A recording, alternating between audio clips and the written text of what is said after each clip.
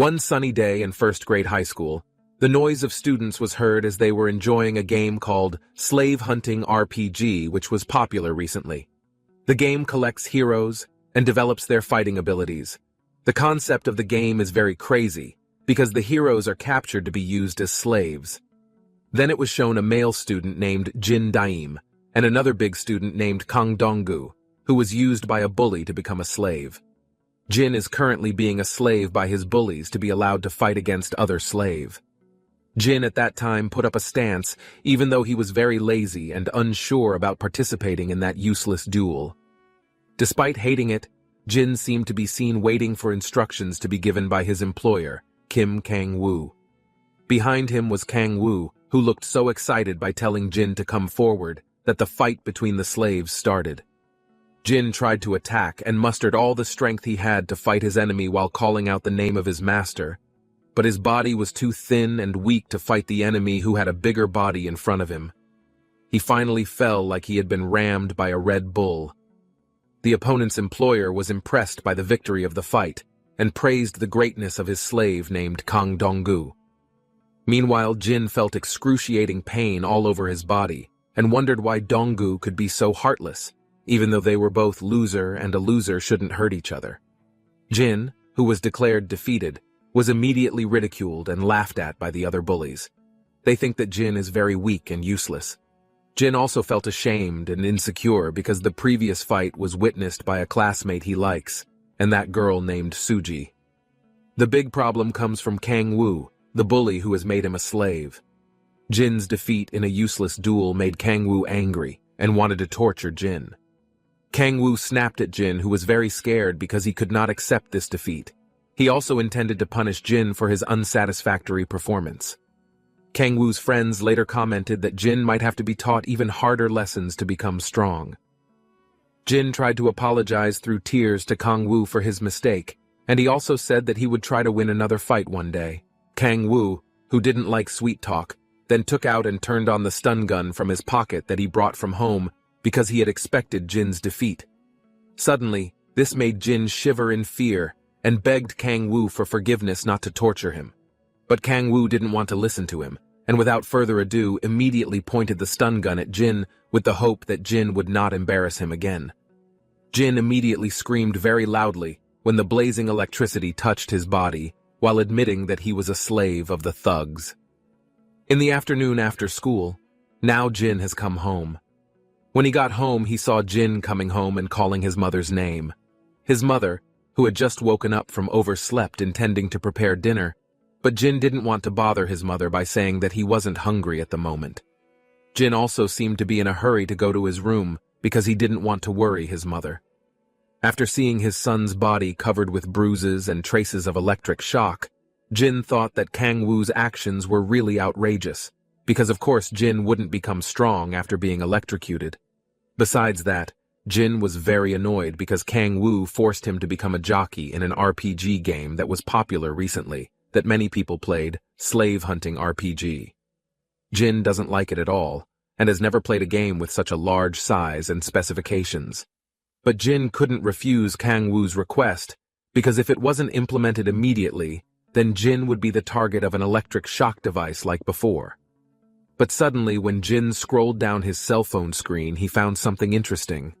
Unexpectedly, he found an advertisement for a game called SV Hunting RPG. He thought this game was an imitation of the RPG game that Jin wanted to install before. In his statement, it was written that this game could allow the players to freely turn bullies and perpetrators of violence into slaves. Jin thought that maybe the creator of this game had been the same victim of bullying as himself. However, when he was about to install the application, suddenly there was an incoming message from Kim Kang-woo telling Jin to come meet him at the city park. Jin was immediately shocked and rushed out while cursing because he was annoyed because school was over, but he was still called like a slave. Unfortunately, when he got to the park, Jin was beaten by Kang-woo. He hit Jin because he didn't have any money with him. Jin tried to defend himself by saying that Kang-woo didn't talk about money at all, and Kang-woo grabbed his face because Jin was so stupid and insensitive that Kang-woo wanted his money. Kang-woo's goal of extorting Jin ran aground, and he ordered Jin to return to the house to bring money. but Jin avoided it because there was no money at home either. Kang-woo was getting furious, and he suggested Jin just steal his mother's money. At that time, friends from Kang-woo also came and bullied Jin, explaining that Jin's family was very poor. Kang-woo's friend also added that Jin was actually known as a beggar when he was in elementary school. Kang-woo's friend also said frankly that Jin's mother was suffering from an illness. Kang-woo was enthusiastic about the story told by his friend and asked Jin directly whether his mother was indeed sick or not. While Jin's expression changed to one of anger, Kang-woo assumed that Jin would of course get the insurance money if his mother died due to illness. Jin stared at Kang-woo with hatred because his mother's condition should not be made fun of. Jin clenched his fists while mentally saying that this Kang-woo was a very troubling bully. The heart and mind of the soul to kill Kang-woo immediately flowed rapidly in Jin's mind. He really wanted to eliminate the bullies in front of him. But his intention to eradicate the burden of society is bad when Kang-woo asks about Jin's very annoying, angry expression. Jin actually hid his true feelings, and he said that his eyes just flashed. Kang-woo, who looked annoyed, then threatened to kill Jin if he put on an expression of disapproval like just now. And because Jin had no money, Kang-woo and his accomplices left empty-handed. They left Jin alone with thoughts piling up in his head. The sounds of insults and insults coming from his own head kept haunting him. He felt sorry for allowing his mother to be wronged and did not put up any resistance at all to defend her. While those thoughts were running through his mind, Jin's cell phone suddenly rang, which startled him. He received a game notification from his cell phone, which said that the SV hunting RPG game he had seen had been successfully installed. Jin felt awkward because he himself had never downloaded the game, and when the game was opened, he was surprised because the existing game system was running automatically without him touching it, and there was an instruction stating that Jin had to approach one of the bullies around him. Feeling curious, he followed the instructions given by the game. He kept walking until he arrived at a place where Kang-woo and his gang were gathering. The game instructs Jin to point the camera at Kang-woo the bully, to throw a chain of catchers that can catch thugs to make them into slaves. Jin didn't know what would happen if he carried out the game's instructions, but out of curiosity, he immediately pressed the button according to what was in the game. Suddenly, from Jin's cell phone, something came out and hit Kang-woo's face. Kang-woo's friends were very surprised and realized that Jin was secretly behind the wall. Jin himself felt both amazed and panicked, because this was the first time he saw something unusual happening before his eyes. Unfortunately, the game command to catch Kang-woo failed.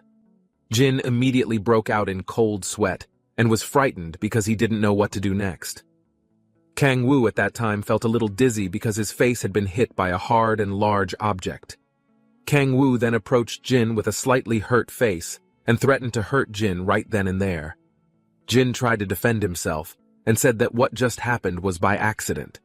Kang-woo didn't believe Jin's words because the proof was that something that turned out to hit Kang-woo's face was a big and long chain. I was so annoyed that Kang-woo immediately threw the heavy chain in front of the genie to the point where Jin's small body fell over backwards. The chain hit his stomach right, so he choked and said that the chain was not the one he brought. It came from inside his cell phone. Kang-woo's gang is confused and their mouths drop open after hearing the genie's words, and Kang-woo says what a joke the son of a bitch is doing. Their emotions run high, and there Kang-woo orders his minions to catch the genie and take off his clothes. When he was about to take off his clothes, Jin's cell phone fell, and it certainly caught Kang-woo's attention to pick it up. Jin had restrained Kang-woo from taking his cell phone, but his efforts were in vain. His cell phone was snatched away by Kang-woo. Kang-woo mocked Jin's broken cell phone and insulted how poor he was, while on the other hand, Jin begged Kang-woo not to touch his cell phone. For Jin, the cell phone is one of the treasures he has had for years. Jin still remembers that when he was in 4th grade, his friends used to have different cell phones, with Jin who could only stare and be ignored by his classmates because little Jin didn't have a cell phone. Once upon a time, Jin sullenly asked his mother to buy him a cell phone so he could hang out and be invited to play with his peers. But Jin was very stubborn and accused his mother of being the cause of Jin being shunned by all of his classmates. Jin's mother was surprised to hear his words, and for the sake of her son's happiness, the mother sincerely spent all her savings to buy Jin a cell phone. Since getting a new cell phone, Jin has become more approachable to his friends, especially when he was in elementary school. Jin was known as a reliable gamer because of his excellent gaming skills. Unfortunately, times are changing fast, and new cell phones with high-end specifications come and go. When Jin's friends were able to buy a new and more sophisticated cell phone, Jin was again ignored and rarely asked to play by his friends. They thought Jin's cell phone was old school, and it was better to just throw it away. Little Jin felt sad at his friend's words, and he then approached his mother and asked to be given a new cell phone. But this time the genie saw another view. From up there he saw the landlady's mother scolding her mother. The landlord said that her mother had gone too far because she could not pay the rent, which was 3 months in arrears. He told Miss Jin to move out of this rented house immediately, but Miss Jin begged the landlord to give her another chance and time because they had no other place to live. Jin was very surprised and did not expect that his mother had such a big burden in her life. The incident stuck in Jin's mind, and from then on he was determined not to force his mother to buy anything again. Kang-woo was amazed by the slave's behavior. He then took this opportunity to order Jin to beg while crawling between his legs. Jin said that he would carry out his orders even if it meant throwing away all his pride. Jin immediately crawled between Kang-woo's legs, but Kang-woo changed his mind and said that he would not return Jin's cell phone. With so, Kang-woo slammed the phone to make the casing destroyed. Jin was wide-eyed and never thought that the precious treasure given to him by his mother would be destroyed like this. Kang-woo and his friends laughed at Jin's attitude that looked desperate and helpless. There, Jin seemed to be holding back his anger and wanted to vent it out, but he is in a state of awry, as he is certainly not capable of taking on this one gang alone. Even his intentions had been defeated, because for now, it was impossible for him to fight Kang-woo, and only a miracle could save Jin at that time. Then, without knowing why, suddenly the SV hunting RPG game that Jin was playing just now entered his brain. Jin was able to see the full screen of the game as if he was playing in VR when he wasn't. Jin was shocked at all the strange things that happened today. He said that this really doesn't make sense because how can a game system be integrated into the human body? He was still wearing an amazed face while seeing the components in the game moving each other regularly and quickly. He also wondered if there was a possibility that this game really happened and was real. At that time, a window like the one on a computer appeared in front of Jin, telling Jin to immediately catch the bullies and make them slaves, and the target of the bullying that was the target of this game was Kang-woo. Little by little, Jin's confidence begins to grow to beat Kang-woo, the bully. Although he still had doubts, he started to clench his fists. The burning enthusiasm pushed Jin to get up and fight. Without thinking, Jin stepped forward and prepared to aim his punch at Kang-woo. Jin said that he would not be silent anymore and would fight Kang-woo because that was the only cell phone that Kang-woo was not allowed to touch. So the two of them were then involved in a quite fierce fight. Jin felt he didn't have enough time to give him a punch, so he immediately dodged and took the iron chain that Kang-woo threw earlier. Kang-woo looked confused at Jin, who started to dare to fight him, and Jin then hit him in the face with the iron chain until he was shocked. Kang-woo lay down and fainted, while on the other hand his gangmates were shocked. After seeing his boss being treated disrespectfully by his own slave, Jin felt sure that his punch earlier had hit the most sensitive area on Kang-woo's body, and after that, an iron chain started emitting light and wrapped around the neck of Kang-woo, who had been defeated. Jin put on a happy and satisfied face because his decision to fight Kang-woo came to a brilliant result. But Kang-woo's friend immediately attacked Jin for revenge. Unknown to them, Jin saw the RPG screen had started to change and told himself that Kang-woo's condition was completely under his control, so he could order Kang-woo to do anything according to the orders Jin gave him. Jin told Kang-woo to be aware and protect Jin. Suddenly, something strange happened to Kang-woo's body, where an in-game system began to tamper with his movements. Kang-woo's body looks radiant, which is a sign that the game system has succeeded in controlling Kang-woo's mind. Kang-woo's friends got even angrier hearing that bullshit. They all immediately aimed fists at Jin, but their intention was thwarted because now Kang-woo shot and instead protected him. Kang Woo started hitting his friends one by one quickly like an assassin. His friends were slammed and they groaned in pain. They were shocked because Kang Woo suddenly changed.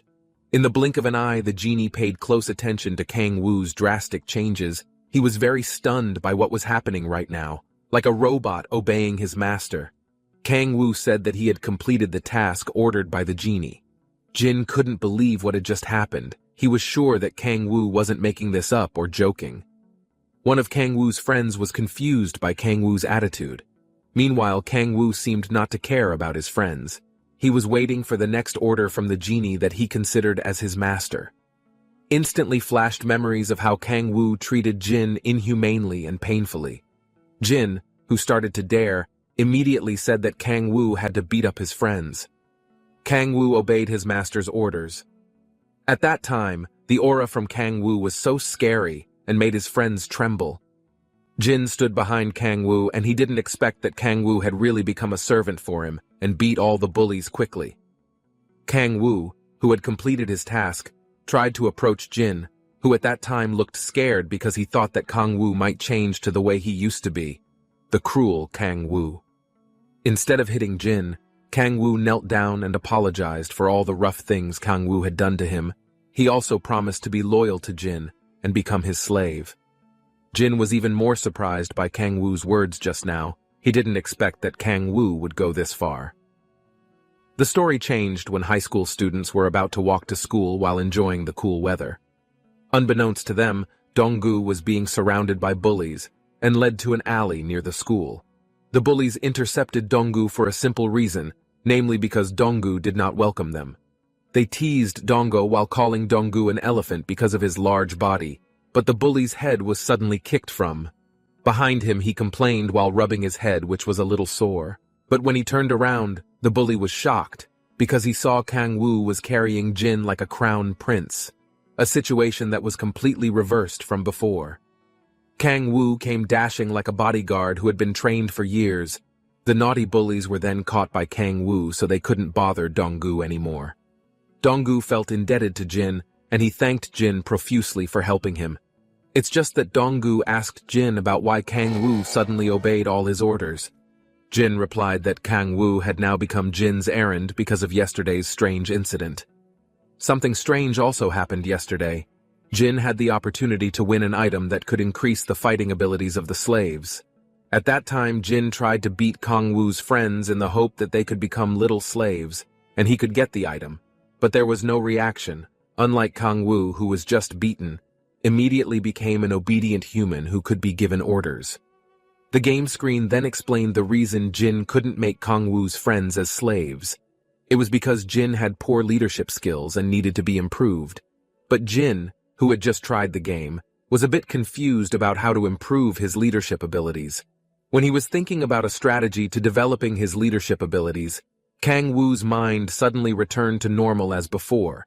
He was like a person who woke up from a hypnotic state. He was a little confused when he saw a strange thing in front of him. Kang Woo glared and was shocked when he saw that his friends had fallen and fainted. Jin also began to realize that Jin's current condition had returned to normal mode. But he still didn't understand why that could happen. Kang Woo, who knew that something was wrong with him, immediately approached Jin while preparing to hit him. Jin immediately told Kang Woo to stop attacking him, and a new skill was opened. Jin was finally told by the game that he could utilize the skill of giving orders to Kang Woo, but it couldn't change Kang Woo's state of mind like when he was under control. As a result of Jin's order, the fist that Kang Woo wanted to throw was suddenly stopped. The story then turned to Kang Woo, who, when the genie brought him to school, under Jin's control, Kang Woo was unable to move his limbs. Kang Woo felt ridiculous because he was now more like a doll than a human. He asked the genie to release him, but Jin told Kang Woo to shut up and get out of his sight and hide until he told him to come back. Kang Woo then went to carry out orders from Jin, and then he continued chatting with Donggu. He told Donggu that he had the ambition to eradicate all bullies at school using Kang Woo, but Jin wanted to do this in front of everyone, so he needed support from Donggu to help launch the action. Donggu was unsure and asked whether Jin's plan would go smoothly or not. Jin smiled and tried to encourage Donggu, and told Donggu to always think positively. Donggu was a little relieved after hearing Jin's words. He rushed away to call other fellow noobs. Jin also believed that this plan would succeed suddenly from a distance. Jin heard a woman's voice chatting. When he turned around, Jin was surprised by what he saw. The woman who was talking was none other than her own crush, Suji. Jin looked stunned at the beauty with the cuteness that radiated from Suji's face. When Suji passed in front of Jin's heart was pounding like crazy as if it wanted to burst with happiness. If Jin wasn't a victim of bullying, maybe he would have been more confident to talk and approach Suji. But unfortunately his sense of insecurity was higher. Jin thought that he could get Suji and become a partner if he was free from the bullying that had befallen him. Jin was absorbed in his hallucinations, until he realized that Donggu had arrived and called him. Donggu came with his friends. They actually were able to eradicate this troubling bully. Jin tries to convince them that the behavior of the bullying can be overcome. Jin stood in front of the class filled with delinquent children who were Kang Woo's friends. They had heard the words of Jin, who was playing strong. Kang Woo's gang then left the class while putting on a fierce face.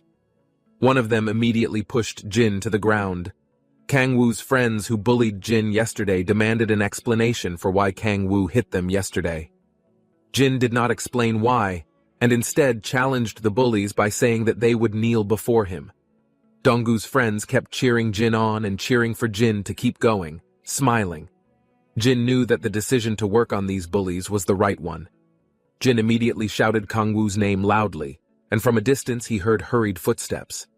It turned out that the person who approached Jin was not Kang Woo, but one of Kang Woo's friends who came from a different class. The big man immediately slapped Jin until he fell. Jin was irritated at the person who slapped him just now because the person who had come was an uninvited guest. Jin knew who the big man was. He was Kim Byung-tae, one of Kang Woo's friends who came from a different class. Jin threatens Byung-tae that Kang Woo will beat him. Byung-tae is confused by the genie's words, while Kang Woo's friend then explains that yesterday, Kang Woo suddenly attacked them for no reason after hearing the genie's words. Meanwhile, Jin keeps calling out Kang Woo's name to beat Byung-tae and friends. Other students who saw Jin began to think that Jin was strange and like someone who was not in his right mind. Jin was drenched in sweat and started to worry because he called Kang Woo many times, but he couldn't see his nose. Then the notification system informed that Kang Woo could not answer. Byung-tae then looked at Jin very annoyed. He asked Byung-tae's friends to drag Jin to the toilet and teach him a lesson. Donggu could only remain silent as he watched Jin, who had been taken away. While in the bathroom, Jin was beaten and kicked by Byung-tae. Byung-tae's friends saw Jin with very satisfied faces, and it turned out that in the bathroom there were female students watching. Jin started to panic and lost ideas. Byung-tae then forced Jin to tell him why Kang Woo could change his attitude and attack other friends. Jin started to feel scared because the scenario he had created to eradicate the bullies was not what he had imagined. Jin thinks hard about whether anyone can be made into a slave. For a while, one of Byung-tae's friends warns him to be careful of Jin because Jin might do something like yesterday and trouble them all. Byung-tae then looked for another idea that could make Jin open his mouth. He told Jin to take off his pants. Jin was reluctant, but he was very afraid of Byung-tae, who would almost slap him again, so he agreed to Byung-tae's request. Jin felt really stupid because he didn't expect this to happen.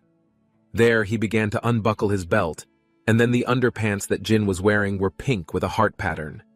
Jin felt helpless and let the women and bullies laugh at him.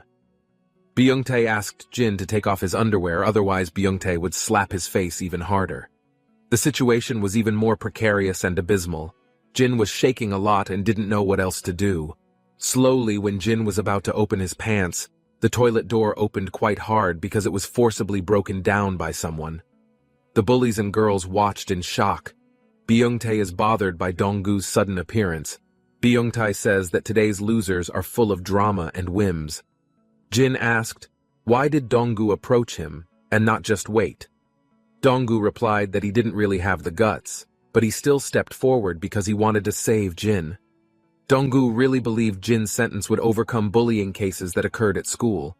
Donggu really had high hopes for Jin, so he just trusted Jin.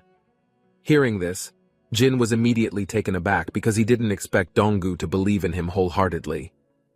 Jin's enthusiasm started to flare up again. He felt he had to be responsible for the words he had put out. Jin started looking for a way out, and finally he got an idea. He told Donggu to pretend to be a bully, and asked Jin to hand over everything Jin owned to Donggu. Donggu complied, and told Jin to give up everything he had. In the process of this play, Byung-tae and his friends were surprised by the behavior of the two noobs. Suddenly from the game screen, Donggu was identified as a bully. Jin immediately said that he would give all of Kang-woo's responsibilities as a slave to Donggu, who was his successor. The glowing chain appeared in front of him, and Jin immediately threw the chain at Donggu until the chain suddenly wrapped around his neck. Jin finally had an idea that he would use Donggu as a substitute for Kang-woo. Donggu was wide-eyed because suddenly his strength increased and his hands moved on their own. On this occasion, Jin finally got an adaptive potion item to increase his slave's attacking skills, and he then used the item into Donggu's body. Suddenly, Donggu's face hardened, and he looked like a very hungry lion. The effect of the item he felt was that he got the skill to do sumo. Byung-tae and his friends laughed at Donggu's strange behavior. While acting victorious, Jin smiles and feels optimistic that his plan to make Byung-tae lose will work. Meanwhile, Donggu was still curious, and asked why his body was moving on its own like someone was controlling it. He informs that Donggu is now under Jin's control. Byung-tae was both disgusted and amused to see Donggu fighting like a wrestler. He said, "Does that Donggu want to fight us using sumo?" First, Jin thought about what kind of sumo technique could make Byung-tae hurt.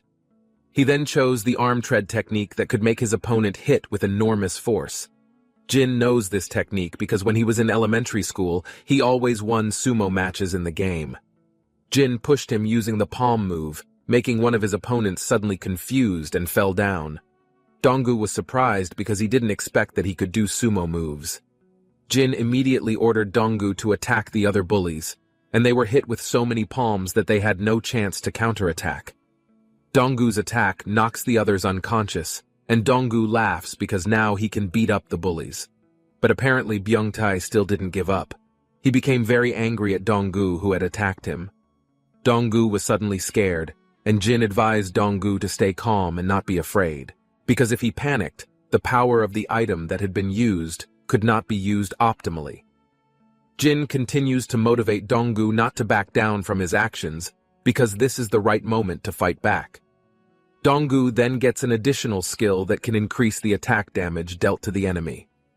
Donggu then took a position like a red bull, and he made a face full of anger.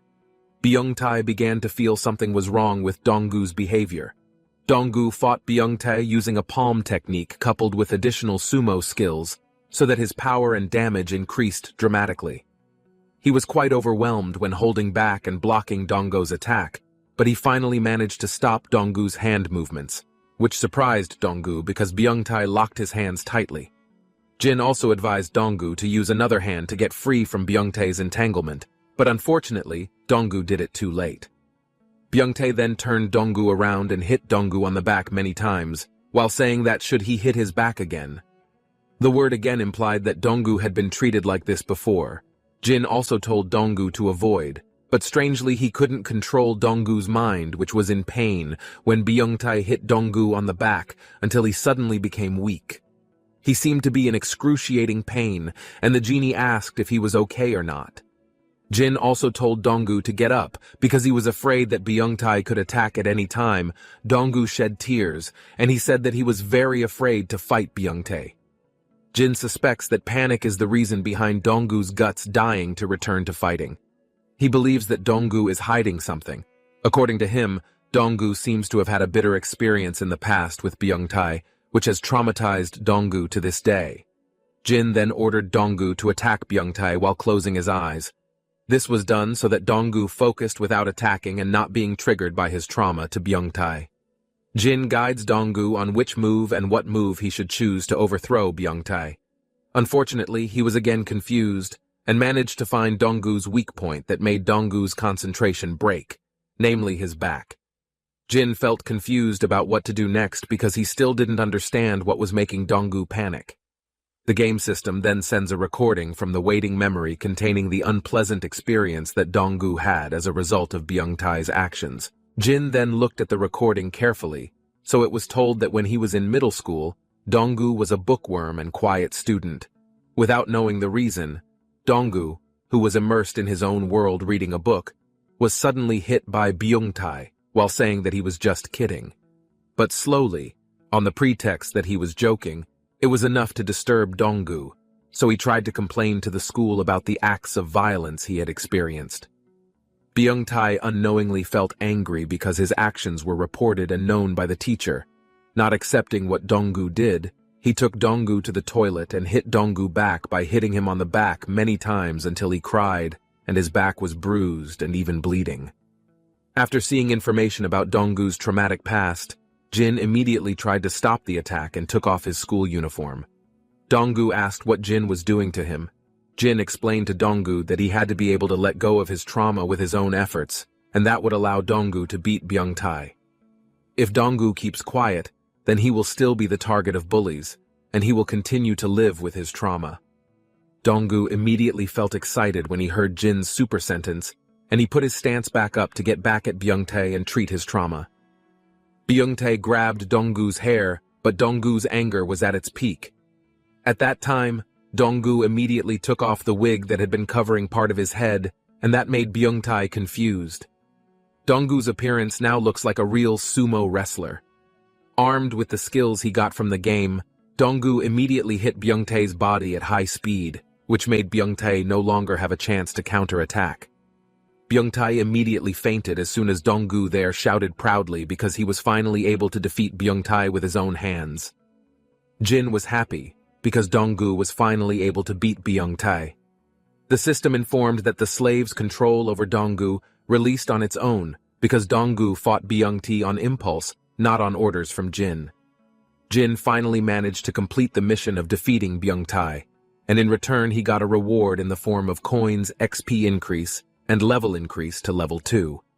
He was finally given access to see the items that can be purchased and used in battle. Donggu suddenly volunteers to help Jin defeat another bully. The level increase that occurs with Jin makes the game system open a new game mode. Besides catching bullies, he can recruit someone to be an assistant or someone who helps him when fighting. Jin asked if Donggu really wanted to join him, because this would be very risky and could endanger Donggu himself. Donggu didn't mind that he realized that he had to fight back when someone bullied him. Jin and Donggu also agreed to work together. The genie also didn't forget to make Byung-tae a slave before he ran away. Meanwhile, in another place, Kang-woo is hiding from the genie in the attic of the school. He deliberately ties himself up tightly so that when Jin calls his name, he can't get there. Kang-woo's efforts were indeed successful, but Jin was not stupid. While talking to himself, Kang-woo was shocked because the attic door opened by itself. He saw someone coming and he turned out to be Kim Byung-tae. Kang-woo was happy because finally he would be saved by his best friend. But unfortunately, Byung-tae has also become a slave and the genie is behind him. Jin was angry with Kang-woo, who could tie himself up and didn't want to obey his orders. But Jin didn't feel worried because at this time Kang-woo couldn't do anything, so Jin returned to putting the slave chain on Kang-woo's neck without bothering to beat him.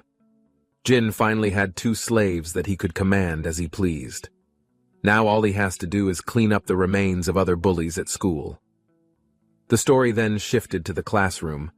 Suji felt strange about the condition of the class this morning because there was a lot of noise going on. He asked his friend if there was anything he had missed. Then his friend replied that Jin had been acting strange and challenging the troublemakers, and then he was taken to the toilet by them. Suji was surprised, and he asked why they didn't report to the teacher. His friend answered casually because if it was a matter of reporting, someone would have reported it at that time. Jin came to class and confused the students because he came in fine. Jin called attention to all class children while accompanied by the arrival of Byung-tae and Kang-woo while carrying the bullies. Classmates were shocked when they saw this.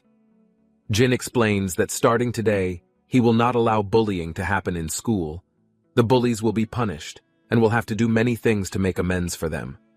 They must apologize to the victim and compensate the student they bullied before. In the hope that the school situation will be peaceful, the punishment will take effect right away. They start doing what they used to do to victims of bullying. They knelt apologizing, gave money that so far had been obtained from the proceeds of nutmeg, ran around the field, slapped themselves in the face and cleaned the classroom. They were treated like prisoners or like citizens doing community service.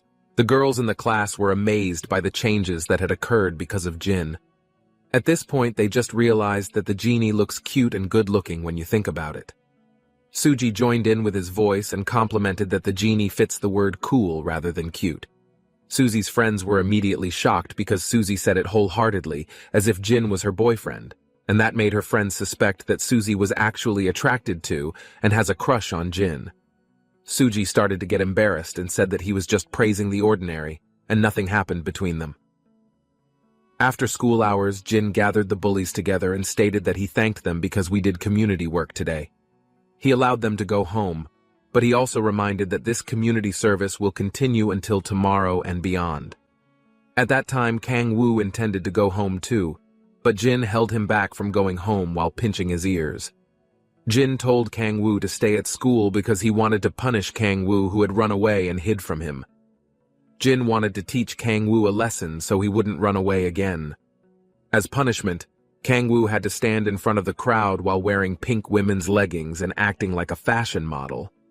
Besides that, Jin told Kang Woo to go buy bread wearing those pants. Kang Woo honestly didn't want to go there because there was a woman he liked there. And when he got there, the woman greeted Kang Woo. But when he saw Kang Woo dressed and acting ridiculous like that, the woman was shocked and kicked Kang Woo out roughly even before Kang Woo paid for the bread he bought. Kang Woo felt embarrassed. For what happened to him just now, he was 100% sure that the woman he liked earlier would not want to see her face again. Kang Woo then gave the bread he bought just now to Jin, but the genie got angry and threw the bread in Kang Woo's face because the bread he bought was wrong and not what he wanted. Jin treated Kang Woo that way because he wanted to avenge all the crimes that Kang Woo had done to him. After being tired all day telling Kang Woo to do silly things, Jin was bored and wanted to do something more challenging. He thought with his abilities he could recruit anyone to work with him. He can recruit more people like Donggu, and it is not impossible for him to be on top. With that in mind, he decides to find other bullies and victims of bullying to recruit. Jin then walked through the streets in the outskirts of the city to find the presence of bullies. He kept running, looking right and left until he arrived at the enemy base. He found a number of people who were categorized by the game system as criminals. They are having fun hanging out and chatting. They are a city crime game led by a bald man named Kang Dupei. The game system then explains that the background of Dupei's life in the past can already be seen. Jin also disclosed this information so that he would have an idea of how depraved Dupei's treatment was of the victims he bullied. It was told that during junior high school there was a student named Jinggu. At that time, Jinggu was walking casually to a place, but Dupei came to greet Jinggu and suddenly he hit Jinggu.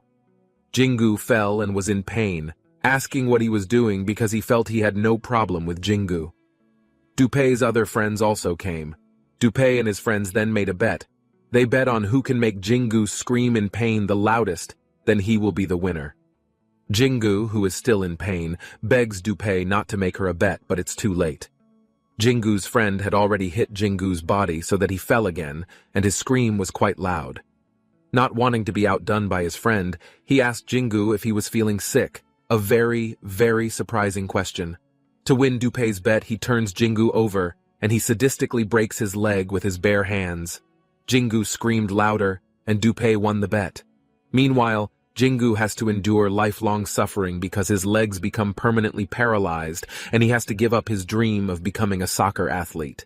Dupei was reported to the authorities for the criminal act.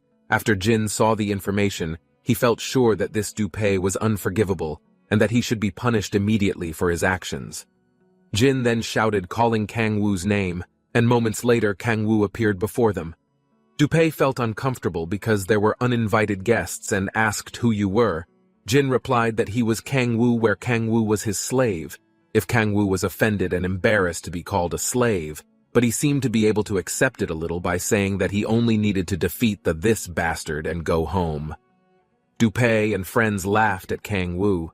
They thought that Kang Woo and Jin didn't know who they were dealing with. Then Jin replied that they were a bald gang, and Dupay was angry at hearing that name. Dupay and his friends threatened to beat up Jin, and Dupay said that he would break Jin's legs right away so that he would suffer the same fate as Jingu. Jin pays attention to the bullies' strength ranking, and Dupay is in rank A, while his men are in rank B. Meanwhile, Jin has prepared his best shield, namely Kang Woo with rank AAA, who intends to avenge all his anger and annoyance to the Dupay gang. It didn't take long for Kang Woo to beat all of his men. He basically could beat all with just one punch. They all immediately fell. The strength they had was certainly not comparable to the strength and skills possessed by Kang Woo. Dupay was the only person left who had not been beaten by Kang Woo. Dupay started to worry, but he put on a brave face and stepped forward to challenge Kang Woo to start attacking Kang Woo. Even though the punch hit Kang Woo, it seemed that the punch was nothing for Kang Woo. Because Dupay's blow was not felt at all, without going into length, Kang Woo made Dupay battered.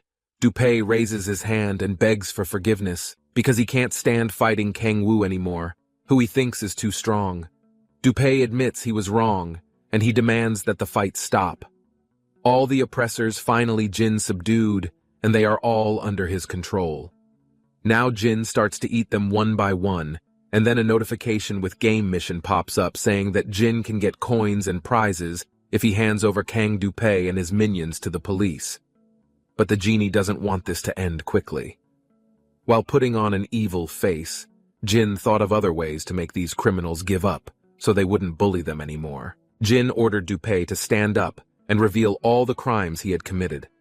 Dupay admits that he was involved in many criminal cases, such as motorbike theft, acts of violence, and also the special case where Dupay broke Jingu's leg. Jin was very surprised because Dupay's actions were more sadistic than Kang Woo's. Everyone was ordered to stand up, and they were ordered to beat Dupay simultaneously. Jin also told Dupay to become a toy car with Jin riding Dupay's body so crazy. Next, Jin ordered everyone to line up facing backwards. Jin wanted to kick the can so that it hit their bodies. And another fun punishment is Jin drawing on Dupay's face like a clown. Dupay wants to escape from this bad luck, but he doesn't know how because his body moves against his orders. Jin said that he gave all of these punishments to avenge all Dupay's past actions, as well as to avenge what Dupay had done to victims of bullying in the past.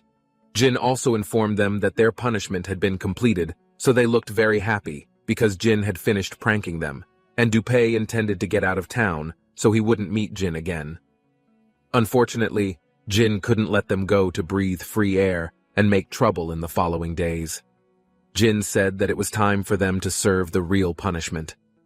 Dupay and the other friends put on confused faces because they thought that their business with the genie was finished, but it turns out they were tricked. Jin said that he was just playing around and he thought Dupay and his friends should be punished by the authorities for the crimes they had committed. Jin wants to avenge the pain suffered by their victims by throwing them into prison. Jin also made an order for them to come to the police station and confess all their actions. Jin was relieved that he had completed today's mission. Meanwhile, Kang Woo wanted to think that Jin's actions were very cruel. Notifications also informed that Jin had successfully completed the task and got coins, and Jin had leveled up to level 3. Jin was happy that he was able to solve his problem with Kang Woo and the delinquent Dupay, and now there is only one other bully in his class that he still has to deal with, suspended for his actions. The next day, Jin ordered Kang Woo and the other bullies to work in class as usual. Suddenly, the classroom door opened, and everyone who was having their own busyness was surprised by the person who came in front of them. The stranger smiled evilly, as if he had just been released from prison. It turns out that this person is Han Taehyuk, one of the most feared bullies at school, who is known to be cruel, and is Jin's enemy too, because he was the first person to bully Jin. He seems to be involved in a fatal case that gets him suspended from school, but returns before the deadline due to influence from his father. Jin looked at Han Taehyuk with a vengeful face while Taehyuk was there holding Suzy, which made Jin didn't like it. Jin ordered Han Taehyuk to get away from Suzy, but Han Taehyuk, who looked relaxed, immediately said that Jin had no right to order him. Jin was surprised because from the observation of the game, in his body Han Taehyuk had an S rank, a higher bully power than Byung-tae or Kang-woo. But judging from the status of Taehyuk's strength and Kang-woo's strength is almost the same, the difference is that Taehyuk has a martial skill, namely boxing, while Kang-woo does not. Even though his strength was superior to Kang-woo's, Jin didn't want to back down just like that. After all, he had 2 bodyguards he could rely on. Jin then ordered to attack Taehyuk first. Taehyuk was surprised because he himself didn't expect his friend to attack suddenly. Unfortunately, Taehyuk's boxing skill was very good, and within seconds they were knocked down and defeated by Taehyuk. Jin didn't expect Byung-tae to lose so quickly. Jin also felt that he had been careless in making the decision to attack Taehyuk without preparation. He told Kang-woo to back off and not fight Taehyuk for fear that something bad would happen. Jin started to panic because he knew he wasn't ready to beat Taehyuk right now. To overcome this, Jin said in front of Taehyuk that he was just doing a prank and wanted to give a sweet surprise to welcome Taehyuk. The other students in the class were shocked to hear Jin's words. They didn't expect that Jin had only been doing a trick. Deep down, Jin was forced to do the play so he could figure out how to beat Taehyuk. Kang-woo felt stressed because Jin was acting again. Jin told Kang-woo and Byung-tae to agree with Jin's words that they were acting on purpose to give them strength. Taehyuk was relieved because he didn't think that loser Jin would be causing trouble in class. As a result of this pretense, the genie had to bear quite heavy consequences. He was again made into a bamboo slave by the bullies, especially by Taehyuk himself. He was told to buy food by Taehyuk, became a chair for Taehyuk, and ate the bread Taehyuk gave him in a dog-like style. Jin vented his frustration at the humiliation he received to Kang-woo. He said that Kang-woo's power status couldn't match Taehyuk's power status. He felt jealous of that. But in the end, Jin had to find a way for Kang-woo to have equal strength with Taehyuk. Jin started to think about the right strategy to beat Taehyuk.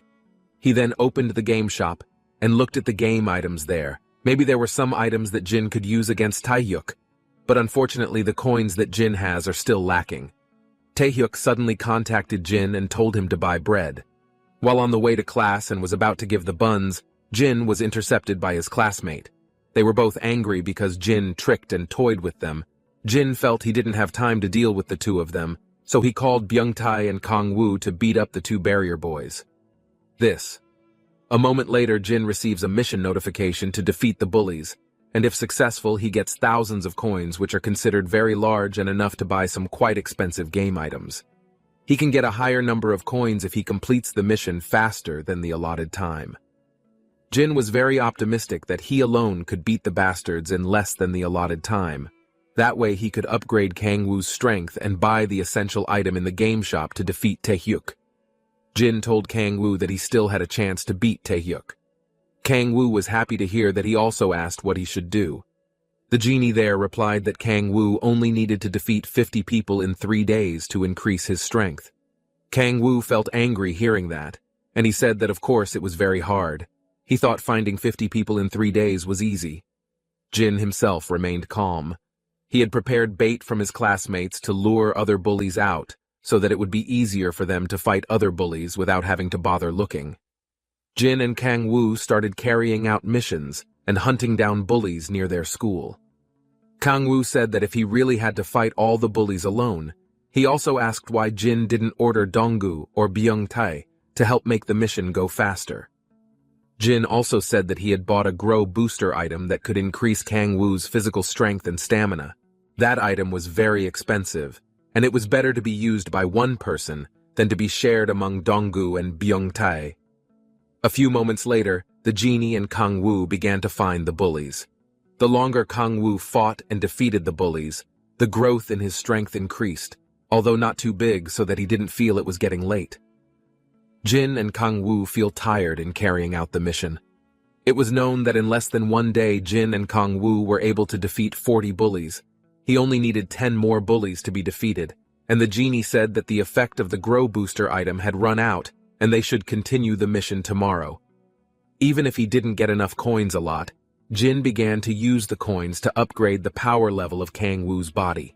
He also bought 3 secret items that he would use to beat Taehyuk, but it wasn't enough. He still needs one more item where the coins he has are not enough. He has to beat other bullies to add coins that can be used to buy these superpower items. Kang Woo, who seemed amazed by Jin's seriousness to beat Taehyuk, tried to make small talk. He asked why Jin was so ambitious to want to beat Taehyuk, considering that Taehyuk was strong enough while Jin was a weak person. Jin began to tell stories. So when he was still in elementary school, Jin was known as a family that was lacking, even though he realized he was poor. Jin had many friends, and he was close to them. Until one day Jin's life changed since he met Taehyuk. Taehyuk is a transfer student from another school, and Jin isn't very close to him. Until one day Jin sees Taehyuk getting angry at Suji, whom he has known since elementary school. It is not known what issue Suzy and Taehyuk were arguing about, but Taehyuk looked so angry that he pushed Suzy to the floor. Jin said that he was protecting Suzy, who was almost hit by Taehyuk. Taehyuk was surprised to see Suzy defended and felt uncomfortable with Jin's presence. He felt this Jin was interfering too much in his personal affairs, and after that bad things happened, Taehyuk who warned the kids in class to stay away from Jin, because if not, then Taehyuk would not hesitate to hurt them. Since then, Jin began to be ostracized by his friends. He was rarely invited to play or go to school together. Jin's friends had to do that because they were afraid that Taehyuk would beat them up. The long-term consequence was that Jin was not allowed to talk to Suzy anymore. And Suzy said that Taehyuk would not bother Jin anymore if they stopped talking and Jin stopped caring. Jin felt relieved because he was free from Taehyuk's bullying, but still, during school, Jin was always ignored by his friends. Hearing that, Kangwoo felt a little sympathetic and felt guilty towards Jin. He apologized to Jin, but Jin didn't need the apology because it had already happened. Jin was more focused on thinking about how to get Suzy and himself to be friends again as before. Jin's last goal was to express his feelings for Suzy and hoped she could be his girlfriend.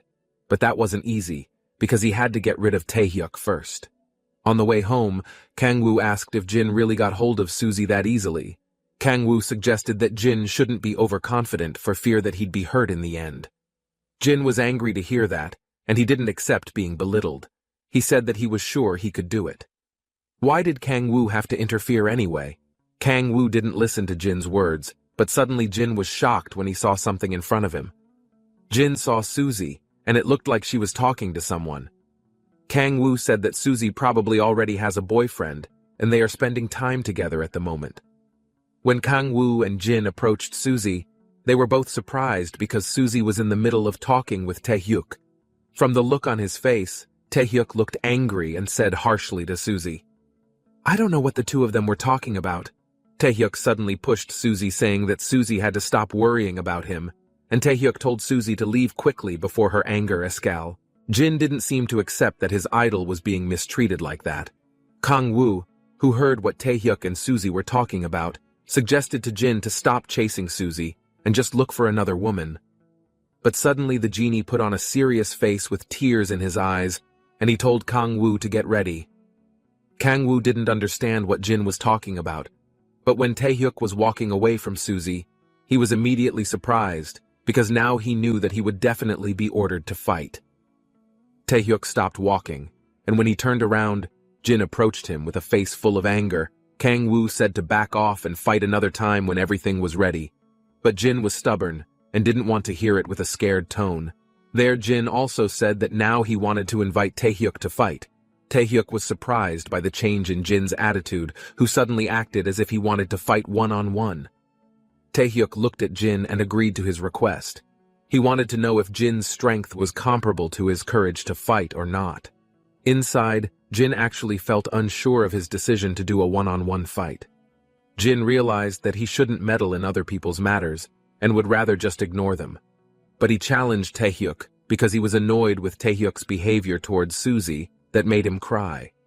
Jin felt unacceptable for Taehyuk's treatment of Suzy like before. He couldn't bear to see Suzy cry. Taehyuk, who was standing there, looked surprised when he saw Kangwoo, who was actually advancing. Jin ordered Kangwoo to take his place against Taehyuk. Seeing this, Taehyuk said that he thought the person who would duel with him would be Jin himself, but it turned out that Jin was just a big mouth. There, Kangwoo looks very lazy to do this fight, because he should go home and rest at home. Besides, today he has spent a lot of time fighting against 40 bullies.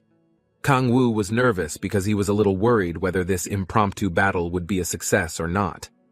Jin started to open the first item and bought a skill copying camera owned by the enemy. Once this camera was pointed at Taehyuk, Jin could duplicate Taehyuk's boxing skill. Jin can give the copy of the skill to Kang Woo after successfully copying all the moves from Taehyuk's boxing skill. Jin transfers the skill data into Kang Woo's body. There, Kang Woo seemed to feel a tremendous difference from his original body condition. Kang Woo started to adopt the posture of a legend-level boxer. Taehyuk put on a surprised face because he knew very well that style was the hallmark of a boxer. Taehyuk felt intimidated by Kang Woo's arrogant attitude. Taehyuk also put on the style of a boxer, and without lingering, he immediately attacked. Taehyuk attacked Kang Woo's arm until he felt wince in pain. Kang Woo tried to strike back, but his technical movements were more agile like a boxer who had been trained for years. While continuing to punch Taehyuk in a friendly manner and asking where Kang Woo could learn martial arts and style like a boxing. Kang Woo certainly couldn't answer Taehyuk's question because he himself was busy enduring the pain from Taehyuk's punch being so hard. Kang Woo had countered Taehyuk's fist according to his ability, but his punches continued to miss. Jin didn't expect that Taehyuk's boxing skills were much stronger than Kang Woo's. He looked worried, because even though Kang Woo had copied all of his boxing skills, Taehyuk didn't look fazed at all. Kang Woo felt troubled because Taehyuk's punch had no pause and was fast. Kang Woo also asked Jin to do something. Jin hurriedly put away his worries and started executing another move of the plan. Kang Woo actually moved his leg, and then he kicked Taehyuk's leg really hard. He uses the low kick technique, which is a skill that aims to weaken the opponent's legs and is a counter to boxing techniques. Taehyuk felt shocked, and his body also retreated from the attack earlier. Jin looked satisfied and sure that right now Taehyuk felt cornered because of Kang Woo's surprise attack just now. Kang Woo didn't give a pause, and then attacked his leg again with the same technique, until Taehyuk screamed in pain. Now the one who was overwhelmed was Taehyuk. He didn't expect that Kang Woo would use this technique to catch himself off guard. Kang Woo put on a serious face and challenged Taehyuk to turn around and attack him. Taehyuk felt challenged by the current situation. He tried to think about how best to repay Kang Woo, who now knew his weak points. Jin was also proud because his boxing strategy managed to corner Taehyuk. But suddenly Taehyuk took a stance again, and that surprised Jin. Taehyuk didn't give up. Jin then ordered his slaves to attack Taehyuk again until he lay down. Kang Woo complied with Jin's request and decided to attack Taehyuk using a low kick technique like before. Unfortunately, Taehyuk had expected that Kang Woo would use that technique. While putting on an evil and triumphant face, Taehyuk then lifted his leg to block Kang Woo's attack. Kang Woo and Jin gaped and didn't expect Taehyuk to be able to withstand the attack. Taehyuk, who looked happy, quickly thought that Kang Woo's way of fighting just now was too easy and simple for him. The system then tells that Taehyuk has a special fighting talent that not everyone has. Taehyuk is considered to have the ability to understand the skills possessed by the enemy and be able to find solutions to defeat him if Taehyuk continues to fight. Taehyuk, who had no pity, attacked Kang Woo more ferociously than before. This made Kang Woo again overwhelmed, and did not expect that Taehyuk's fighting ability had doubled from before. Jin broke out in cold sweat seeing his slave being treated like that, while Taehyuk was there looking satisfied seeing Kang Woo, who was in pain from his kick. Jin felt furious after seeing what just happened. He said that the low kick technique was still not enough to beat Taehyuk. Kang Woo, who was still enduring the pain and had not yet given an attack to the opponent, was suddenly hit by Taehyuk many times, causing Kang Woo's body to retreat. Seeing a scene like that, Jin tried to rack his brain and look for other boxing techniques to beat Taehyuk. Kang Woo tried with all his might to punch Taehyuk many times, but Taehyuk was very clever at dodging while Taehyuk's own punch never missed, and managed to hit Kang Woo's body, which was now starting to get battered. Jin then ordered Kang Woo to only attack Taehyuk up close. He believed that they still had a chance to knock Taehyuk down if Kang Woo was able to see the weaknesses in close combat. Taehyuk saw Kang Woo's punch that seemed easy to avoid. Taehyuk unexpectedly then moved towards the back of Kang Woo's body, making Kang Woo surprised after seeing Taehyuk change his fighting position. Taehyuk then punched Kang Woo in the right side of the stomach. The technique actually directly aimed at the part of his body's organs, namely the solar plexus, which could make his opponent fall unconscious. Sure enough, Kang Woo immediately felt pain in his right abdomen. If Kang Woo was continuously beaten, he would lose and faint. Since middle school, Kang Woo often treated other people cruelly and as he pleased, until finally someone as strong as Taehyuk was able to bring him down. Kang Woo felt remorse for his past actions, but now he decided not to give up in a loser's condition. With the passion and motivation still burning in his heart, Kang Woo tries to get up and convince himself that this is not over, and he still has time to fix his mistakes. Jin was shocked to see Kang Woo's burning determination, even though he should have fainted and lost. But thanks to his persistence in fighting, Kang Woo got up again. In their communication, which was not heard by Taehyuk, Kang Woo then said a sincere apology to Jin for the sins he had committed in the past. He also added that he promised to beat Taehyuk for Jin's sake, as concrete proof of this apology. Kang Woo then attacked Taehyuk again without waiting for orders. From there, Jin was amazed by Kang Woo's seriousness in proving Kang Woo's apology. Jin accepted Kang Woo's apology, and he was also determined to help Kang Woo by giving him some directions to beat Taehyuk. There it was seen that the fight between Kang Woo and Taehyuk was getting heated, and looked terrible. Jin was starting to understand that one of the keys to taking Taehyuk down was to attack his feet, but Jin still couldn't find a clear spot on a suitable technique to use. Jin felt restless and worried. Could it be that he had missed something? Jin then told Kang Woo to do the low kick technique like before. Kang Woo agreed to his master's request, but he was confused when Jin suddenly said the word low repeatedly like he was mocking. Jin spoke while making an expression like a clown making an annoying face. Jin pointed out that one of the things they could do to catch Taehyuk off guard was to give a fake low kick. Taehyuk looked very focused on seeing the low kick that Kang Woo would give. Kang Woo finally understood what the low kick meant by the genie. Kang Woo then lifted his leg many times while saying the word, and then repeatedly as if he was really going to use the low kick technique. Both Jin and Kang Woo, they cook ridiculous expressions made up. And as soon as Taehyuk started to lose concentration and was too focused on low kick moves, Jin told Kang Woo to go for the attack. At that moment, without Taehyuk knowing it, Kang Woo stepped forward and didn't give a low kick. Realizing that his mind had been diverted and tricked, Taehyuk wanted to back away from Kang Woo but was too late. Kang Woo's hand grabbed his neck first, and Taehyuk couldn't avoid it. It was at this moment that the genie immediately issued item 3, namely Buff, which can increase Kang Woo's strength stat so that he is more overpowered than before. With a very terrible aura there, Kang Woo was ready to hit Taehyuk's face. Meanwhile, Donggu and Byungtae gather in a city park to talk about something. Donggu asked Byungtae if he heard from Jin. He explained to Byungtae that Donggu got the news that Jin was fighting Taehyuk. Donggu starts to worry about Jin's condition and invites Byungtae to help Jin right now. On the other hand, Kang Woo managed to grab Taehyuk's neck and was about to punch him in the face very hard. Taehyuk, who seemed to have been trained in the art of twisting and managed to dodge the punch Kang Woo was about to throw at him.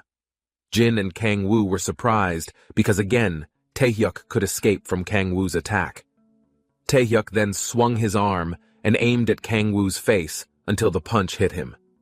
Jin, who watched from a distance, began to worry about the increasingly tense changes in technique.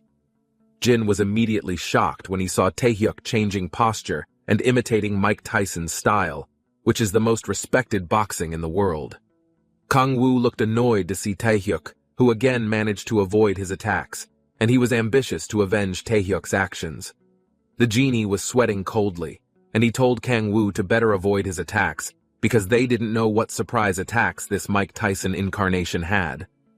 Kang Woo tried to hold on so he wouldn't get hit by Taehyuk, which this time was more devastating than before. But unfortunately, Taehyuk's hand movements were faster and continued to hit Kang Woo's body many times. Taehyuk tried to launch his last attack by giving Kang Woo the most painful, powerful punch. The punch directly hit his chest and made Kang Woo's body back a few meters, and he fell on the floor due to the punch just now. Jin was shocked and screamed when he saw his slave being beaten so that he fell like that. Kang Woo suddenly fainted from the fantastic attack from Taehyuk. Jin's mind began to rage because he didn't know what else to do. Kang Woo then said that he didn't faint and would fight again thanks to the adrenaline buff item given by the genie some time ago. Jin felt grateful because Kang Woo didn't faint, and that meant they hadn't lost the fight. But Kang Woo looked a little surprised because Jin suddenly stepped up and approached Taehyuk. Kang Woo, who was dumbfounded, immediately asked what Jin would do. Taehyuk, with a murderous face, asked the same thing, but then Jin said that it was his turn, and he would replace Kang Woo's fighting position. Jin then told Kang Woo to just rest first and drink a stamina booster drink so he could recover his strength in 3 minutes. Kang Woo took the drink that looked like a hologram with anxiety, and was not sure about Jin's words. Kang Woo wasn't sure whether this genie could actually beat Taehyuk.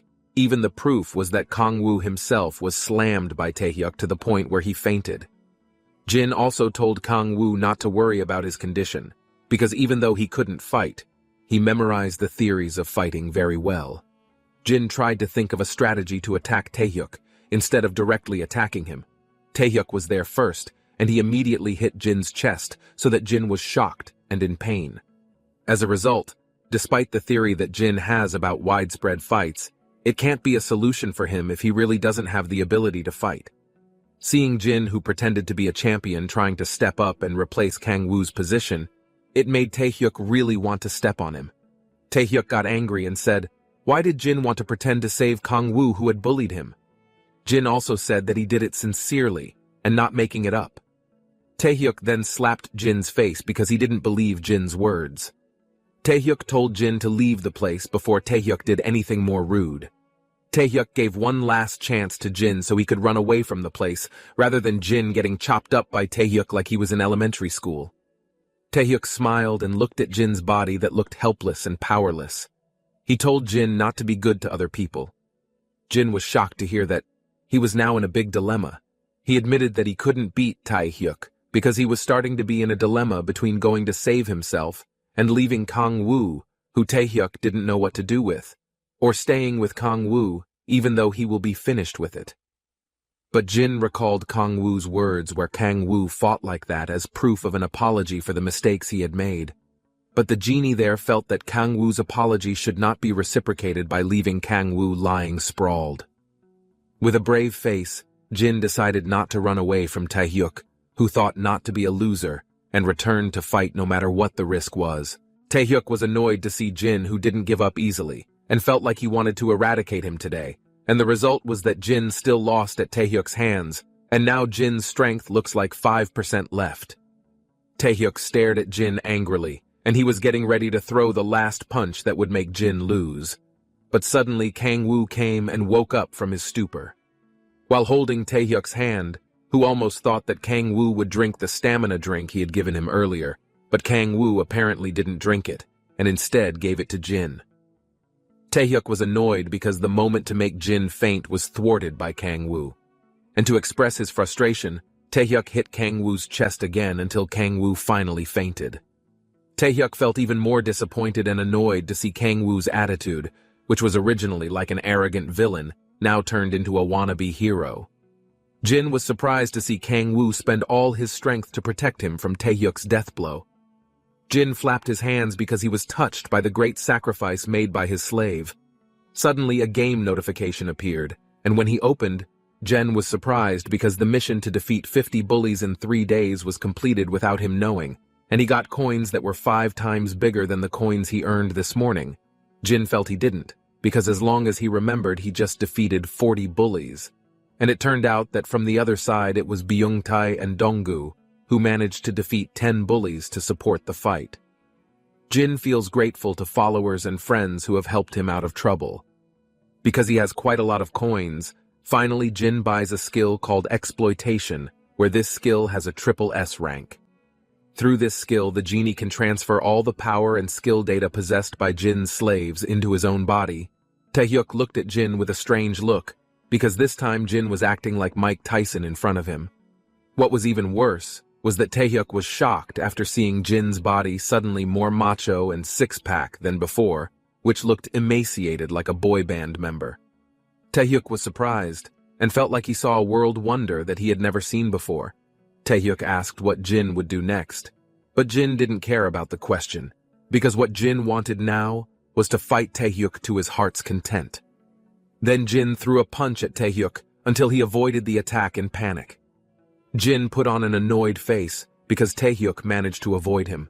He then challenged Taehyuk to come forward and put up a fight, but this time Taehyuk tried not to act rashly, let alone the strange but real changes that happened to Jin he had never seen before.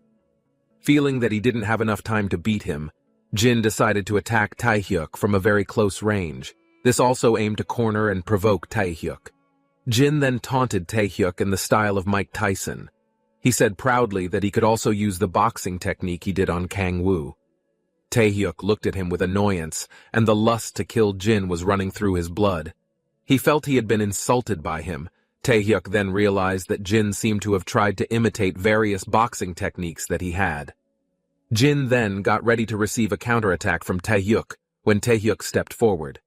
Jin instead reached for Taehyuk's body using both hands. Jin uses the clinch technique, namely movement in boxing, by hugging his opponent's body, which aims to limit the opponent's movement when he is about to give a punch.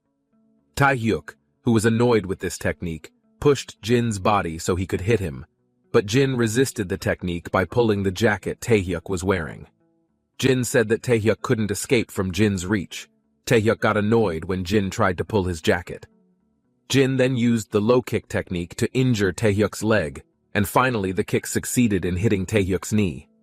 Taehyuk winced to hold back the pain from his leg being kicked really hard by Jin, who still hadn't finished his low kick. He then kicked Taehyuk's other leg until Taehyuk was shocked. Jin deliberately did this to minimize Taehyuk's chance to fight him.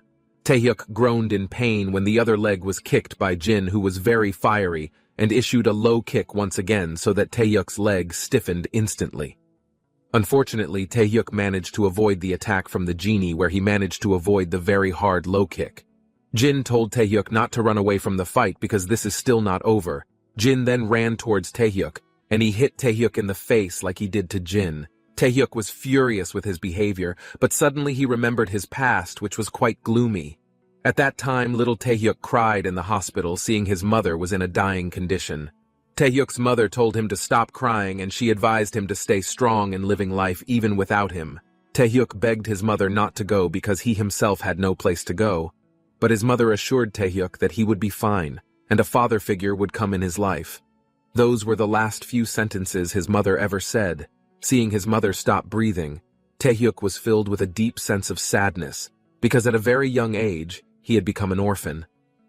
Then suddenly he saw a car coming towards him. He saw a man in formal dress and escorted by several bodyguards who seemed like he was an important person. The man's arrival turned out to be to adopt Taehyuk. The man then approached Taehyuk, who looked like an outcast with cold, cold eyes. But suddenly his attitude changed to warm, and the man told Taehyuk to call him Daddy. Taehyuk didn't expect that he would be adopted by a wealthy family. Moreover, he was welcomed by his adoptive mother and foster siblings. Taehyuk felt that now there was an angel who could make him forget the sadness of being abandoned by a mother. Until one night, Taehyuk suddenly woke up and wanted to go to the toilet, when he saw his adopted father's badge falling on the floor, and he intended to give it to him. In front of his father's open door and the light was still on, Taehyuk heard his father talking seriously. While trying to peek inside, Taehyuk accidentally eavesdrops, and a big secret is revealed that his adopted father is actually his biological father. Taehyuk's father apparently deliberately abandoned Taehyuk and his late mother for personal gain, and chose to remarry with another wife.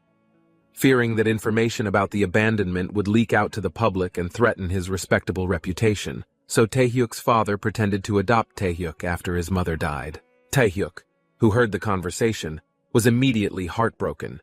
He felt annoyed because all this time his biological father had pretended to be good in front of him. Taehyuk's stepsister saw Taehyuk, who was in a gloomy condition, and asked if Taehyuk was okay. He saw his father's daughter, who turned out to be Han Suji. Taehyuk was furious, and he said that he didn't like being lied to and didn't accept being treated like that. He felt annoyed because all this time his biological father had pretended to be nice in front of him. Taehyuk's father's lie revived Taehyuk's focus, which almost lost control due to Jin's punch. Taehyuk tried to avoid the second punch from Jin. Jin was surprised because he thought that Taehyuk was off guard, but he guessed wrong. Taehyuk then put all his strength to counter Jin's attack. Taehyuk hit Jin until he was pushed back.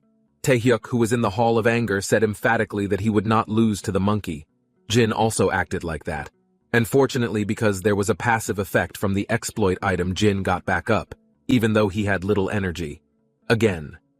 Jin stood up, and they both put up their stances to launch the final attack and win. They both knew that if they fought one more time, they would both fall. But Jin won't back down. He will settle his business now, rather than this becomes a bigger problem. Jin saw Taehyuk's leg, which was one of the weak points that could make him win this fight. Jin only had about half a minute before the item's effects from the exploit wore off, and he became weak again. Jin then ran towards Taehyuk, because he didn't have any more time, and he prepared to use a low kick technique to immobilize Taehyuk. Taehyuk realized Jin would attack his leg, so he totally focused on protecting his leg using punches. The battle spread even more. Both Jin and Taehyuk, they both issued their own moves. But apparently Jin made a low kick just to feint, with him then aiming a counterpunch to punch Taehyuk in the face, and Taehyuk widened his eyes because Jin had tricked him just now. Jin then threw a punch for a moment when Taehyuk was about to give a punch, until in the end, they were both slammed by their punches. Taehyuk collapsed because both of their energy was completely spent to end the battle. Kang Woo, who had just realized himself, did not expect that their very balanced strength would make them also fall. But Jin didn't completely faint, and his hands were seen moving, and Kang Woo saw Jin getting up.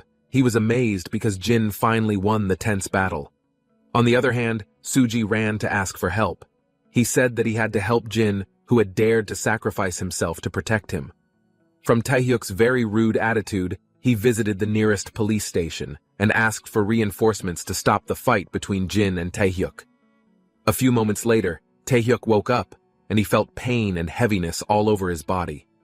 Jin and Kang Woo looked at Taehyuk with normal eyes, as if nothing had happened between the three of them.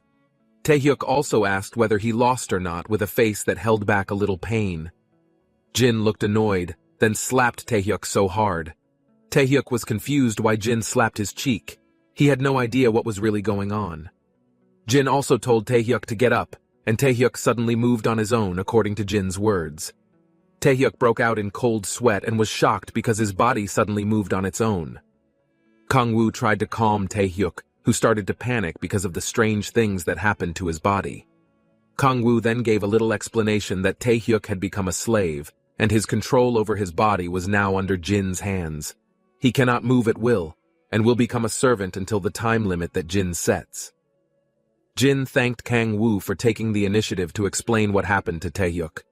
Now Taehyuk panicked because his body was really stiff. He was like a living statue. Kang Woo suggested Jin to torture Taehyuk like Jin did to him.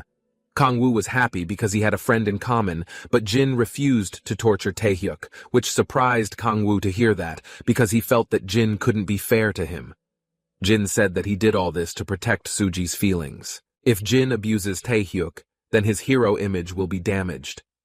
Kang Woo was furious to hear this illogical explanation because he thought Jin was really an asshole for not thinking about his feelings when he was humiliated in front of the woman he liked. Taehyuk later revealed that he and Suzy were sisters, and that the two of them weren't in a romantic relationship like Jin and Kang Woo had thought, leaving them shocked by the shocking news. Meanwhile, the sound of Suzy's footsteps and the police approaching the three of them could be heard from a distance. Suzy was immediately surprised by the fight Kang Woo had. Jin and Taehyuk suddenly stopped, while Suzy was even happy to see Jin looking friendly with Taehyuk. Suzy reflexively touched Jin's hand and asked if Jin was okay. Suji asked Jin, "Weren't they fighting earlier? Why did everything stop?" Jin, who was surprised by Suzy's behavior, who cared about him, replied that the problem between the two of them was over. Taehyuk didn't really want to say it, but he had to tell Suji that their problems had been resolved, and the two of them were now best friends, and as an older brother, he even blessed Jin to date Suji. As expected, everything Taehyuk said was an order from Jin. Jin explained that he managed to persuade Taehyuk, and suggested that Suji should stop worrying about Taehyuk's relationship with Jin, because the two of them would get along. Suzy was relieved to hear that, but she then asked Taehyuk if what the genie said was true, and Taehyuk confirmed it. Suzy then approached Jin and thanked him for all the effort he had put in. Suzy didn't expect that Jin was very kind, and his attitude was still the same as before, where he was ready to help at any cost. Jin felt excited, and his cheeks were red, and he felt his heart would fly any minute. Jin shyly asked if Suzy could be friends with him like before, since Taehyuk didn't bother him anymore. But Suji surprisingly said no. Jin was immediately shocked, and his face turned pale at the answer. Because they didn't want Jin to misunderstand Suzy, then asked Jin to talk privately. The two of them sat in a park that looked quiet and was suitable for being alone and showing love to each other. Jin put on a shocked expression because he still couldn't believe Suzy's words a few minutes ago. Suzy then began to tell me that when she was little, she overheard her father's conversation saying that Taehyuk was his biological son. Suji, who heard this, was sad and disappointed by his father's evil behavior. Suzy tried to cheer up Taehyuk, whose feelings might have been shattered. Suji did justify his father's actions, which were very heartless, but as the only child, Suji could not do anything at that time and could not interfere in adult affairs. Suzy also added that since that incident, Taehyuk often took out his frustration on himself by being rude, and Suzy had no problem with that. She was willing to bear the sins of her father.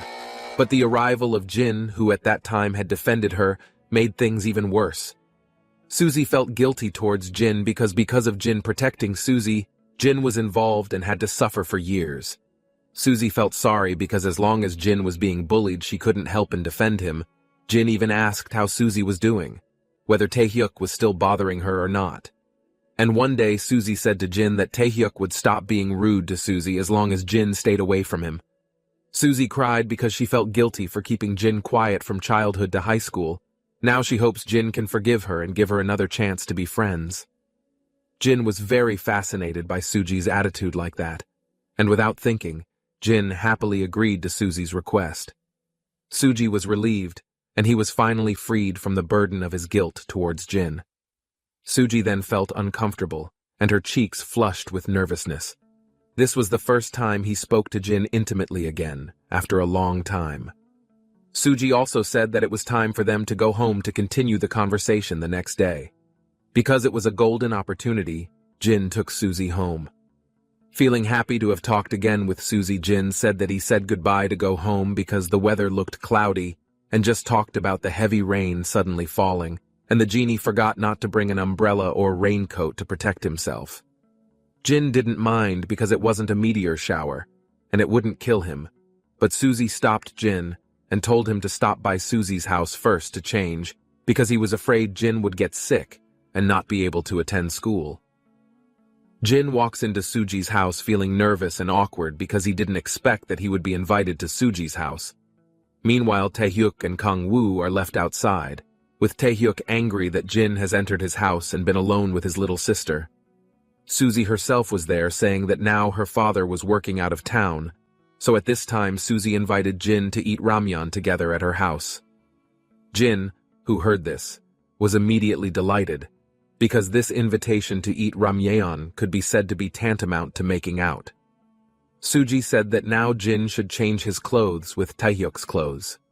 Suzy, who was already wet there, said that now she would take a shower and clean herself first before doing anything else, while Jin was sitting in the living room because now he felt confused about what to do.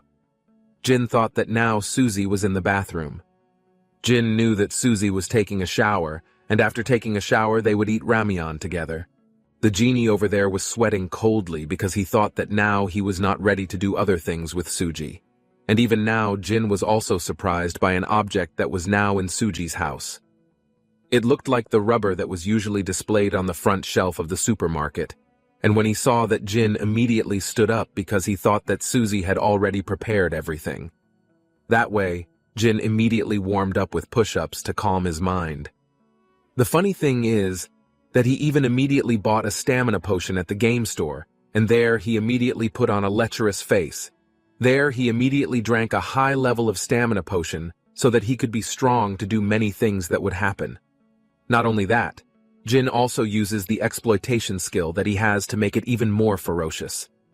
Jin was confused whether now he had to choose Kangwoo's strength or had to choose Taehyuk's skill. When Jin did something strange, suddenly Suzy appeared and she asked what Jin was doing. Suji now looks very beautiful, and she said that now she has finished taking a shower, so now she wants to invite Jin to eat ramyeon together. Jin's face immediately turned red because now he is happy when he eats ramyeon with Suzy. But it turned out that Jin really only ate ramyeon there, and even the rubber that Jin saw earlier was actually just vitamin C. While the vibrations were there, Jin immediately raised his thumb, and he said that now they must eat the ramyeon immediately. Suzy immediately smiled and said that she had always wanted to eat ramyeon with him. When he heard that Jin was immediately surprised, he was confused. Why this Suji wanted to eat ramyeon together? Suzy also recalled when she was under the stairs alone when she was little, and when Suzy was alone, Jin came and asked what happened. Suji replied that he was having a fight with his father. But when he heard that Jin got excited, and he said that he had an idea for Suzy, Jin said if Suzy had to eat ramyeon when she was fighting with her father, he said that ramyeon is unhealthy food, so usually parents get angry when their kids eat ramyeon. Suzy immediately smiled because it turned out that Jin's idea was very unique. When he remembered that Jin was immediately embarrassed, but still he felt sad because it turned out that now what he was thinking still didn't work. Suzy herself immediately said that she was happy because every time she ate ramyeon, she would always remember the kindness of the genie. When he heard that Jin immediately choked because he was happy if Suzy always remembered him. Suzy immediately ran to get water so she could calm Jin, who was choking, but the genie there immediately held her down because she was fine. Unfortunately, their feet clashed when they were both standing. This made them fall, and even Jin's fallen position was now right above Suzy, making their situation hot there. Now Jin keeps paying attention to something that becomes a point more than Suji. Jin was immediately pounding because now they were in a position that he really didn't expect for his whole life. It was seen that Suzy herself was lying on her back, and with a red face, she immediately called Jin, who was now in front of her. Jin's hands started shaking, and even now his hands were weak because he couldn't do anything. There, his face kept getting closer to Suzy, who was now in front of him, while Suzy there had a red face because she thought if now Jin would definitely come closer to her face. But suddenly there, Suzy was immediately surprised because she remembered something. The genie also backed off because earlier Suzy said that if the genes are now, they must be dry and can be used again. In the end, they didn't do what Jin thought, and there Jin immediately prepared to leave. But suddenly there, Suzy was shy, and with her beautiful face there, Suji said that later she wanted to eat ramyeon again with the genie. Jin immediately drooled because maybe in the future the ramyeon meant was not just ordinary ramyeon. While outside alone, Kangwoo and Taehyuk were seen annoyed by the genie's behavior at Suji's house. There they were both annoyed because Jin said that he had eaten ramyeon with Suzy.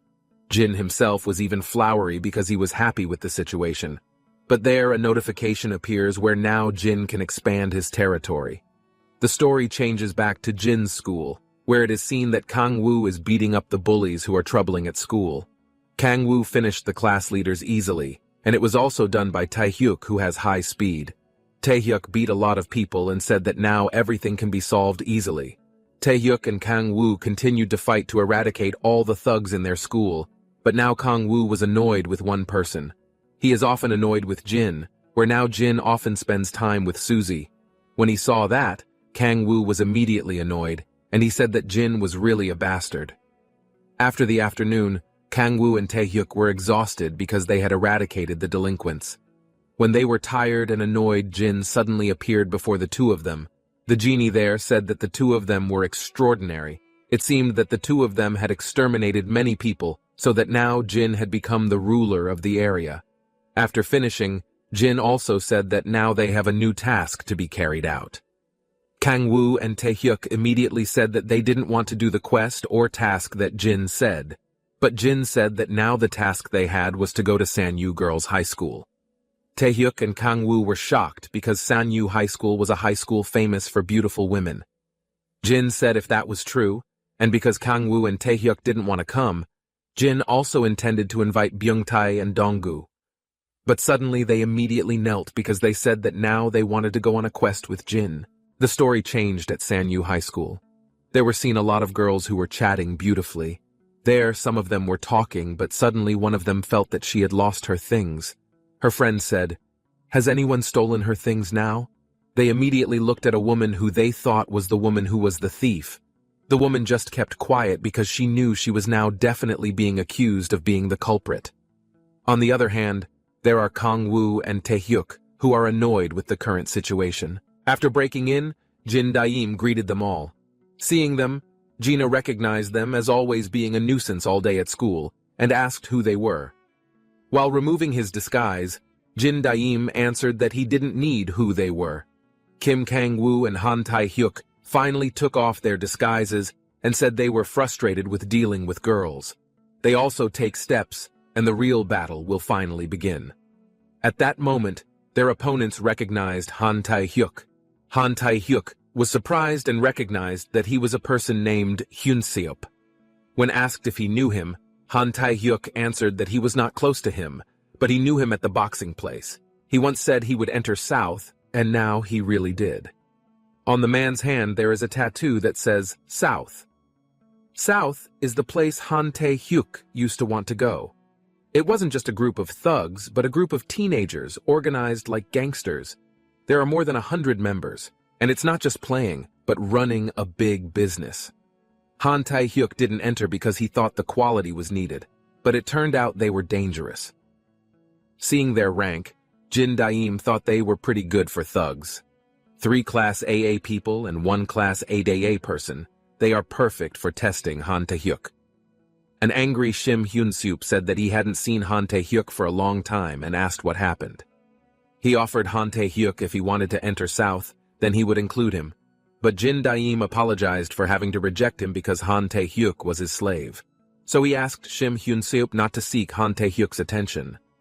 Shim Hyun-seop was curious about who Jin Daim really was. But instead of answering, Jin Daim turned the table in front of them. They were angry with Jin Daim and said they would kill him. Jin Daim ordered Kim Kang-woo to protect Chun Joo-hye, and this time Han Tae-hyuk will fight alone. Due to being crushed by the table, they were temporarily unable to get out because of the table. But Han Tae-hyuk complained because he was learning boxing, so how could he face them all by himself? Because this was difficult, Han Tae-hyuk intended to use peekaboo, but Jin Daim said there was no need to use peekaboo because he had a skill that suited him. Han Tae-hyuk also got a new skill, shoulder roll. Han Tae-hyuk was confused because he was an infighter. So how was this skill suitable for him? The skill is for the outfighter, not a practical defense for him, but Han Tae-hyuk avoided it, and was surprised because this was easier than he thought. He doubted the shoulder roll could be this strong. Jin Daim smiled and told him that this synergy effect occurred because it suited Han Tae-hyuk's boxing type, and Han Tae-hyuk was actually born as an outfighter. But because Han Tae-hyuk's personality is bad, he fights like an infighter and thinks he is an infighter. This skill is suitable for people who have high speed.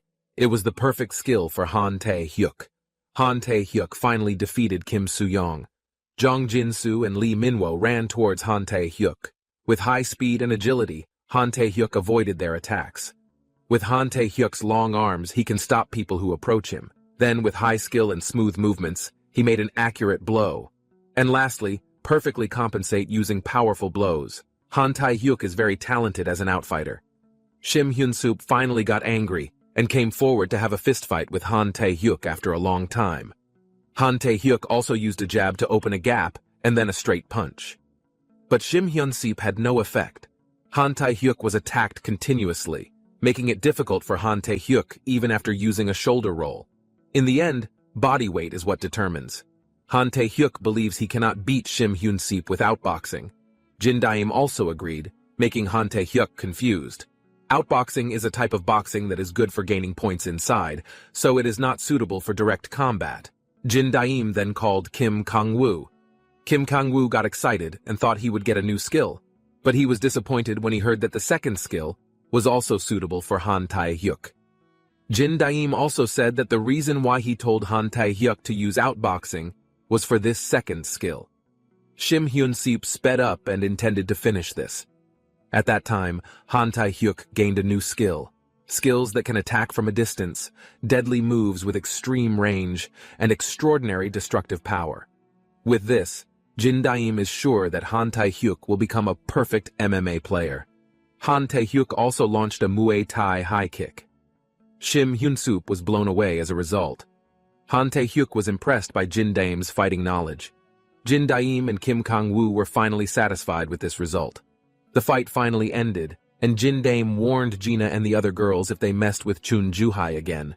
He then asked Chun Ju-hee if she was okay. He answered that he was fine and thanked him for helping him.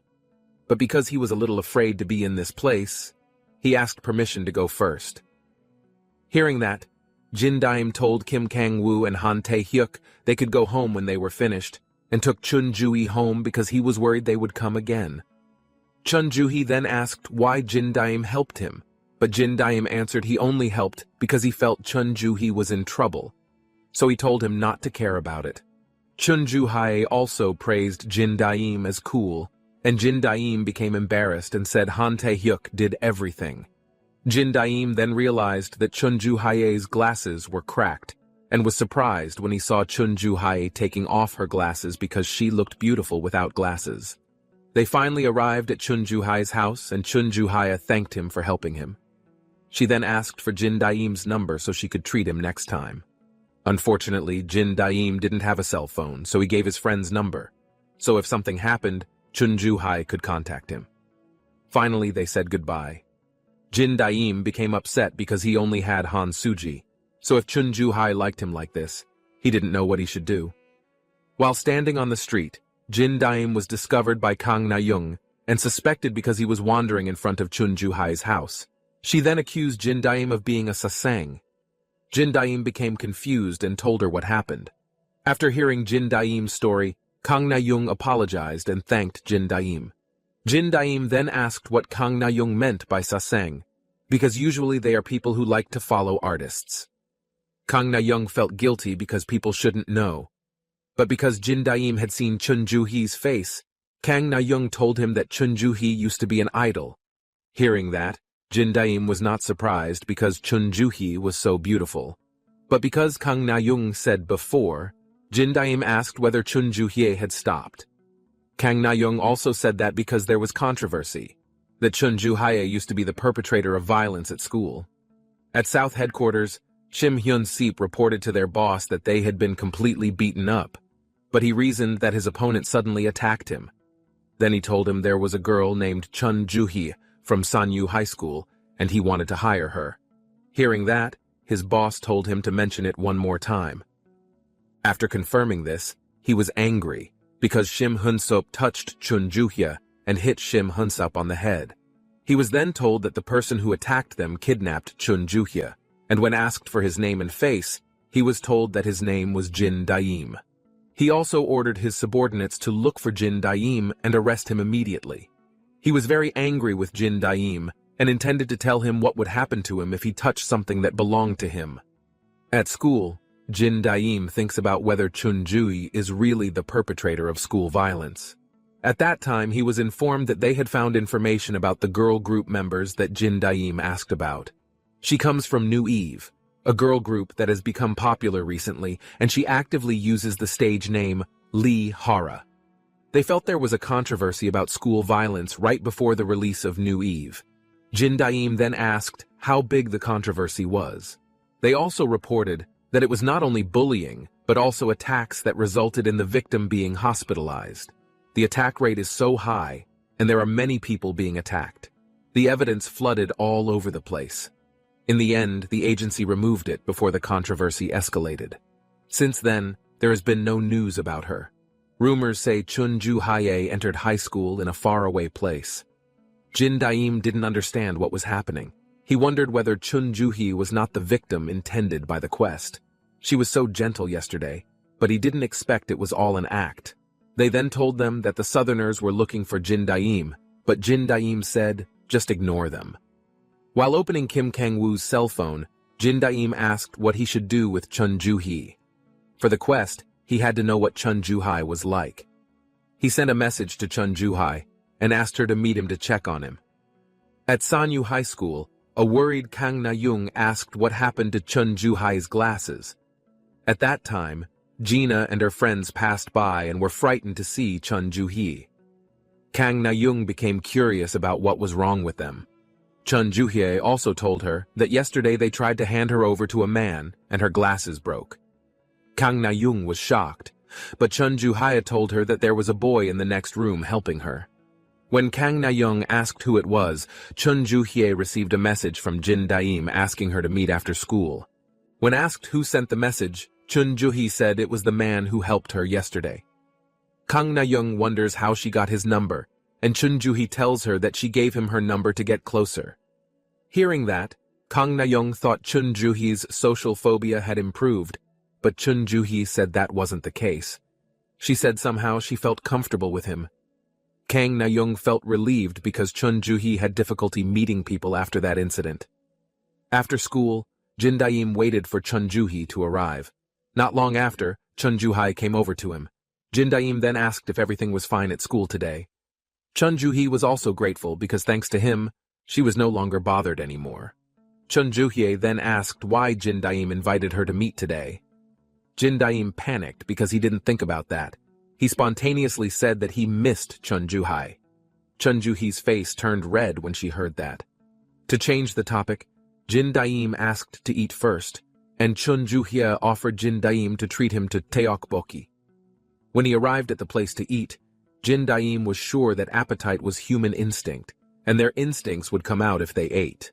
But he actually thought Chun Ju-hee's way of chewing was very cute. Because Jin Daim was staring at her, Chun Ju-hee asked if something was wrong. Jin Daim asked where they wanted to go after eating. Chun Ju-hee also invited him to go to karaoke. Because she would drink, sing, and dance, he was sure that this time Chun Ju-hee would be found out. Chun Ju-hee also sang and made Chun Ju-hee look very innocent. After finishing singing, Jin Daim was offered to sing, but he refused because he couldn't sing. Because there was still time, Jin Daim asked if Chun Ju-hee wanted to play again. Chun Ju-hee also invited Jin Daim to go take photos. This time, Jin Daim is sure to reveal Chun Ju-hee's true self. There, while using animal ears, Jin Daim asked if a brat would come to a place like this. But because Chun Ju-hee disappeared, Jin Daim wondered if Chun Ju-hee had gone to smoke. Not long after, he came back wearing cat ears. Seeing Chun Ju-hee posing like a cat made Jin Daim think she was very cute. He is cute, innocent, and sweet. Chun Ju-hee then asked to take a photo now. Jin Daim got nervous because Chun Ju-hee was so close. He didn't expect to date an idol. They finally took a photo. Seeing the photo, Jin Daim thought this was more like a fantasy than the game window he often saw. When he returned, Chun Ju-hee said that today was very fun because it had been a long time since she played as much as she wanted. She also thanked Jin Daim. Looking at Chun Ju-hee, Jin Daim couldn't believe Chun Ju-hee was the perpetrator of violence. So he thought maybe there was a misunderstanding or maybe Chun Ju-hee regretted her actions in the past. So he concluded that Chun Ju-hee was no longer the perpetrator of school violence. But they suddenly met a group of girls. They knew Chun Ju-hee and were surprised to meet Chun Ju-hee. Jin Daim also asked who they were, but they told Jin Daim to ask Chun Ju-hee. Chun Ju-hee got scared and asked him to leave immediately, but the girl was angry with Chun Ju-hee because she wanted to leave without properly apologizing. They demanded Chun Ju-hee apologize when she hit them at school. Jin Daim got nervous and asked them to calm down. He tried to defend Chun Ju-hee that she had changed, but suddenly, Chun Ju-hee was very angry. He grabbed the girl's collar and was angry because she had ruined her life. The girl fought back and told Jin Daim to see how shameless Chun Ju-hee was. Chun Ju-hee, who was fed up, threatened that she wanted to be beaten like before. Jin Daim finally stopped them. Finding that they were the people Chun Ju-hee attacked first, Jin Daim asked Chun Ju-hee shouldn't apologize. Jin Daim said that he knew a little about Chun Ju-hee's past. After seeing Chun Ju-hee all day, he thought it was just a misunderstanding. But it turns out he was wrong.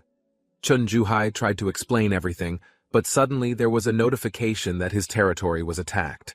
He also contacted Kim Kang-woo and Han Tae-hyuk to inform them that their area had been attacked. They apparently had run after hearing the news. They believed South had come to avenge yesterday's.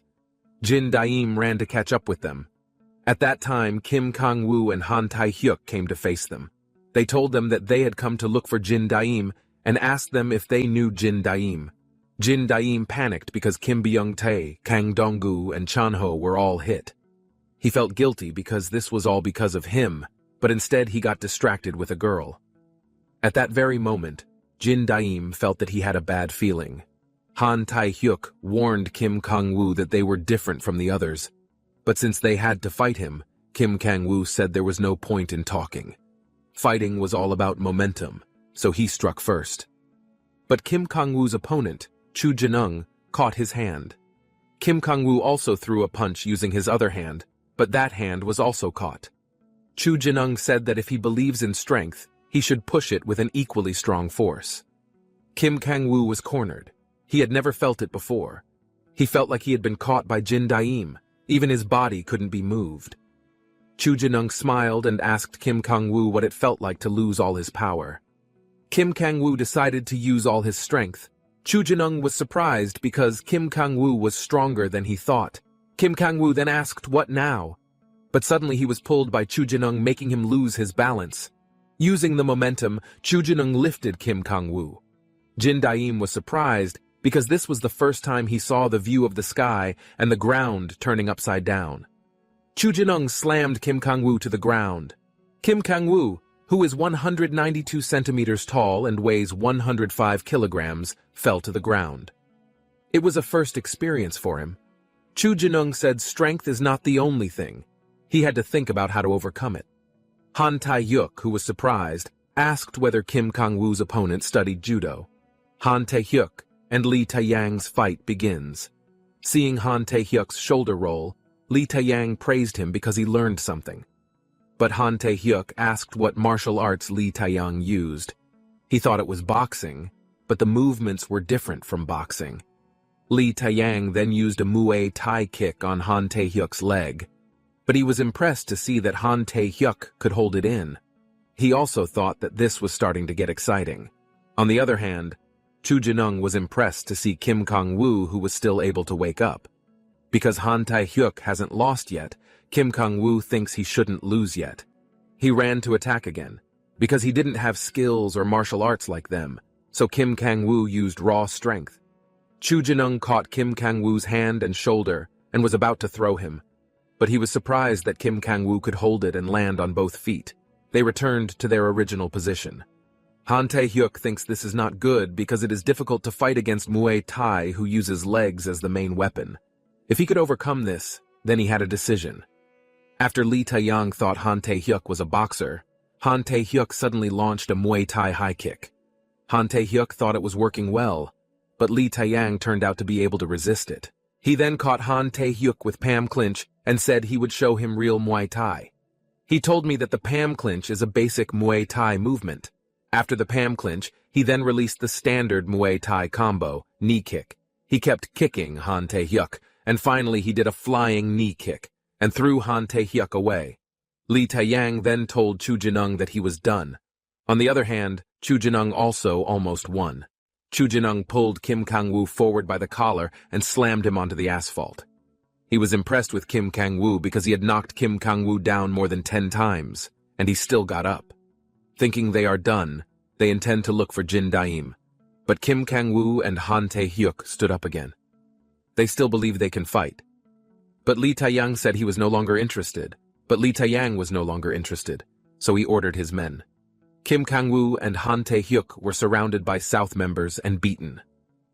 After a while, Jin Daim finally arrived. He saw Kim Kang-woo and Han Tae-hyuk, who had fainted. He became angry and apologized to them in his heart. He then told them not to touch them. They surrounded Jin Daim and asked who Jin Daim was. Because he has arrived in his own territory, Jin Daim can now use his own skills.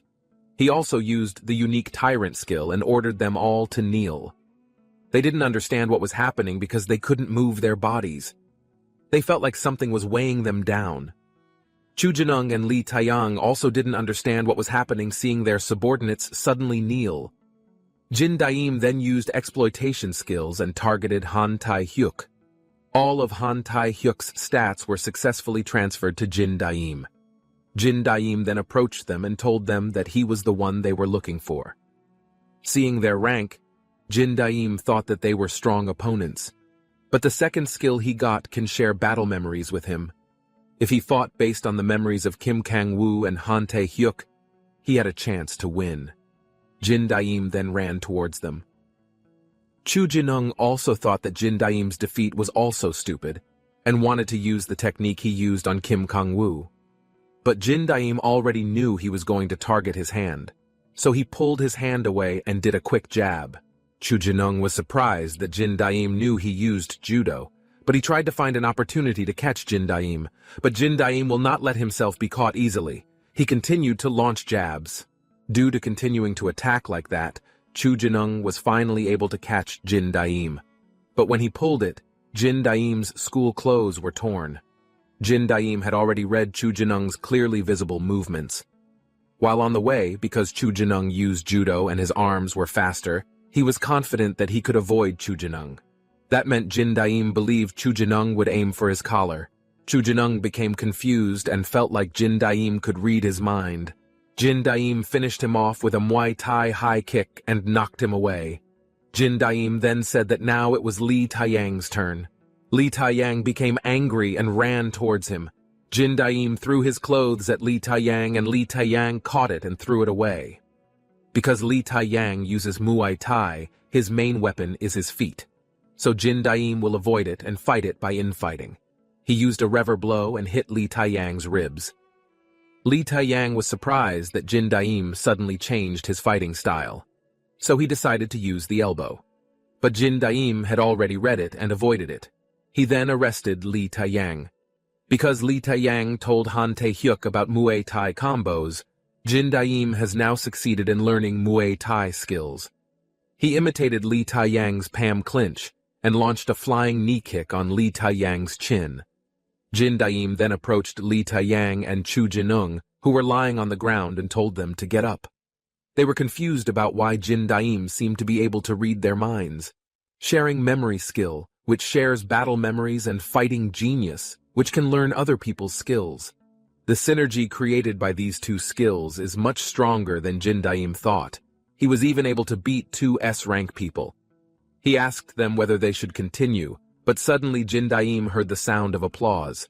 Someone arrived and praised Jin Daim for defeating Chu Jinung and Li Taiyang. Seeing South Boss approaching him, Jin Daim was very surprised, because the man in front of him could not be measured. The system warned that Jin Daim couldn't measure the abilities of targets that exceeded S rank. Jin Daim felt cornered because even defeating two S ranks was already quite difficult. Not only that, due to the effect of the fear skill, Jin Daim's stamina consumption increased 5 times. In this condition, his stamina will run out in 1 minute, so Jin Daim didn't know what he should do. Suddenly, Kim Kang-woo and Han Tae-hyuk stood up again. Kim Kang-woo and Han Tae-hyuk were aware, but he thought there was no way he could fight him, and this was enough. So he told them to hold on. Jin Daim then asks South Boss what they are doing here, and is this because he disturbed his people yesterday. South Boss answered that he didn't come because of them. He came to tell Jin Daim to stay away from Chun Juhi. Jin Daim was surprised that all of this was just because of Chun Juhi. He also told her that he only helped Chun Juhi because she was being bullied by men. Apart from that, he also didn't want to deal with Chun Juhi anymore, so he told them to leave. Jin Daim thought he had achieved his goal, so there was no longer any reason to fight. He had to force his opponent to leave. South Boss also said that it was not bad. He said that if Jin Daim didn't approach Chun Juhi again, then he wouldn't attack this area again. But if this happens again, then they will die. After warning Jin Daim, he ordered his subordinates to get up. They were finally able to move again and return. After they left, Jin Daim collapsed because he was very tired from using the fear skill. Kim Kang-woo then asked if they had anything to do with Chun Juhi and what happened to his quest. Jin Daim answered that he gave up on the quest, because they are not people they can deal with. So for now, he decided to help those who fainted first. At Chun Juhi's house, Chun Juhi looked very sad. When her cell phone vibrated, he thought it was Jin Daim, but it turned out to be Kang Na-young, making her wonder what happened. As soon as he picked up the phone, Kang Na-young asked what happened after meeting Jin Daim. Chun Ju-hee said that they had fun, then she met the children from middle school. Because of them, Jin Daim misunderstood and she tried to explain it, but Jin Daim just walked away. Kang Na-young sounded angry with Jin Daim's attitude. Then Kang Na-young informed that the agency wanted to hold a meeting with Chun Ju-hee. When asked about Chun Ju-hee's job, Kang Na-young answered that she had asked, and the company responded positively, so they wanted to meet Chun Ju-hee. Chun Ju-hee was happy to hear that, so Kang Na-young asked Chun Ju-hee to go together tomorrow. Chun Ju-hee answered that she understood and thanked Kang Na-young. Kang Na-young told her to rest and see her tomorrow. As soon as the call ended, Kang Na-young smiled evilly and said that she would end Chun Ju-hee tomorrow. South Boss, who was behind her, asked if she managed to catch her. Kang Na-young answered that the meeting was tomorrow, so she told him to prepare the contract. He was happy because it took a long time to catch Chun Ju-hee and finally he got it. Kang Na-young manipulated public opinion, stirred up school violence controversy, and sent Chun Ju-hee to hell. It had been exactly half a year since they signed the contract, so he would take care of Kang Na-young's share of having sold her friend.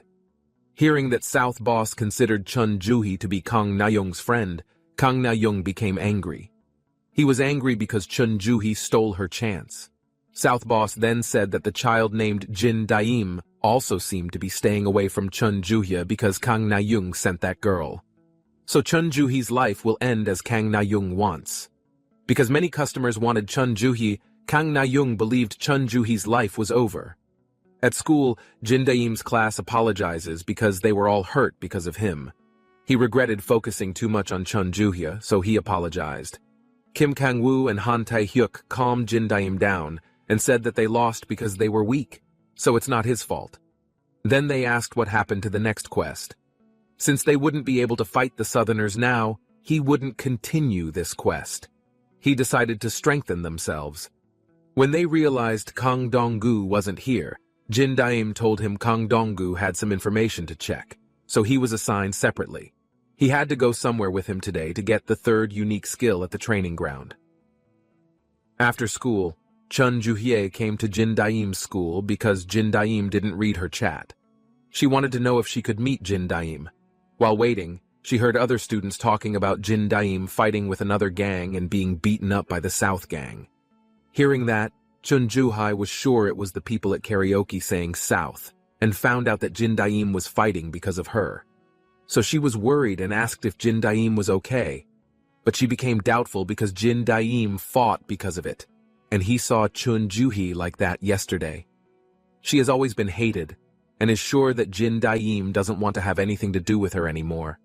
Chun Ju-hee felt sad, because she only wanted to be friends with Jin Daim. Not long after, Kang Na-young called her to meet immediately. When they met, Kang Na-young asked where Chun Ju-hee had gone. Chun Ju-hee answered that she was just stopping by for a moment. Kang Na-young then said that Chun Ju-hee must be nervous about having a meeting after all this time. She said that even though the agency wasn't big, they received a lot of investment and the CEO was very good. So she assured Chun Ju-hee that everything would be fine. They finally arrived at their destination, and as they entered, Kang Na-young was sure that today was the end of their bad relationship. In the past, Kang Na-young loved singing and dancing since childhood, and Kang Na-young's dream was to become an idol. Then she entered elementary school and met Chun Ju-hee. They became close because they had the same interests. They both dream of becoming idols. But after Chun Ju-hee's father died, they separated. Due to her family's condition, Chun Ju-hee gave up being an idol, while Kang Na-young was ready to become an idol. Kang Na-young continues to develop her dreams, but the judges don't seem impressed. Kang Na-young tried to show them something else, but they had enough. This world is not easy for Kang Na-young. Kang Na-young's self-confidence decreases because she often fails at auditions. Then by chance, the two of them met again. Kang Na-young was happy to meet Chun Ju-hee. It wasn't the joy of seeing a childhood friend again, but the pleasure of seeing someone else worse off than her.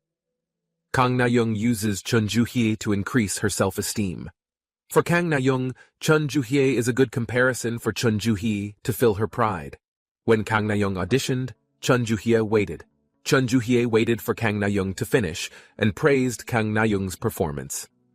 But by chance, the judges saw Chun Joo-hye and asked if she was an audition participant. Even though she was not an audition participant and only came to support her friend, Chun Joo-hye was asked to try singing. Chun Joo-hye was very nervous because she had never learned to sing and only practiced alone at home. Since this was just a simple test, they asked Chun Joo-hye not to be nervous. Behind Chun Joo-hye, Kang Na-young laughed at her inwardly and said she should be ashamed of herself. Finally, Chun Joo-hye started singing. This world is unfair to Kang Na-young. Even though he tried hard, he couldn't achieve it. But Chun Joo-hye could achieve it easily. Chun Joo-hye was born to be a celebrity. She has extraordinary talent. And after a month, she found her place and made her debut. Kang Na-young couldn't stand this situation. She believed it was her chance, and Chun Joo-hye had stolen it from her. And at that time, South approached Kang Na-young. He believes Kang Na-young is jealous of her friend. But Kang Na-young believes Chun Joo-hye is the thief who took her place, and she just wants revenge. He also said that they both wanted to bring her down. He told her that he ran an agency that provided meetings for a small group of VIPs. The VIPs he met couldn't believe it was a minor running south. Then Chun Joo-ha appeared on TV, and the VIP told her that he wanted her. So for all this, he had to take down Chun Joo-hye first. That way, he could carry out his next plan. That's why he needs Kang Na-young. He asked Kang Na-young for information about Chun Joo-hye because Chun Joo-hye was the only friend who knew her weaknesses. Kang Na-young also remembered one thing. Chun Joo-hye told him that there was an incident when he was in grade 7. There were children in her class who were bullied. She saw it and wanted to stop it, but then a fight broke out. That's when violence occurred at school. So Chun Joo-hye was also involved, and she became the perpetrator. Since it wasn't a big deal, she just got a suspension. But since both of them were perpetrators, Kang Na-young wasn't sure how. But South Boss said they could manipulate that. He bribed every child involved in the case. However, there is violence at school, and the fact that Chun Joo-hye is the culprit is true. A story told with a mixture of truth and lies. And it all finally exploded and went viral. The lies they develop will be overshadowed by that small truth. And if anyone investigates, they will find out someday. But at that moment, Chun Joo-hye's life would end. When Chun Joo-hye was sad in her room, Kang Na-young came and asked if she was okay. She then hugged Chun Joo-hye and assured her that everything would be fine. But in her heart, she thought this was still not over. Then when Kang Na-young returned to South, she asked if her job was over if she took down Chun Joo-hye. But he said she still had more important things she had to do. She was sure that she would definitely be satisfied and very enjoyable. When Chun Joo-hye was scared, Chun Joo-hye said she would always be with her. Kang Na-young was the only one left beside Chun Joo-hye. They went to the doctor and were told that Chun Joo-hye had social phobia due to extreme pressure. In addition, it seems to be accompanied by depression, so it should be given special attention. Without Kang Na-young, Chun Joo-hye felt insecure. She made Chun Joo-hye depend on her like family. Chun Joo-hye couldn't do anything without Kang Na-young. This way, Kang Na-young could make Chun Joo-hye move as she pleased. After hearing what she had to do, Kang Na-young asked what was in it for her to do this. Because South has many connections in the entertainment industry, she was promised to be included in a big agency. If that happens, everything will return to normal. Chun Joo-hye will fall into the abyss and Kang Na-young will become a celebrity. It had been half a year since Kang Na-young looked after Chun Joo-hye, and he thought it was over now. They also met the agency and were asked to sit down. Without further ado, he immediately told her the reason he was holding a meeting today was to sign a contract with Chun Joo-hye. He said Kang Na-young had told him everything, and they had verified it. They have conducted a separate investigation into allegations of school violence, and it has been reviewed by the legal team. As a result, it was concluded that Chun Joo-hye could return in a month, so he asked Chun Joo-hye to sign the contract. Apart from that, Chun Joo-hye will also receive a large down payment because she said she invested a lot because she is Chun Joo-hye. Chun Joo-hye also thought she had a chance to sing again and wanted to sign the contract. But Chunjuhi put down her pen and apologized because she was still very afraid of being on stage. So she can't sign the contract now. Kang Na-young was very angry about it. The agency finally reported to South and HSE was beaten because she failed to persuade Chunjuhi. Kang Na-young didn't understand why they didn't kidnap, threatening Chunjuhi to get her autograph. But South boss gets angry and says trust with the VIPs is very important because this is business. If they do that and get caught, they will be finished. The target must choose with their own hands. They had to tie them down slowly and prevent them from rebelling. Hearing that, Kang Na-young got an idea. She really believed that her idea would tie Chunjuhi up. On the other hand, Chunjuhi called her mother and told her that she had a meeting with the agency and they wanted her to sign a contract with them so she could debut. But he refused, because HSA was still very afraid to return to the stage and stand in front of everyone. Because of that, she apologized because she didn't get much money that could be used to treat her mother's leg, and her mother didn't need to work anymore. But her mother said it was okay. She didn't want Chunjuhi to rush. She said Chunjuhi could do it when she wanted and assured Chunjuhi that it was okay. Chunjuhi also thanked her mother. Her mother then said that she would go home and cook delicious food for her daughter, who worked hard. But Kang Na-young quietly approached Chunjuhi's mother. He then pulled Chunjuhi's mother, making her fall. Slowly, Kang Na-young approached her and hit her legs with an iron pipe. Chunjuhi, who was very worried, asked what happened over the phone. But Kang Na-young stepped on Chunjuhi's mother's cell phone, making the call disconnected. Kang Na-young smiled and said this wouldn't have happened if Chunjuhi had signed the contract. At the hospital, Chunjuhi cried, seeing her mother lying down, and asked what happened to her mother. The nurse also said she thought her mother had fallen down the stairs and fainted, but his knee was badly injured and had to be operated on immediately. Chunjuhi didn't know what to do because she didn't have insurance for her mother. Therefore, she called Kang Na-young and asked her to arrange another meeting. Kang Na-young was happy because Kang Na-young was now in the palm of his hand. Elsewhere, Kang Dong-gu is running and thinks that Jin Daim is right. Previously, Han Tae-hyuk felt a little uncomfortable. He smelled pretense from Kang Na-young and felt something was wrong. When he infiltrated a girls' high school wearing women's clothing, Han Tae-hyuk once felt a little uncomfortable. Because of this, Jin Daim asked Kang Dong-gu to watch over Kang Na-young, and he witnessed Chun Ju-hye's mother being attacked by Chun Ju-hye. And at this time, Kang Dong-gu ran to tell Jin Daim the true figure of Kang Na-young.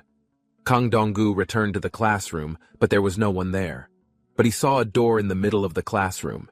He wonders if Jin Daim left this and sees a message on the door. Jin Daim told them that they would be going to training for a week. Meanwhile, he asked Kang Dong-gu to guard the area. Kang Dong-gu was surprised because Jin Daim was gone for a week. He was worried that Kang Na-young would do something, and he didn't even know what Chun Ju-hye looked like. So he decided to observe Kang Na-young while looking for Chun Ju-hye. Behind the door, they were surprised to see a place that didn't look normal. Now they really realized that Jin Daim's strength was unreasonable. A moment later, a mannequin greeted them and introduced himself as Dummy. He is responsible for their guidance and training here. He explained that this is a virtual space that provides various things for them to do a lot of exercises. They can summon training tools at any time. Their physical condition will remain intact. For example, without eating and sleeping, they would recover, and even if they were injured, they would heal quickly. They were surprised to hear that. Dummy then explained there was more. The best thing about this place is, time runs 5 times slower than outside. They were shocked and felt like they were in a comic story. Jin Daim thinks this is amazing. This was much better than he thought. But Dummy tells me there is one limit. Access to this place is only once a month. If they leave once, they have to wait another month to come in, and they can stay a week after hours. A week outside means 35 days here. So they think they don't need to spend the full 35 days, and that's enough. But Jin Daim said he would train for 35 days. They were worried when they heard this and asked what happened to their absence. Thanks to the skill effect, their absence wasn't a problem, but Jin Daim told them not to worry because he would do it himself. Jin Daim thought he was holding them back by force. He has done everything his own way. As a result, they were attacked by the South. If something goes wrong, someone could be killed. This is all because he couldn't do his job. He thinks he can't go on like this and is determined to get stronger. Since this was his goal, Jin Daim said they could practice as much as they wanted. But Kim Kang-woo asked why Jin Daim acted like he was alone and like he did something wrong. He said honestly, when he was caught by Jin Daim and dragged here and there, he felt like trash. But now he felt happy and satisfied beating up another Iljin, so Kim Kang-woo wanted Jin Daim not to act alone. The person who knocked him to the ground, he wanted to avenge it with his own hands. Not only Kim Kang-woo, the others also want to get stronger and take their revenge. Therefore, they decided to train for the next 35 days. Jin Daim smiled and thought they were all acting cool. He also decided they would train and destroy South. Because it had been decided, Dummy started his training. He explained that the training was carried out using a method that was suitable for each person. The assistants will be directly responsible. With practice, they will learn the appropriate stats and skills. Because the analysis shows that Lee Min-hyuk, Kim Chan-ho, and Kim Byung-tae have low statistics, they are advised to train their statistics. They were then guided by an assistant. Then Dummy recommended skills training for Han Tae-hyuk, who has high stats. He uses boxing as his main martial art. Because his body has long legs, the appropriate skill is leg techniques. And Kim Kang-woo currently has low kick skills. Dummy advised Jin Daim to transfer him to Han Tae-hyuk. Finding the skill could be transferred, Jin Daim decided to transfer it to Han Tae-hyuk. But Kim Kang-woo was angry because he had no skills, and Jin Daim would take his skills. Han Tae-hyuk also got the low kick skill. For Han Tae-hyuk, he can learn foot techniques. So Dummy suggests combat practice. Han Tae-hyuk's combat training immediately began against the assistants. Han Tae-hyuk was surprised because they did it suddenly. On the other hand, Kim Kang-woo was depressed because he lost his skills. But Jin Daim told him not to worry because he would give Kim Kang-woo a new skill. Kim Kang-woo immediately looked happy. Jin Daim then said to Dummy that he hoped Dummy could tell Kim Kang-woo about martial arts that suited his body.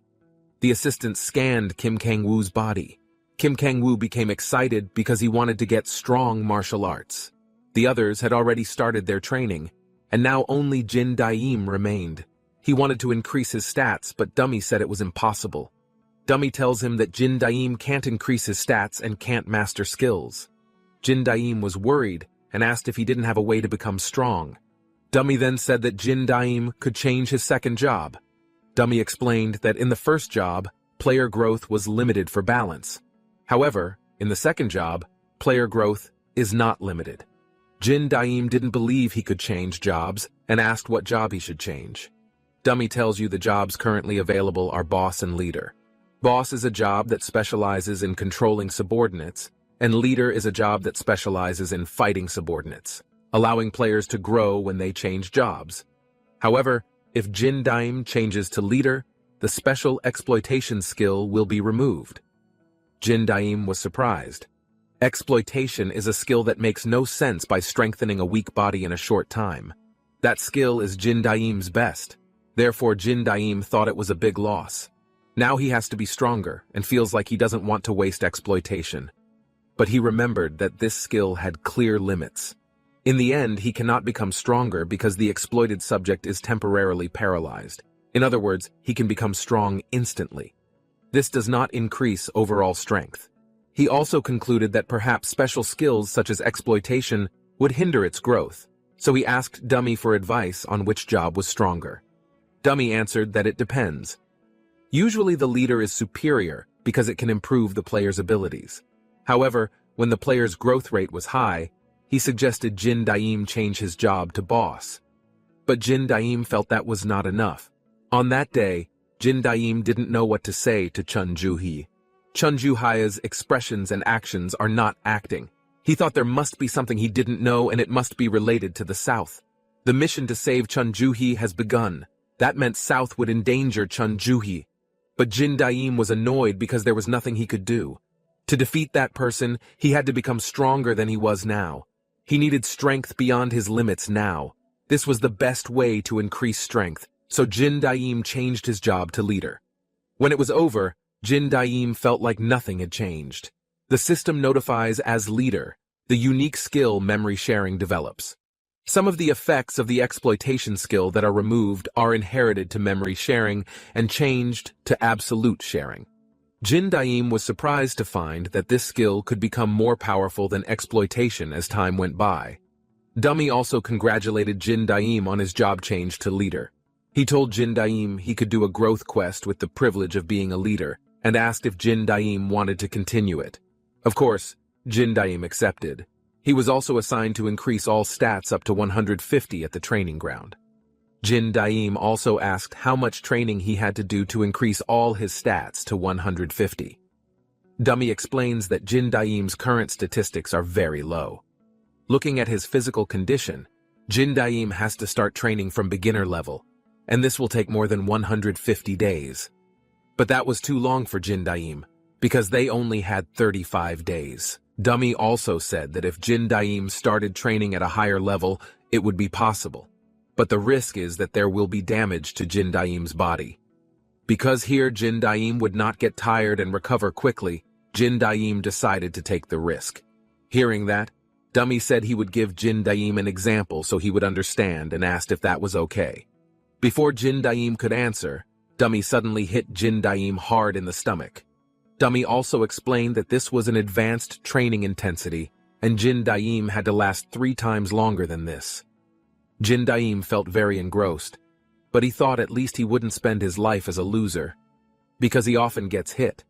This is better than Jin Daim thought. Jin Daim decided to start his training now. Dummy accepted Jin Daim's request, and while calling many assistants, he said that so that Jin Daim could complete his quest in 35 days, he would do his best. Jin Daim was determined. In 35 days he would succeed. Kang Na-young called, and found out that Chun Ju-hee's mother's surgery was postponed. She then said she wanted to sign her contract today.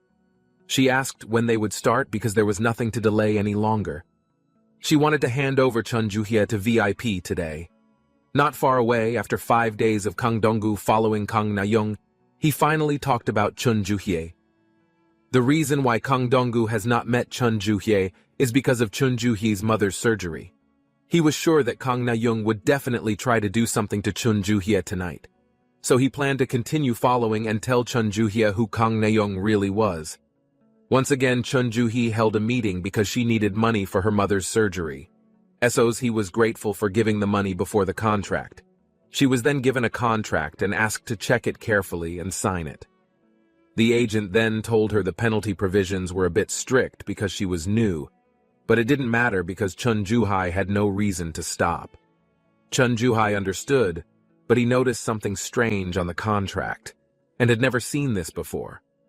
The agent argued that because they were still new, in the process of attracting investment, it was difficult to show their vision to investors. And that's when Chun Ju-hee will become their agency's vision. Kang Na-young assured Chun Ju-hee that it was nothing and there was no need to worry. Since they gave a down payment without hesitation, Chun Ju-hee thought everything would be fine and signed. Kang Na-young and the agent smiled when they saw it. Then the agent asked if Chun Ju-hee had time today. He said there was a meeting with investors today, so he asked Chun Ju-hee to come. Even though she was a little hesitant, Chun Ju-hee agreed. The agent then told Chun Ju-hee she couldn't wear a school uniform and asked her to change clothes. After arriving at their destination, Chun Ju-hee was asked to sit and wait. He then told Chun Ju-hee not to be nervous and gave him a drink. After drinking the drink, Chun Ju-hee complained that her clothes were too revealing. The agent assured her that it was okay because she was an idol. Still, Chun Ju-hee felt uncomfortable. Finally, the agent got fed up and said she had gone too far.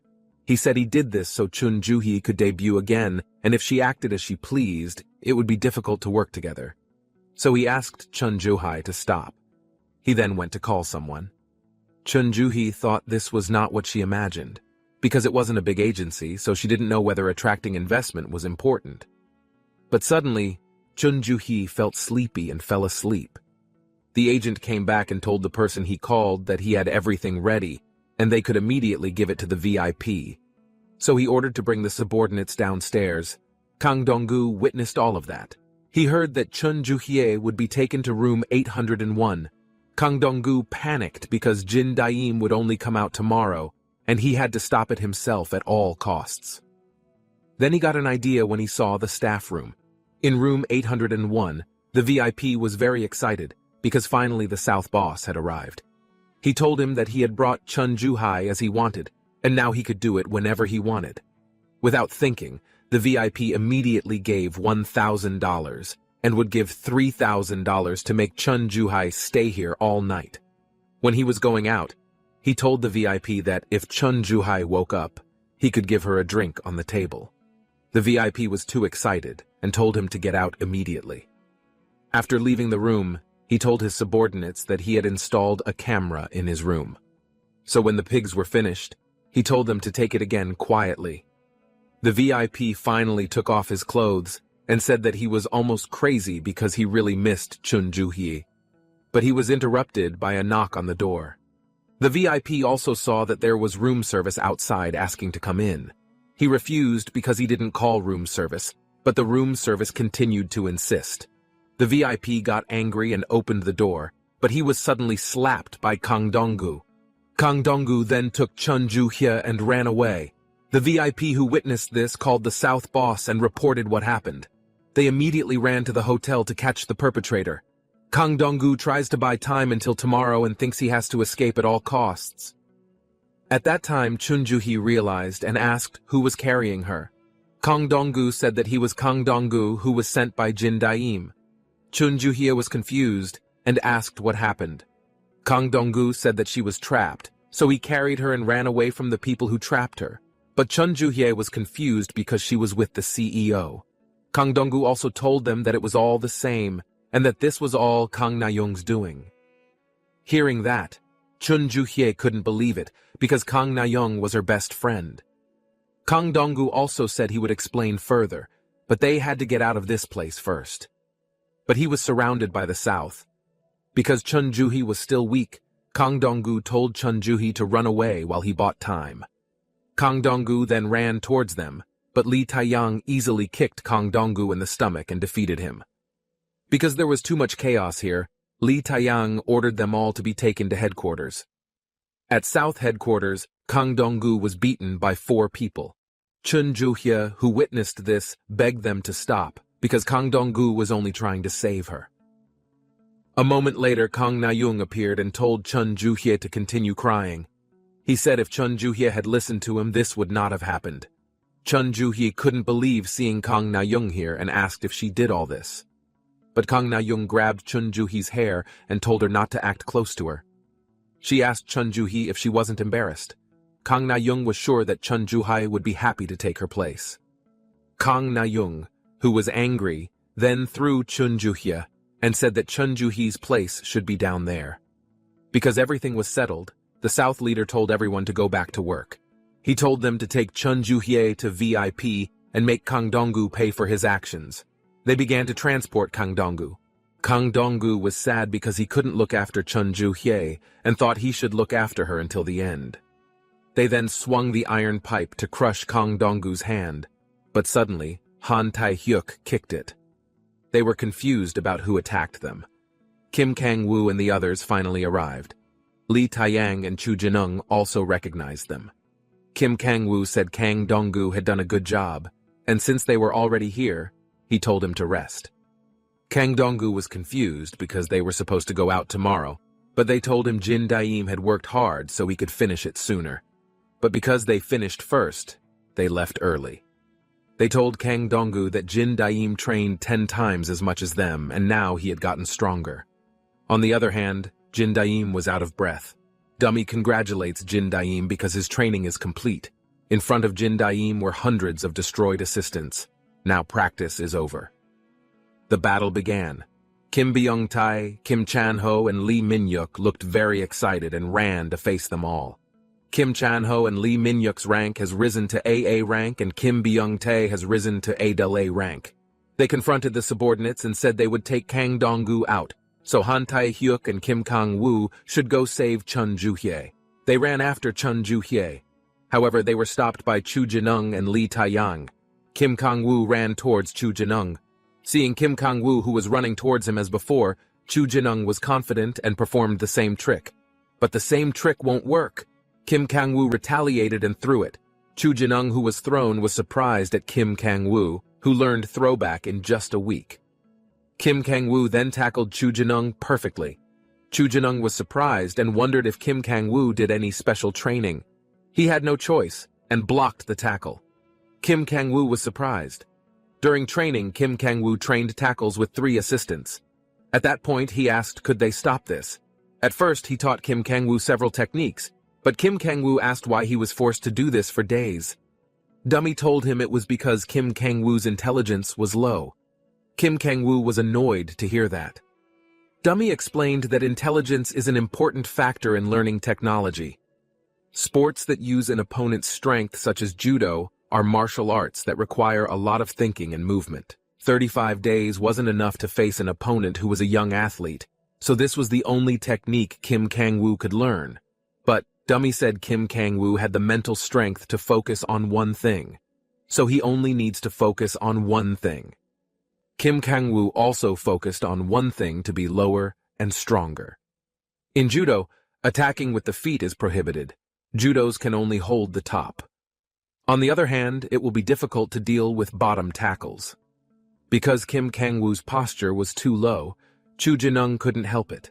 If Kim Kang-woo was in a situation where he couldn't use technique, he would ultimately make the choice to face it with force. At that time, he will use the opponent's strength with the techniques learned by Kim Kang-woo. Kim Kang-woo also used hug toss on Chu Jinung and slammed Chu Jinung hard. Lee Tai-yang was surprised to see Kim Kang-woo, who defeated Chu Jinung. Han Tae-hyuk also took the opportunity of Lee Tai-yang turning away and attacking him. Lee Tai-yang was surprised because Han Tae-hyuk suddenly changed his fighting style. He wondered how Han Tae-hyuk could change it in such a short time. However, he believes that only a week will not be enough to defeat the Muay Thai legs that he has trained and intends to destroy Han Tae-hyuk's legs. But suddenly, Han Tae-hyuk's leg was pulled back and he kicked Lee Tai-yang in the face. Lee Tai-yang was surprised by Han Tae-hyuk's Brazilian kick, but he thought his strength was weak. As he expected, practicing in a short time was not enough. He swung his leg towards Han Tae-hyuk. Even Han Tae-hyuk knew that his strength was not enough. During practice, Han Tae-hyuk practiced Brazilian kicks. Because he had mastered the basics of the Brazilian kick, his assistant asked him to continue. But Han Tae-hyuk was confused because it would only increase the number of techniques. He thought to fight Muay Thai. Wouldn't it be better to focus on some techniques? Dummy approached Han Tae-hyuk and asked if he had ever heard, rather than a person who can do 1,000 kicks, a person who can master one kick is scarier. Hearing that, Han Tae-hyuk said that was what he meant. Dummy said that it was true, but it was wrong for Han Tae-hyuk. He asked Han Tae-hyuk why a genius is a genius. Back at this moment, looking at Lee Tai-yang's posture, he was sure it was a low kick, so he cut him off and broke his balance with a calf kick. Without missing the timing when Lee Tai-yang lost his balance, Han Tae-hyuk then used high kick. He continued to attack Lee Tai-yang without giving the slightest pause. The reason why a genius is because he has freedom that other people don't have. It is the ability to utilize so many techniques in the right places. The specialty of a genius who can overcome everything easily. With wetchook, Han Tae-hyuk kicked Lee Tai-yang's chin until it flew far away. Han Tae-hyuk then approached Lee Tai-yang, who was lying down, and said that he had forgotten that he was a genius. Kim Kang-woo and Han Tae-hyuk then told them to get up, because this wasn't over yet. On the other hand, Kang Na-young forcibly pulled Chun Ju-hee out of the car. Chun Ju-hee didn't understand why Kang Na-young did this and asked if she did something wrong to her. But Kang Na-young was angry and said don't act close. She then grabbed Chun Ju-hee's hair and told her that her existence was Chun Ju-hee's fault. An angry Kang Na-young said that Chun Ju-hee had ruined her life and told her to look at how many people she had hurt. Her mother was sick because of her, and the person who saved her was also beaten because of him. Kang Na-young blamed all this on Chun Ju-hee and called her a cursed child. Chun Ju-hee started to think that Kang Na-young was right. Everyone is having trouble because of her. Kang Na-young was stopped by South's leaders because she could damage her. He then told Chun Ju-hee that she could run, but she had to pay a fine as written in the contract. He knew the punishment would be heavy if the contract was terminated, so he was sure Chun Ju-hee would have difficulty paying him. So if Chun Juhi didn't want to increase the debt, he told Chun Juhi to follow what they said. Chun Juhi also thought that it would be better for her to be the one who was unhappy, and the only one who had to make sacrifices. They were finally going up to the VIP area, and the South leader ordered his subordinates not to let any other bastards disturb them. They began to be ordered to guard every entrance in this place, but suddenly a bright light blinded them. Jin Daim quickly rode his motorbike and passed them all. He stopped and saw so many trash people, but he was sure Chun Juhai was in the building behind them. So he told them to open the door. On the other hand, Kim Kang-woo tackled Chu Jinung again. Chu Jinung was upset because he lost to Kim Kang-woo. He thought that he couldn't lose. Since childhood, Chu Jinung had an extraordinary physique. His physique is suitable for judo martial arts. He had always excelled, but Chu Jinung was poor. He could not continue physical education because he lived alone with his grandmother. The only way is to get a scholarship from the competition. But the result was defeat. He was not inferior in terms of ability, but his opponent cheated. At that time he felt stupid for living honestly. Chu Jinung, who promised not to do judo again, he went to the final match. Then, he cheated to paralyze his opponent. Since then, Chu Jinung left judo and started doing illegal things. Chu Jinung knew now how to defeat Kim Kang-woo. He took a brick and smashed it at Kim Kang-woo's back. Kim Kang-woo also grimaced in pain. Chu Jinung then told him there were many forbidden techniques for judo. For example, pushing your opponent's head until it falls to the ground. Chu Jinung used stranglehold and smashed Kim Kang-woo to the ground. He then destroys the opponent's leg joints. Then he used the technique that Kim Kang-woo continued to use.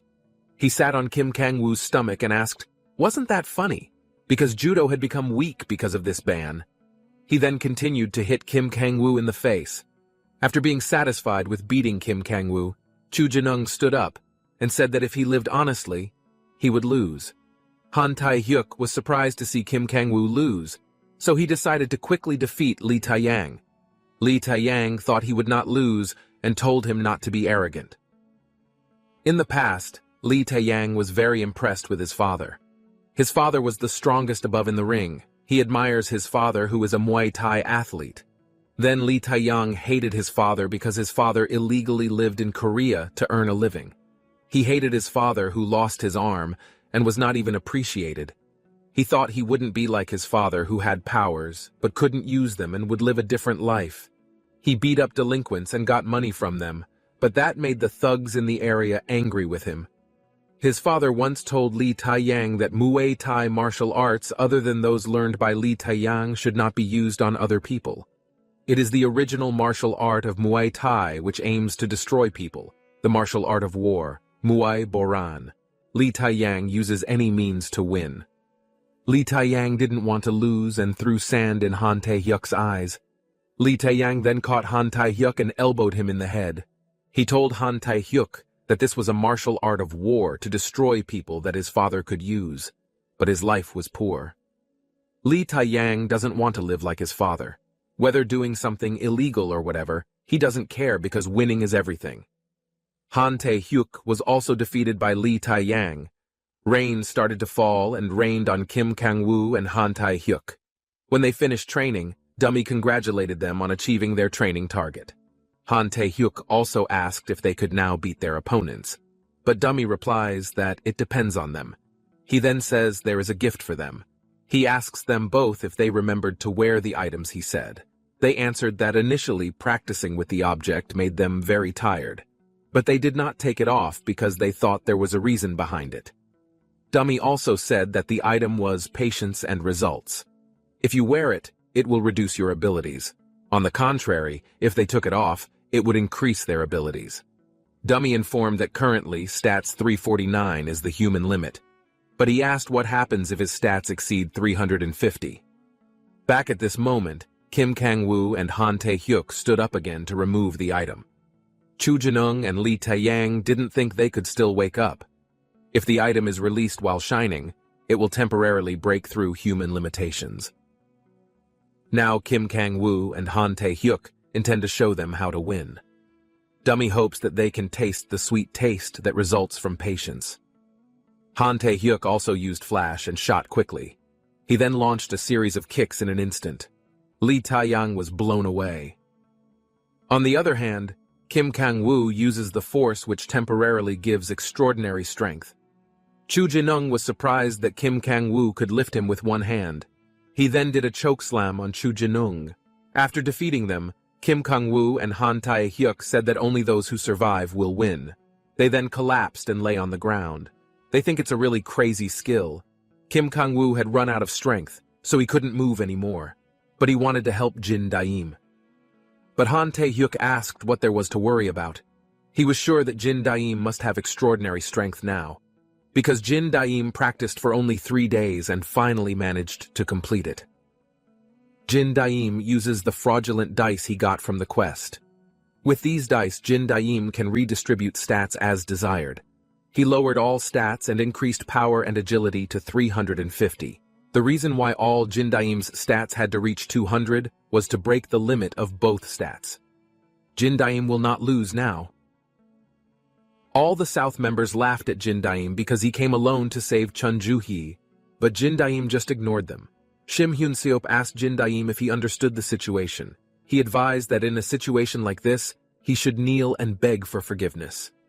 Shim Hyun-seop also tried to force Jin Daim to bend his knees, but he was surprised because he couldn't suppress Jin Daim.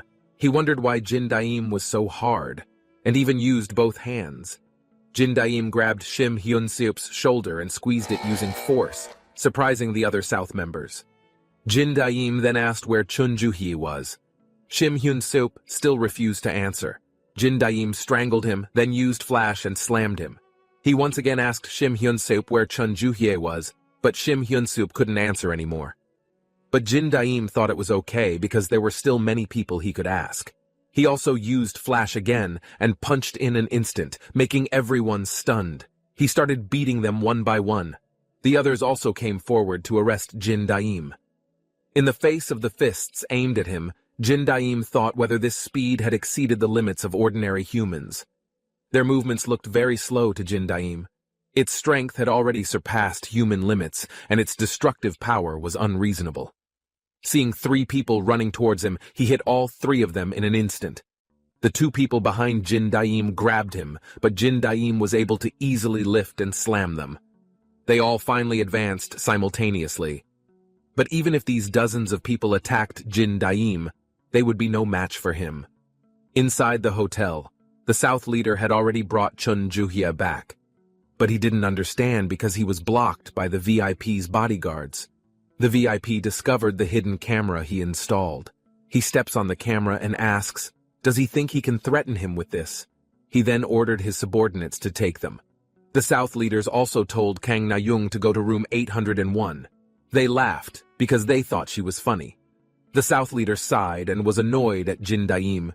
He then said that he did not hold a grudge against them, but he would suppress them. On the other hand, Kang Na-young slammed Chun Ju-hee out of anger. Kang Na-young was confused about what would happen and wondered if Ha Jung-woo, the leader of South, could face them. She also blamed all this on Chun Ju-hee because she had run away. She said that if this fails, everyone who tries to save Chun Ju-hee will die because Ha Jung-woo is a madman who will definitely retaliate against her. Chun Ju-hee begged her not to bother the people around her anymore and would do everything they asked. But Kang Na-young said it was too late, and she was sure Jin Daim would definitely die now. But she heard Jin Daim shouting Chun Ju-hee's name. She was then surprised when he saw Jin Daim defeat all the South members alone. Chun Ju-hee was surprised to see Jin Daim, who came alone. Jin Daim then shouted, asking Chun Ju-hee to wait because he would come soon. At Ha Jung-woo's place, he defeated all of the VIP's subordinates. He was very surprised to see Ha Jung-woo beat them all. Ha Jung-woo slowly approached him and asked him, didn't he ask how he became a gangster? He told him that he had powers he didn't know about. This power has abilities that surpass human common sense. Ha Jung-woo grabbed the VIP's face and said this is a coalition of teenagers, including South. It tells you that this is the power to win. Not long after he saw the perpetrator behind all this. Jin Daim arrives and asks where Chun Ju-hee is. Ha Jung-woo didn't answer him and said that he had already said that if this happened again, he would kill him. Jin Daim once again asked where Chunjuhi was, and Ha Jung-woo was tired of saying it again. They both ran towards each other to end all this. While in the elevator, Jin Daim saw a message telling him that it was all Kang Na-young and South's doing and what had happened all this time. He thought it must be difficult for Chun Ju-hae to have gone through such a difficult time alone. He was very angry with Chun Ju-hae and South and promised to destroy them. When they arrived on the 8th floor, they decided to end it all. Jin Daim also used Flash and punched Ha Jung-woo until he was blown away. Ha Jung-woo was very surprised and confused about what kind of power it was. Jin Daim then used the force and grabbed Ha Jung-woo's face. He told him to be quiet because he wanted to ask a question. He then dragged Ha Jung-woo to the wall. He finally hits a wall, and Jin Daim says he's not done yet. Jin Daim then launched a series of punches at Ha Jung-woo. After the consecutive blows, he kicked Ha Jung-woo so hard that he broke open the hotel room door. Jin Daim then asked why he did that to Chun Ju-hye. Ha Jung-woo vomited blood and thought Jin Daim's strength was unreasonable. If it weren't for the potion, he would have died. He also asked Jin Daim where he got that power. Jin Daim gave him another chance to answer his question. Ha Jung-woo answered that there was no reason. He does it because it's just business. Jin Daim was angry because Ha Jung-woo brought down an innocent child just because of business. Ha Jung-woo answered that he needed strength, so he asked where Jin Daim got that strength. Jin Daim was surprised that Ha Jung-woo knew anything about his powers. Ha Jung-woo answered that was what he wanted to ask him. The power that one has. He asked how Jin Daim could get it. He told him that he dropped Chun Ju-hye and did this business because he wanted to be acknowledged by one. Jin Daim was surprised to find that someone else had this power besides him. On the other hand, they finished tying up the members of South. They thought if Jin Daim managed to save Chun Ju-hae, this would be over. But Lee Taeyang laughed and believed that Jin Daim would not be able to beat Ha Jung-woo. Han Tae-hyuk also asked whether he had seen for himself that Jin Daim had strength that surpassed them. Lee Taeyang said that he saw it, but he asked if he thought only Jin Daim had it. Kim Kang-woo and Han Tae-hyuk became worried. At that moment, Ha Jung-woo took out his cell phone. Jin Daim was surprised to see Ha Jung-woo take out an item. He uses Leap of Strength, which increases strength 100 times. Because he has a strength of more than 350, he also gets defensive power that exceeds human limits and the hardening skill. Ha Jung-woo regained his confidence and asked if he thought only Jin Daim could use it. Ha Jung-woo ran at Jin Daim and fought back. Jin Daim, who was shocked, couldn't believe that someone else had that power, but he thought he shouldn't panic and fight back. All of Jin Daim's attacks are blocked by the hardening skill. Seeing Jin Daim's next move, Ha Jung-woo laughed and caught both of Jin Daim's hands. He then kicked Jin Daim in the stomach. Jin Daim was surprised that Ha Jung-woo could see his attack using Flash. It thought it must be a coincidence and attacked again. But Ha Jung-woo was able to avoid it and was attacked back until he was knocked down. Jin Daim didn't understand even though the hardening skill was only a defensive skill. Ha Jung-woo also told him that he didn't have to be fast to see the attack. His senses adjusted to Jin Daim's speed. He said Jin Daim was mistaken that stats were all he needed and believed that Jin Daim didn't know about animal skills. Jin Daim was shocked, making him think something was strange, and asked whether Ha Jung-woo had different powers than him. If he thought about it, there was something different. So he decided to find out and buy magnifying glasses at a shop to find out other people's abilities and skills.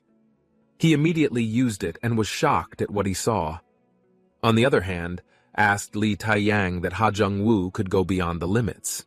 But Kim Kang-woo was sure to still win because he surpassed agility and power. But Lee Taeyang said that wasn't the scariest thing. He said that the power that made Ha Jung-woo truly a monster was that he seemed to be able to see everything like a snake. Jin Daim was surprised that Ha Jung-woo had snake sense skills that could predict the opponent's movements. Ha Jung-woo said that every attack must have a first step. Small movements of muscles that engage before an attack, point of attack that his eyes can see. Then, irregular breathing, a pounding heartbeat, even gusts of wind, although small, but sure. This was a clue for Ha Jung-woo to anticipate Ha Jung-woo's movements. Jin Daim doesn't believe he can do that, but Ha Jung-woo says since he's a snake, it's a given. Jin Daim, who panicked, thought that if what Ha Jung-woo said was true, then it was a skill that broke the limit.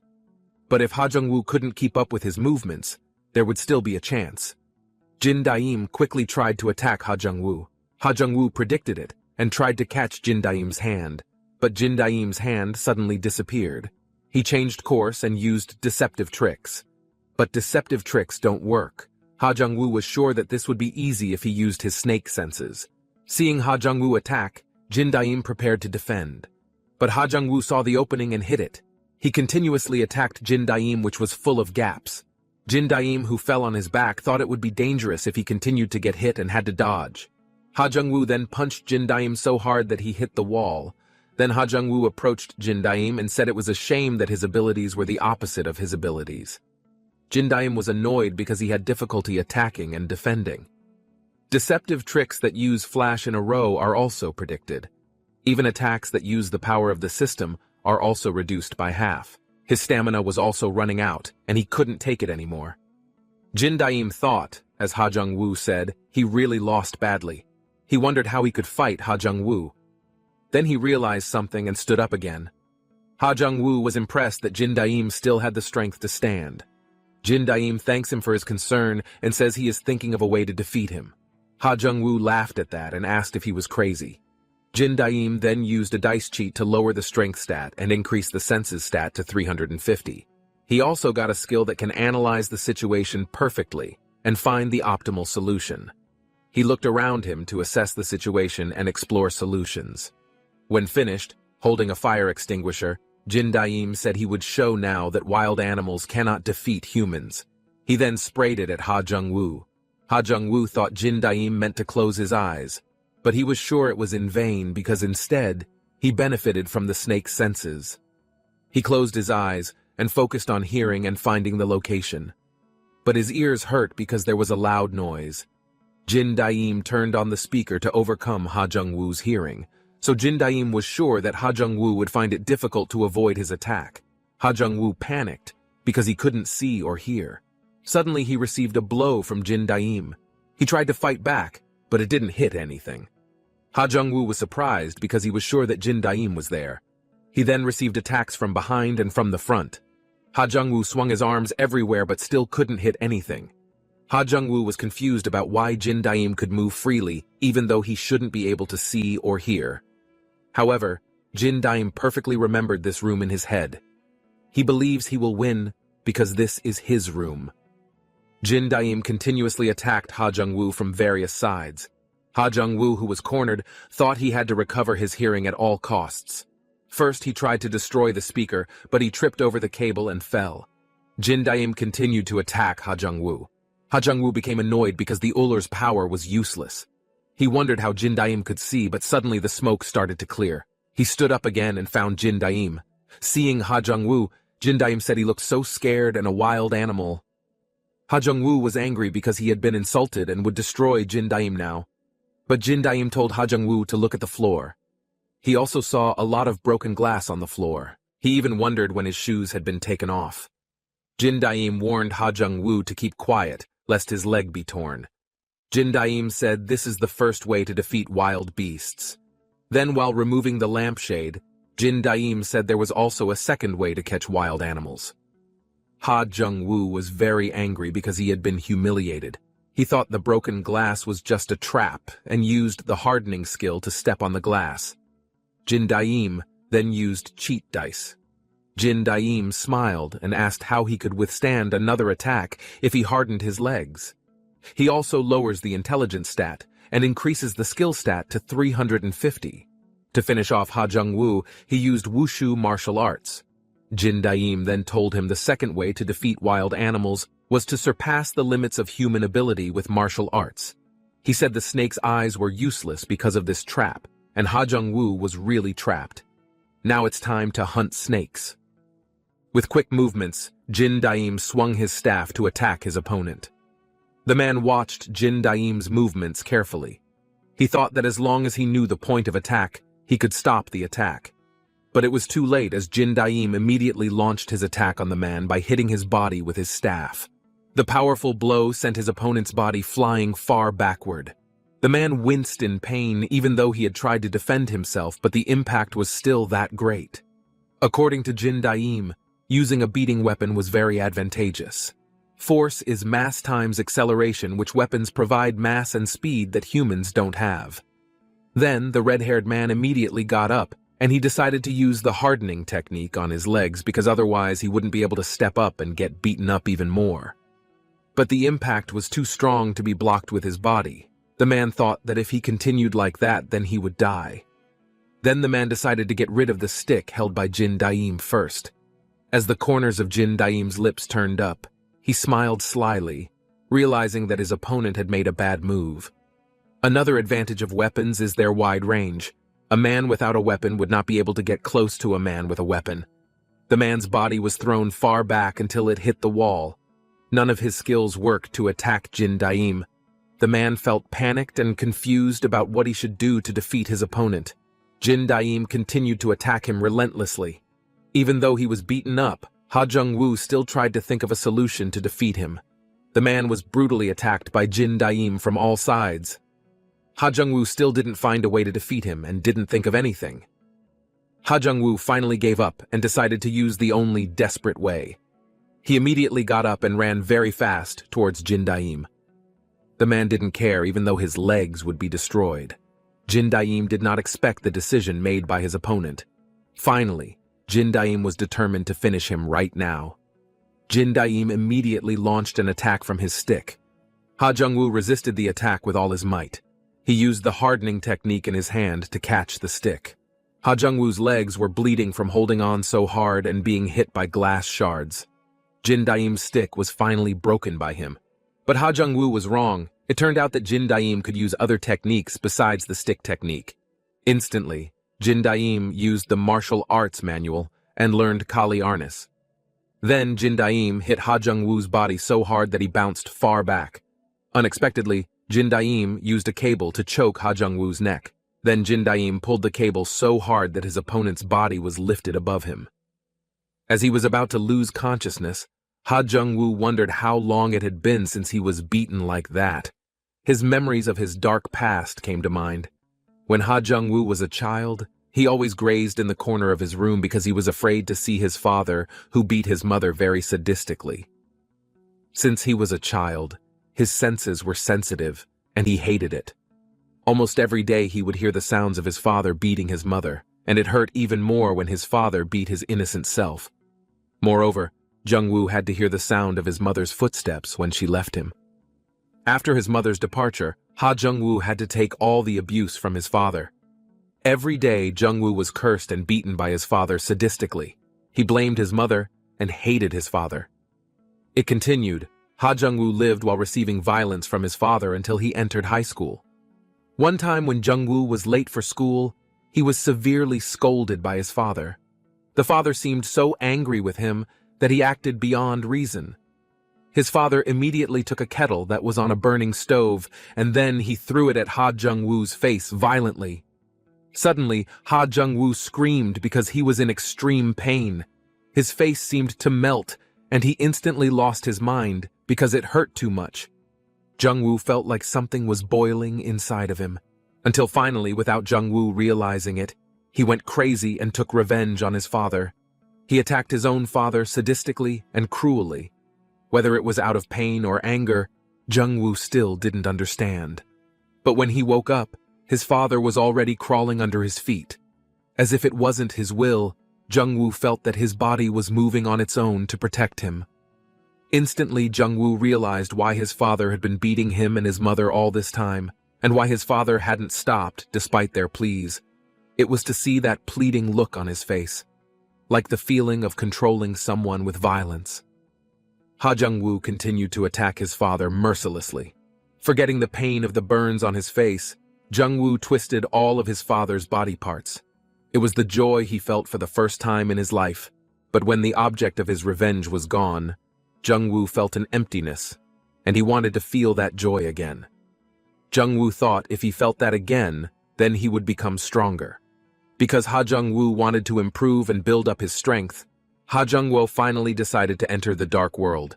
Until one day he met the man, a man who was really very strong.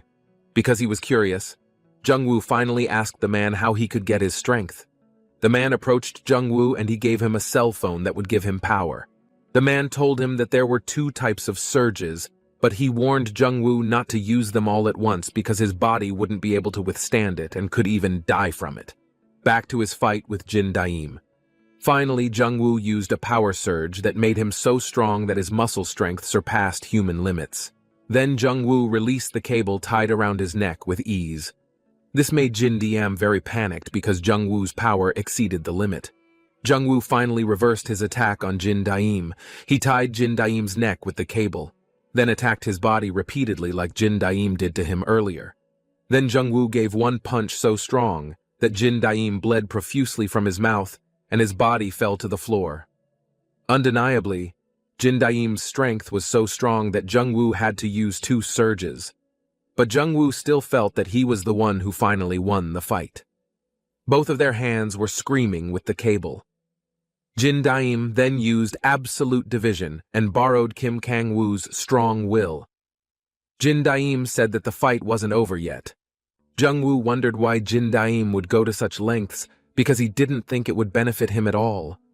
But for Jin Daim, there was no reason to help others who were in trouble even if he didn't recognize them. Hearing that, Jungwoo realizes that the 2 of them have completely different ways of thinking because according to Jungwoo, abilities are valuable when used for themselves. Jin Daim tried his best to get up while reminding Jungwoo that that excuse couldn't be used to bully others. Just because of selfish greed, Jungwoo took away Juhi's smile, dreams, and future. Juhi, who was trying to get back on her feet after all that pain, was instantly destroyed by them. That's what made Jin Daim so emotional. But Jungwoo still didn't feel guilty and said that it was natural because Juhi was weak. Hearing that made Jin Daim even more angry and clenched his fists. He would show what kind of strength the weak could have and what kind of power they could muster to save someone. Then Jin Daim used superior dice that could increase stats beyond the 350 limit. The power stats continued to increase significantly until the system issued a warning. That made Jin Daim's muscle power exceed the limit, and Jin Daim decided to use the superior skill, One Punch. There was a powerful aura enveloping Jin Daim's body that made Ha Jungwoo feel frightened and panicked. Jin Daim said that his pain would not be worth the suffering that Juhi felt. Then Jin Daim ran very quickly towards him while clenching his fist and threw a punch right in his face. The attack sent Jungwoo's body flying backwards. Jin Daim was breathing heavily. His clothes also looked tattered, and the atmosphere around him was chaotic. The masked man in the system told Jin Daim that in addition to the reward for achieving the training target, he would give Jin Daim a reward for exceeding the target. Jin Daim had a superior dice appear in his hand. Jin Daim was confused as to how it differed from the fraud dice. The system explained that fraud dice could only increase one statistic up to 350 points, which was the highest limit, while superior dice could exceed that limit and could increase a statistic up to 500 points. Then, just like when exceeding the previous limit, Jin Daim would be given a new skill. Jin Daim didn't expect that he would also get a new skill.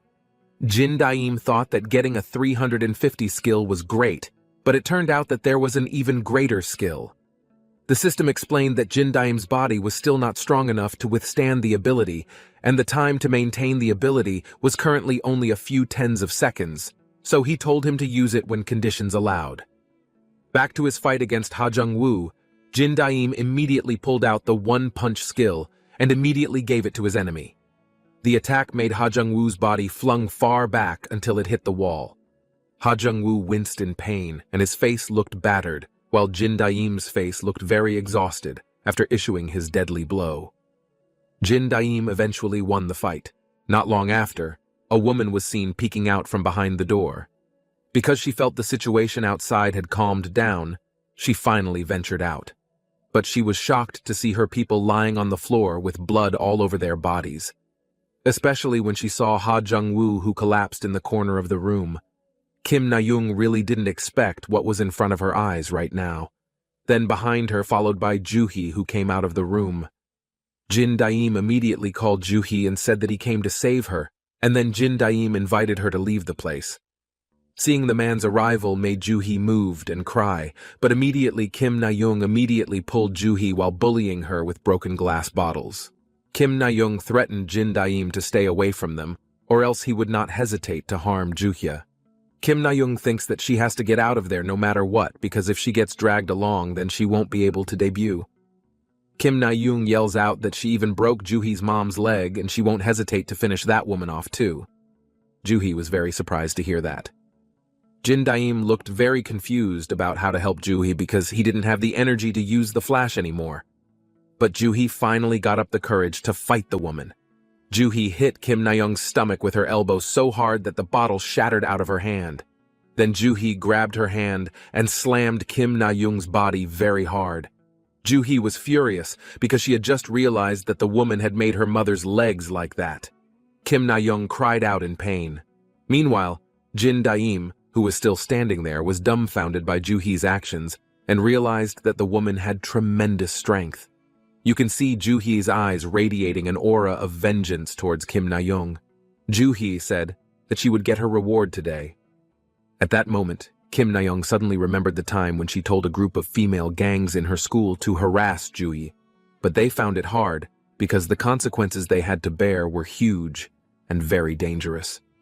At that time, Kim Na-young was confused as to why they were so afraid of Juhi, but now she understood the danger that they said at the time that she herself now felt.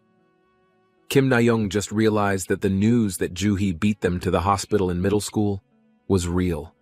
Kim Na-young was very scared now.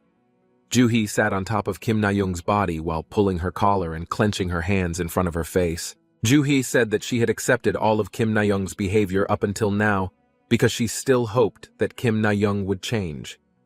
But Juhi felt that she couldn't hold back anymore because she knew that Kim Na-young had broken her mother's leg. Because her anger was unstoppable, Juhi immediately hit Kim Na-young's face very strongly and repeatedly. Even though all this time, Juhi considered him her only friend, but apparently Kim Na-young had the heart to do that to her. Juhi remembered when she met Kim Na-young and they became friends. They both had the same dream. Juhi also felt happy for her friend's achievements.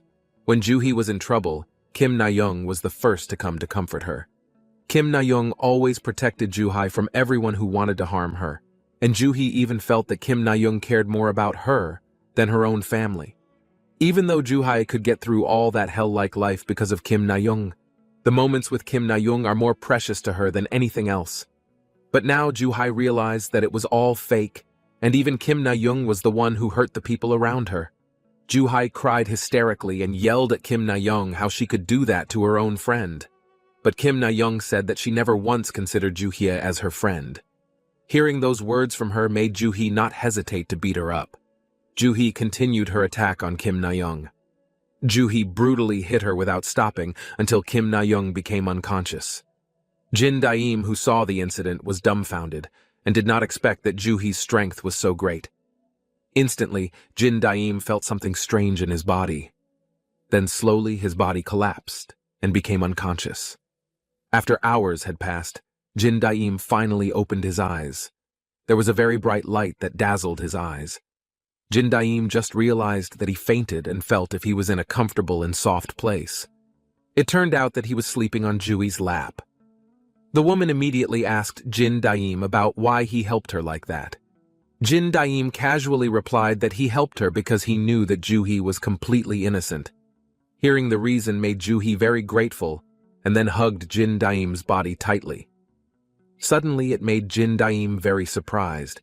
Juhi felt so comfortable with the hug that she finally fell asleep in Jin Daim's arms. Jin Daim could understand how she felt because she was the one who suffered the most. Jin Daim allowed Juhi to fall asleep peacefully to forget all her troubles for a moment. The incident ended not as a fight between them and the South, but rather as a fight between the gangsters and the South. It turned out that the hotel was the South's territory. Since the South defeated Jin Daim, the hotel became his territory. Therefore, the territorial effect worked in that hotel. It was the game system that got them off the case. After that, Jin Daim also managed to capture all of the remaining South members at the base. Jin Daim assigned them all to continue guarding the area, and of course also told them to do volunteer work and clean up the trash. Meanwhile, Ha Jung-woo has also been arrested by the police and is awaiting his trial. Although he only entered juvenile prison, he will receive a very heavy sentence. Violations of child and youth sexual protection laws, mass fights, planned assaults, and so on are what make it difficult for Ha Jung-woo to be free, because the crimes he has committed are too many. The truth of Jui's case was revealed by a trusted YouTuber, and thanks to that, all of Kim Na-young's evil deeds were revealed. In the end, all the criticism that had been directed at Juhi turned to Kim Na-young. This made Kim Na-young very frustrated and down, until finally the woman was also arrested by the police like Ha Jung-woo for injuring Juhi's mother. Although her sentence is not long, she will not be able to dream of debuting in the entertainment industry again. Meanwhile, Juhi, despite all doubts, finally managed to get into a big agency and prepare to debut as a singer once again. Then, unexpectedly, Juhi also transferred to Jin Daim's school. In the meeting room with prisoners, there was a man who came to Ha Jung-woo. He was Ryu-wan. Seeing Ryu-wan's arrival, Ha Jung-woo thought that it was a sign that he had been banished from One. Ryu-wan looked sharply at Ha Jung-woo and said that Ha Jung-woo must be responsible because he was the one who forced a deal with the VIPs so that his territory would belong to them, the Wanderers. Ha Jun-woo gritted his teeth because he felt very upset about it, even though Ha Jung-woo had worked hard to get the territory, but now it was gone in an instant. Then Ryu-wan told him that the bus gave him the order to take Jung-woo's cell phone. Jung-woo also argued that his cell phone just disappeared and he didn't know at all. But the truth in his heart said that he wouldn't hand over the cell phone to him. Hearing Ha Jung-woo's excuse made Ryu-wan furious, and he immediately stared at Jung-woo. The man seemed to give off a very creepy beast aura. He threatened Jung-woo to tell the truth. Suddenly, Jung-woo felt very scared seeing the aura that enveloped the man's body. Even though they were separated by glass, but Jung-woo felt that Ryu-wan could kill him right now. Then Jung-woo accused Jin Daim of taking the cell phone away from him. The words came out of Jung-woo's mouth without him realizing it. Hearing the answer from Ha Jung-woo made Ryu-wan frown as if he was surprised. Ryu-wan concluded that the incident meant it wasn't a fight with the gangsters. Instantly, Ha Jung-woo released a lot of blood from his mouth. He suspected that it was a side effect of the surge. Not long after, 2 prison guards came and picked up Ha Jung-woo's body to take him to the ER. Meanwhile, Ryu-wan turned around to leave the place while staring intently ahead of him. Ryu-wan felt that he should look for the boy to find his cell phone. At night, there is a woman wearing a hoodie that covers half of her face. The woman had finished off all the men who were former South members. She did this because she was looking for a cell phone. While stepping on the face of one of the men, she asked him who was the person who fought against Ha Jung-woo. Reluctantly, the man finally told her that the one who fought against Ha Jung-woo was Jin Daim. Then he also gave his photo to the woman. The woman looked at the photo carefully. She didn't expect to see Jin Daim's loser-like figure beating Jung-woo, but if she looked at it in more detail, she felt that Jin Daim was a little cute. There was a smile on the corner of her lips, and she said that she would train him. The next day at noon during recess, Jin Daim gathered all his friends behind the school garden. They all felt confused as to why Jin Daim suddenly told them to gather there. The 2 women also compactly asked Jin Daim about his plan. Then Jin Daim replied that he would invite them all to play. Because now the hotel's territory belongs to them, the hotel facilities can be used by them at will. Therefore, Jin Daim had a plan to hold a pool party at the hotel's swimming pool. At night, at the hotel swimming pool, there was a boisterous and crowded atmosphere. Loud music could also be heard at the poolside. The teenagers seemed to be really enjoying the exciting pool party. Some were also relaxing by the pool. Jin Daim and his friends looked very happy because there were beautiful seniors there. What's more, they could also use all these facilities for free, which were previously for VIPs only. Jin Daim didn't expect the territorial effect to be more powerful than he had imagined, to the point that there were benefits like this. The 2 friends immediately bowed before Jin Daim and promised to work hard to expand the territory. After that, their attention was drawn to Juhi and Suji, who were playing in the pool. The two of them were the most outstanding girls at the party with their stunning looks. The man wondered when the two women became close. Then Jin Daim explained that they were close since Kim Na-young's case, where Juhi became difficult to get along with after transferring schools. It seems that after hearing Juhi's problem, Suji approached her first. They became close because of Suji's efforts. Then the man changed the subject. He asked about the cell phone he took from Ha Jung-woo. Incidentally, Jin Daim also wanted to talk about something related to the cell phone, so he invited his two friends to follow him. Meanwhile, in one of the rooms by the pool, a group of men were watching Suji and Jihye. One of the men with blonde hair said that the two women were very beautiful. They seemed interested in the two women. The red-haired man grinned sinisterly while watching the two women, and, in his mind, he was planning something naughty. Jin Daim and his two friends sat on chairs by the pool. Jin Daim said that he got a very surprising story. Jin Daim said that he met the dummy to ask something about the cell phone. Jin Daim was confused because the game on Ha Jung-woo's phone was different from the SV hunting RPG he got. The dummy explained that the app was an old version of the game he was playing. Hearing that made Jin Daim surprised and unexpected. Dummy explained that the game was aimed at improving oneself, so it was a bit different from the game to evolve and capture others like Jin Daim played. Currently, the service has been discontinued so players cannot do quests and progress. Then the actual quest that Jin Daim had to do was to collect all the phones that had the app. Hearing that explanation made Jin Daim dumbfounded. It turns out that Jin Daim can actually absorb the collected cell phones and turn them into power. Once collected, he can exchange it for coins or other skills. And if Jin Daim gives the cell phone to his subordinates, then he might be able to use animal skills. Then Dummy also told that the skills obtained by absorbing cell phones would be much better than the skills he currently had. But if the enemies knew the game ability, then they could try to snatch it from Jin Daim, so Dummy reminded him to always be careful. Then Dummy asked him if he wanted to absorb the cell phone he got. But Jin Daim didn't want it and told him to leave it alone first. But Dummy advised him to absorb the phone as soon as possible, because phones that still had the app could be tracked. Jin Daim smiled widely because that was exactly what he was after. Jin Daim felt that if he had to catch them, it would be better for them to come to him themselves. Then Dummy told him to just come any time if he wanted to absorb the cell phone. Hearing that made Jin Daim confused about how to go about it because all he knew was that he could only enter the training center once a month. Dummy explained that this time Jin Daim would be running the actual quest of the game and therefore, a dummy would be installed into Jin Daim's brain to guide him. Instantly, the system processed the installation. Hearing that story from Jin Daim left his two friends dumbfounded. He realized that the game was really just starting now. Then one of his friends asked who the people named One were.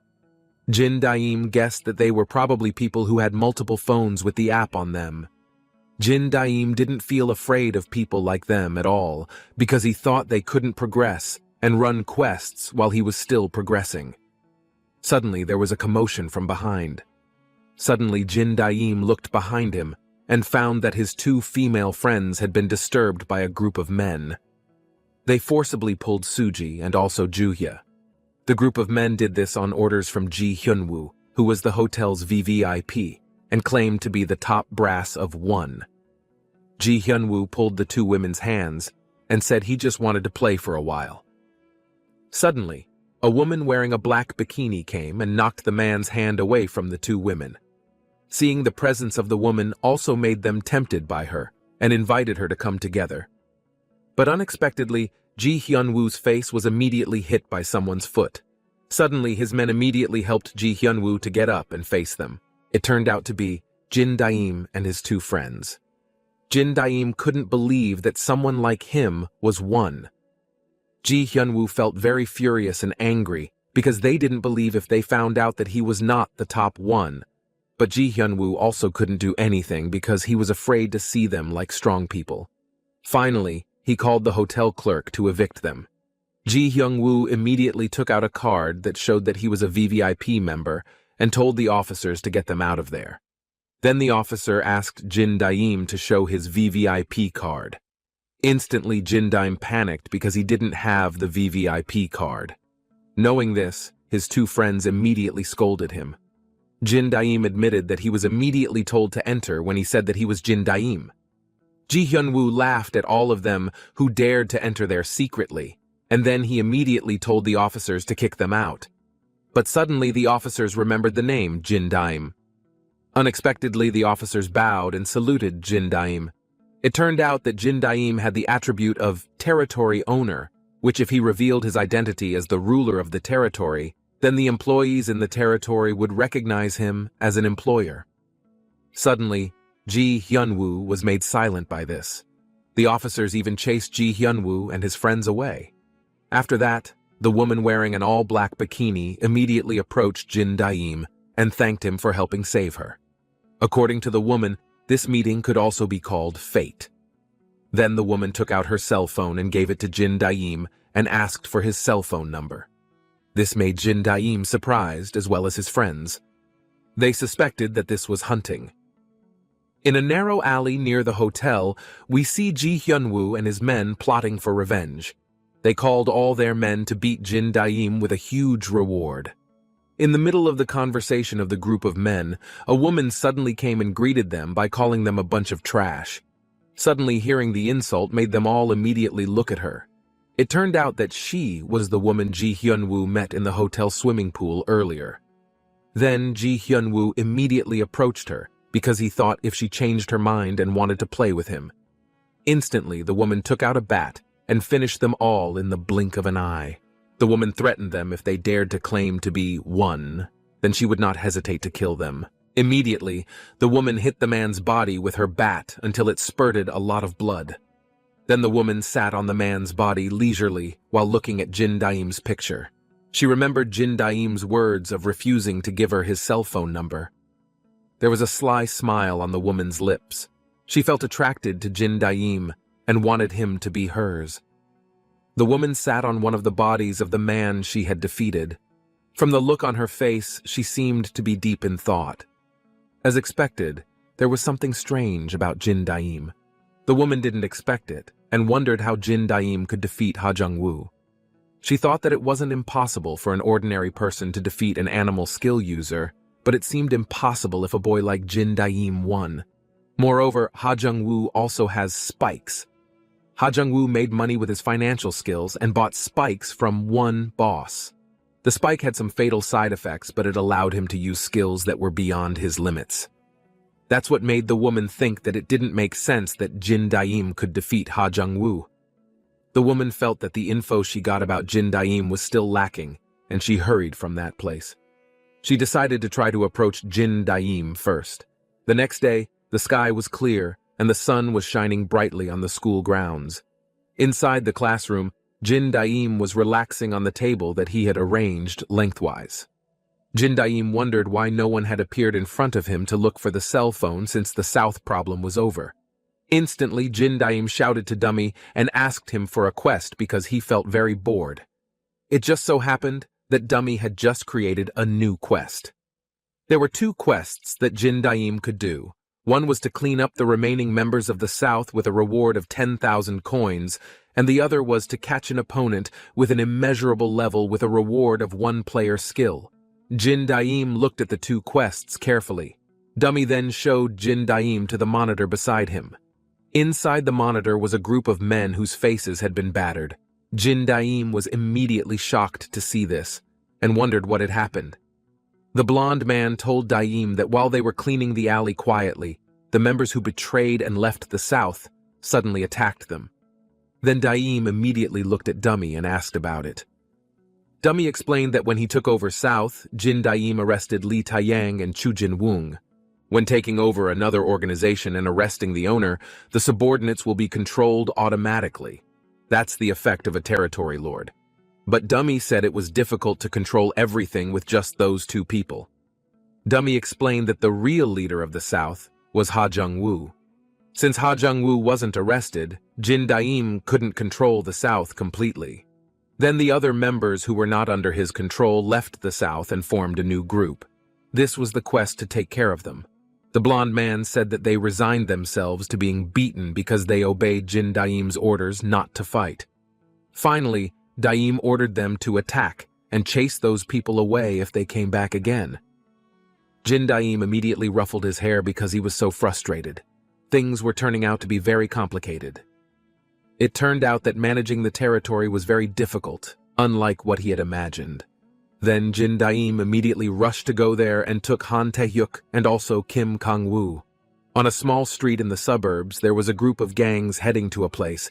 Instantly, everyone bowed and saluted the new South boss. Then the South boss went downstairs and told his men to clean up the neighborhood. Inside the karaoke place, the four men toasted their success. They looked very happy that everything went well. Ha Jung-woo's men who came out all went into the new South they created. One of the men said that it seemed like the rumor that Ha Jung-woo was captured by Hyun Seob was very influential. The man then denied that it was not a rumor. According to Hyun Seob, Ha Jung-woo is nothing without his subordinates. He remembered the incident that time where he knelt before Ha Jung-woo for the sake of coming today. Then he ignored it. He thought that the most important thing now was that Hyun Seob had become the ruler of this region, the greatest ruler among all rulers. But his men said that there was still one thing that bothered him. Hyun Seob was curious and asked what he was worried about. His men are worried about Han Tae-hyuk reappearing. According to rumors, Han Tae-hyuk's group at the karaoke place at that time took over the South now. Hyun Seob was also actually a little worried about it, and realized that if there was no man, then he was the strongest in the surrounding area. Hyun Seob suddenly remembered that he had one big weakness. Hyun Seob knew that the man was in love. Then Hyun Seob thought of kidnapping the man's partner. Hyun Seob's men thought that what he meant was Chun Juya. But it turned out that what he meant was Jin Daim. Suddenly his men were very surprised and did not expect it. But Hyun Seob was very sure that Han Tae-hyuk was in love with Jin Daim. His men immediately linked it to the time when they dressed up as a woman. Finally, they decided to capture Jin Daim to defeat Han Tae-hyuk. Without knowing information about Jin Daim, they were all eager to catch him and felt that it was as easy as turning a palm. Meanwhile, Jin Daim was seen walking through the alley with Kim Kang-woo and Han Tae-hyuk to look for the people who came out of the South to arrest them. Han Tae-hyuk suggested Daim to search using dummy, because like in the comics they could search through biological responses. But Jin Daim was not sure if dummy could do such a thing. Then dummy appeared and explained that he could not search through biological responses, but he could analyze the sounds around him to search. This made Jin Daim feel surprised and amazed. According to Dummy's analysis, there was a woman's scream in an alley near them. Not thinking for long, the three of them immediately ran to the location. In a small alley on the side of the road, a group of men surrounded a woman dressed in black. At the same time came Jin Daim and his two friends, who immediately attacked the gang. Instantly they realized that it was the people who beat Taeyang and Jin Woong. Finally, they all immediately fled the place. Afterwards, Jin Daim approached the woman and asked about her condition. Then she thanked him. She immediately panicked because she realized that her bag was gone and thought that the group of men who ran away had taken her bag. Then, Jin Daim told his two friends to catch the men who ran away. The woman immediately grasped Jin Daim's hand and thanked him. The woman then reminded Jin Daim that the two of them had previously met at the hotel swimming pool. Jin Daim then suggested to the woman to look for her bag around the place because he thought it might not be them. While Jin Daim was busy looking for his bag, the woman glanced at Daim with a very sharp gaze. She was very sure that Daim was not a strong person and did not believe that he was the one who had defeated Ha Jung-woo. If she saw from his two friends who always stepped up to replace him, Jin Daim was not good at fighting. The woman suspected that Jin Daim got the cell phone just by luck. Finally, the woman felt that she didn't need to be vigilant anymore, and so she picked up her gun to finish Jin Daim off quietly. The woman was already standing up while holding her gun to take the cell phone by force. At the same time, a group of men came towards them and stopped the woman's action. It was Hyun Seob who came with his men. The woman stared at them and saw a tattoo on their hands that showed that they were South. It was a troublesome thing for the woman, and she decided to take care of the group of men. But instantly, Jin Daim stood up and approached the men. It was a coincidence that Jin Daim was also looking for them. Jin Daim grinned creepily and challenged them all.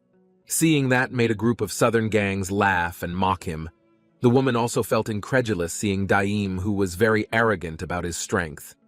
Without thinking, Jin Daim immediately attacked Hyun Seo by using the flash skill, which hit him right in the face. Suddenly, his men were immediately surprised, as well as the woman. Immediately, the quest window displays to clean up the remaining members of the South. Jin Daim looks very excited to defeat them all. The group of men rushed at the lone Jin Daim. Jin Daim immediately beat them up in turn by pulling out his martial arts techniques. When fighting South, Jin Daim still felt awkward because it was his first time crossing the line, but now his body felt light, as if he was about to fly. The group of men stood around Daim as they stared at him. Then Daim called Dummy to tell him what evil things they had done. Immediately, Dummy explained their evil deeds succinctly. Daim decided to listen to the explanation while beating them up. Dummy explained that they had threatened and extorted students in the neighborhood, beaten scavenging grandmothers to take their money, played with and threatened women, broken into empty houses to steal, and other crimes that disturbed public peace. Hearing all this made Daim very emotional and angry. He beat them all for these heinous criminal behaviors. Hyun Seob did not think that all of this was the boy's doing. His body immediately shook and looked down. He did not accept all this because he felt that he had struggled to get to that position. Daim immediately gave a strike right to Hyun Seob's face until he bounced far back. After Daim managed to take them all down, the quest window finally displayed that Daim had completed his mission and was rewarded with 10,000 coins. Dummy explained that the quest was successfully completed and the rest of the South members were reintegrated into the South so that Daim could give them orders. Daim then told them to stand up, and instantly they all stood straight without realizing it. Hyun Seob felt very confused why his body could move by itself. Then Daim ordered them to go to the South headquarters where Lee Taeyang was, because there was a lot of volunteer work they had to do. Daim laughed contentedly at all of them. After that, they all immediately ran to follow Daim's orders. After that, Jin Daim patted his palms together and thought that the South's problem was solved. When Jin Daim looked behind him to talk to the woman, she suddenly attacked him with her bat. But with such quick movements, Daim was fortunately able to dodge the attack. Daim was very surprised why the woman suddenly attacked him. The woman attacked Daim many times, but he managed to dodge the attacks. The woman felt that she had misjudged Jin Daim completely. She didn't expect him to be able to go over the limit without drinking spikes, and that was the first time she had seen him. If even without animal skills he was that great. Then she thought that Daim would really become a monster if he used Ha Jung-woo's cell phone. Moreover, Daim also had the mysterious power to control those thugs. With the flash skill that Daim used, he easily removed his iron staff from the woman's hand. Then the woman finally took out her hammer weapon to attack Daim again. She felt that she had to defeat the man right now.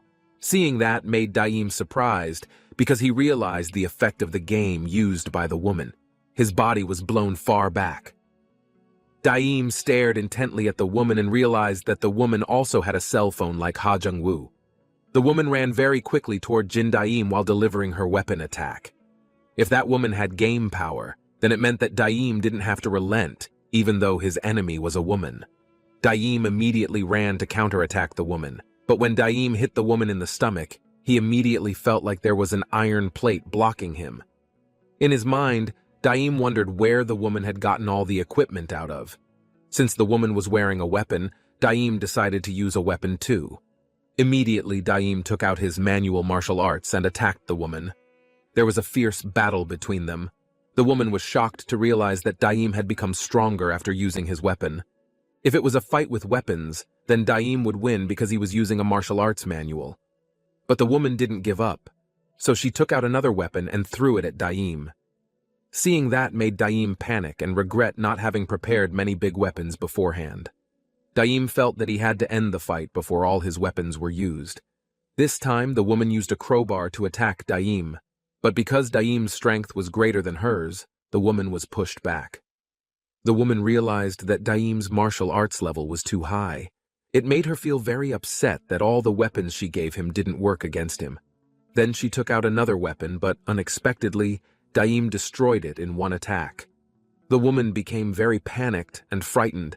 She wondered in her mind how strong the man really was. The only weapon she had left was an iron bat. The woman desperately hoped that this last weapon would defeat Daim, because if it didn't, then it was over. There was a very fierce battle between the two of them. A few moments later, the iron bat owned by the woman was destroyed and shapeless. It made her panic so much that her body trembled. The woman didn't expect that even her bat could not defeat Daim. Now that there were no more weapons that the woman could bring out, she regretted that she should have prepared her weapons more thoroughly. Jin Daim seemed to be taking a stance to attack the woman. Daim held tightly to his bat that gave off a dark aura that enveloped his weapon. Daim immediately ran fast and attacked the woman with so much force that she was immediately knocked far back into unconsciousness. After defeating the woman, a quest window suddenly popped up, informing Daim that he had defeated an opponent with an immeasurable level, and also told him to capture the woman. This made Daim feel very surprised and widened his eyes. It turned out that the woman was the one referred to by the quest named Jang Narim. Daim couldn't believe that he was told to catch that woman. It never occurred to Jin Daim that he would catch female thugs because they were weak. However, Jin Daim realized that they became this strong when they used the power from the game.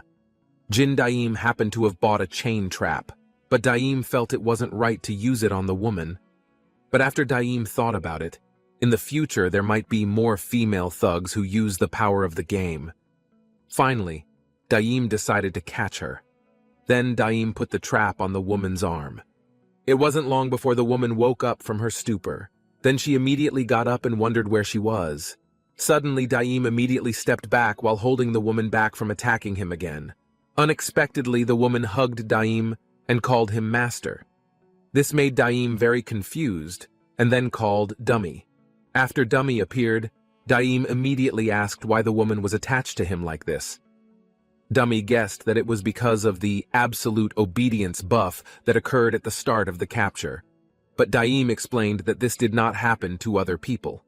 Dummy told him that the buff maximized the liking for the employer in an instant. The buff is in case the arrested person resists or does not fully understand the situation. In the case of the same sex, it is often expressed in the form of respect and admiration. But in the case of the opposite sex, the buff can be expressed in the form of affection, and it seems like this situation is one of them. Daim tried to push away the woman who kept clinging to him. Then Daim asked Dummy again how long it would take for the woman to return to normal. The time period varies depending on the person. The longest can be up to a day. Suddenly, Daim was surprised to hear this.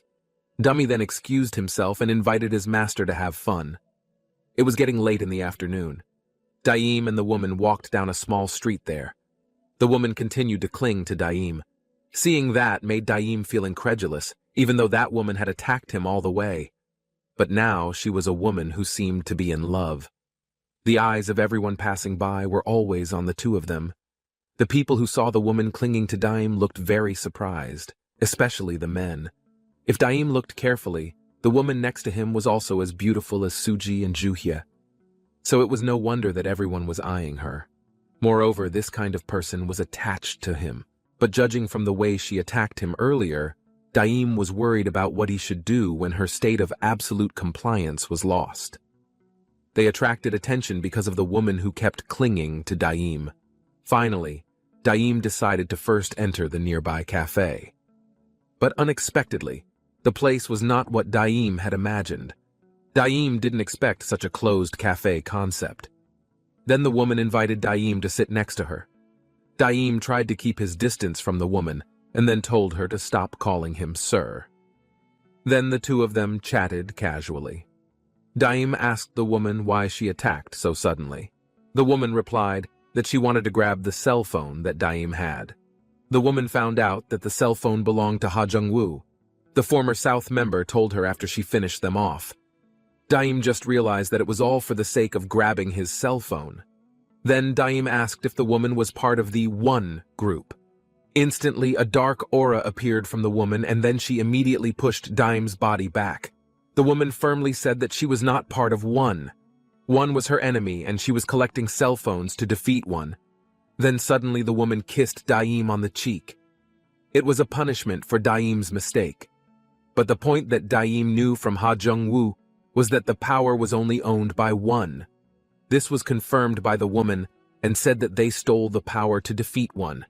Hearing the word "they" made Daim conclude that the woman came from a group. Because he was curious, Daim finally asked him which group he was from. The woman seemed enthusiastic and told him that she was part of the Wanderers. It was a group of orphans or children who had run away from home and were living on the streets.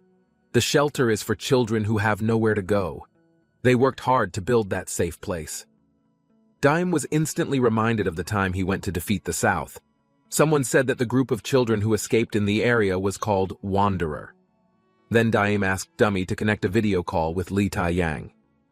Not long after, Lee Tai-yang was seen greeting Daim. Then, without further ado, Daim immediately asked about the group of children who ran away. Daim asked if he meant the Wanderers. Lee Tai-yang confirmed it, and he would explain further. In this area, there are 4 groups of thugs called All Direction. Each of them occupies the north, east, west, and south areas. But one day there were people named One came to attack. In the end, All Direction lost and was taken over by One. Lee Tai-yang also became part of One, and that's when Jung-woo got his cell phone. Meanwhile, Wanderers are people who attack Lee Tai-yang's group as part of One. Suddenly, the woman immediately protested and emphasized that the Wanderers were not that kind of group. Ryu-wan was the one who betrayed them and sold the Wanderers.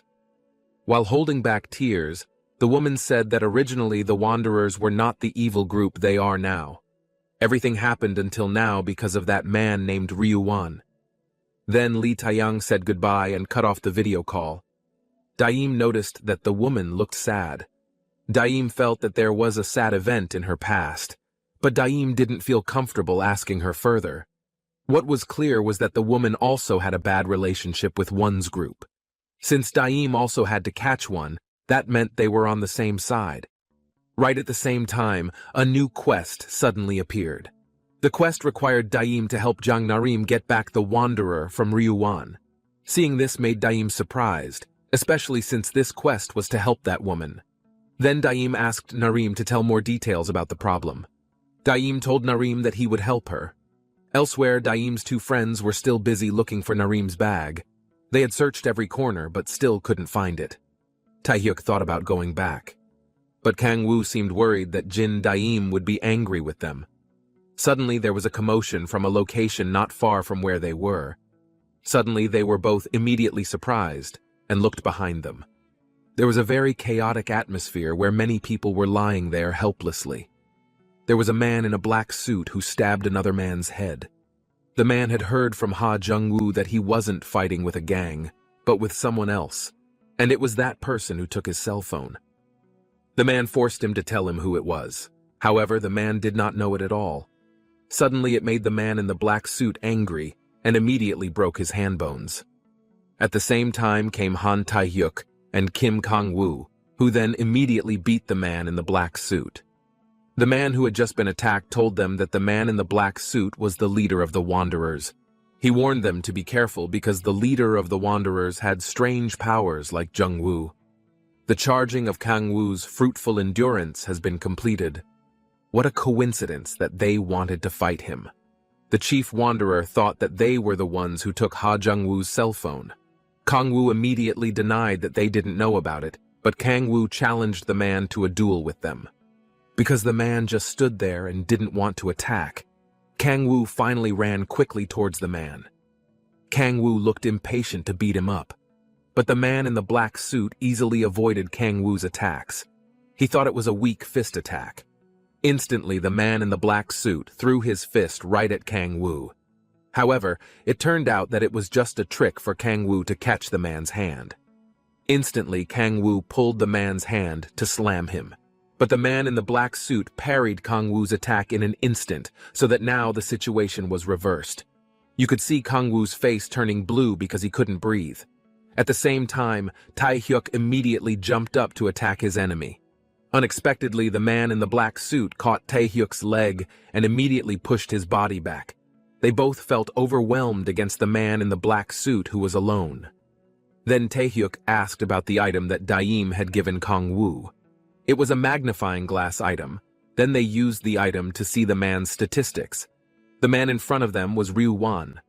How surprised they both were when they saw the statistics of Ryuwan, who was like a monster. After seeing it, the two of them couldn't do anything. They had to attack with full force. Kangwoo would show the limit of his physical strength. Then he dashed toward the enemy in front of him. Kangwoo caught the man's body and pushed him backwards. But his strength did not make his enemy feel the slightest fear. Kangwoo released his monster power. Ryuwan admitted that it was indeed an incredible power, but his technique was very rare. Ryuwan reversed the attack and slammed Kangwoo's body hard into the floor. No matter how strong the power is, it means nothing if it is not accompanied by the right technique. Ryuwan said that if he wanted to give a fatal blow, then he had to strike at a vital point. Instantly, Ryuwan sadistically gave the deadly blow right on Kangwoo's face. Seeing that, Taehyuk didn't just stay silent. He immediately came over to his friend and immediately replied to Ryuwan by lunging at his body. Suddenly, Ryuwan was immediately knocked backwards. Taehyuk didn't expect Kim Kangwoo to faint after just one attack. Ryuwan was too strong an enemy for them, but Taehyuk would try to attack with his full strength. Taehyuk jumped at Ryuwan while delivering a flash technique mixed with other techniques. There was a fierce battle between them.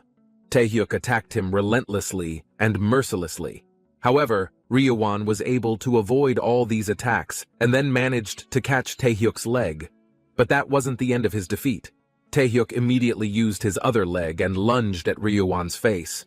Taehyuk's attack hit the bullseye, but it was only a small scratch. Ryuwan admitted that Han Taehyuk's skills were better than Kangwoo's, but his abilities were still weak. Instantly, Ryuwan grabbed Taehyuk by the collar. Suddenly, Taehyuk looked very panicked at the enormous strength of his enemy. Even though Taehyuk has used the flash technique, the difference is still very large. That's because Ryuwan's level is too high. Then, Ryuwan immediately attacked Taehyuk, until his condition was alarming. Ryuwan forced Taehyuk to answer who had given them this power. Ryuwan suspected that the person was the one who had taken Jungwoo's cell phone. Taehyuk's face was battered and full of wounds. Taehyuk answered that he didn't know anything about it. Not getting any answer from Taehyuk, Ryuwan became furious. He clenched his hand, which gave off a deadly aura. Judging from Taehyuk's current state, he could die with just one strike. Ryuwan asked Taehyuk one last time who the person with the cell phone was.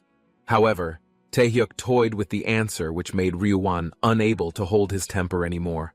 As a result, Ryuwan threw the deadly punch in front of him. Right at the same time came Kangwoo, who went in front of Taehyuk to save him from Ryuwan's punch. The punch hit Kangwoo right in the face. Instantly, both of them were thrown far back and hit the wall. Taehyuk was very shocked to see what happened just now and asked why Kangwoo did that. Kangwoo did it because he was worried that Taehyuk would really die if he got hit, so he thought it was better to beat him up. Kangwoo told him to run away from this place. Instantly, Kangwoo fell down and was unconscious. In the cafe room, Nareem invited Daim to ask again if there was anything he wanted to know about her. Nareem was willing to tell him everything. Daim was curious about Nareem pulling out a weapon from her body and asked how Nareem did that. Nareem said that it was just an animal skill. Daim immediately realized that Nareem was lying about her lost bag. That meant there was no point in Han Taehyuk and Kim Kangwoo looking for it. Finally, Daim tried to contact his two friends. As soon as the call was connected, Taehyuk immediately reported the current situation. Suddenly, Daim was surprised to hear it. Daim told him to explain in more detail the problem. Taehyuk tells him that the two of them have gone beyond human limits, but still lost to the enemy. Now Kangwoo has fainted from replacing Taehyuk taking the punches. Taehyuk said that the enemy was very strong, and his current condition probably wouldn't last a minute. Daim became very confused about what he should do. Then Nareem asked Daim if their opponents had white hair. This was confirmed by Taehyuk. Hearing that, Nareem was sure it was Ryuwan. She knew him very well. Narim asked Daim for permission to fight Ryuwan. According to Daim, with an ability as great as Narim's, there might be a chance to win. Finally, Narim ran quickly out of there to come to the location. Then all Daim had to do until Narim got there was to use his newly acquired skill. It was a skill that could remotely control Han Taehyuk. Han Taehyuk suddenly felt something strange in his body. Daim would then increase the intelligence statistics with remote control. As Daim looked focused, from now on Daim would control him remotely. Daim told Han Taehyuk to stay focused. From behind the phone, Daim explained to Taehyuk that this was a skill so he could control him from afar. Taehyuk could also still control his body completely, but Daim would join in when the situation was urgent. So Daim reminded him not to panic and focus on fighting according to Daim's rhythm. Taehyuk listened to all of his orders and immediately took the stance to attack the enemy. You could see Ryuwan's expression was a little panicked because he saw Taehyuk's body aura change. Though Ryuwan saw that Taehyuk was very angry just now, but now he became calm in an instant. But whatever he was planning, Ryuwan was sure that it would all be in vain. Without lingering any longer, Ryuwan immediately ran towards Taehyuk to give him an attack. Taehyuk told Daim that the enemy was coming. Daim reminded Taehyuk not to panic and to defend as much as possible to buy time. Daim would use control to find a way to defeat him. With all his might, Taehyuk dodged the oncoming attacks. Daim watched closely because he couldn't afford to miss a single move. He had to know exactly the pattern of attack. Each attack was sharp and targeted a vital point. But according to Daim, Han Taehyuk could use flash techniques. Taehyuk can avoid fatal blows by utilizing flash in weaving and ducking. Next, Daim will look for his defense pattern. Daim ordered Taehyuk to attack the enemy using flash. Suddenly, Taehyuk followed Daim's orders and immediately lunged at Ryuwan's body very strongly. However, Taehyuk's legs were caught by him, and then Taehyuk's body was pushed until it hit the back wall. But Taehyuk did not feel pain, even though he was thrown like that. That made him confused and wondered. It turned out that Daim used Breckful. Daim could do it after knowing the enemy's attack pattern. But the problem was that Ryuwan's movement could compensate for the flash. Ha Jung-woo could predict Daim's movements because he analyzed his movements with snake sense, while Ryuwan didn't have it. Daim guessed that Ryuwan could do it only with high statistics. If he could also read moves like Ha Jung-woo, it would be difficult for Daim to fight him.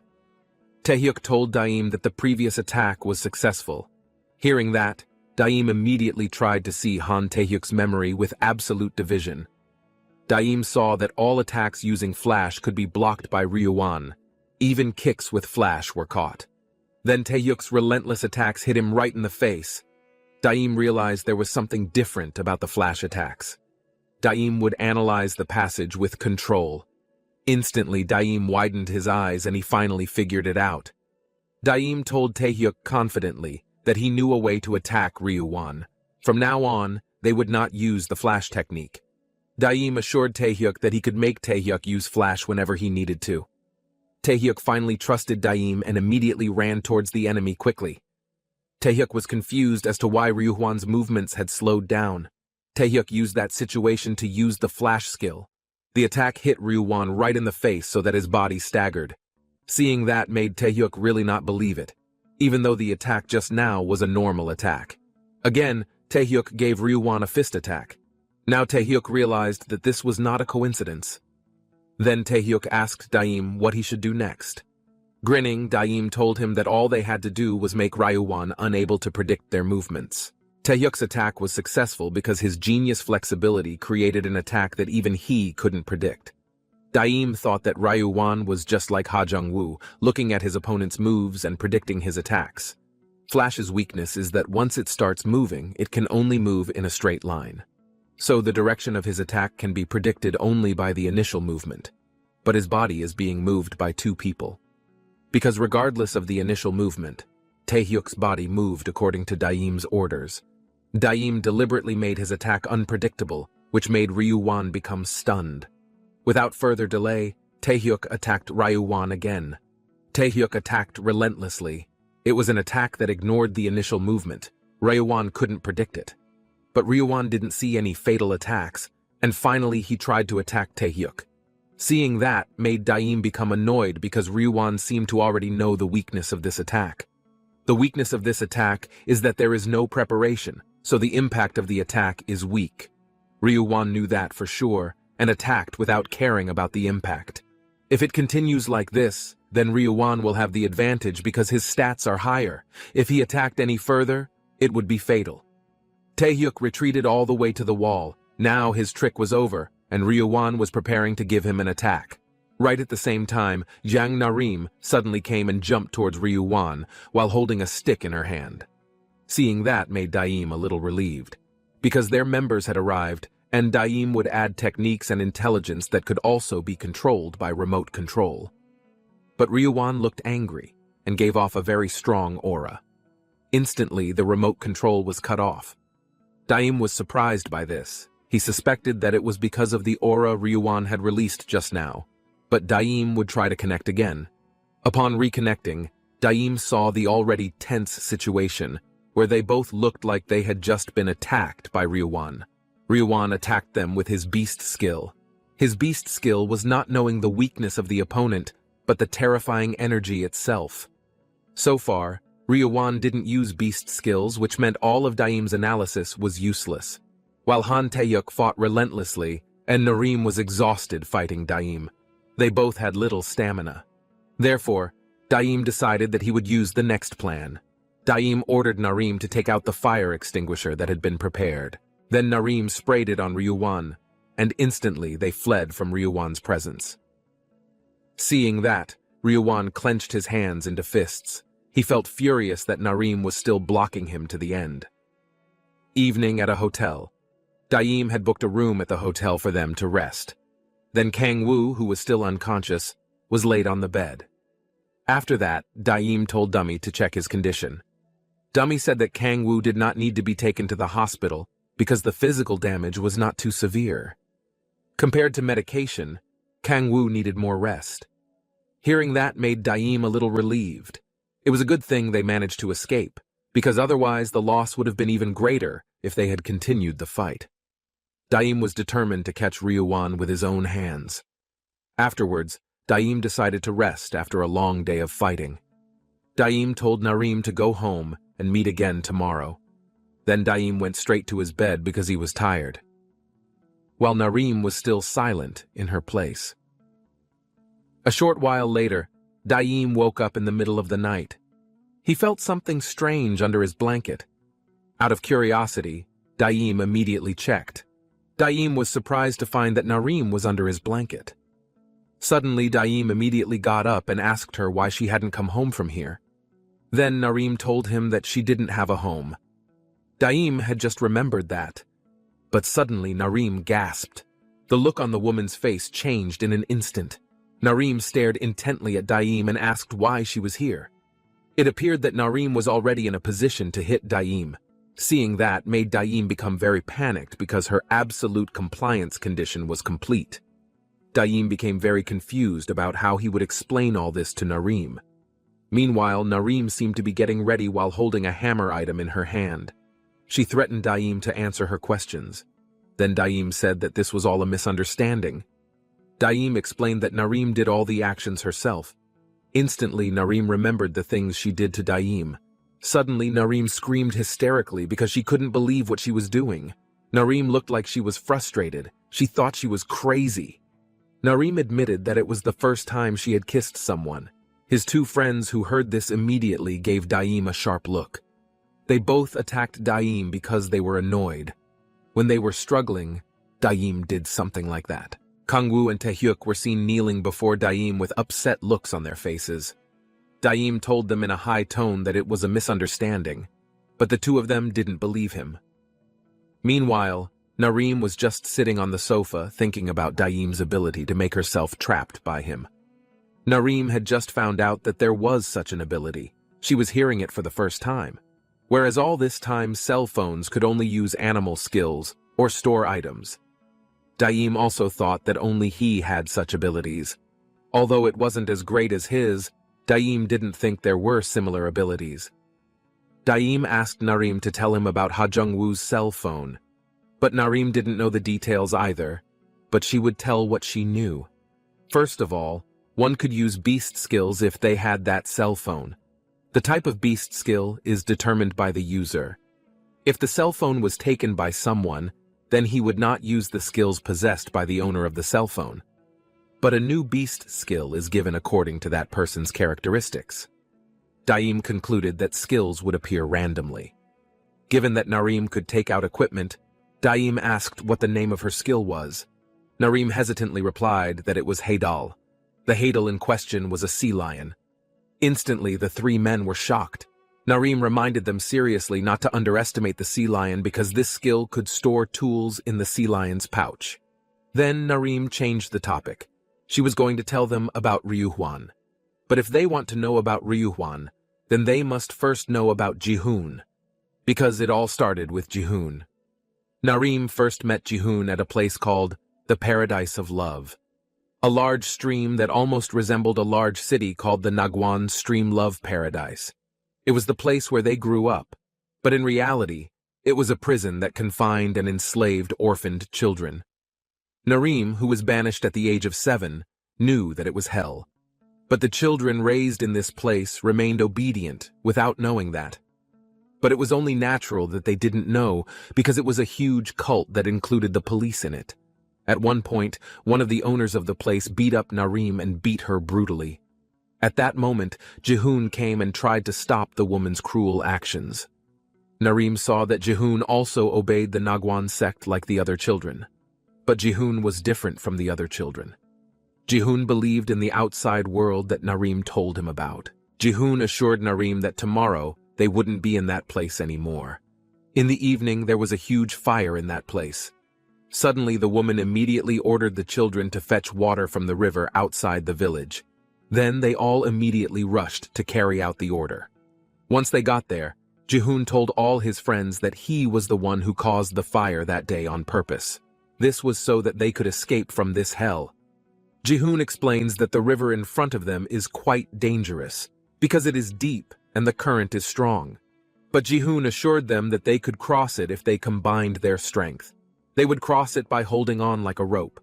But some of them chose not to go because they were scared by the leader. Jihoon would not force them, but he was always open to them changing their minds later. They all worked together and held each other's hands tightly to cross the river. By going through tough challenges, they finally managed to escape from hell thanks to Jihoon. Then, Jihoon took them all to an empty school building to be their home. It seemed like Jihoon had been preparing this plan for a long time. Then they went into one of the rooms that looked messy and had a lot of things scattered around. After that, one of them complained of hunger. Jihoon quickly walked towards the locker where the food was stored. However, the food that Jihoon had prepared was not there. Jihoon was shocked and wondered where her food was. There was only a little bit left of the food that Jihoon had prepared. Not long after, a young man came into their room. The young man confirmed that the place was his territory. It was their first meeting with Ryuhwan. Then Jihoon politely asked Ryuhwan if he had eaten all the food. Ryuhwan casually said that he had eaten all the food because he thought that someone had thrown it away. Seeing Ryuhwan's response like that made Narim very emotional and scolded Ryuhwan. But Jihoon tried to calm Narim down. Jihoon blamed himself for not checking first. Suddenly, Ryuhwan threw a bundle of money to Jihoon. Ryuhwan said that the money was in exchange, and then Ryuhwan relented to use the next room. Narim looked surprised to see the money in the big bag that Ryuhwan was carrying. Narim wondered why Ryuhwan was living in a place like this when he had that much money. Narim's question would be answered the next day. At noon in the old building, there was a commotion in the front yard. Ryuhwan was seen being beaten by several men in groups. It was because the men didn't accept that Ryuhwan had taken his money. But Ryuhwan explained that he only took his share.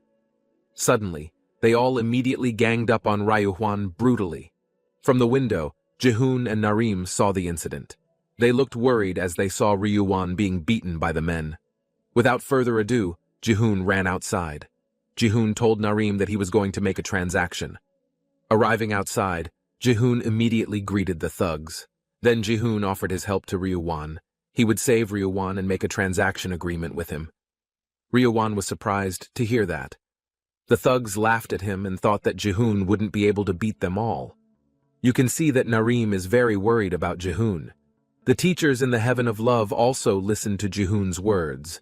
But it wasn't because Jihoon was good at talking or good at persuading people. Since childhood, Jihoon was a hunting dog raised to protect the leader. It can be seen that Jihoon can take down several thugs in a flash. Suddenly they became scared, and Ryuwan trusted Jihoon's skills. Ryuwan finally agreed to his offer. He would give Jihoon half of the money if he could eliminate all the thugs there.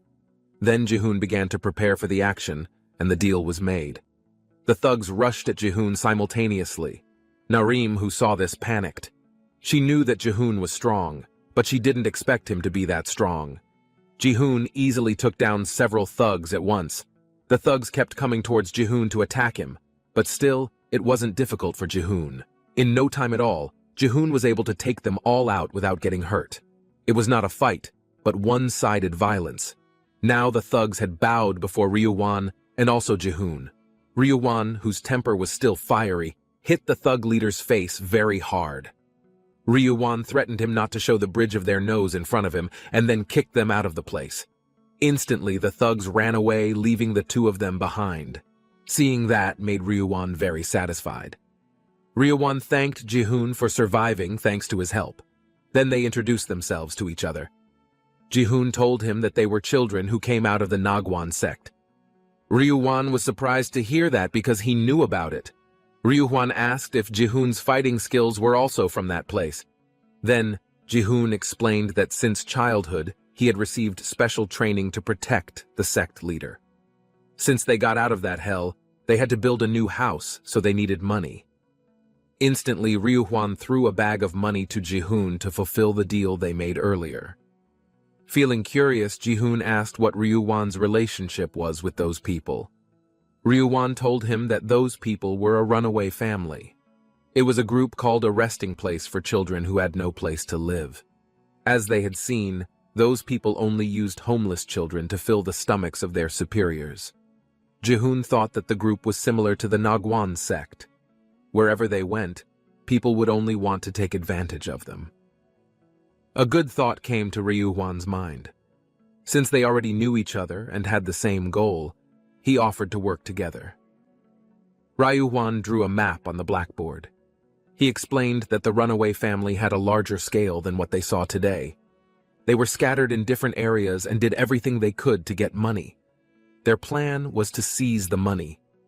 Because Jihoon knew that the runaway family group were bad people, he finally agreed to work with Ryuwan. Moreover, they also needed money. But because Jihoon felt unable to overcome the runaway family by himself, he taught them how to fight. The intensity of his training was beyond Narim's imagination. In the midst of Narim's exhaustion, Jihoon encouraged her and motivated her. Narim was very grateful for trusting and running away with Jihoon. After half a year passed, they finally started a massive hunt for the runaway family. It was seen that Narim easily finished off the men, as well as Ryuwan. They had a lot of fun and a big meal after the successful hunt. They had only robbed a few small branches, but they didn't expect the amount to be this large. It was bigger than he expected. Ryuwan really didn't expect the scale to be bigger than he imagined. He thought they would be able to earn a lot of money if they continued like this. Narim, who saw that much money, became stunned. Their goal was not only to steal money from runaway families, but also to create a shelter for children like them. That was Jihoon's real goal. Now that their members had grown enough to form a group, Ryuwan suggested coming up with a name. Jihoon already had an idea for their group name. The name of the group was Wanderer. Jihoon thought it was the right name for those who lived freely on the streets. Jihoon would build a shelter for anyone who wanted to come in and become their family. That day they became Wanderers. After that, they continued to clean up the runaway family. The members of the runaway family became less and less, while the scale of the Wanderers grew larger. However, a year later, those who had felt very happy began to experience cracks. There was a heated relationship between Jihoon and Ryuwan. They were both seen having a serious conversation. Narim, who felt curious, finally tried to eavesdrop on their conversation, but their conversation was not heard clearly by Narim. In the room, Ryuwon aired his grievances to Jihoon. The scale of the runaway family had shrunk to less than half. If this continues, the money they can get will not be enough. Ryuwon gave his opinion that they should slow down the tempo until the runaway family earned more money. But Jihoon firmly interrupted him with a statement disagreeing with Ryuwon's opinion. Jihoon said that he would clean up the runaway family in a month. Ryuwon was visibly upset because he thought Jihoon was talking nonsense. According to Ryuwon, if the runaway family disappeared, then their source of money would be blocked. Not to mention that they already lacked money because they kept accepting children who left the runaway family. Moreover, their scale became too large in a short period of time. If they attract the attention of others, then they could become easy targets like runaway families, Ryuwon said with emotion. But Jihoon didn't care about that. He couldn't let them take advantage of the other children. Jihoon emphasized to him that their goal was not money, but to provide a shelter for the children so they could rest. But that was the opposite of Ryuwon's goal. From the beginning, Ryuwon had joined for the money. There was a big fight between the two of them. Narim, who was still eavesdropping on their conversation, became confused as suddenly the atmosphere inside turned silent. There was a loud bang from inside the room. Feeling curious, Narim tried to go inside to make sure. Narim was surprised to see Jihoon, who had fallen down and was bleeding profusely. Suddenly, Narim went straight to Ryuwon and yelled at him while grabbing him by the collar. Narim couldn't get over Ryuwon's actions against his own family. Instantly, Ryuwon pushed Narim's body and told her that they were not family. Feeling angry, Ryuwon left them from that place. That's how Ryuwon left the Wanderer. After Ryuwon left, Jihoon seemed determined and gathered them all. It was time that Jihoon could no longer let the runaway family go. Jihoon mobilized all of his group members to attack the runaway family's headquarters now. When they arrived at the runaway family's headquarters, it was dark and empty. Narim suspected that the people already knew they were coming. There was a sound of something coming from one of the rooms, so they went in to check it out. Suddenly the lights came on and they were surrounded by thugs. Jihoon had found out that they were all people named One. Group 1 was the one who moved behind the runaway family. Jihoon only found out about it a while ago. Without further ado, Group 1 immediately attacked all of them simultaneously. Moments later, people were seen lying helplessly on the floor. Narim was no longer able to fight them. Only Jihoon was still trying to survive, even though his condition also looked poor. Not long after, Ryuwon appeared while holding a stick in his hand. Seeing him, Jihoon and Narim were relieved, thinking that Ryuwon would help them. Instead of helping them, Ryuwon hit Jihoon on the back of the head with his bat. Instantly, Jihoon's body fell down due to the hard blow. Suddenly, Narim screamed hysterically and criticized Ryuwon's actions. Ryuwon beat Jihoon again, while saying that his dream was to become a rich man. A dream that could not be realized by Jihoon, who only pursued something ideal. Ryuwon would make it happen by finishing Jihoon off. After that, Ryuwon threw Jihoon's body to the leader of Group 1. This was in accordance with the agreement they had made, where Ryuwon had captured Jihoon. One's leader looked amazed at Ryuwon's prowess. Finally, the man with the hat decided to give Ryuwon the top position in One according to Ryuwon's wishes, and also Ryuwon could get as much money as he wanted. Ryuwon did this without hesitation. He would realize his dream even if he had to sell them all. That was the story of how Ryuwon betrayed the Wanderer. After hearing the long story from Narim, the three of them looked furious. Then Daim asked what happened afterwards. Narim told him that Ryuwon became a high-ranking one according to his wishes. With an emotional look on her face, Narim explained that the first thing Ryuwon did when he joined One was to attack the Wanderer base. As a result, the Wanderers were divided and the current Wanderers were a fake group created by Ryuwon after taking over the runaway family. You can see Daim's furious expression after hearing this. It turns out that Ryuwon is much more like trash than Daim imagined. Daim thought that the man named Min Jihoon must be very strong because he could face one alone. Then Daim enthusiastically asked where Min Jihoon was because he really wanted to meet him. Narim would take him to meet her friends, and Jihoon. They had arrived at an abandoned school building. It was the base Narim had told them about. The condition was worse than they had imagined. Because after that, they no longer used this place as a base, so this place was indeed a ruin. Then Narim picked a wild white flower in the front yard. Narim came there because she had something to do. Not long after, a young man appeared who approached Narim in a hurry. It was Narim's junior brother. Then Narim introduced them to each other. After that, Narim went to the backyard of the headquarters because she wanted to meet with Jihoon first. Daim and the others were confused about where she was going, even though the buildings were in different directions. Out of curiosity, they followed her. There was a grave in the backyard, and Narim placed the flower on it. Narim explained that it was Jihoon's grave. Suddenly, Daim was shocked when he learned this fact. Daim suspected that Jihoon had died on that day. Narim was seen looking down, and her face immediately became sad. Narim told them that when Ryuhwan came to take over the Wanderer, he brought the ashes of Jihoon's corpse. That's how they lost Jihoon. After that, Narim and several other people united to take revenge on Ryuhwan. That's why Narim needed Ha Jung-woo's cell phone. Then Narim introduced Jong-soo, who was one of the members who helped her to take revenge on Ryuhwan. Then Narim also introduced Daim to Jong-soo, and said that Daim was her master. Suddenly Jong-soo was surprised to hear that. Daim immediately straightened out this misunderstanding and told Jong-soo that he was just a person who would help them. They all entered the building and walked down a very messy hallway. Jong-soo looked incredulous that Daim had defeated Narim. Daim was embarrassed to be praised after finishing off a woman. Jong-soo expressed his gratitude that Daim was willing to help them. Daim explained that they had the same goal of catching one. After that, they arrived inside the headquarters. Jong-soo would explain while writing on the blackboard. First of all, Jong-soo said that there were 4 Wei people under Ryuhwan. Daim already knew about it, and said that they had defeated South, who was one of them. After taking over the Wanderer and taking over the 4 directions that controlled the territory, Ryuhwan collected money from the 4 directions, and then some of the money was given to one.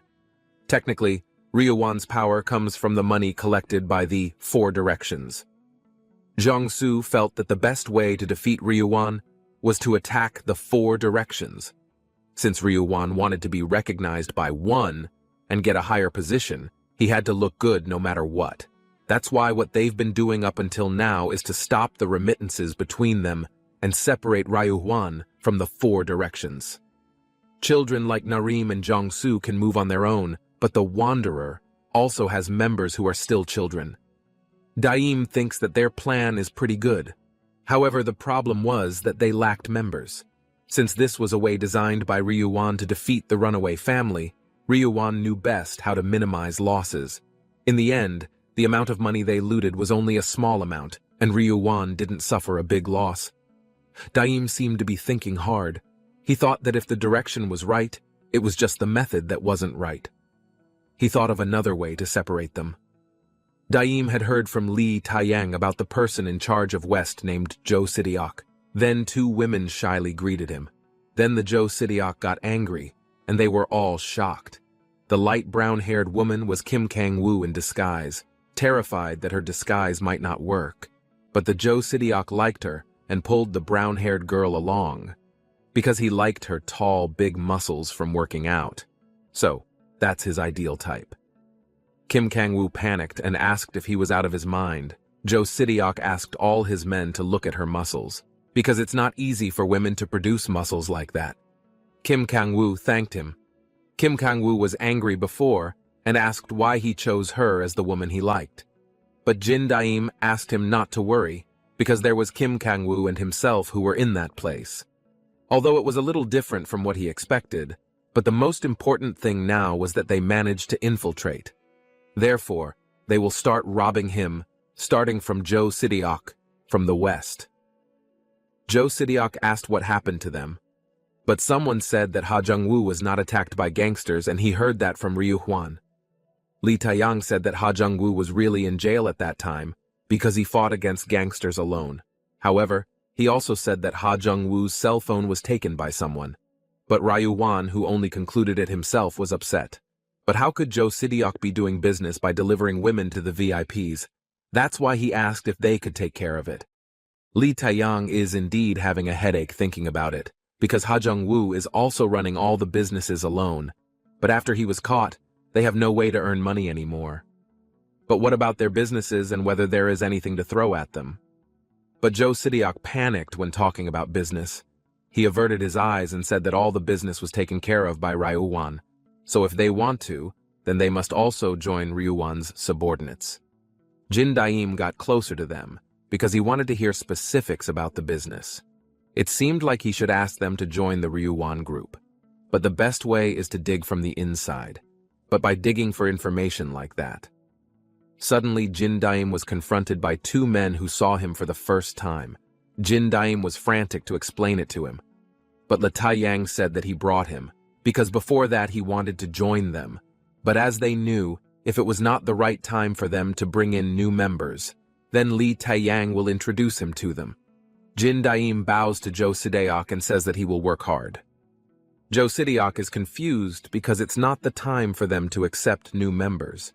But he's smart enough to just tell him to do anything. But Joe Sidiok felt that that was not what he meant, because the most important issue was how much loyalty. Suddenly he hit Jin Daim in the stomach, so he felt pain. Joe Sidiok asks if he is angry because he was beaten by him, so in the future he will be treated like that. So he asks if Jin Daim can obey him. Jin Daim replies with a shaking body that he is fine and will do his best. But Joe Sidiok felt that the previous punch didn't hurt that much, but he thought that the test would be over with that punch alone. But that was wrong. He would start kicking his stomach again. Jin Daim bounced quite far. He endured the pain and said that he would do his best. He feels that Joe Sidiok is very strong because that's the strength of the chairman. Joe Sidiok laughs out loud because he can withstand his attacks. He pats his shoulder and says he should at least have his loyalty, because he also likes him quite a bit. Jin Daim lifts his head and thanks him. But suddenly Joe Sidiok became very sharp and asked why he didn't fall down, even though he hit him pretty hard. But it looks like Jin Daim is pretty strong, so he wanted to test him again. So he made a fist to punch him.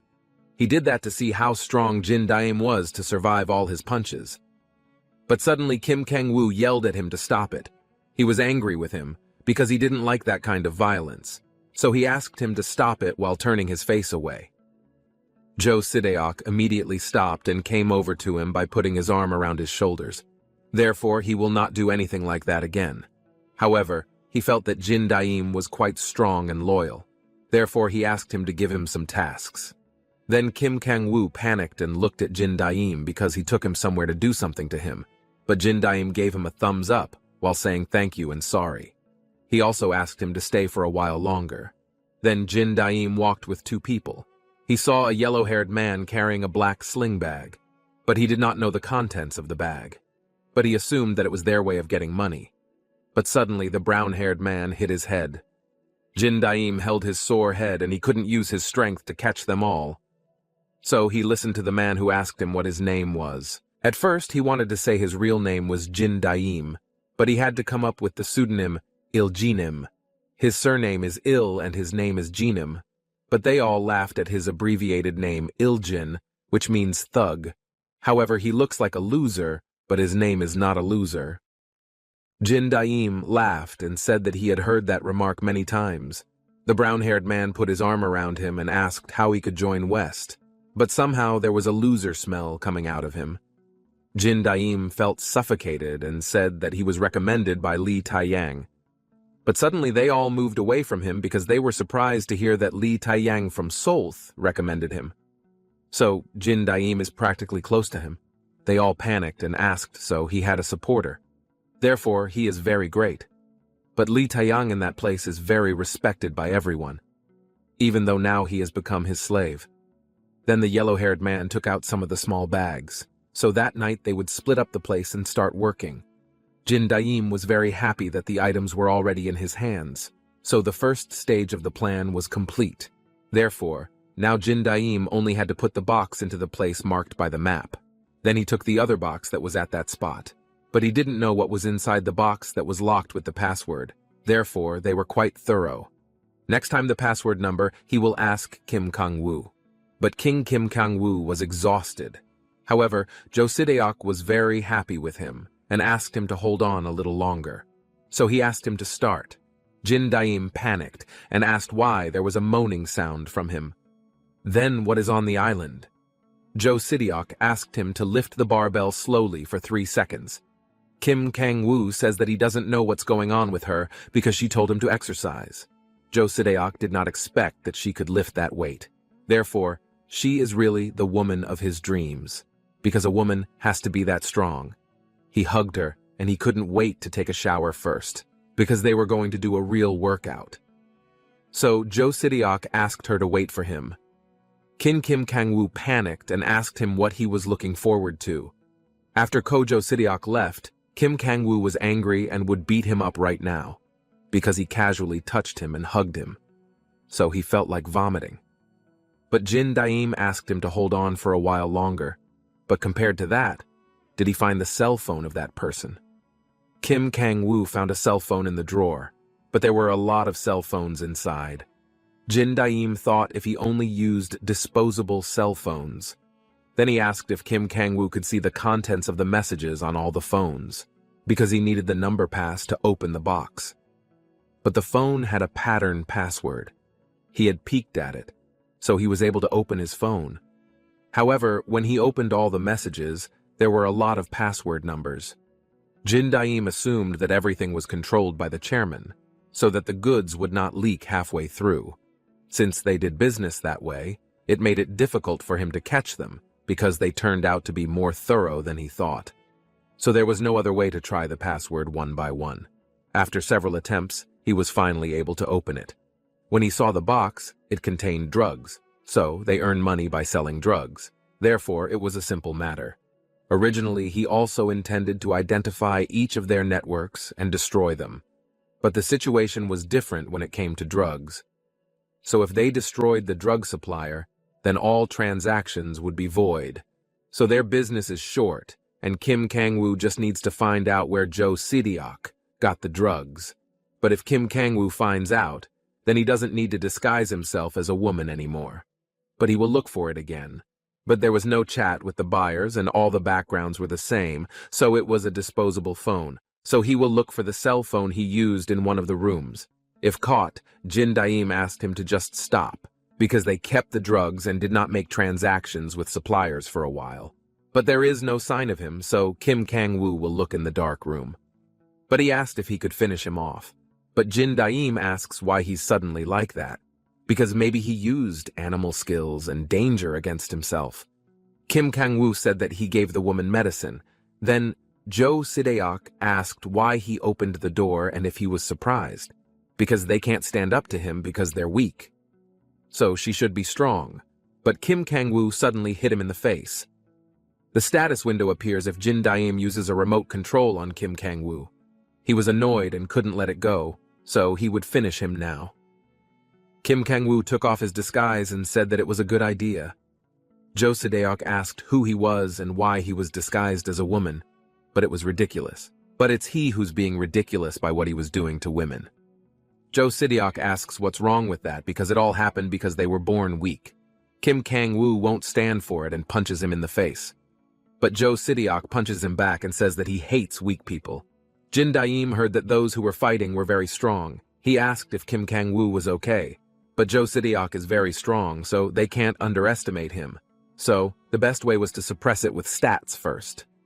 A difference appeared in his hand that the fruitful endurance was fully charged. But it can't be used yet, because not long ago, Kim Kang-woo had already used it. Then Jin Daim asked him to just try it out with the intelligence and technique stats. Then he threw the dice and his technique stats were raised to 350. Then he could use the martial arts manual and learn wrestling. Because wrestling is most suitable for Kim Kang-woo's physique, so he will show the horror of that technique. Jo Sideok says that he can't know the difference in power just by fighting. Suddenly, Kim Kang-woo hugged his legs to lift his body and slammed him to the floor. After that, he clenched his fist and punched him in the face. He asked him if he still considered him weak, but Jo Sideok smiled and said that he was indeed weak. Kim Kang-woo was surprised why he was still okay after being beaten so many times. Then Jo Sideok pulled his neck and smashed his face on his head. He said that only weak people need that, because he was just going to beat him up. Jin Daim heard that Kim Kang-woo was staggering. Therefore, it was very dangerous if he was hit. Then he was hit, and his body bounced off the wall. Jin Daim asked if he was okay even though he had blocked him, but his attack was still strong. But thanks to him, Kim Kang-woo didn't faint. Jin Daim asked him to wait a moment because he would see his power with control. Then he will be able to analyze the power of others. He senses that there is strangeness and that power does not make sense.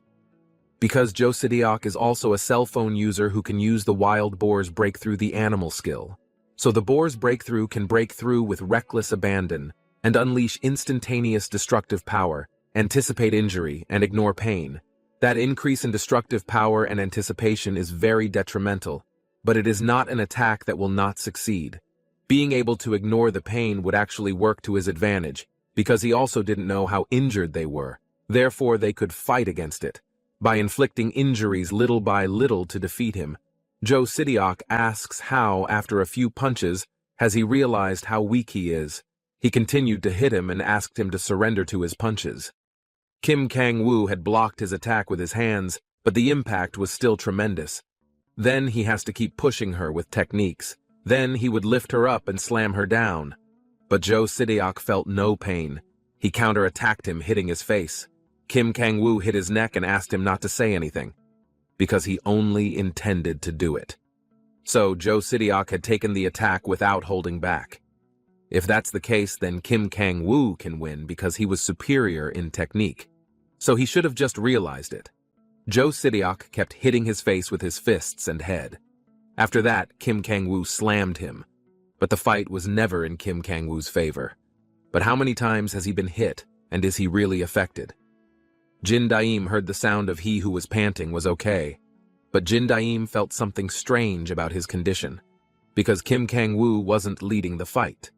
Jo Sidiok asked if he was tired. He was still relaxed, and only Kim Kang-woo was tired. Then, he had to hammer Kang-woo's condition at the time of the fight. Jo Sidiok asked him to attack him again, a mental pressure from an opponent who was fine, even though he had been beaten to death. Jin Daim logically understood, but it was difficult to deny the phenomenon, because the suspicion about his attack was really starting to emerge. That suspicion made Kim Kang-woo tired and doubted his strength. Then he would feel that his opponent could not be defeated. Then Jo Sidiok will come forward to attack him. Jin Daim asked him not to lose hope and focus, but Jo Sidiok hit him many times and said he was a weak person. He is also not self-aware if the weak will be eaten by the strong, because that is how the world works. Jin Daim yelled for Kim Kang-woo to get away, but suddenly Kim Kang-woo was hit by his punch, so his body hit the wall. Jo Sidiok says he's bravely arrogant without realizing that he was weak. Jin Daim because it was really over. If he wanted to activate passive willpower at all, it wouldn't be possible because Kim Kang-woo had already given up. He's upset with himself for not being able to lead, even though he has made him his subordinate by force. Why did he give up so quickly? But Kim Kang-woo still hasn't given up. Then his body recovers because he has a strong will.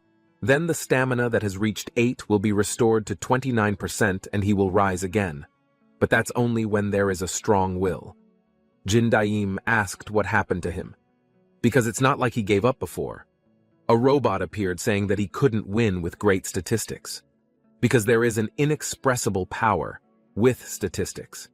That is with a class consciousness of the desire to be strong, from anyone with difficult training, because of a strong desire to change and improve on past mistakes. Jo Sidiok says the weak don't know their end. Kim Kang-woo wakes up and says he once thought like that. The weak will be eaten by the strong, because he was born strong and he has an evil reason to torture others. To make up for that Disa, he will beat him on the spot. Jin Daim wondered if he really deserved to be the leader, because he didn't know what Kang-woo was thinking when he became his subordinate. He said that it was time to use the object entrusted by the dummy. If Kim Kang-woo has that kind of courage, then he will give that difference to him. That's why Kim Kang-woo received the power from the leader who sent him the cell phone. Then it will create an animal skill, according to his characteristics. His beast skill is open bull rage. Then Jin Daim asked him to come forward and rampage as he pleased. Joe Sidiok laughed at him for posing like he was so strong when he could barely hold on. But did he not survive his mistake, where his punches did not hurt at all? So he asked his to hit him and he accepted. He also guessed how much power he had because his punch wouldn't hurt him. He felt how weak Kim Kang-woo was and was desperate. Therefore, Kim Kang-woo would gladly punch him in the face. Joe Sidiok said if that was the only attack, because it didn't hurt at all. But his teeth fell out and blood flowed. Joe Sidiok fell down and asked why he felt dizzy. Then if it was his teeth that fell out. He was scared because there was no way the impact of his punch wasn't that big. So he collapsed with just one strike. So Kim Kang-woo felt guilty for hitting him. So his face is getting ugly. But if he doesn't accept it, then he asks him to hit him back, because he'll take it too. Joe Sidiok was enraged that he dared to provoke his by clenching his fist to smash his mouth. But his attack did not affect her. Kang-gu thanked him for beating his up. Jin Daim praised him for fully understanding his beast skills. The status window appears to tell the bull rage skill, which makes the user stronger as the number of attacks he receives. Then Kim Kang-woo will reply to the blow he received many times over by hitting his stomach. Joe Sidiok didn't know what kind of energy it was. He didn't feel any pain, but he could tell clearly. The blood that came out, the blurred vision, the body that could not be moved as desired. So the only thing Joe Sidiok could do was to receive another blow just like that time. He didn't know why he was that strong and whether there were people that strong in the real world. So, Ryuwon will take the territory from then on. He has worked hard to make West, but Ryuwon wants to take it away. Then he begrudgingly replied that he would become his subordinate and would do whatever he ordered. Since that finger, Joe Sidiok begged for forgiveness for the first time. Then he intended to avenge the humiliation he received from Ryuwon. He was very upset why the memory now appeared. So, he was going to hit her. But his attack missed and hit the wall until it cracked. It's a good thing Kim Kang-woo avoided it with the remote control, because it would have been dangerous to get hit by that attack. The punch was so strong, it broke his finger. Joe Sidiok said that he intended to use it only for Ryuwon, but he can't let it go anymore. Then he'll destroy him no matter what happens to his body. Jin Daim panicked because he intended to increase the impact of the blow by utilizing his pain-free body. All humans are given limits in order to protect their bodies. In other words, one can unleash tremendous power if one forgets those limits. But when Joe Sidiok was about to attack him, Kim Kang-woo hit him in the face, so he couldn't win against Kim Kang-woo, because the bull who started to spread his adrenaline can't be fought by predators, though. Kim Kang-woo hit him again and asked if weak people deserve to be beaten up, he said. Then he asked him to feel the blow.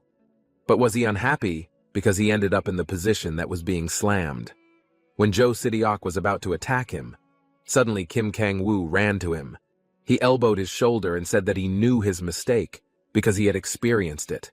He asked his to shut his mouth because he was still unconscious and hit him with his forehead. So Kim Kang-woo had to beat him until he came to his senses.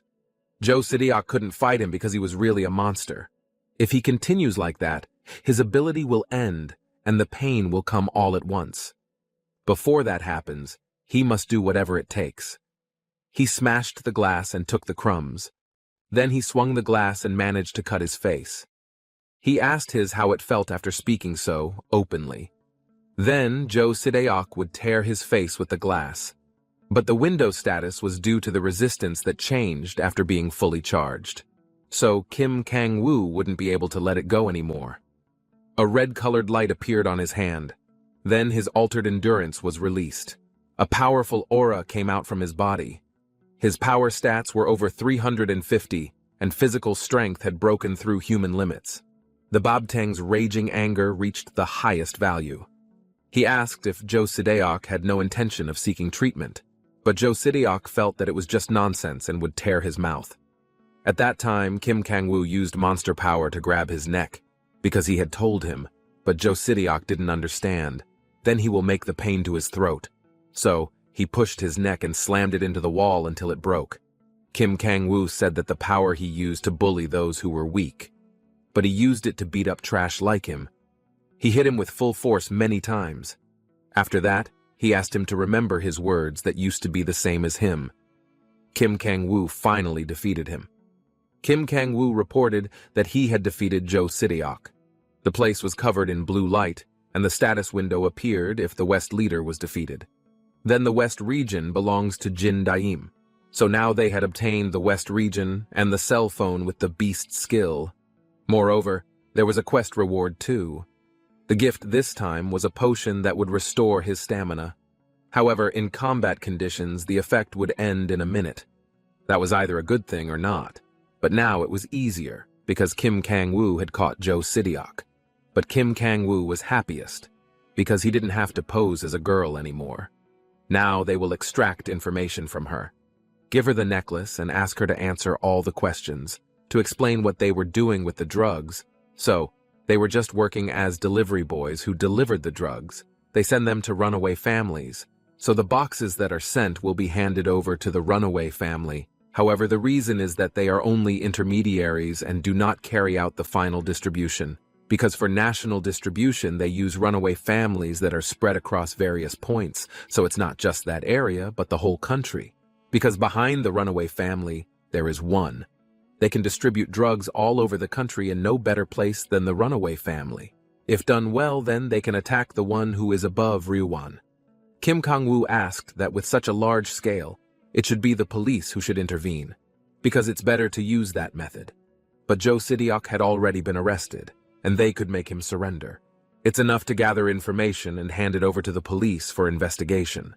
So the drugs were from their supplier called the Nagawan sect. Kim Kang-woo says it's the cult that locked up Narim in the first place. So it could be bad if they tell the police. Because according to Narim, the police are also protecting the Nagwan cult, because the evidence he got will be lost, and the Jo Sideok information will be cut off. So that means they have to catch them at all costs. So Jin Daim asked when he would get another supply of medicine. He was surprised because that night they would get it in 3 hours, so they had to be quick. He told Narim that he knew the drug supplier. So he asked to gather everyone at the headquarters. Then he said that there was no time to explain their plan in brief. So they would divide into 2 teams. Team A would go to the supplier and Team B would take care of the other 4-way chief. Jo Sideok would go to the promised place to receive the medicine from the supplier. Jo Sideok was confused by the situation and he couldn't move his body at will.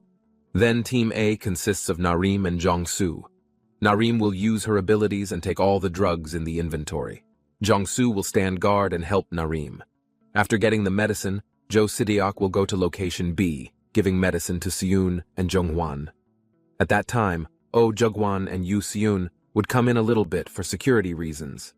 All the other members went into Team B and waited for the education to capture Seun and Jung-hwan. After defeating them, the new 4-way region would attack Ryuwon. So, they would start the simple plan.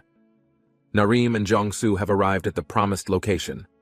Jo Sideok was entering the factory. Jin Daim asked them to keep an eye on whether the transaction went well or not, and they just needed to secure the medicine. They are also already at location B, Seun from the east and Jung-hwan from the north. But according to Jo Sideok, those 2 people are stronger than he. Jo Sideok is already strong. If he says that, then they should be wary. He will leave Yoo Seun to Taehyuk and Kim Kang-woo, because he will handle Jung-hwan. Then, Jo Sideok came and asked him to check the money in the 2 bags. The man said if they had done that, why should they still feel suspicious? Narim was upset with those who used the children for that. But the man got a call. After that, Jo Sideok asked him to give his stuff. But the man said that he found out that the transaction was cancelled. They were all surprised why it was suddenly cancelled. Then there was a swarm of people who entered the place. Then there was Jung-hwan and Seun said if it was serious. But Jo Sideok panicked asking why they were there and what was so serious. But Seun hit his head on the floor because he betrayed them. Narim told them that Jung-hwan and Seun had suddenly appeared, and she felt that their plan had been discovered. Jin Daim is surprised how come and whether the information was leaked. He asked Narim to run away so as not to get caught, but they were already caught. Then she will break through those who want to catch her. She will also secure the medicine first. After that, she asked Jong-soo to run. Then Siyun ordered his men to chase after them. Jin Daim was upset and asked how they could know their plan, but most importantly, they had to save Narim. But to save Narim, they were too far away. Even taking the shortcut took 30 minutes. Jin Daim wondered if there wasn't a faster way, but he remembered there was one way. Then they both ran away, but they kept chasing him. Jiangsu asked him to give him the bag that had no medicine. So they will chase him if he brings it. Then Narim will join Jin Daim and save him. So Narim will go to that place and ask him not to get caught. Jiangsu asked her not to worry about him. Then they both split up in opposite directions. But Jiangsu is carrying the bag, so they have to chase him. Narim said silently, asking him to hold on for a while longer because she will bring Jin Daim. But suddenly someone kicked her, causing her to bounce off the wall. Siyun asked if she also had cell phone powers too, because they saw the effect of the game where she hid her bag. So she couldn't escape from them. Siyun asked her to hand over the stolen medicine and her cell phone. Narim said in his heart, how can he fight the two of them? They asked what he was doing. Moreover, it took them 30 minutes to go to that place. But Jin Daim could go in an instant if he used the potion in his hand. He drank the potion, then he used the healing factor potion, then his stamina would recover indefinitely. Since he was not in combat mode, then his stamina would recover indefinitely while running. Then he would also use the superior dice, which could not make his body last for 1 minute. He threw the dice to use superior dice and increase speed to 500. That way he would be able to survive until the moment he arrived at that place. He used the lightning attack skill, which can speed up all parts of the body with an ego that makes time slower than other people's time. He prepared to run with his body covered in yellow lightning. He asked Narim to wait for him because he was going to save her by running as fast as lightning. Narim panicked seeing Siyun from the west and Zhenghuan from the north, especially since they were animal skill users. Nanun. She couldn't possibly win against him alone and had to go after him at all costs. She took out a fire extinguisher and threw it at them. Siyun said that she was very interesting. Siyun would love to play with her, so whoever catches her first can play with her. Narim ran and felt lucky that there were many containers, so it made it easy to escape and buy a lot of time. Suddenly, Zhonghua appeared above her and attacked her, but she was able to avoid it, but she didn't know why he found her so quickly. Siyun said that there was no point in running away, but Narim can still spray the fire extinguisher a few more times. But Zhonghua sees him as stubborn and disappears in the blink of an eye. Suddenly, he was in front of her and kicked her in the stomach. Zhonghua was not as fast as Flash, but it was faster than Flash. Then, when she was about to attack him, Narim immediately sat down to avoid it by pulling out a sandbag until it was torn. If she was hit by his attack, then she would immediately faint in one hit. So Narim will destroy his leg first with a baseball bat. Zhonghua said she can apparently pull out all kinds of stuff like that weapon. Then he took a different running preparation from Flash. But as long as Narim knows when he's going to attack her, she'll be able to stop him at any cost. But when she asked him to come forward, suddenly, Siyun was behind him and asked if only he wanted to play. He hit him on the back until he bounced. Zhonghua said if the one who caught him first, then he was the winner. However, Naim is still not caught by him because he only found him. But did she faint and collapse with the attack? Even though Zhonghua was just having fun after all this time. So they just had to take her and wake her up to play again. Narim tried to wake up and asked if they thought she was a toy. So she asked them both to get up. They were both very happy because she was really persistent and it was very exciting. So they went ahead and attacked her for fun. So now Narim had to keep an eye on Zhonghua, who was taking a stand, because she will arrive first. But when will she arrive? Because Narim was going to finish him off. She finally managed to hit his leg after estimating the time, but she didn't know what animal skills Zhonghua had. Suddenly Zhonghua grabbed her by the waist and she couldn't move it. He threw it. After that, he bent the pipe with his bare hands. So his skill is related to muscle strength. Zhonghua said that she asked him to come forward, but why did they run away? So they were going to attack him together. But Narim managed to dodge the attack and otherwise she would have been caught. Narim shielded her stomach from Siyun's punches that were suddenly behind her.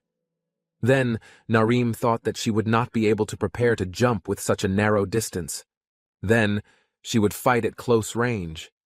But Siyun said that she didn't like being too close, so she asked him to give her a little distance, but he could jump that high. Then Siyun hit him in the stomach, and he fell. After that, Jungwon appeared behind her and raised his hand, but his grip on her hand felt like it was going to break. Suddenly he hit her to see if she would faint after one hit. Narim pulled out the screwdriver and managed to scratch his face. So she must now widen the distance.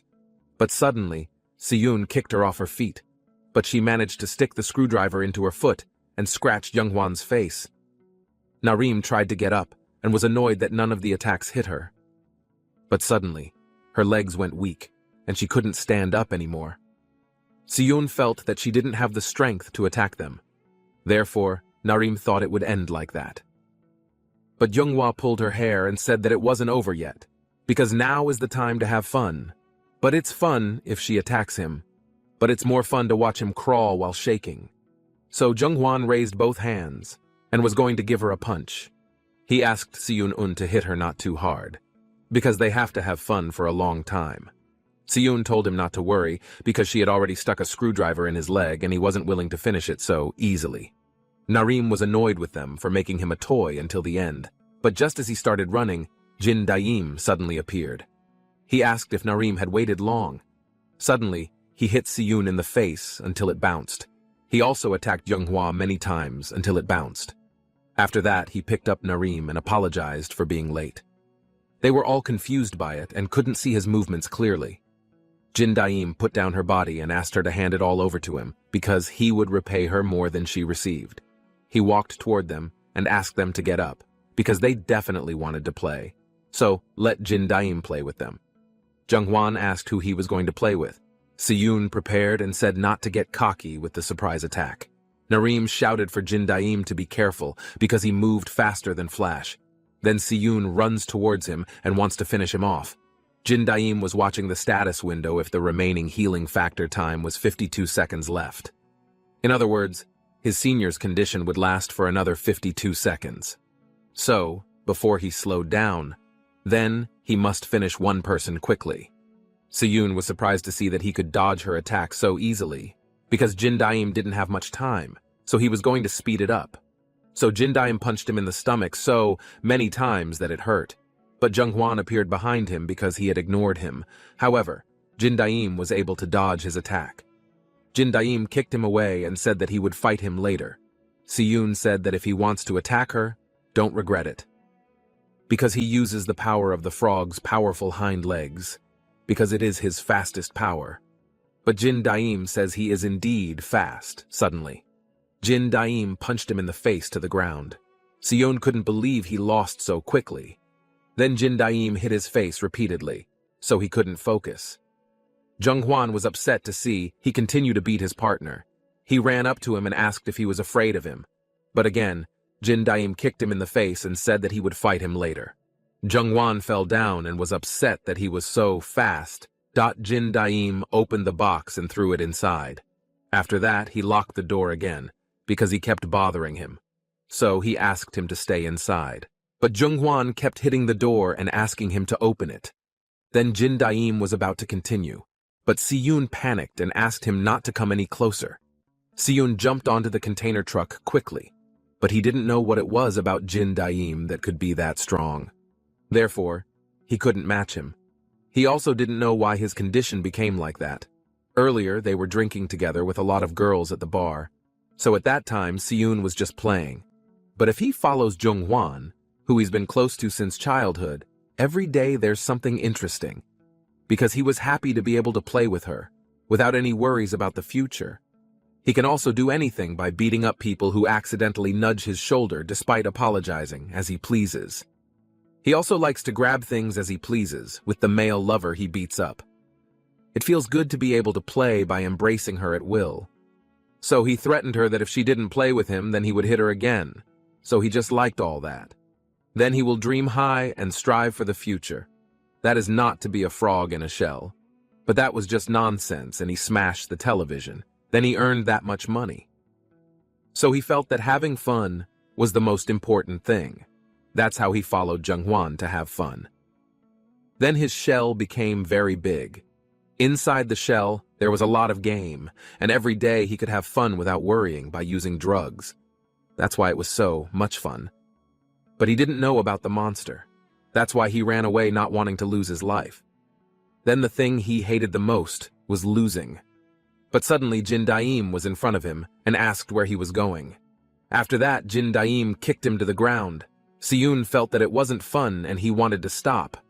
That's why he said that it was all an order from Zhenghwan, because he was just a frog in a shell who didn't know anything, so he begged her to stop. But Jin Daim pulled his shirt and said that if he was a frog in a shell. Siyun panicked, asking what he was going to do. Jin Daim suddenly took her to jump off the top of the tall container. If he fell at that height, then he would die. But Jin Daim asked him to stay still in his shell. However, Jin Daim suddenly slammed his body on the floor. However, he was actually just putting his feet up and supporting his body. But Siyun urinated in her pants because she was so scared. Jin Daim told her not to worry, because he wouldn't die. Siyun apologizes to him because he will do everything she says. That way, he will give himself up to atone for his sins. Jin Daim throws his body and says that he is happy that he wants to introspect and surrender himself. However, it was only natural that he received punishment for all his crimes. Besides that, they still have something to discuss, because Siyun has been hitting Narim and even playing with her at will. So, he wouldn't be able to just let it go. Besides, he dared to disturb Narim, he also deserved to be beaten. So, Jin Daim punched him repeatedly to death. Then he threw his final punch right in her face, leaving Siyun unconscious. After that, the status window appears if the healing factor ends and the superior state has been removed. Jin Daim sighed, because one person was done before the effect ended. Then suddenly Jiangsu came and he saw Jin Daim who had defeated Siyun. So he was really strong. Jin Daim asked if it was okay for him to be a decoy in place of Narim. He felt it was okay because he could get away from him. However, Jin Daim still has to take care of Zhenghwan, because he will be out soon. So, he asked Jiangsu to take Narim and go to Kim Kang-woo and Taehyuk's place. Then Zhenghwan managed to destroy the door, and he was furious with him for daring to lock him up. Jin Daim asked silently if he was the man Jo Sideok told him about. Jo Sideok said that if there are 4 directions, they are divided into 4 groups for operational convenience. So the real leader is Zhenghwan, compared to the 3 people from the 4 directions. Zhenghwan is stronger than all of them, because it has the power of a crocodile weapon beast. But his superior skills had already ended, and it was difficult to fight him with fraud dice. So it was time he would use a backup plan. So he summoned the dummy, as he would absorb Jo Sideok's cell phone and use it as his power. The dummy processed his cell phone beast skill would be absorbed and converted into a skill that suited him. An aura appears that surrounds him in blue, if he has obtained a new class skill from absorbing cell phones. After that, the aura turns black and he will try his new skill, class. A colossal crocodile-shaped energy burst forth, twisting violently, radiating a deadly aura that shook the surrounding air. The source of this overwhelming power stood firm, unmatched, easily surpassing the strength displayed by the other challengers. Assessing the situation, the strategist realized direct confrontation was futile, prompting an urgent search for a cunning alternative. A summoned ally appeared instantly, prepared to channel stolen abilities into a newly forged power within their control. With focused precision, the ally absorbed the device's essence, transforming it into a unique, animal-based combat skill. Energy surged through the chamber as a blinding blue light enveloped everything, signaling a newly unlocked hidden ability. The thought of activating the new power stirred anticipation, knowing it could shift the battle's direction entirely. An ally assessed the situation, explaining the skill's origin and its versatility against different types of dangerous adversaries. They emphasized that in skilled hands, class could surpass conventional techniques, countering threats others might deem unstoppable. With mutual understanding, the decision was made this ability would become the key to dominating the upcoming confrontation. A projection detailed the ability to gain exceptional traits beyond human capability, along with multiple specialized combat classes. Energy condensed into a shadowy form, manifesting the first unlocked class, recognized instantly as the highly skilled ninja. Information displayed the class's unique advantages. enhancing agility, stealth, and precision to outmaneuver even the most formidable enemies. A rigged die activated the new class, releasing a surge of energy that reshaped combat potential instantly. An approaching opponent descended at high speed, unaware the enhanced capabilities were now primed for immediate decisive engagement. Swift movements clashed in midair, each strike countered instantly. Enhanced mobility transformed every motion into effortless evasion, making incoming attacks appear sluggish and easily avoidable. The opponent's frustration grew, aggression spilling over as attempts to land a decisive hit repeatedly failed. Maintaining composure, the agile fighter maneuvered with purpose, knowing each dodge was setting up a precise counterattack. With perfect timing, the feints ended, and the prepared strike launched toward its target with calculated precision.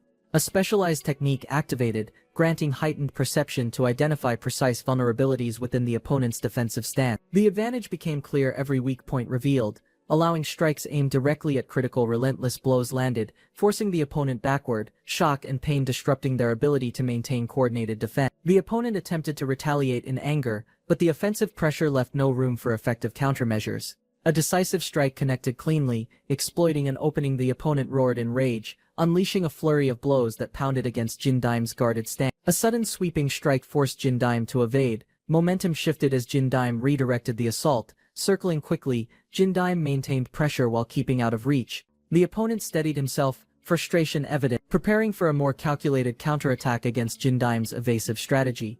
A defensive ability manifested, forming crocodile-like armor capable of deflecting most direct piercing or slashing attack. The armored opponent advanced aggressively, confident that physical strikes could no longer breach the newly reinforced defense.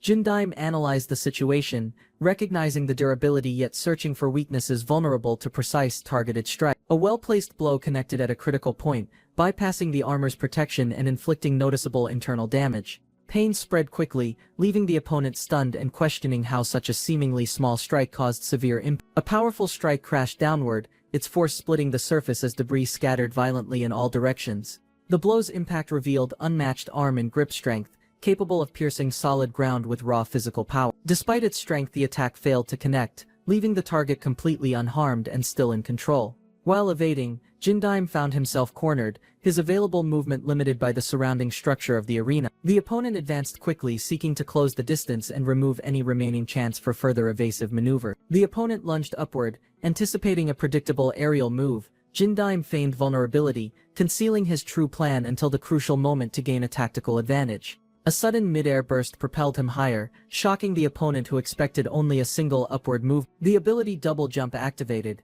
enabling a second leap that completely altered his trajectory in mid-combat.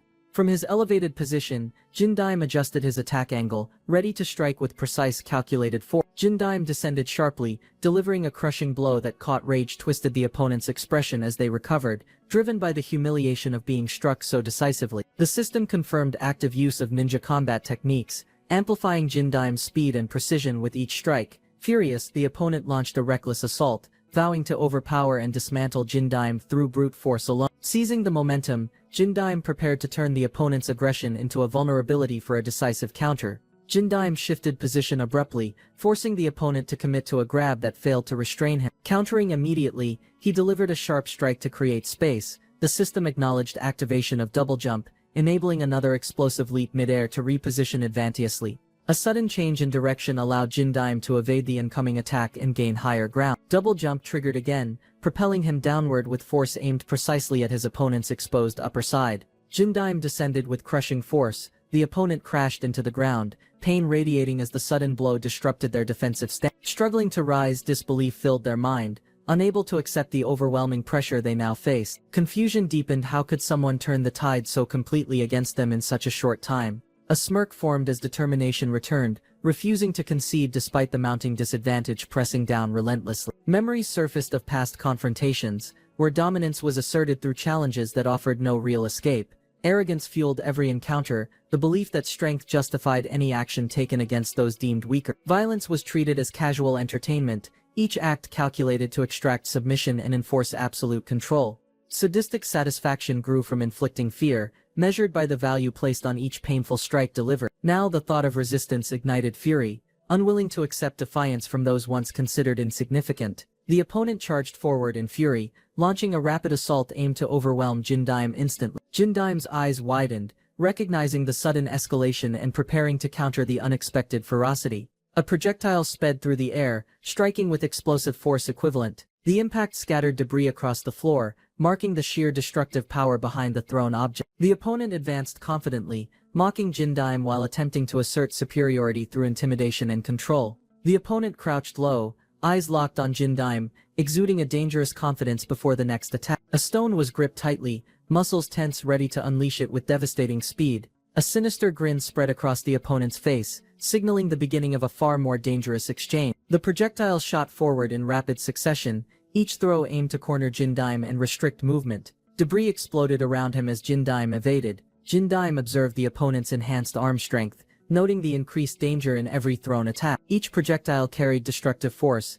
capable of inflicting severe damage even without direct contact. The open environment limited Jindaim's options. Seizing a brief gap, Jindaim sprinted, aiming to reposition before the opponent could adjust aim. The pursuer closed in quickly, hurling insults alongside projectiles to pressure Jindaim into making a critical mistake. Jindaim redirected his movement, skillfully maneuvering. The opponent intensified his assault, determined to overwhelm Jindaim through sheer volume and relentless speed. Explosions followed closely behind as Jindaim leapt aside. He landed within the confines of a nearby container, confident in his advantage. The opponent advanced, dismissing Jindaim's evasive tactics as a desperate, foolish move. The opponent moved in, convinced Jindaim had trapped himself with no room left to escape. Confidence radiated as the pursuer mocked. Certain victory was inevitable against someone cornered in such a tight space. Jindaim, unfazed, revealed his own strategy, holding tools that hinted at a sudden reversal. A burst of smoke erupted, the concealed skill activating to disrupt visibility and control the battlefield. Shrouded in the haze,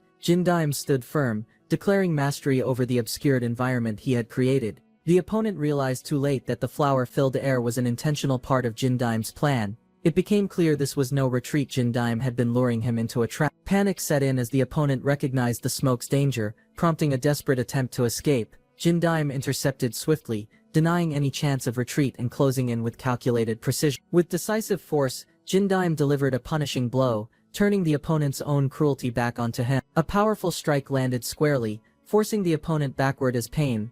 Another blow followed without hesitation. Maintaining relentless pressure, Jindaim roared, channeling his energy into a flurry of rap. Unable to defend against each strike connected with precision, the golden strikes continued, weaving an inescapable pattern that locked up. A concentrated blow shattered through defenses. The hit launched the opponent backward. They crashed violently into the ground, lying motionless. The opponent's body bore the marks of a relentless two defeated bodies lay motionless on the ground. Jindaim stood over them, his expression cold, assessing the aftermath of his calculated and relentless assault. He resolved to keep them under his control, ensuring they would endure continuous challenges until completely broken. Golden energy beams erupted around the fighter. He struggled against the relentless assault, but the blazing light tore through defenses. The onslaught intensified, crossing lines of searing energy wrapping his body, compressing him into a blinding. A final surge erupted, releasing devastating shockwaves. His body crashed into the ground with bone-jarring impact. The impact sent the blonde-haired opponent sliding across wooden planks. Momentum ended in a violent stop beside another defeated form. Dark crimson seeped outward, merging in irregular patterns. A shadow loomed closer, its stance unwavering, gaze locked on the wreckage scattered beneath the cold night sky. Icy determination radiated outward, promising unending retribution toward any who thrived on cruelty and exploited the powerless. A system alert confirmed Jindaim's successful capture of 2 enemies, marking another step toward his mission's completion. He surveyed the surroundings, ensuring no new threats approached, while maintaining focus on the objective still ahead. Attempting to check ally status, he received no response, prompting concern about possible complications in another location. The unsettling silence urged Jindaim forward, pushing him to verify safety before the situation worsened unexpectedly. Rushing ahead, he spotted a collapsed ally on the ground, urgency heightening as he closed the distance rapidly. An injured ally delivered urgent news, revealing that Narim had been captured during the chaos of battle. Jindaim's expression hardened instantly, realizing the attack's scale might be greater than he initially anticipated. The ally explained how multiple pursuers converged simultaneously, overwhelming defenses and leaving no room for effective retaliation. Regret weighed heavily as the ally blamed personal shortcomings, believing stronger resistance could have changed the outcome. Jindaim's eyes widened, the revelation striking deep, confirming a dangerous turn in the unfolding confrontation. The injured ally pointed toward an escape route, claiming knowledge of the captor's path through the compound. Struggling to stand, the ally insisted on immediate pursuit. A sudden shift in expression revealed hidden intentions, the atmosphere thickening with suspicion and unspoken realization. Without hesitation, Jin Daim delivered a decisive strike. The ally staggered back, barely regaining balance. Surprise and fear spread across the ally's face as confrontation erupted without warning in the tense standoff. Jin Daim leveled a direct accusation, claiming the ally had betrayed their group by leaking vital intelligence. The accused stepped back defensively, attempting to deny wrongdoing while gauging options for escape from the situation. Jin Daim exposed the truth, revealing the ally's concealed Urger rank status that proved earlier weakness was a lie. Cornered by undeniable evidence, the betrayer admitted responsibility for delivering Narim into enemy hands without hesitation. Narim was seized from behind, a firm grip cutting off any chance for movement or resistance. The captor maintained control, ordering silence while forcing her to comply with the predetermined instruction. Dragging Narim along, the captor ignored her struggle, focused entirely on delivering her to the intended destination. A report was made, confirming both Narim and the contraband had been secured without interference. Acknowledgement came immediately, crediting the captor's timely actions for enabling their plan to proceed without delay. The traitor reported Jin Daim's continued presence, acknowledging the difficulty in securing complete control of the situation. An ally confirmed other enemies were engaged, yet admitted the outcome remained uncertain against such formidable resistance. Recognizing Jin Daim's unexpected strength, the silver-haired leader prepared to personally intervene once current objectives were completed. He instructed the traitor to focus on reporting back while he took responsibility for the direct confrontation. The traitor agreed, tightening his grip on the captive as they approached. Orders were given to transfer Narim, while one member prepared to remain behind for unfinished business. A cloth was drawn, signaling an intention to act despite previous instructions to avoid direct confrontation. Determined to disobey, the traitor resolved to personally capture Jin Daim, driven by self-assured confidence. Jin Daim demanded an explanation for Narim's betrayal, questioning loyalty and the bonds they once shared. The traitor dismissed the accusation, advising Jin Daim to focus on his own group's safety instead. Jin Daim processed the mention of subordinates, realizing the threat might extend beyond his immediate confrontation. A sudden thought struck: if the enemy knew their plan, allies elsewhere could already be in danger. Scenes of fallen fighters confirmed the worst. Urgent communication relayed Ryu Huan's arrival to Team B, warning them of his imminent engagement. Kim Kang-woo braced himself, acknowledging that only he and one other remained capable of resisting the assault. Jin Daim received urgent orders to intercept the enemy and prevent their escape at all costs. Facing the traitor, Jin Daim prepared for combat, determined to end the encounter without unnecessary delay. Time pressed heavily, compelling Jin Daim to push for a swift conclusion before the situation worsened elsewhere. The traitor revealed possession of similar abilities, raising the stakes and confirming readiness for a serious fight. Meanwhile, Ryu Huan's presence loomed, his arrival signaling a new The approaching opponent displayed greater strength than before, confidently advancing to confront both adversaries alone. Realization struck that his previously hidden ability, the Animal Kingdom skill, was now fully unleashed. A massive tiger apparition emerged, its presence radiating overwhelming pressure that discouraged immediate engagement. The group turned to their strongest member, knowing his unique skill was their only viable counter. With determination, he confirmed readiness to retaliate, while an ally prepared to draw the enemy's focus. The fighter lunged forward, unleashing a powerful strike aimed directly. A counterattack landed instantly, disrupting momentum. Recovering quickly, the aggressor closed distance again. He seized the opening, locking his arms tightly around the opponent to restrict movement completely. Calling out to an ally, he signaled for immediate support to capitalize on the immobilization. The system confirmed the Raging Bull's fury had reached its maximum potential, signaling an imminent attack. Power surged through the fighter, his charge accelerating with unstoppable momentum toward the intended target. He roared his intent to kill, his expression twisted with unrestrained rage and focus. A sudden command froze his movements entirely, halting the furious advance in an instant. Paralyzed and shocked, he found himself restrained. A devastating strike landed, sending two opponents flying backward. They crashed hard into the ground. Struggling to stay conscious, one realized the overwhelming power came from the enemy's Animal Kingdom skill. Seeing his ally unconscious, disbelief grew over how quickly and decisively the fight had turned. Recognition of the opponent's unmatched strength spread, forcing the remaining fighter to reassess his chances of survival. An injured combatant rose to his feet, meeting the unwavering gaze of the approaching opponent. Resolve burned as the injured fighter vowed to endure, buying precious time for Jin Daim's mission. Elsewhere, a captive stirred, pain clouding thoughts as awareness slowly began to return. Eyes opened to an unfamiliar setting, confusion setting in with each passing second. A calm presence observed closely, acknowledging the captive's return to consciousness with quiet certainty. Ryu Huan confronted the captive, his cold demeanor masking the tension building in the dimly lit space. The captive's anger flared, demanding an explanation for involving additional people in the unfolding conflict. Ryu Huan countered sharply, accusing the captive of inviting unnecessary interference into matters already beyond control. A subordinate was pinned underfoot, pressure applied as Ryu Huan demanded the location of stolen contraband. The captive denied possession, desperation evident as the standoff continued under Jin Daim's distant awareness of events. A wrist was seized firmly, the grip signaling the start of calculated and deliberate punishment.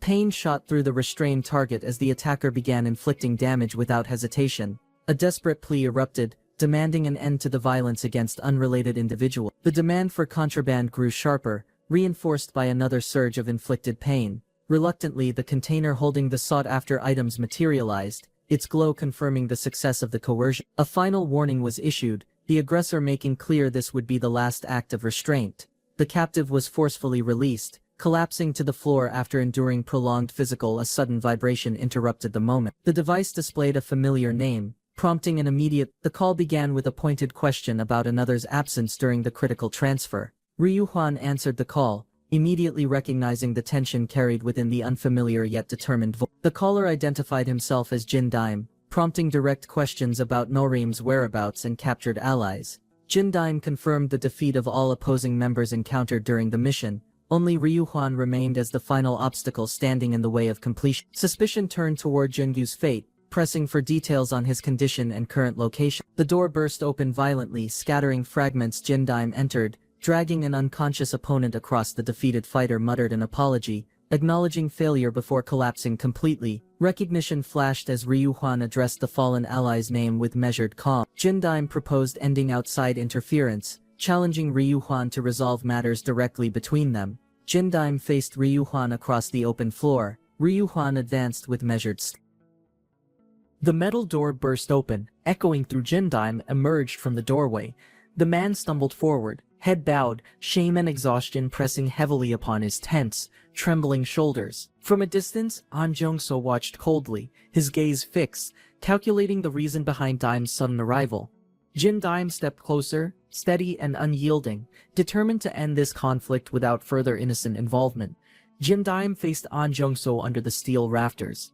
An Jung-so squared his stance, a faint smirk betraying confidence as he prepared for confrontation. With a sudden burst of speed, Jin Daim closed the distance. He swung fiercely toward An Jung-so's side.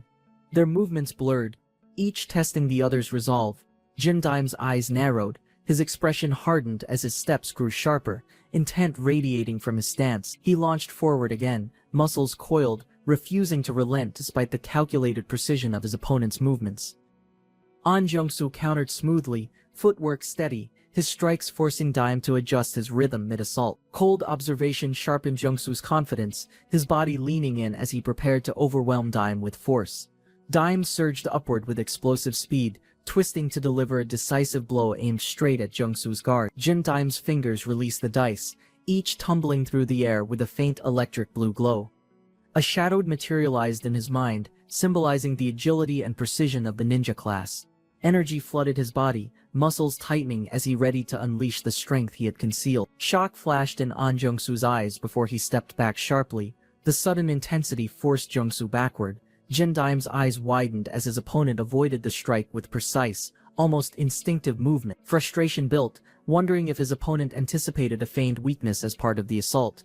Shock turned to realization his opponent had analyzed every motion before evading with flawless timing. Despite the display, Daim knew his full potential remained unrevealed, leaving room to turn the tide.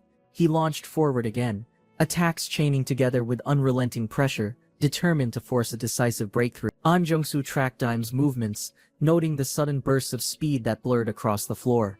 Realization struck Daim's earlier sluggishness had been intentional, concealing precision attacks aimed at exploiting key vulnerability. Each strike targeted sensitive points, yet minor deviations in aim significantly reduced the potential damage inflicted.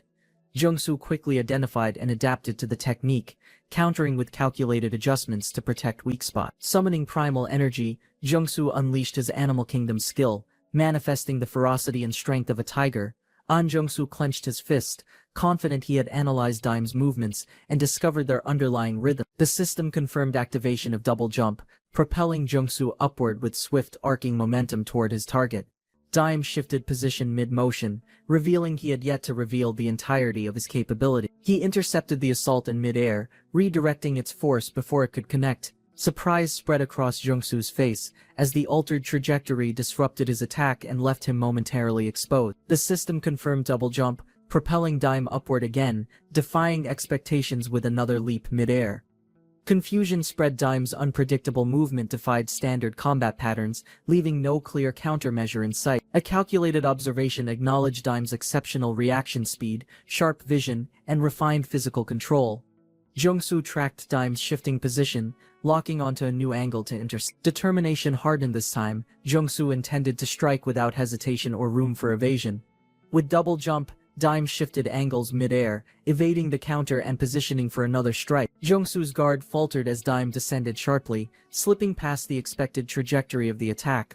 Rapid blows followed, each connecting in unpredictable patterns designed pain and strain pressed on Jungsu as the relentless hits disrupted his balance and rhythm. Elsewhere, two associates discussed recent developments, reviewing completed reports while noting unresolved concerns lingering in their minds. Two men discussed lingering concerns, focusing on an incident tied to an area under Ryu Han's control. Suspicion arose over rumors of someone collecting phones, questioning whether Ryu Han could handle the situation. Doubts formed about his combat capability, despite his past victory over Min Jae-hoon during a careless moment. One reminded the other that Hwan's true value remained hidden, tied to his unique combat style. They revealed the technique originated from the Paradise sect, known as the dangerous and feared Wild Beast style. The Wild Beast style was designed to push combat ability beyond normal limits, imitating raw animal ferocity.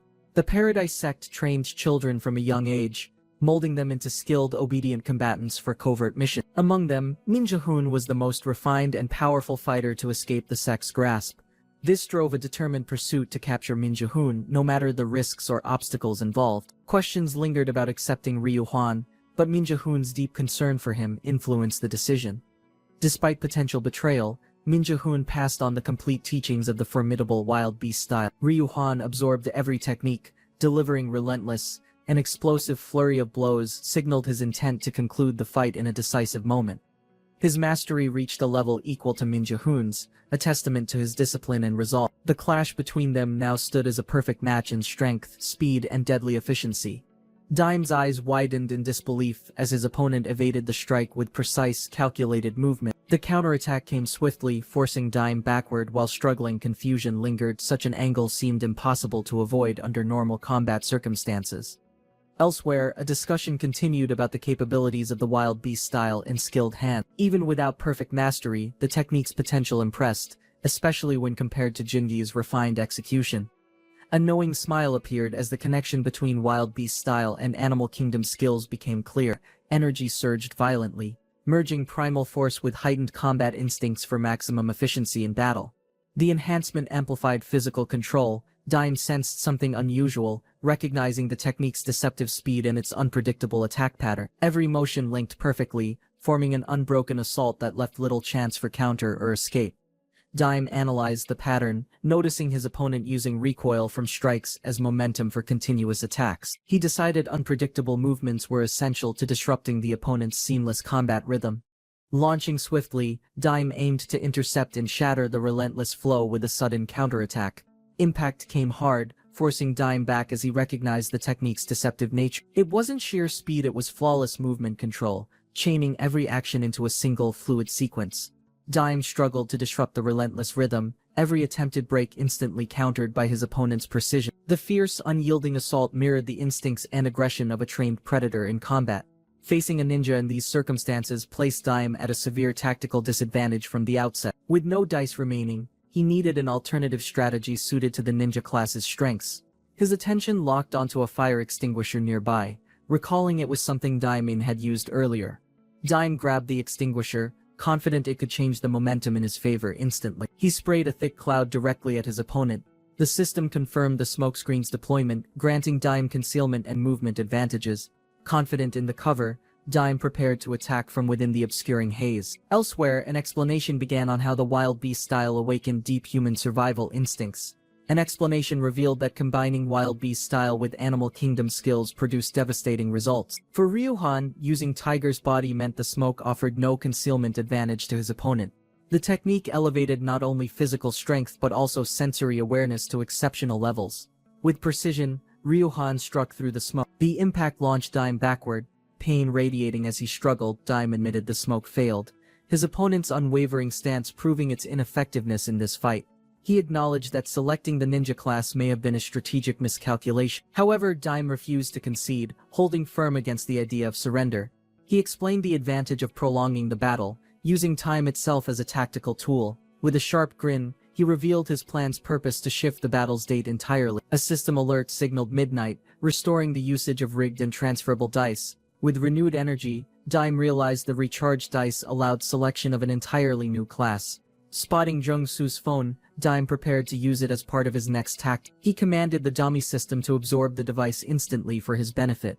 The system complied, absorbing the phone to grant Dime access to a fresh class. Dime activated the newly obtained class, committing instantly to harnessing its full potential. A surge of energy erupted, reshaping his form with raw, unrestrained combat power. He declared his intent to match his opponent's instincts equally, refusing to yield in primal force. Fully empowered, Dime charged forward, ready to meet ferocity with equally devastating aggression. Jinho shouted loudly, demanding someone absorb an enemy's phone for him during an intense moment.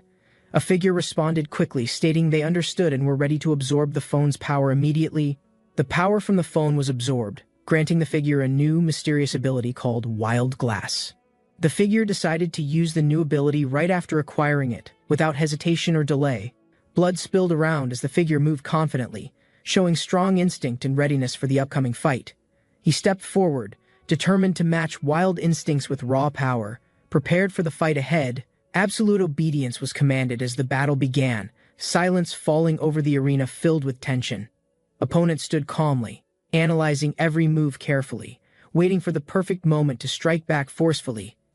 The challenger demanded answers, questioning the mysterious opponent about strength, motives, and hidden abilities with firm curiosity. The fight intensified quickly, each strike and dodge landing sharply, echoing the fierce struggle between the two. He activated his new ability, awakening his senses to perceive movements faster than ever before. Suddenly, his vision sharpened, revealing every muscle twitch with perfect clarity and intent behind the actions. He observed how each opponent's moves connected fluidly, a seamless flow of calculated defensive and offensive strikes. Now fully aware, he dodged and countered effortlessly, predicting attacks before they even happened around him. What once was guesswork turned into certainty, giving him the edge he desperately needed to stay alive. He barely evaded the strike, eyes widening as he realized his ability revealed more than just movement. Seeing precise openings in his opponent's defense, he prepared to exploit weaknesses previously invisible to him. Amazed by his own progress, he questioned whether this new vision was something beyond mere speed. Hearing the challenge, he considered if this power allowed him to mimic even the most complex attacks. Confident now, he anticipated that every force would bounce back, countering with strength and perfect timing. He noticed his opponent's body was incredibly elastic, allowing him to absorb and adapt to every strike. The enemy's power could completely return the force of any blocked attack without losing momentum. Despite overpowering moves, the white-haired fighter struggled to keep up, stunned by the unexpected defense. Confused and frustrated, he wondered how his rival mastered such a beast-like fighting style so suddenly. Both warriors faced off again, tension rising as each prepared for an even more intense clash ahead. He reflected on his grueling effort, determined to master his skills despite the countless hours spent training. Alone in the forest, his swift movements cut through the air, practicing relentless, focused sword swings. Exhausted, he collapsed to the ground, breathing heavily after pushing his limits beyond exhaustion yet again. Suddenly, a voice called out, breaking the solitude and asking why he trained so relentlessly alone. He explained his curiosity about the other's nighttime activities, hoping to understand what truly motivated him. Lying on the ground, he was asked why he continued training despite already handling his runaway family. Well, honestly, he answered, his true goal wasn't just strength, it was to become stronger than before. His friend was curious, questioning why wanting strength alone was enough motivation to keep pushing forward. Reflecting deeply, He admitted that having a clear goal made him work harder than ever previously. They both wondered aloud what exact goal had driven him to grow so powerful over time. He revealed his true motivation was personal, a deeply rooted struggle driving him every single day.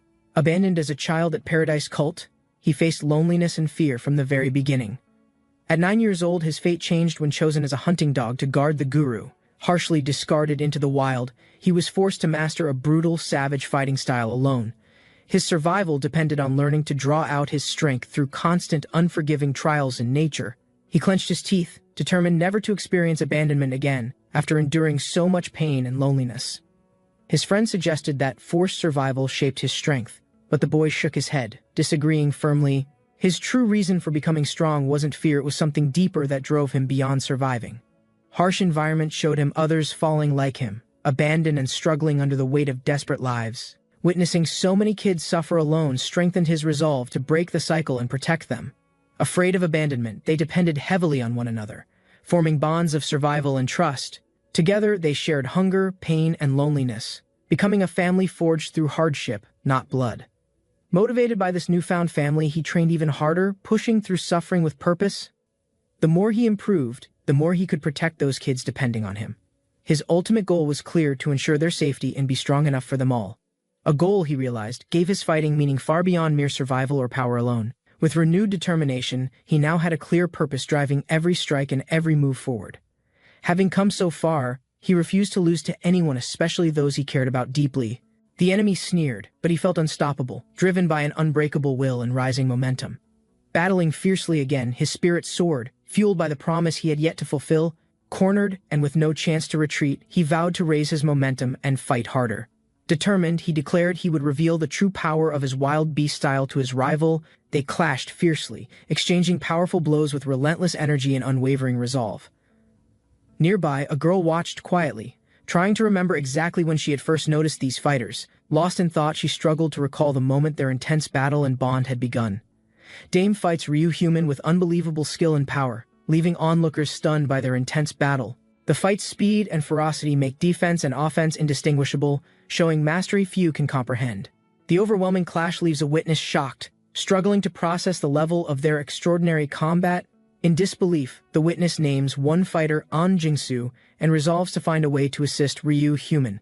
Determined, he plans to intervene in this fierce battle, hoping to support his comrade however possible. Someone warned fiercely not to interfere with Hyung anymore, standing firm as the fight escalated. Suddenly, An Jingsu struck violently, catching others off guard with a brutal surprise attack. A furious woman accused Jingsu of betrayal, wondering when he turned against their group and trust. She questioned how he could side with someone who killed Jihun Appa, a respected figure. Her betrayal and anger cut deep, demanding to know how Jingsu could follow such a path. Someone grabbed the boy's wrist sharply, shouting angrily that his actions were completely unacceptable and unjustified. The attacker demanded why the boy ignored clear warnings from Ryu Huan about interfering in their fight. Desperately, the boy explained that Ryu Huan's dangerous actions were meant to protect everyone involved somehow.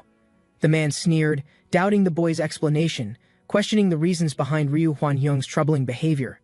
Exhausted, the boy lay back, recalling the intense battle between Ryu Huan and Jihon Hyung so vividly. He wondered why Ryu Huan and Jihon Hyung risked fighting openly by the school building's entrance. After long following Ryu Huan, he noticed strange behavior that made him suspicious and uneasy inside. Although Jihon Hyung stopped taking medicine, the signs suggested something dangerous was about to happen soon. He decided to quietly observe and listen closely, hoping to uncover the truth behind their conflict. The fight wasn't about money, but instead over something hidden nobody else knew or understood yet. One declared their goal wasn't money, they wanted to create a safe place for the KPS group. The other shouted, insisting their true goal was making money first, no matter what anyone said. Suddenly, a violent attack happened, surprising everyone and leaving one person injured, struggling to stay conscious. Another rushed over, confused and worried, trying to understand why the attack occurred so suddenly. Concerned, the attacker asked if the wounded person was okay and if they carried any weapons. He felt time slipping away as his strength weakened from an old, dangerous heart condition worsening fast. His companion was shocked, asking what he meant by saying time was running out for him. He explained that his heart condition stemmed from abandoning a secret cult in his youth long ago. The illness was rapidly worsening, despite his attempts to hide its seriousness from those around him. His friend gasped, asking if he was really dying, while the man called Ryu Huan listened silently. A mysterious group called One approached him, revealing they secretly controlled the runway gang's actions. They threatened him, warning that if he and Yurang refused to join, destruction awaited them both. The group planned to hand him and Yurang over to the dangerous Paradise cult immediately. He asked his friend what kind of people these were, hoping to understand the threat better. His companion grimly responded that they could only lose if they resisted. Admitting defeat seemed likely. He quickly understood they could never win against the powerful group controlling everything behind the scenes. His companion was shocked, asking what made him so sure they couldn't stand a chance. He explained the enemy was so strong that no one, not even his friend, could overcome them. Admitting he was running out of time, only weeks left, he prepared to face their challenge. He promised to fight somehow until then, though doubts and fears weighed heavily on his mind. He told his friend that only he could stop him if he fell and lost the fight. Surprised, his friend asked what exactly he meant by that serious statement just made. He warned if he died, Yurang would fall into the enemy's hands and be lost forever. They had to stop this from happening no matter what, so children wouldn't suffer anymore.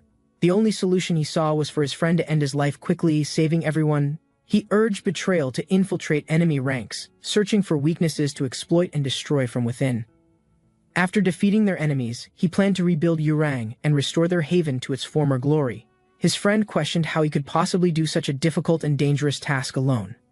Encouragingly, he told him that he believed in his strength and ability to succeed. He reminded him of the past lessons about overcoming challenges and rising stronger than before. He reminded his friend that despite his tough exterior, he still cared deeply and wouldn't abandon them. He revealed past mistakes involving money and secret operations tied to the gang's future plans. These actions were intended to help the gang eventually grow stronger and expand into society openly. His friend was told he also had reasons to protect the group, including family and responsibility. Despite the risk, he assured his friend that surviving and protecting everyone was the ultimate shared goal.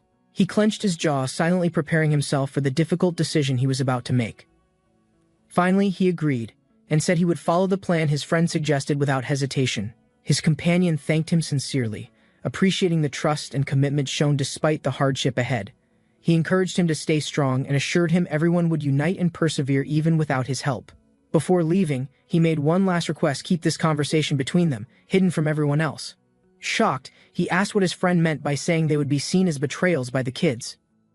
His friend explained that keeping the truth hidden was vital to prevent the children's fear and danger. The more people knew, the greater the risk to the kids' safety and the group's future. Though troubled, he understood that sometimes secrecy was necessary to protect everyone involved from harm. He firmly declared that, no matter the cost, he did not care and accepted the burden. She was shocked to realize that everything her friend said earlier was true without any doubt. Another friend agreed, seeing how desperate Ryu-han was in his current dangerous situation.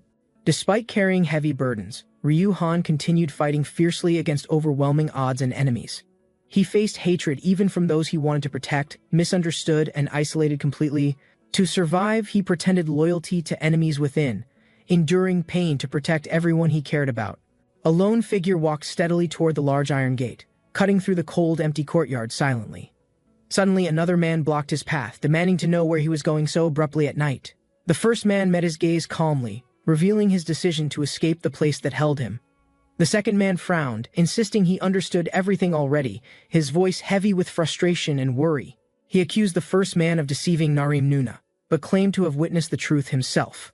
He accused the other man of secretly plotting against Jinho's interests, demanding the truth behind his actions. The accused stayed silent, unwilling to respond under the heavy accusation hanging in the cold night air.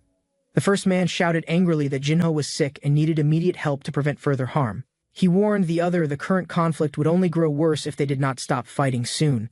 The accused refused to keep the secret any longer and threatened to reveal everything to everyone involved. Jingsu's friend grabbed his arm, telling him to stop before his anger caused more harm and trouble. Jingsu shook his head, refusing to accept Jinho Hyung's suffering and promising to never let it continue. The friend shouted desperately, trying to make Jingsu understand the consequences if they acted so recklessly now.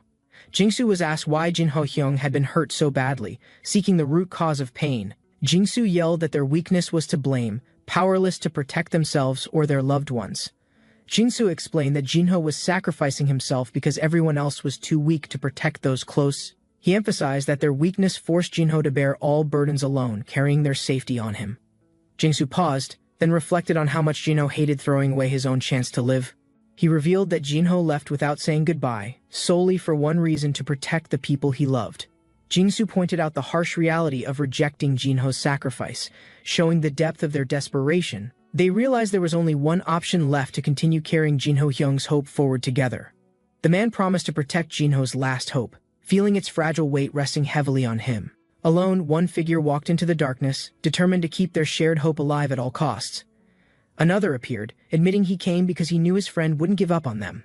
They exchanged a brief agreement, ready to unite and move forward, despite the uncertain path ahead. Suddenly, the fight began with a fierce attack, striking with force and shaking the ground beneath them. Blows were exchanged rapidly, both sides relentless, fighting fiercely despite the pain and risk of injury. The man thought about the cost, knowing it might mean sacrificing himself to protect his beloved Hyung. He faced the brutal assault with tears in his eyes, struggling to keep standing despite agony. The man screamed in anguish, overwhelmed by the pain and the desperation to save the one he loved. A powerful blow landed, striking hard and knocking the enemy back, the fight escalating with greater intensity. The attacker flew through the air, crashing violently against the ground, barely managing to stay conscious afterward. The man's face showed pain and determination, refusing to surrender despite the injuries he endured fiercely. He stood tall again, focused and resolute, ready to face whatever challenge awaited him next. Calmly, he announced he had captured Min Ji-hoon as promised, completing the mission they had agreed on. A man promised to make a strict deal, hoping to gain more power and control soon. Suddenly, a woman shouted in fury, calling him a traitor for siding with their enemies. The man silently vowed his wrath wouldn't be satisfied until he crushed those who betrayed him. He accepted that he might need to submit and bow his head if it meant victory. The fight restarted fiercely, with both sides attacking rapidly without hesitation or mercy for each other. Jingsu was hit hard, pain flashing in his eyes, but he refused to fall or surrender. He clenched his teeth, determined to endure the attack and keep fighting for what mattered most. Meanwhile, nearby, a bag was abruptly thrown down, signaling an important and urgent development in the scene. In the crowd, tension grew as people watched silently, awaiting news or a sign of what happened. Jingsu then announced loudly that Min Ji-hoon was dead, and Youngin was gone, shocking everyone present. He braced himself emotionally, willing to be hated by his family if it meant protecting what mattered. Suddenly, he was thrown hard to the ground, the painful impact knocking the breath out of him. His opponent followed swiftly with a powerful strike, intent on ending the fight without mercy shown. The battle escalated intensely, both exchanging heavy blows in a brutal struggle for dominance and survival. Despite the damage, he focused fiercely, channeling his energy to strike back with all his strength. He knelt by a freshly dug grave, the weight of loss pressing heavily on his shoulders. In his hand, he held a photograph of happier times with friends, now distant memories. Tears fell silently to the ground, merging with the earth as he struggled to hold himself together. He whispered softly, expressing how difficult it was to endure this pain alone in his heart. Suddenly, an attack came again, forcing him to fight despite his broken and grieving spirit. The man raised his fists, defending fiercely as punches rained on him relentlessly with unwavering determination. His opponent smirked confidently, preparing to strike back with a powerful blow, testing his limits again.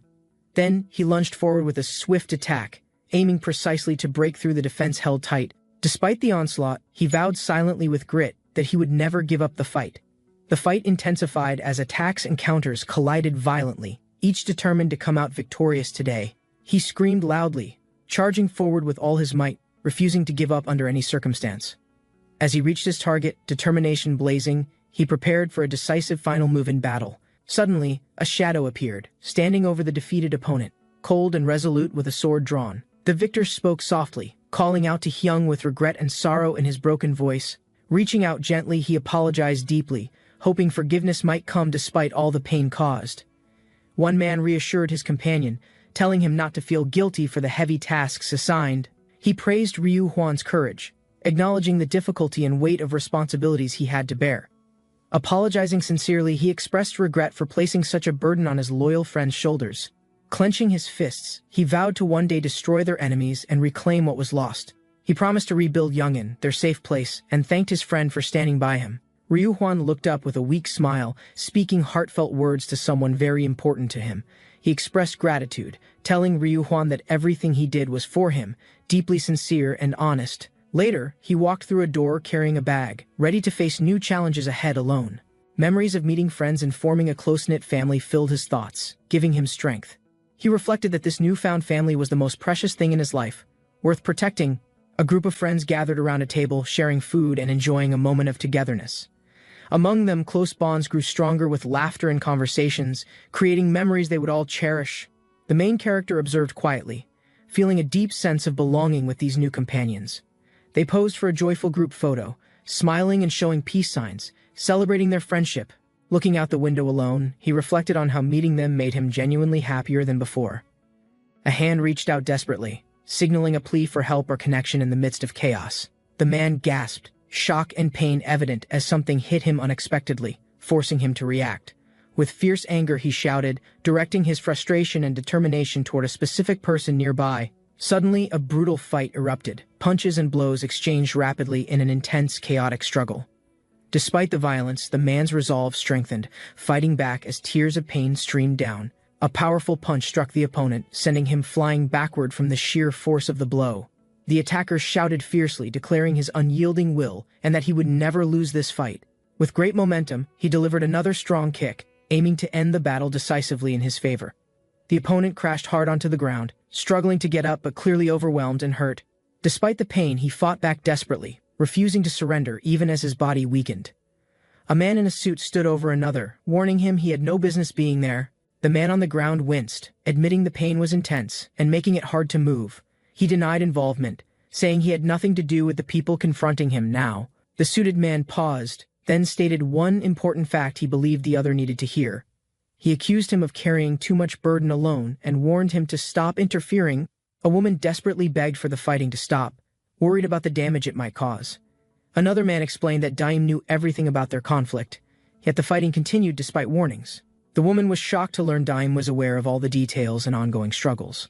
They concluded Daim's continued fighting meant he was trying to support and protect Ryu Huan. Surprised, they realized Daim's actions came from a desire to help, even if it wasn't clear. The man questioned Daim's intentions, asking if he truly aimed to help Ryu Huan or something else. The woman answered calmly, explaining Daim tried to convince everyone to unite against a common enemy. 1. She expressed doubt that words alone would work, implying Daim needed to prove his point through action. Daim prepared himself mentally and physically, determined to confront one and end the conflict decisively. With resolve, he declared he would use all his strength and skills to defeat one no matter what. The man confronted his opponent, asking if he planned to interfere and disrupt things until the very end. The opponent accepted the challenge, promising to use all his strength to defeat and crush him entirely. Both men prepared to face each other, ready for a decisive battle that would determine the outcome. They charged forward, the fight beginning with full force as the tension between them reached its peak. The silver-haired fighter swung fiercely, his kick smashing into his opponent with relentless force and precision. He smirked confidently, watching his enemy struggle to recover from the unexpected and powerful strike delivered. With swift movement, his opponent lunged forward, aiming a desperate punch to catch the silver-haired fighter off guard. They clashed again violently, fists flew rapidly, as both tried to gain the upper hand in battle. Finally, the silver-haired fighter's blow landed hard, sending his opponent crashing into the wall, defeated. He noticed the opponent's movements had become smoother. Faster, his skill was noticeably improving with practice. With sudden speed, the fighter dodged a punch, narrowly avoiding the deadly strike aimed straight at him. Both fighters launched into a rapid exchange of blows, their movements blurring as they fought fiercely and evenly. The silver-haired fighter prepared mentally, deciding it was the right moment to launch a powerful counterattack. He struck decisively, his fist landing solidly, signaling the start of his fierce and focused retaliation. The unexpected counter caught him off guard, pain flaring as he realized his opponent's strength increased rapidly. Spinning swiftly, he tried to regain balance, searching for an opening to respond and turn things around. The opponent launched forward again, striking hard with relentless precision, pushing him further into a defensive stance. He was forced back, struggling to protect himself from the aggressive assault that showed no signs of stopping. Confused and worried, he wondered how his enemy could grow stronger despite their intense, ongoing fight. Breathing heavily, he noticed something strange awakening within himself. A new power slowly beginning to rise. A system notification appeared, revealing his stamina was being strengthened through an unusual skill activation process. He realized his enemy was using stamina as a weapon, growing stronger with every exhausting move made. Feeling exhausted but determined, he knew he had to finish the fight before his stamina depleted completely. Gritting his teeth, he launched himself forward with renewed determination, refusing to let the opponent win easily. He refused to simply fight back, launching a fast, powerful attack to catch his enemy off guard. The silver-haired fighter warned him, predicting reckless moves would likely cause self-destruction in the middle of battle. Breathing heavily, the fighter pushed through the exhaustion, determined not to let his guard down this time. The opponent mocked confidently, warning him that his fighting style was dangerous and mentally unsustainable. Refusing to back down, he charged again with a stronger, more focused attack to overwhelm his enemy. The silver-haired fighter swung his arm with great force, aiming a powerful attack at his opponent. The younger fighter reacted quickly, stepping forward and dodging the attack with precise and fast movements. He noticed his opponent had increased momentum, now attacking with even greater speed and strength than before. Fighting back, he realized dodging no longer worked. The power behind attacks was too overwhelming now. Despite his best efforts, the younger fighter was struck, struggling to avoid getting hurt in this battle. The younger fighter caught his opponent off guard with a sudden move. Seizing the moment decisively, he challenged his enemy, daring him to dodge his attacks, confident in his own growing strength. The silver-haired fighter smirked, impressed yet skeptical about the younger man's rapid increase in power. Despite admiration, he insisted that gaining strength alone wouldn't be enough to win this fight. The younger fighter shouted stop, preparing to launch a powerful, decisive attack to turn the battle. The white-haired fighter was suddenly hit hard, knocked backward, struggling to maintain his balance and focus. Heavy footsteps echoed as the younger fighter advanced swiftly, pressing the attack without giving the opponent rest. Catching his breath, he reminded himself there was still time to turn the fight in his favor. Suddenly, a new skill triggered a mysterious force that halted the opponent's movements instantly, freezing the battle. The notification confirmed the skill's power, immobilizing the opponent to create a critical opening for attack. The silver-haired fighter confidently declared that he could never be beaten, standing strong and unshaken. The younger fighter snapped back with a sharp shut-up, refusing to accept defeat silently. Gathering focus, he prepared himself to fight harder, determined to prove his worth in the battle. His opponent warned him that true understanding only comes through effort and trial, not just words. Suddenly, the silver-haired fighter's eyes glowed with intense power, shocking his opponent deeply. The younger fighter was struck hard, pain sharp as he was pushed backward by the powerful attack. He quickly regained focus, his eyes sharp, preparing to react with speed and determination now. Thinking clearly, he resolved to confront the challenge head-on, refusing to back down any longer. With momentum building, he launched himself forward, aiming to close distance quickly and catch his opponent. Moving swiftly across the rooftop, his footsteps echoed as he advanced with fierce purpose toward the enemy. He stomped down, pain radiating through his leg, desperate to move before the paralysis could spread. Gritting his teeth, he hurled his body forward midair, channeling pure momentum into a reckless attack. His foot connected hard with the enemy's chest. Bones cracked, but resistance met him instantly too strong. The white-haired man caught him midair, unflinching, eyes narrowed. "You used your head well, but..." He gripped the flying leg and slammed it downward, crushing the counterattack before it fully began. He slammed the boy into the ground, showing no hesitation, punishing the reckless leap made earlier.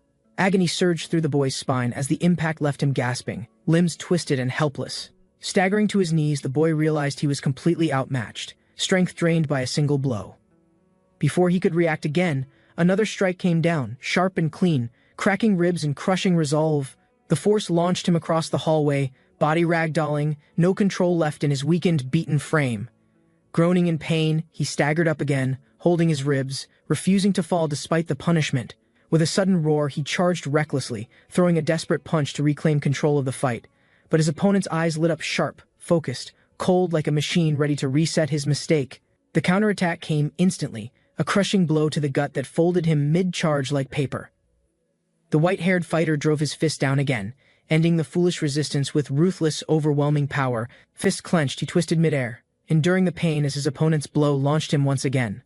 Snarling, he returned with another wild strike, anger clouding his technique but pushing his body forward. His punch met a solid block again, and a sharp counter sent shockwaves through his already battered ribs. He staggered back, chest heaving, but his eyes still burned with defiance that refused to fade. With brutal force, the white-haired fighter slammed down from above, breaking through hope with sheer physical dominance. Jin Dame crashed to the floor, body trembling, yet his spirit remained stubbornly unbroken through defeat. A voice echoed digitally calm, calculated, calling his name, reminding him this fight wasn't lost just yet. Hope stirred as he remembered the stolen phones, power untapped, locked inside those devices he hadn't used. The system offered a choice: absorb new classes, gain strength, and finally stand equal against Ryu Huan. But Dame clenched his fists, refusing shortcuts. He sought victory earned, not granted through someone else's strength.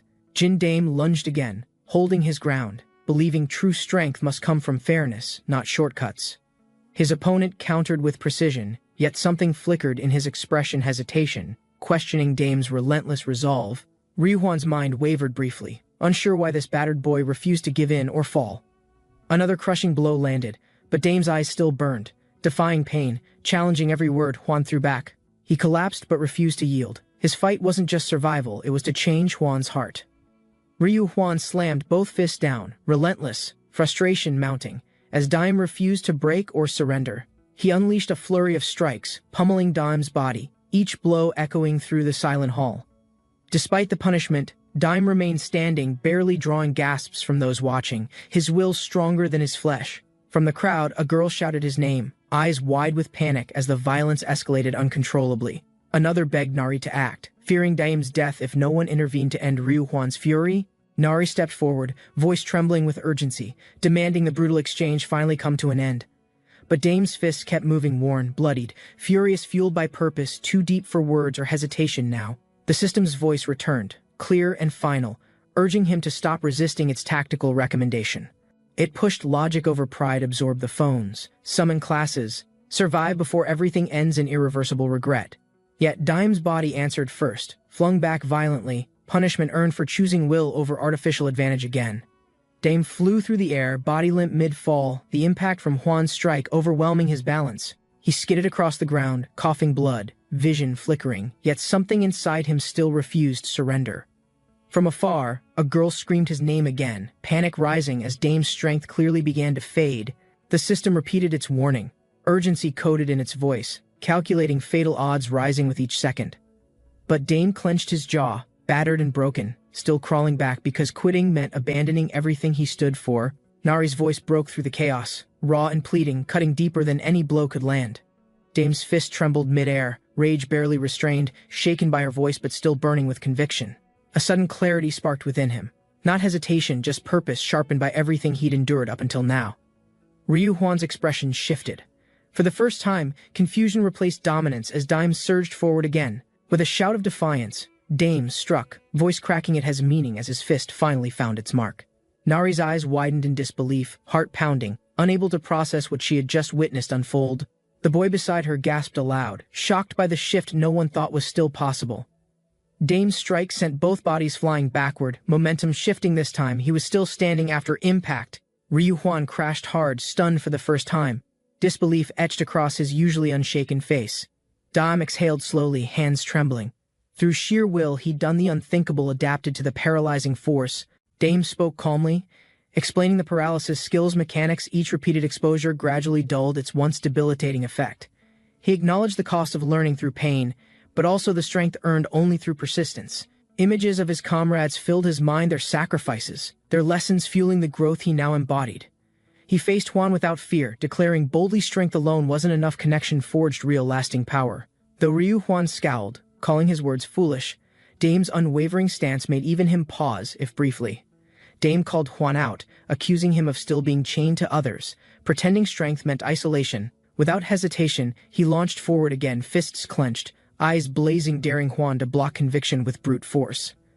Hwan's mind raced, realizing Dime's challenge wasn't just physical, it was to his pride, to his beliefs. The words hit harder than any punch. Dame wanted more than victory, he wanted to awaken him. But Hwan refused to yield just yet. Roaring back, he met Dame mid-air, fists crashing like thunder. Dame struck first, landing a heavy blow to Hwan's face, forcing the older fighter off balance. Hwan roared with fury, lunging forward, unleashing all his strength in a desperate surge of violence. Dame didn't retreat. With a scream, he pushed forward, matching force for force with unshaken determination. They collided in midair, fists raised, the impact sending tremors through the air with brutal intensity. Dame's downward blow connected hard, smashing through Hwan's guard, driving him violently toward the ground below. Their fists collided once more, shockwaves tearing through the hall as willpower erupted into raw force. Dame's strike found its mark, splitting through Ryuhwan's defense, blood trailing from the point of impact. The blow launched Hwan into the air, spinning helplessly, the battle's momentum shattering entirely in that instant. As he fell, time slowed his eyes wide, not with pain, but with realization and unspoken respect. They walked side by side, groceries in hand. The day's tension faded into peaceful, familiar banter. Dame brushed off their concern, saying it wasn't heavy, unwilling to burden others even in peace.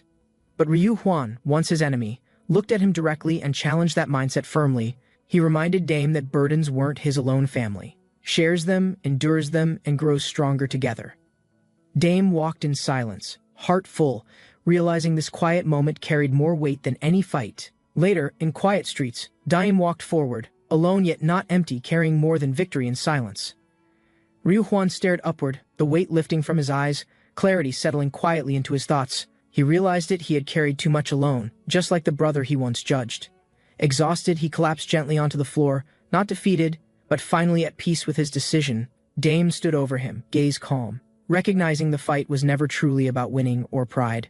With a soft breath, Dame honored him not with mockery, but with respect. Now rest easy. Jin Dame stood still, facing the glowing screen. Mission complete. The system confirmed his bloody victory. A new reward appeared before him, the Eye of Insight, power to judge strength and growth. Despite the triumph, his body trembled. Pain surged from wounds earned in ruthless close combat. Suddenly, a figure kicked him hard. His broken frame slammed to the ground without resistance. Breathing heavy, Jin Dame reached out toward nothing, his mind fading. He whispered silently for rest. Jin Dame lay unconscious as chaos unfolded around him. His allies shouted, rushing in to help. The scene faded into darkness as the title marked a turning point in Jin Dame long war. Sunlight bathed the peaceful hospital as birds chirped outside, far removed from the battleground's violence. Jin Dame slowly opened his eyes, the sterile ceiling above greeting his confused and aching body. Glancing sideways, he saw a girl watching silently, her worried eyes locked onto his. Jin Dame's eyes lit up with relief the moment she saw Jin Dame awake and breathing. Without hesitation, she launched forward, embracing him tightly, emotions pouring out faster than words could form. Jin Dame blinked, surprised by the sudden hug, slowly recognizing the familiar warmth of Jin Dame's presence. She whispered, gratitude, conflicts resolved, friendships mended, all because Jin Dame endured and never backed down. He smiled faintly, pushing aside pain, knowing others had suffered more to bring peace again. Jin Dame's face shifted. Suddenly she remembered something critical that Jin Dame needed to hear right away. Jin Dame's eyes widened in shock. Ryu Huan, the source of conflict, still hadn't been captured. Before panic could rise, Ryu Huan calmly entered, revealing he had never run or disappeared. He explained how he carried Jin Dame here, alongside others, ensuring they all received medical treatment. Despite past fights, Ryu Huan's sincerity stood clear. Wounded but standing, he offered unexpected peace and care. Ryu Huan stood confidently, his injury shrugged off, his body honed by brutal wild beast-style training. Jin Dame stared, astonished at how he'd managed to defeat someone with such immense physical resilience. Jin Dame explained Ryu Huan's true mission, rescuing trafficked kids from a cult hiding behind one's influence. Ryu Huan confirmed the cult exchanged children for drugs, exploiting innocents to fuel illegal networks. With chilling calm, he revealed the children were raised as tools, trained hunters used for dirty tasks. Fury burned in Jin Dame's chest as he clenched his fists, shaken by the cult's cruelty. He vowed vengeance. Every person behind the exploitation would fall by his hand, no matter what. Ryu Huan acknowledged Jin Dame's passion, welcoming his alliance, but warned there were deeper layers still hidden. Though impressed by Jin Dame's strength, Ryu knew raw power wasn't enough to dismantle an empire. Outside, the world moved normally, unaware that behind glass towers, something darker waited in the shadows. Across the country, criminal networks, weakened gangs were dissolving under a growing pressure none could stop. The reason was clear: one's shadow forces had been dismantling rival groups to spread dominance. Inside a gym, another resistance fell, youths defeated and bloodied under a ruthless suited enforcer's command. Mocking their weakness, the man launched forward again, fists heavy with years of hardened brutality. Grabbing a fallen fighter, he screamed with venom, daring anyone to face the wrath of one. A young man in shades stepped forward, mocking the older thug with effortless disrespect and confidence. Grinning, he yanked the man's jaw, inspecting his teeth with playful menace and growing threat. He taunted him coldly, accusing him of profiting from gangs and spending it on false strength. The thug flinched, shocked by the insult, unable to resist the vice-like grip on his face. With a brutal twist, the young man tore out a tooth, starting his message with pain. Ryu Huan spoke grimly. One's campaign against gangs was nearly complete, leaving no one to oppose them. Jin Dame listened closely as he learned one's real power wasn't numbers, it was complete underworld control. What terrified Ryu most wasn't size but strength. Every high-ranking member possessed overwhelming combat ability. He revealed 7 elite executives, each stronger than himself, deadly forces loyal only to one's vision. At the top stood Jin Dame, their leader, silent, mysterious, and possibly more dangerous than them all. Ryu Huan acknowledged Jin Daim's potential. He alone could challenge a one executive and possibly survive. But without strength from his allies, Jin Daim group wouldn't last in a full-scale confrontation. Staring down, Jin Daim began to grasp the massive gap between his forces and the enemies. Ryu offered to teach the wild bee style, but couldn't abandon the cult operation now. Staying undercover protected the children. Ryu needed more time, and a secret plan he hadn't revealed. Ryu Huan concluded that launching an all-out war against one right now would be a mistake. Jin Daim agreed with the assessment, realizing they needed strategy, patience, and preparation before striking back. To maintain his cover, Ryu planned to frame their fight as betrayal by Jo Si-deok. Since Jin Daim had captured 2 key members, Ryu would use them to keep suspicions low. But Jin Daim suddenly recalled something important. There was still one person he hadn't managed to capture yet. Jin Daim knew that capturing allies wasn't just for loyalty, it unlocked hidden features and vital functions. With calm acceptance, Ryu Huan agreed, standing still as Jin Daim initiated the capture system. The screen flashed brightly, confirming success. Jin Daim had officially added Ryu Huan to his command. Activating his new skill, Jin Daim used Eye of Insight to scan Ryu's full potential. Seeing the SS rank revealed, Jin Daim gasped in awe, finally understanding the strength he'd just acquired. Ryu Huan stepped forward with another suggestion, an idea to both train and monitor Jin Daim's team. He explained that while subordinates trained, their performance could also be tracked in real time. Ryu introduced the concept of a fight gambling den, an underground battleground masked as entertainment. In these arenas, fighters brawled without rules, while only elites watched and placed bets. Ryu revealed the chilling truth.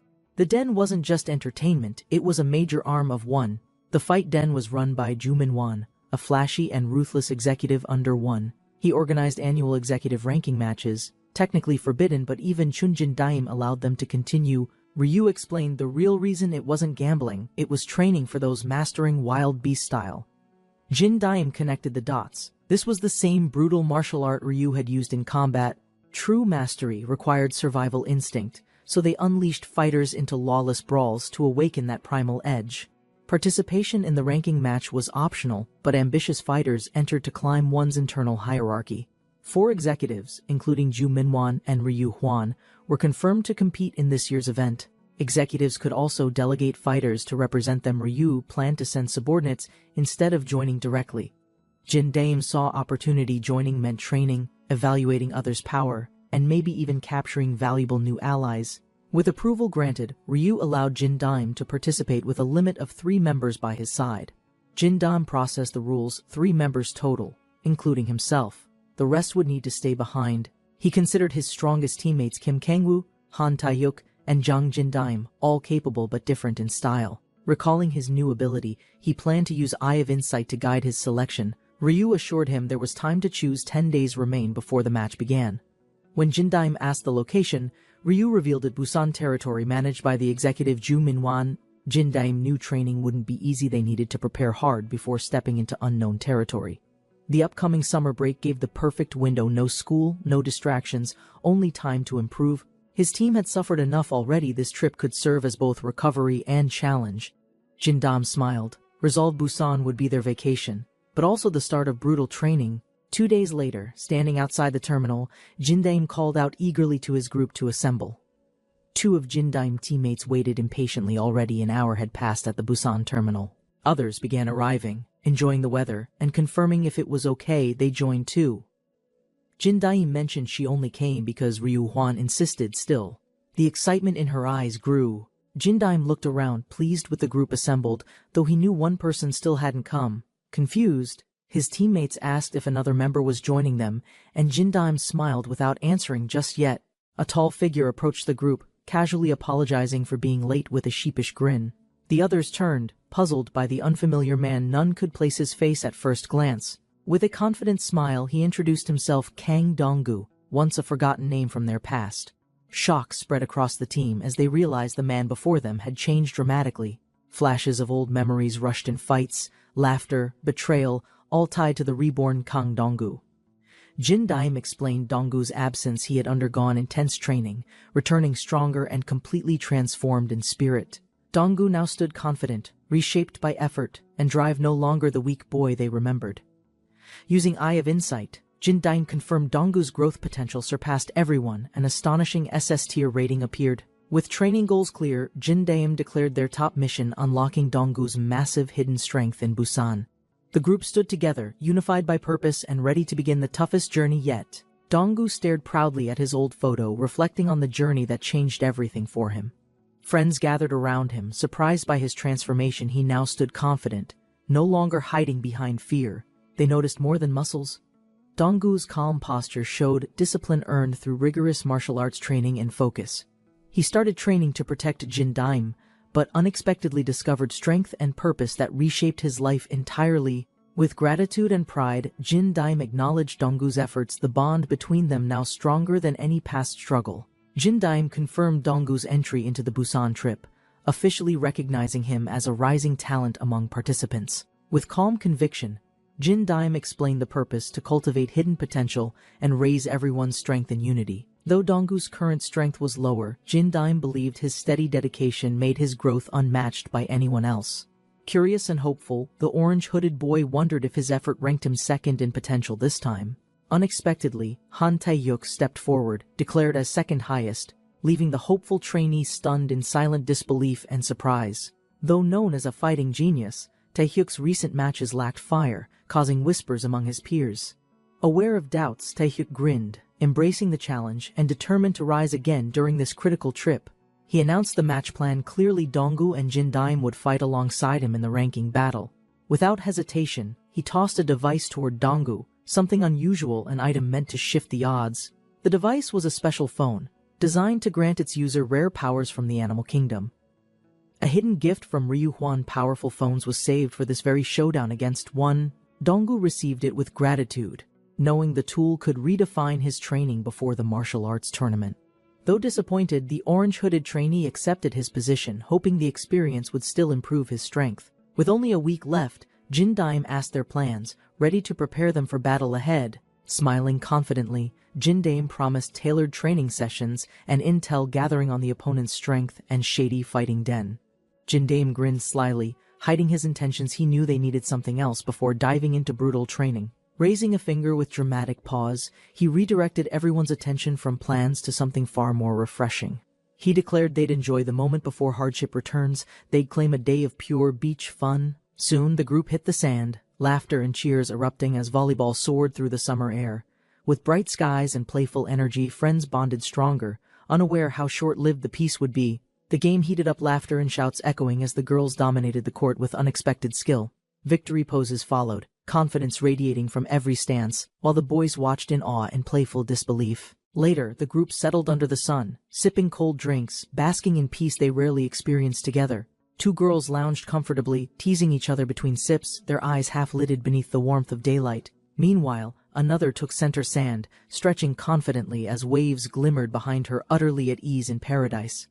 Laughter exploded as they sprinted after the volleyball, diving freely in the sand like carefree children again. Breathless and smiling, Jin Daim called everyone together, eager to capture their rare moment of peace and sunlight. With arms around each other, the group posed united and joyful, shadows of battle momentarily forgotten behind smiles. Elsewhere that evening, black-suited figures marched with purpose, their presence sharp, ominous, and unknown to the others. A mysterious woman appeared outside a club, her question slicing the silence. Old Bear Gang had resurfaced. The gang leader stepped forward, eyes narrowed, demanding answers from the lone figure who challenged their turf. She smirked confidently, unfazed by their size, her calm voice mocking them like children playing adult games. With a mocking sniff, she confirmed her suspicions. These weren't elites, just thugs guarding something dirtier underneath. The gang tightened formation, confused and annoyed, whispering doubts. Was this girl insane or hiding deadly strength? One stepped forward, raising his arm threateningly, his warning unfinished, as she caught his wrist with sudden precision. Cha Sung-hyun arrived with quiet authority, announcing the start of a swift, merciless cleanup operation tonight. Without hesitation, his strike dislocated the thug's shoulder, sending the man collapsing in agony before reacting. Another charge but was immediately intercepted. Sung-hyun's counter launched him backward, crashing through his own allies violently. A crushing elbow strike followed, delivered cleanly into a thug's chest, forcing breath and consciousness to vanish. The last one stood stunned, bloodied and breathless, eyes wide with fear as silence replaced bravado. The thugs lunged in rage, but their anger was useless against Sungyun's ruthless and calculated assault. With flawless precision, he deflected both attackers simultaneously, striking with such force it rattled nearby windows. Their bodies slammed down hard, unconscious before hitting the floor, another reminder why Sungyun's name carried weight. Surveying the broken gang members, Sungyun calmly declared Phase 2, the real purge was just beginning inside. Watching coldly, Mohara gave orders without emotion: cleanup must finish in 3 minutes. No exceptions allowed. The ground was littered with bodies. Groaning and motionless Black Snake sweep left no one unscathed.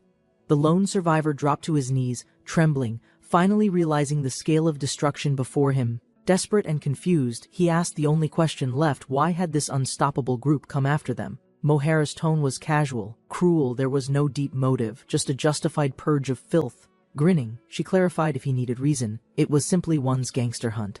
No mercy. No forgiveness. The doors exploded. Inward rage erupted as Ju Ikyun stormed in, bellowing Mohara's name furiously. Flanked by tattooed enforcers, the new bear gang's brutal leader made his entrance with bloodthirsty intent. Mohara greeted him calmly, unfazed by his return or the army he brought to retaliate. Ju Ikyun gave the order coldly: no negotiations, no mercy. Gong Hyuk-soo acknowledged it without hesitation. Mocking their theatrics, Mohara smirked. Sungyun stepped forward silently, already prepared to crush Hyuk-soo without delay. Gong Hyuk-soo launched forward with speed and fury, aiming to strike first and dominate the confrontation. But Sungyun sidestepped calmly, countering with a devastating palm strike that shattered Hyuk-soo's rhythm instantly. The shockwave from Sungyun's blow lifted Hyuk-soo off his feet, sending him crashing into his own men. Without pause, Sungyun grabbed another attacker mid-charge, effortlessly controlling the battlefield as chaos erupted around him. Ju Ikyun growled in disbelief. Watching his second-in-command overwhelmed Sungyun's strength was far beyond what they'd anticipated. Ju Ikyun steadied a wounded ally, his rage boiling as he stared toward Mohara's calm. He yelled furiously, accusing her of targeting a club owned by his own family without remorse. Mohara feigned ignorance, smirking coldly as she recalled Ikyun's roots in the criminal underworld. She dismissed his anger. Family ties meant nothing in war, especially under orders from above. Ju Ikyun explained the assault wasn't personal. Their boss, Chun Jin Daim, approved wiping out old bear gang. Mohara smirked without remorse, unbothered by political orders or personal ties that complicated this mission. She admitted nothing and offered no apology, instead proposing a brutal solution: settle the matter through force. Ju Ikyun clenched his fists, accepting the challenge with fury. He would end her arrogance himself. He roared an order, and his crew lunged forward without hesitation. Loyal to him above all, tattooed fighters charged in formation, fists raised, ready to tear through Black Snake forces with overwhelming power. A commanding voice echoed across the hall. Jawan had arrived to stop the brewing war. Calm and cool in his floral shirt, Jawan mocked their impatience before the real battle began. Both sides paused, surprised. Mohara questioned how Jawan appeared so precisely at this crucial moment. He explained simply: whenever they meet, a fight breaks out. Their patterns made them easy to follow. Jawan urged restraint. A proper clash needed timing. Too soon, and they'd waste strength before the peak. Ju Ikyun smirked bitterly, realizing Mohara would use their clash to gain Chunjindaim favor. Mohara confirmed without shame. Her retreat wasn't surrender, it was a strategic move toward greater influence. With that, she turned confidently, Black Snake forces following in disciplined silence through the echoing corridor. Left behind, Ikyun clenched his fists, boiling with hatred, swearing vengeance for the insult she delivered. In a darkened hallway, Mohara smirked coldly, unbothered, already prepared for the war she provoked. Jujuan strolled away with satisfaction, amused by the chaos he'd subtly fueled between rivals. They were too blinded by pride to notice they were already caught in someone else's scheme. With every clash, they'd grow weaker, and eventually, both would fall into the trap he was tightening. Smiling darkly, he envisioned their downfall, already confident he'd consume everything when the time was right. Far away, the call for Taehyuk and Donggu rang out. Training on the beach would begin. Donggu and Taehyuk approached Jindaim, curious and alert, responding quickly to his unexpected but serious summons. Jindaim faced them with resolve. The time for fun had passed. Preparation was now their priority. When asked where, Jindaim answered firmly: the fight gambling den and intense training ground arranged through Ryu Huan. Eager to test the phone's abilities, Taehyuk lit up, excited for live, real combat trials. With fire in their steps and unity in purpose, the three marched forward into the unknown. The towering office stood silent, casting long shadows as chaos from earlier lingered deep inside. A man approached the trembling figure, who sat slumped, bruised and dazed, questioning his own worth. Cradling his arm, he muttered hopelessly, shattered by life's weight and the sting of humiliation. Powerless against overwhelming force, he recalled how children dismantled him, merciless, precise, and frighteningly strong. Still stunned, he stared at cracked tiles, where fists landed hard enough to shake the entire floor. The red-haired man stood firm, imagining the potential if that terrifying strength could be used strategically. But the younger man refused, rising slowly, his voice calm but resolute, rejecting the path of gangs. He faced his uncle squarely, declaring that violence and old ways had no place in today's world. He warned him gently but firmly this era belonged to one, and old names meant nothing now. With one last glance, he urged his uncle to live quietly. Vengeance would only deepen the wounds further. Without hesitation, the red-haired man led his crew into the shadows, their formation disciplined and threatening. Left behind, the older man clenched his teeth, fury rising as betrayal settled deep within him. Calling for his subordinate, he barked the name Chungzik, voice sharp with urgency and buried pride. Orders were given swiftly. Every available ally from Busan must gather before nightfall to prepare retaliation. He collapsed into a seat, seething, mocking the idea that kids could ever rule his world. He leaned forward, smug grin widening, declaring that gangs survive by striking harder than anyone else dares. With cruel intent, he vowed retaliation, starting with the girl, a calculated message before full-scale escalation begins.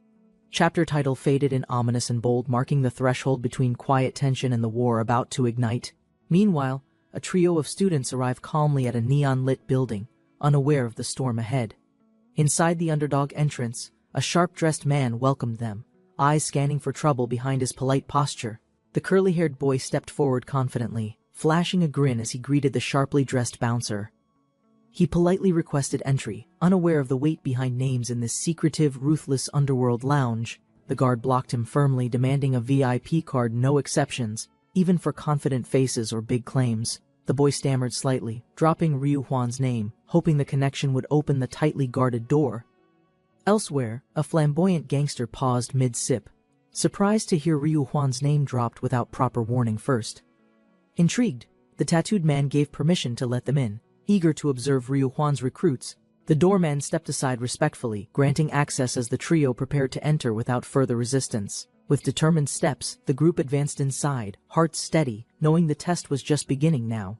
Far from the club, a convoy of black vehicles surged forward, engines humming with aggressive urgency. Inside the lead car, a man leaned forward, asking how many fighters had been mobilized already. The younger man reported they'd gathered 60 fighters from 3 districts, carefully organized for tonight's response. The older man exhaled, reflecting bitterly on how few remained loyal in this fractured modern age. Still, the survivors smiled faintly, reassuring that only the strongest had been selected, the weak discarded. Satisfied, the older man nodded slowly, believing that force alone could crush the upstarts and restore control. He gave final instructions: capture the girl unharmed. No mistakes, his revenge hinged on her return alive. Fury twisted his face as he vowed to personally punish the girl with his bare hands. Suddenly, 2 masked riders on motorcycles surged past the vehicle, their movements sharp, deliberate, and fast. Alarmed, the man leaned closer to the window, eyes narrowing in suspicion at their unexpected appearance. He watched as the motorcycles weaved between cars, heading straight toward their convoy with precise aggression. One rider raised a weapon mid-turn, a hooked staff aimed directly at the lead car without hesitation or fear. Glass shattered as the biker's weapon smashed through the window, startling the guards into defensive panic instantly. With a smooth motion, the masked rider dismounted, landing gracefully beside the car amidst the chaos. Smirking, the orange-haired attacker raised his weapon, taunting the stunned bodyguards with fearless, mocking confidence. His smile sharpened as he declared their intent. This wasn't a warning, it was an execution mission. Enraged and shouting, the men lunged at him from every direction, weapons raised and fury unleashed. A van sped down the road, calm outside, unaware it was about to become a war zone. Suddenly, a white-haired attacker crashed violently onto the roof, sending shockwaves through the entire vehicle's frame. The guards inside screamed in panic, jolted by the impact as confusion and fear spread instantly. Wounded and groaning, some were already down, blood soaking their shirts as chaos ripped through the cabin. Meanwhile, their orange-haired driver laughed manically, gripping the wheel recklessly as he declared his chaotic entrance. The van spun out of control, its side crushed as a powerful impact rocked the entire frame. Tires screeched as metal scraped the road, sparks flying while the attackers forced the convoy into chaos. Another car was hit from the side, swerving violently, barely avoiding collision with nearby speeding traffic. Explosions of shattered glass and crumpled metal echoed as vehicles collided in a planned, devastating assault. Inside, the man shouted in panic, realizing too late they were under ambush by a deadly force. A lone man stood defiantly on the highway, facing the convoy head-on without flinching or fear. Inside the vehicle, panic erupted. They couldn't identify him, but his stance screamed trouble they didn't want. Darkness enveloped the scene for a moment, his aura surging as tension thickened like a drawn blade. With sudden force, he hurled a construction barricade high into the air, stunning everyone watching in disbelief. Spinning midair, he launched himself like a missile, body twisting downward with destructive precision toward the target. The driver's scream echoed as he saw death flying toward him, powerless to change what came next. The metal barricade smashed into the car's hood with tremendous force, shattering glass and crumpling steel instantly. The vehicle flipped violently, metal shrieking as it bounced across asphalt, caught in a cyclone of destruction. The convoy was in ruins, vehicles overturned, alarms blaring, fires crackling, and ambush executed with terrifying coordination. On the road, the attackers regrouped calmly, standing among wreckage like shadows, silent, prepared for what came next. Wounded men staggered across the ruined highway, groaning beside flaming wreckage as the attackers slowly approached. One man helped his injured superior stand, their expressions torn between rage, confusion, and rising fear. The attackers introduced themselves with calm defiance, operatives of the New Bear Gang, executing a mission. Each stepped forward, stating their names and ranks, announcing they had acted under Ikyun's direct orders. Stunned, the older man repeated the name aloud, his hand trembling as his phone began to ring. Furious, the uncle yelled into his phone, demanding answers as explosions still raged behind him.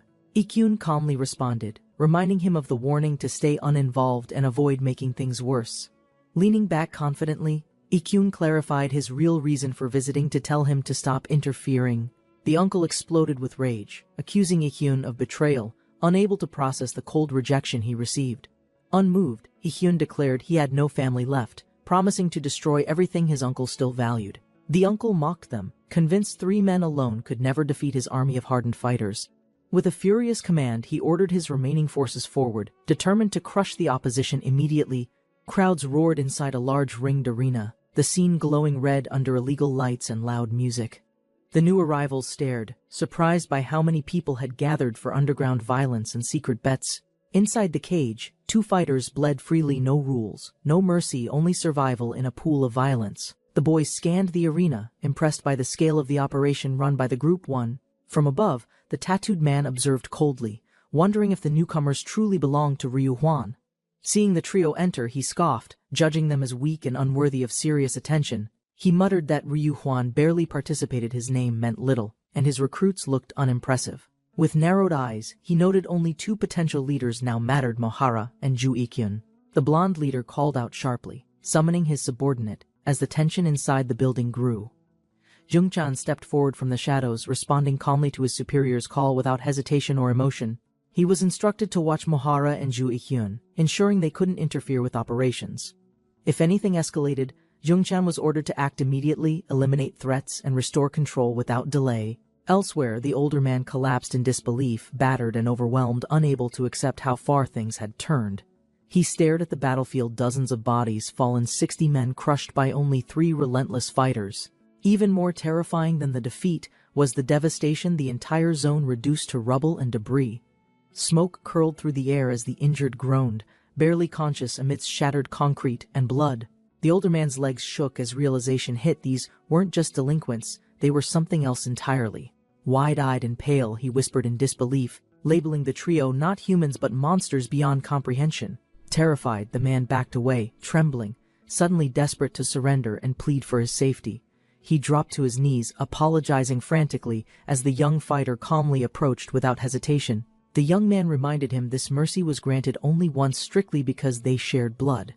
With the battle done, they regrouped, one asking why they were headed to a nearby hotel. The leader answered firmly their true mission was to eliminate the Black Snake Gang resting there tonight. The recruiter greeted the trio, confirming they were the fighters sent through Ryu Huan's recommendation. He asked if they would begin today, but the boy clarified they'd only register for now. One of them expressed frustration, eager to fight immediately. Confused by the delay in participation, The leader calmly explained he received an urgent directive from Ryu Huan that needed priority handling. Their real target wasn't the ring, it was the Black Snake Gang, currently hiding at O Hotel. The boy smiled subtly, revealing his true goal to analyze the enemy's strength firsthand before the clash.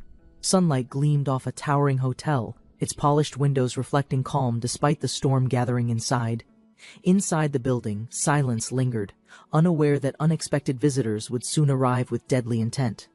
A phone buzzed on a table, its vibrations echoing lightly through the otherwise quiet suite. Answering calmly, the white-haired woman Hara Nim was warned, questioned whether she could handle the situation alone tonight. The suited woman confirmed she'd be fine, insisting more people would only complicate her handling of things. She requested space, confident in her ability to fight alone, then ended the call without hesitation. Sitting alone in the room, the man remained calm, focused, silently preparing for what was coming. Energy surged suddenly around him, distorting the air, revealing the pressure behind his seemingly composed demeanor. Meanwhile, the three-man squad approached the hotel with firm steps, eyes sharp, ready for the next assault. Jin Dam walked calmly toward the hotel, his footsteps steady, mind focused on the mission ahead. He stopped before the towering building, eyes scanning its height, noting security patterns and entry points. With narrowed eyes and tightened posture, he prepared himself. This infiltration was the first step in tonight's war. 3 gang members approached the towering building, their footsteps steady, summoned to confront a long-awaited enemy. Inside, a lone figure sat calmly on a throne-like chair, watching their entrance without hesitation. Gong Hyuk-soo stepped forward, his tone direct, demanding to know if the mysterious man was truly alone. Cha Sung-yun answered confidently, his calm demeanor unfazed by the threat, claiming his solitude was more than sufficient. Enraged, Hyuk-soo's anger exploded, labeling Sung-yun a traitor, his fury igniting at the sight of former betrayal. Hyuk-soo ordered his men to hold Sung-yun back while he pursued Mohara alone upstairs. The 2 subordinates nodded, stepping forward confidently, prepared to confront the man who betrayed their original gang. Recognizing Sung-yun as a former comrade turned enemy, they knew caution was necessary despite numerical advantage. Together, they charged toward Sung-yun's throne, aiming to overpower him before he could rise or retaliate.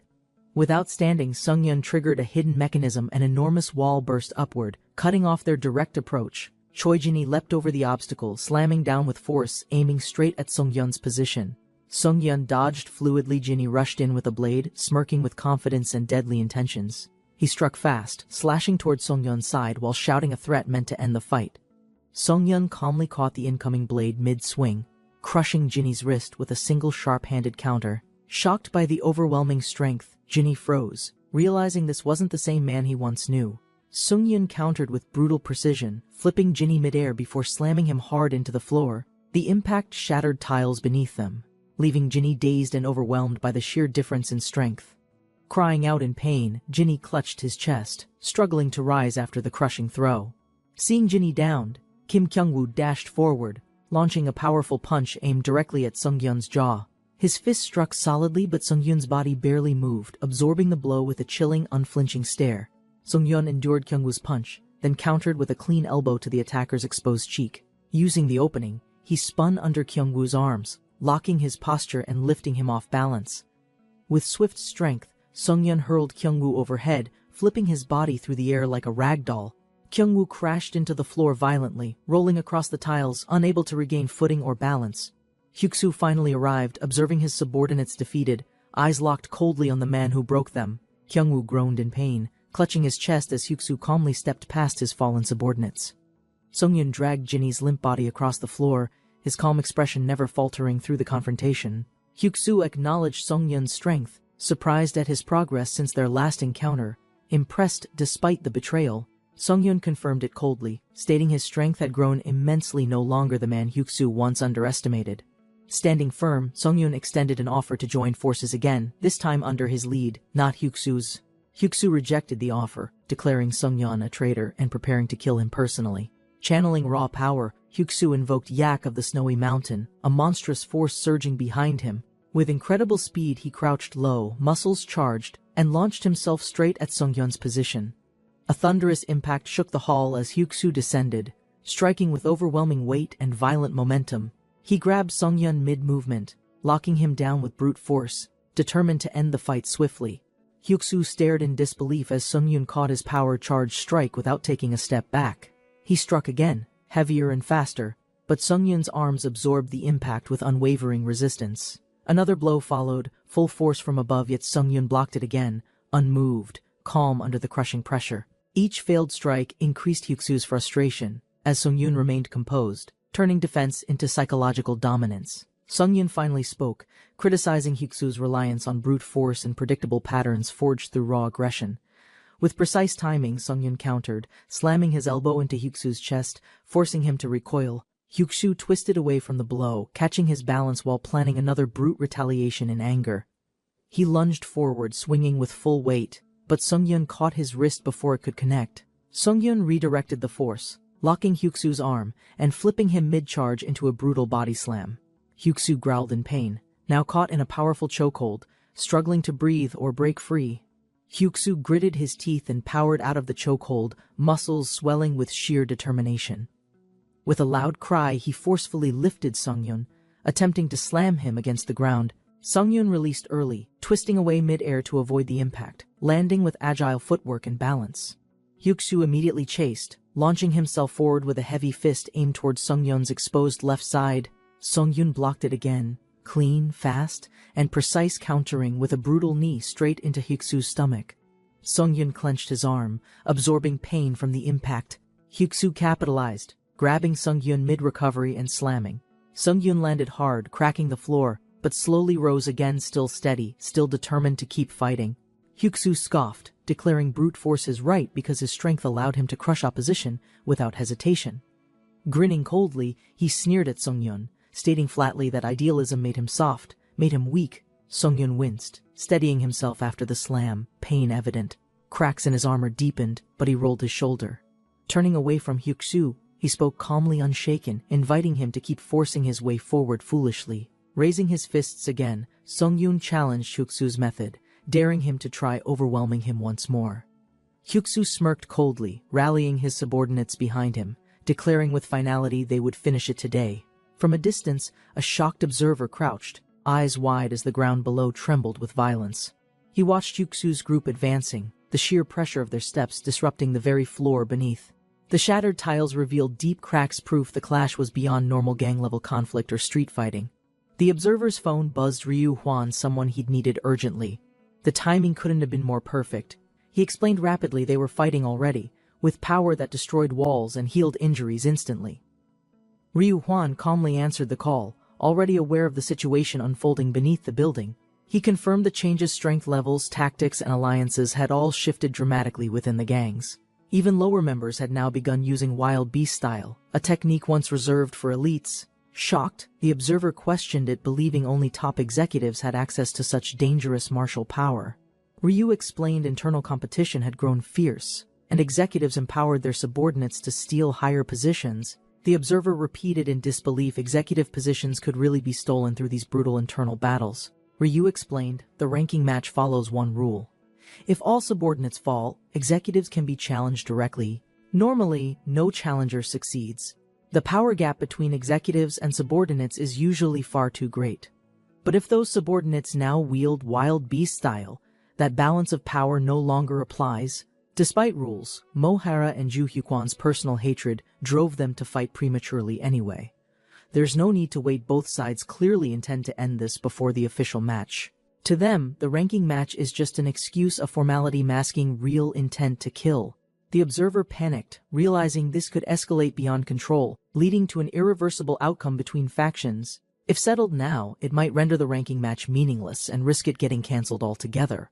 That shocked him. The ranking match was essential to measure the organization's full strength across every level. Hyuksu landed a clean strike, sending Sungyun crashing backward with unexpected speed and focused precision. Staggered, Sungyun quickly adjusted his stance but suddenly realized both his arms were grabbed and restrained tightly. Hyuksu's voice cut through the moment, revealing he had no intention of relying solely on strength anymore.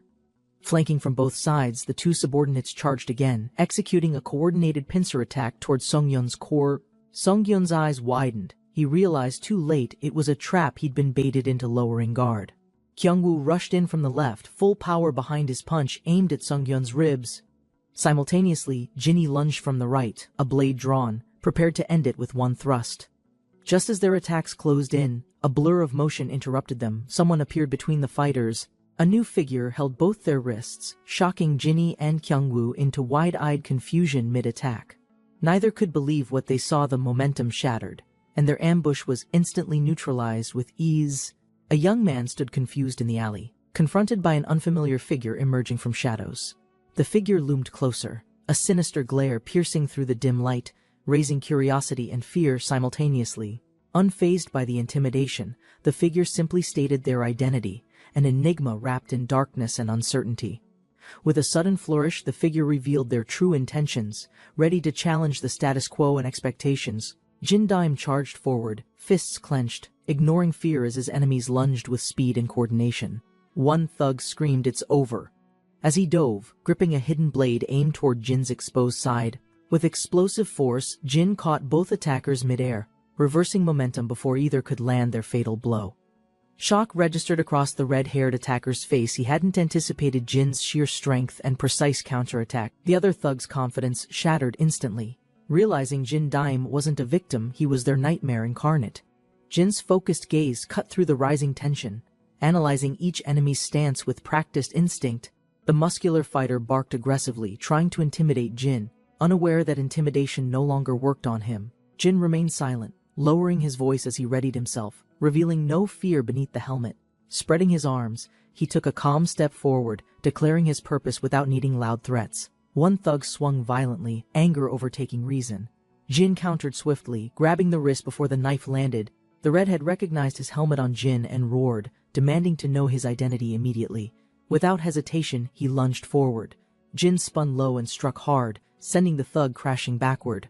Another attacker screamed, charging recklessly. Jin turned swiftly, sidestepping the incoming blow with practiced precision. Jin didn't speak. His back remained calm, body coiled, waiting to counter the next reckless strike. He struck first. A brutal kick landed squarely, launching the thug across the polished hallway floor. The fallen thug barely moved, groaning from the earlier blow. Jin remained unreadable, stance firmly grounded. Choi Jinu cursed aloud, furious at being knocked down.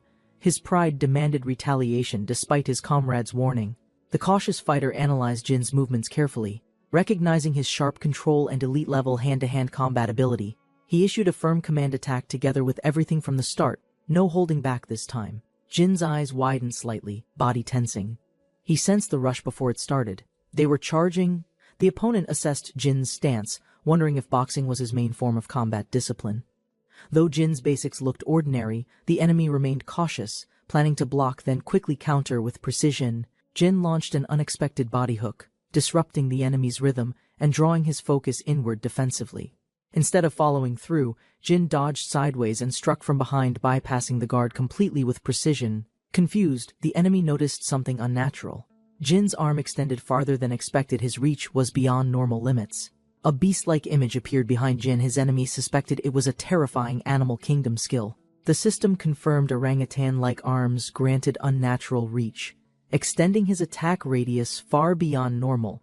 To counter, the enemy activated his class Ninja Rolling Rig dice to unlock enhanced evasive mobility. The system granted double jump. Instantly he launched into the air, trying to escape Jin's range. Mid-air, Jin twisted his body sharply. The opponent panicked, unable to comprehend how Jin jumped that high. Jin landed a powerful strike mid-air, sending his opponent crashing painfully into the distant floor tiles. The force launched the man across the hall, his body tumbling violently before slamming into the ground. Confident, Jin prepared his next move, believing longer reach would neutralize the remaining enemy's close range. But suddenly, Choi Jinu burst in, shouting furiously and charging while Jin readied himself for contact. Jin twisted reflexively, but Jinu's strike closed in too fast for a clean dodge. Choi Jinu spun his knife fiercely, his movements sharpened by rage and clear combat proficiency. With a loud shout, he lunged forward, his blade aimed directly for Jin's upper chest. Jinu pulled back quickly, transitioning into another slicing motion. His grip and timing were both practiced. Jin swiftly dodged, recognizing the threat. His breath quickened. This opponent had serious skill with a blade. He suspected Jinu's technique stemmed from a beast-type skill, perhaps something sharp, like a predator's instinctive swipes. Jin leaped backward instinctively, knowing he needed to create distance before countering the knife wielder. Mid-air, he spotted another attacker lunging in, ready to strike while Jin's footing was unstable. Jin managed to land just as the punch closed in his guard barely in time.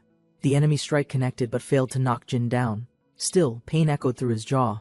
Choi Jinu roared, charging again at full speed, his knife raised with violent precision and fury.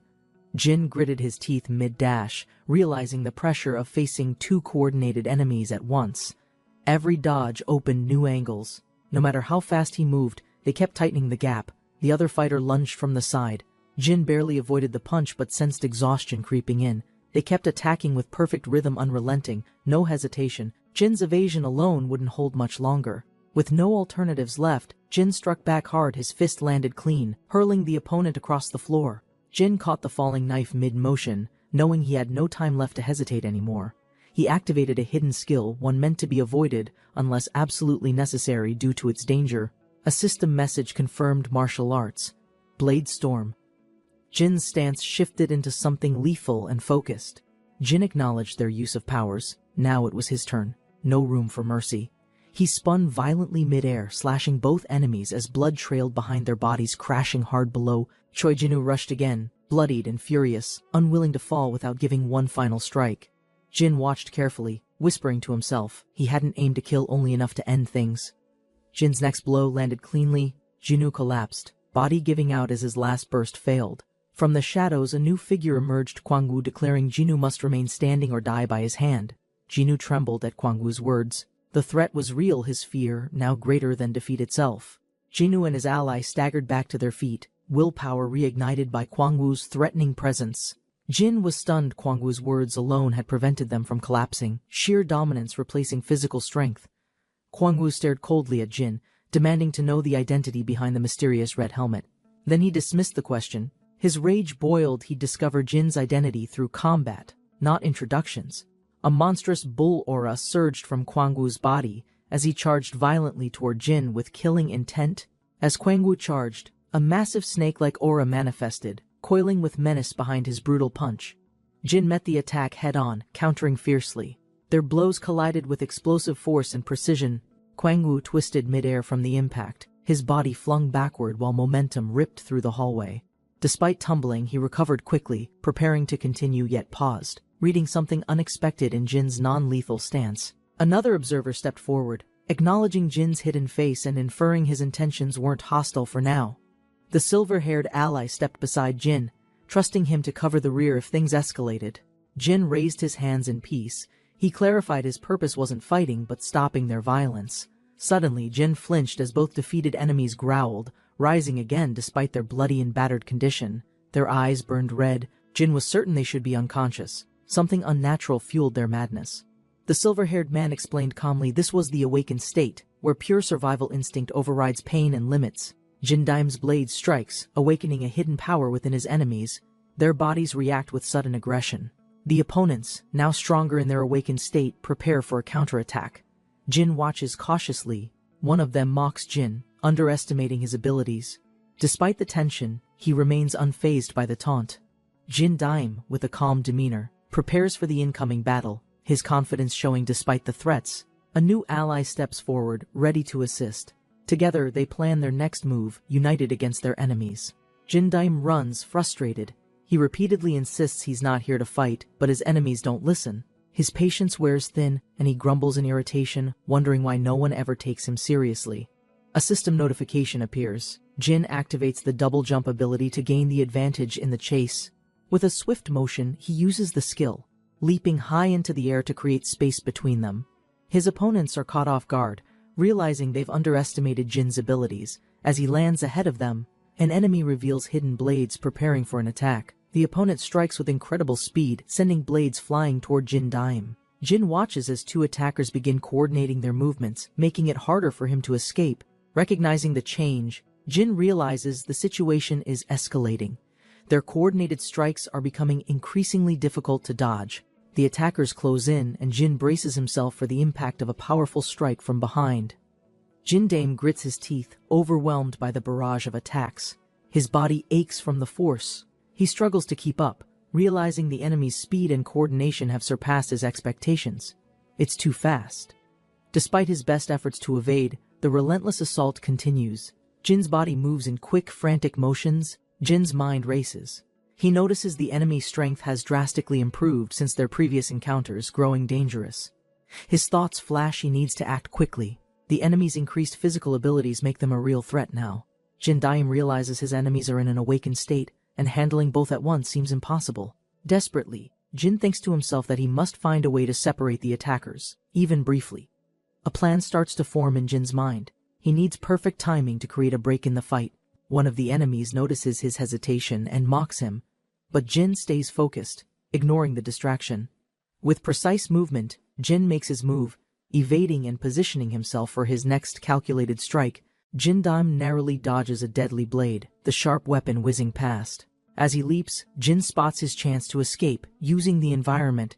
His opponents react with frustration, realizing Jin has outmaneuvered them, and they begin to panic slightly.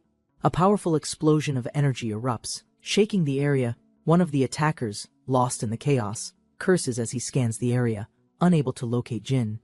Jin Daim breathes a sigh of relief, gaining a brief moment of distance from his relentless pursuers. He scans his surroundings, calculating his next move.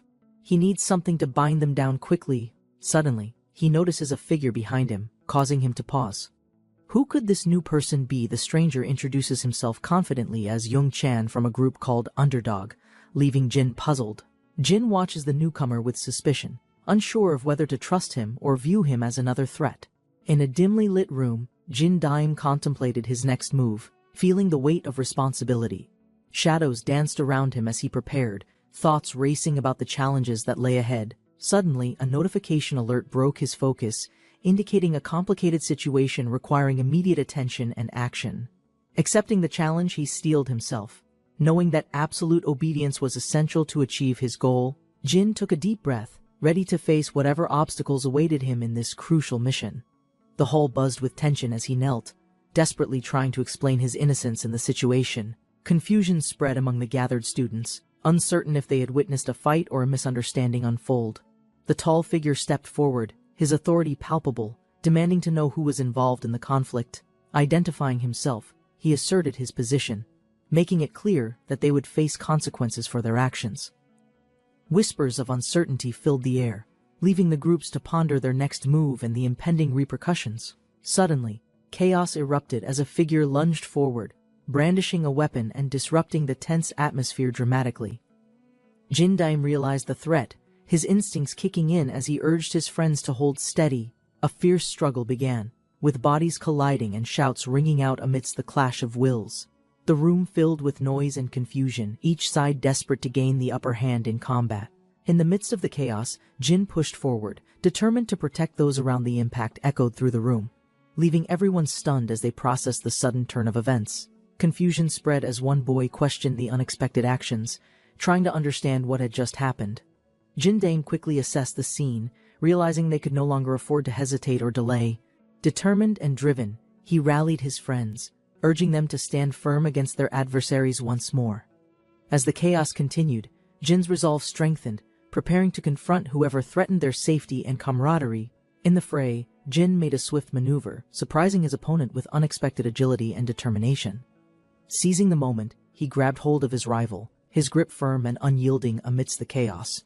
The struggle intensified, sweat and effort evident as both fighters fought fiercely for dominance in the conflict.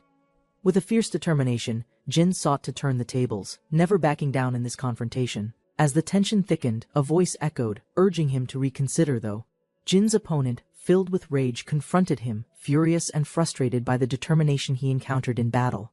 Through clenched teeth he struggled against Jin, pain and anger fueling his every forceful movement in response. With a sudden, powerful strike, Jin retaliated, unleashing a surge of energy aimed precisely at his rival. As the conflict escalated, Jin caught a glimpse of doubt in his opponent's eyes during the fight. Determined to end it, Jin pressed forward, refusing to back down, his resolve strengthening with each moment. Jin executed a swift movement, surprising his opponent who didn't anticipate the ferocity of his strike. Confusion clouded his rival's mind as he questioned Jin's actions, struggling to comprehend the rapid developments. With a roar, Jin propelled himself forward, determination flooding his veins as he charged against the opponent. The atmosphere thickened with tension as both fighters clashed, their wills colliding in a fierce struggle. Amid the chaos, a powerful figure emerged, drawing attention and shifting the dynamics of the relentless conflict. Suddenly, a massive serpent-like figure burst into view, adding an unforeseen danger to the already chaotic scene. Panic arose as Jin and his friends instinctively grabbed each other, realizing the new threat demanded action. With adrenaline pumping, they prepared to face this monstrous entity, knowing their survival depended on teamwork. As they launched into action, the urgency of the situation intensified, driving them to push forward. Jin's eyes narrowed, determination burning brightly, vowing to protect those around him against this fearsome foe, highlighting the danger of underestimating the relentless attacks. Jin's frustration boiled over as he realized they needed to strategize, rather than dive blindly into chaos. Reflecting on past encounters, he declared that they couldn't let their guard down during this intense fight. One of his friends voiced concern, wondering why there were more threats emerging from the shadows around them. As tensions rose, they faced a tough decision, regrouping or pushing forward despite the overwhelming odds against them. Jin faced his friends, expressing a firm belief that they needed to be cautious moving forward together. His friend replied skeptically, hinting at past experiences that contradicted Jin's optimistic view of their situation. Another member of the group, determined to rally everyone, emphasized their strength and unity amidst the chaos. With intensity rising, the friend urged them to not underestimate their potential and fight for survival. Recognizing the tension, Jin reminded them to stay focused, rallying the group for the challenges ahead. Jin confronted his colleague, demanding to know where he had been during the recent turmoil they faced. The colleague shrugged, suggesting that the situation had spiraled out of control, something he hadn't anticipated. Jin frowned, acknowledging the difficulty of the circumstances but insisting they needed more coordination and planning. He emphasized the importance of staying alert, especially with dangerous foes lurking and ready to strike. Jin highlighted the fact that they had powerful enemies, mentioning a notorious gang that threatened their safety. Jin warned his friends about the looming threat, emphasizing the urgency of their situation and planning. One friend questioned whether they could handle the impending danger, expressing his fear over their capabilities. Jin reassured him, reinforcing the idea that they were stronger together and capable of facing any challenges. As the tension rose, the reality of their predicament sank in, heightening everyone's awareness of their vulnerability. They glanced at the battlefield, realizing the importance of their next moves and the stakes involved. Jin posed a critical question, emphasizing the need for a solid strategy to face their imminent threats. His friend assured him he was on board, showing his commitment to tackling the upcoming challenges together. In the background, chaos erupted as their enemies displayed fierce combat skills, escalating the tension around them. Jin recalled their need to remain united and aimed to strengthen their bond during the ongoing conflict. With resolve, he rallied his friends, recognizing that only through teamwork could they overcome the daunting odds. Jin felt the weight of the situation, recognizing how serious their predicament had become during these conflicts. As he rushed forward, he wondered how they could effectively coordinate their efforts against the looming threats. A familiar ally appeared, noting that they needed to stay vigilant and ready for whatever lay ahead. Jin, determined, responded that they couldn't underestimate their opponents, emphasizing the need for careful planning going forward. He assessed the unfolding scenario, contemplating potential strategies and the best course of action to pursue. Jin's ally revealed there was a third party involved in the escalating conflict, heightening their sense of urgency. His expression turned serious as he acknowledged the situation was becoming more complicated and dangerous for everyone. Meanwhile, a shadowy figure appeared in the distance, signaling that the tension in the air was tangible. Jin's focus sharpened as he assessed the figure, contemplating their intentions amid the chaos surrounding them. Jin questioned their next move, intrigued by how others were reacting to the unfolding events around them. A mysterious figure revealed that someone had approached him, raising questions about their connections to the conflict. A surprised ally inquired whether this person had really helped him, showing skepticism about their true intentions. He admitted uncertainty, explaining that the individual simply mentioned wanting to avoid getting involved in the fight. There was a hint of intrigue as they reflected on the strength of this mysterious benefactor's influence. Curiosity piqued. His ally wondered if this revelation meant the situation had become even more complicated now. The mysterious figure insisted they needed to establish contact with someone who could influence their current situation. Jin's friend, confused, questioned whether they really wanted to pursue this connection, given the risks involved. Nervous energy filled the air as they discussed how to approach potential allies without attracting unwanted attention. A determined Jin recalled seeing enemies nearby, urging everyone to focus on speed and caution during their movements. His friend chuckled, injecting humor into the tension, suggesting they might need to strategize better moving forward. Jin expressed concern about their uncertain situation, emphasizing the need for a solid plan to move forward. His friend chimed in, reflecting on how chaotic things had become, suggesting they should rethink their approach. Jin urged the group to focus, reminding them of their collective strength in navigating the challenges ahead. Asserting his presence and captivating their attention, shifting the group's dynamics immediately. The mysterious newcomer noted that the circumstances were changing rapidly, warning that they needed to stay alert. The group stood together, curious and uncertain about what the newcomer had in mind for them. He confidently promised to teach them effective methods that had once empowered their formidable opponents in battle. Jin Daim arrived as tension rose, stepping calmly between opponents. The startled group braced instinctively for battle. 3 men faced him with surprise. Jin Daim's presence, once uncertain, now shifted the air with urgent intent. He declared the situation unstable. With limited time before the ranking match, his expression turned cold with focus.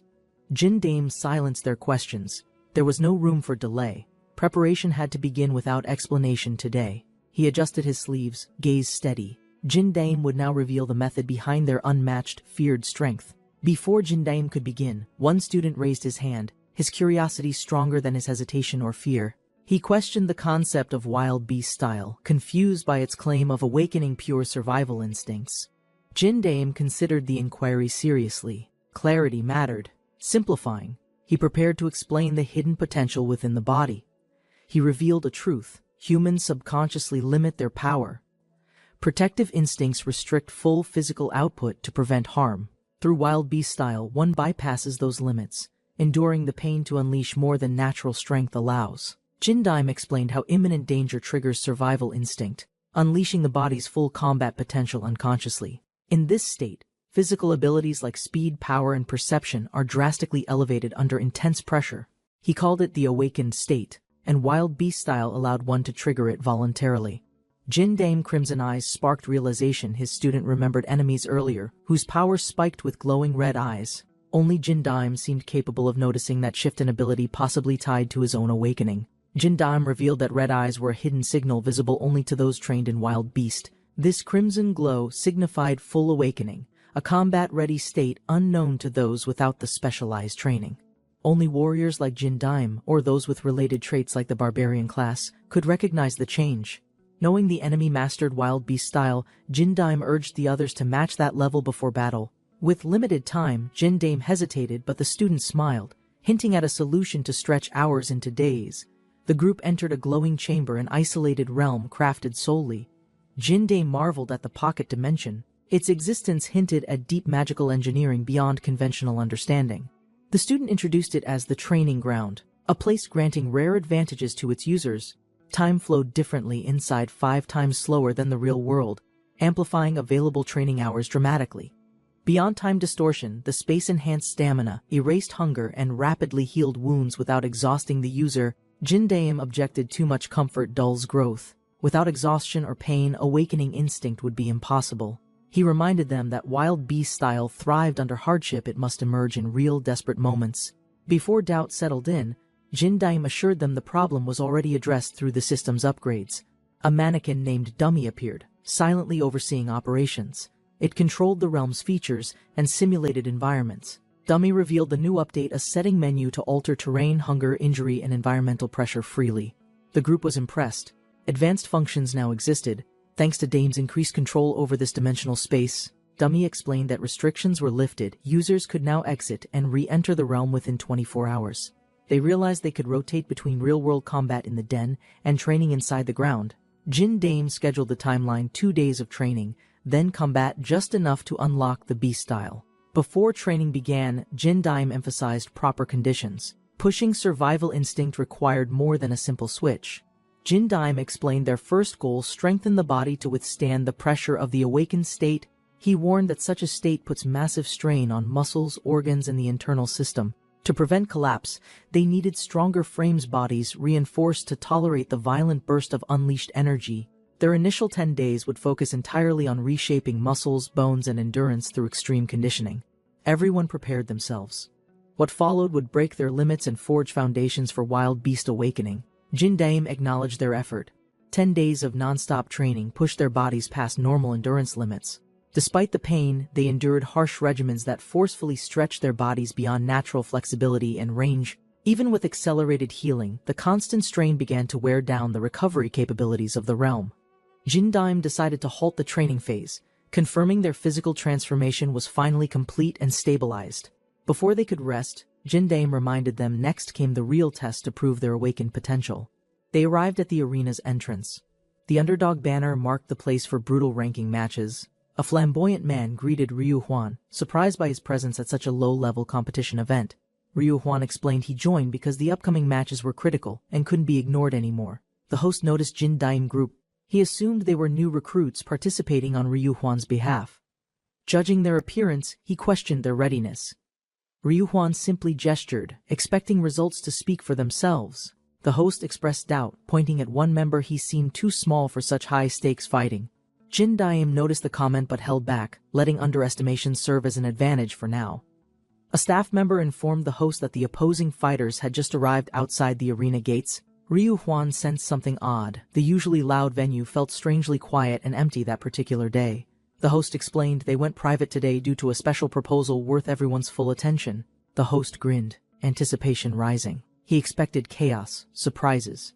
Jin Daim team followed him through the hallway, tension rising with every step toward the arena. One of the team members clenched his fists, determined to destroy anyone that challenged their strength.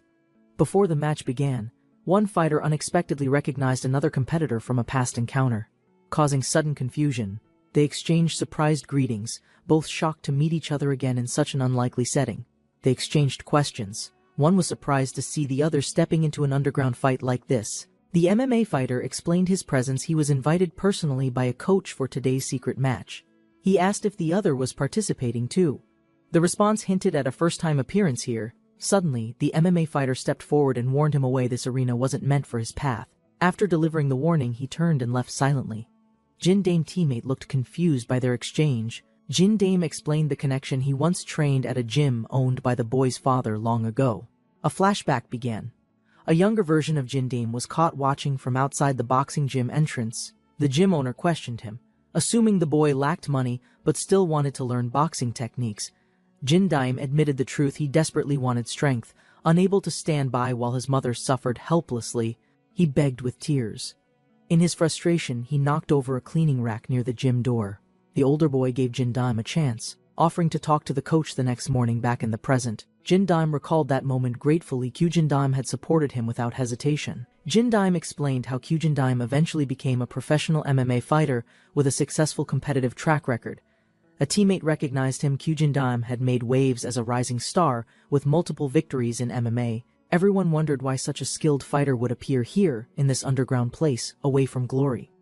Jin Daim entered the arena with others, noting how organized and clean the black market facility actually appeared. The host grinned, proud of the operations presentation. He reminded them it wasn't just random chaos. Jin Daim scoffed at the claim. To him, this underground ring still lacked professional structure and respect. The host acknowledged Jin Daim's reputation and physique, challenging him to demonstrate real skill before the audience today.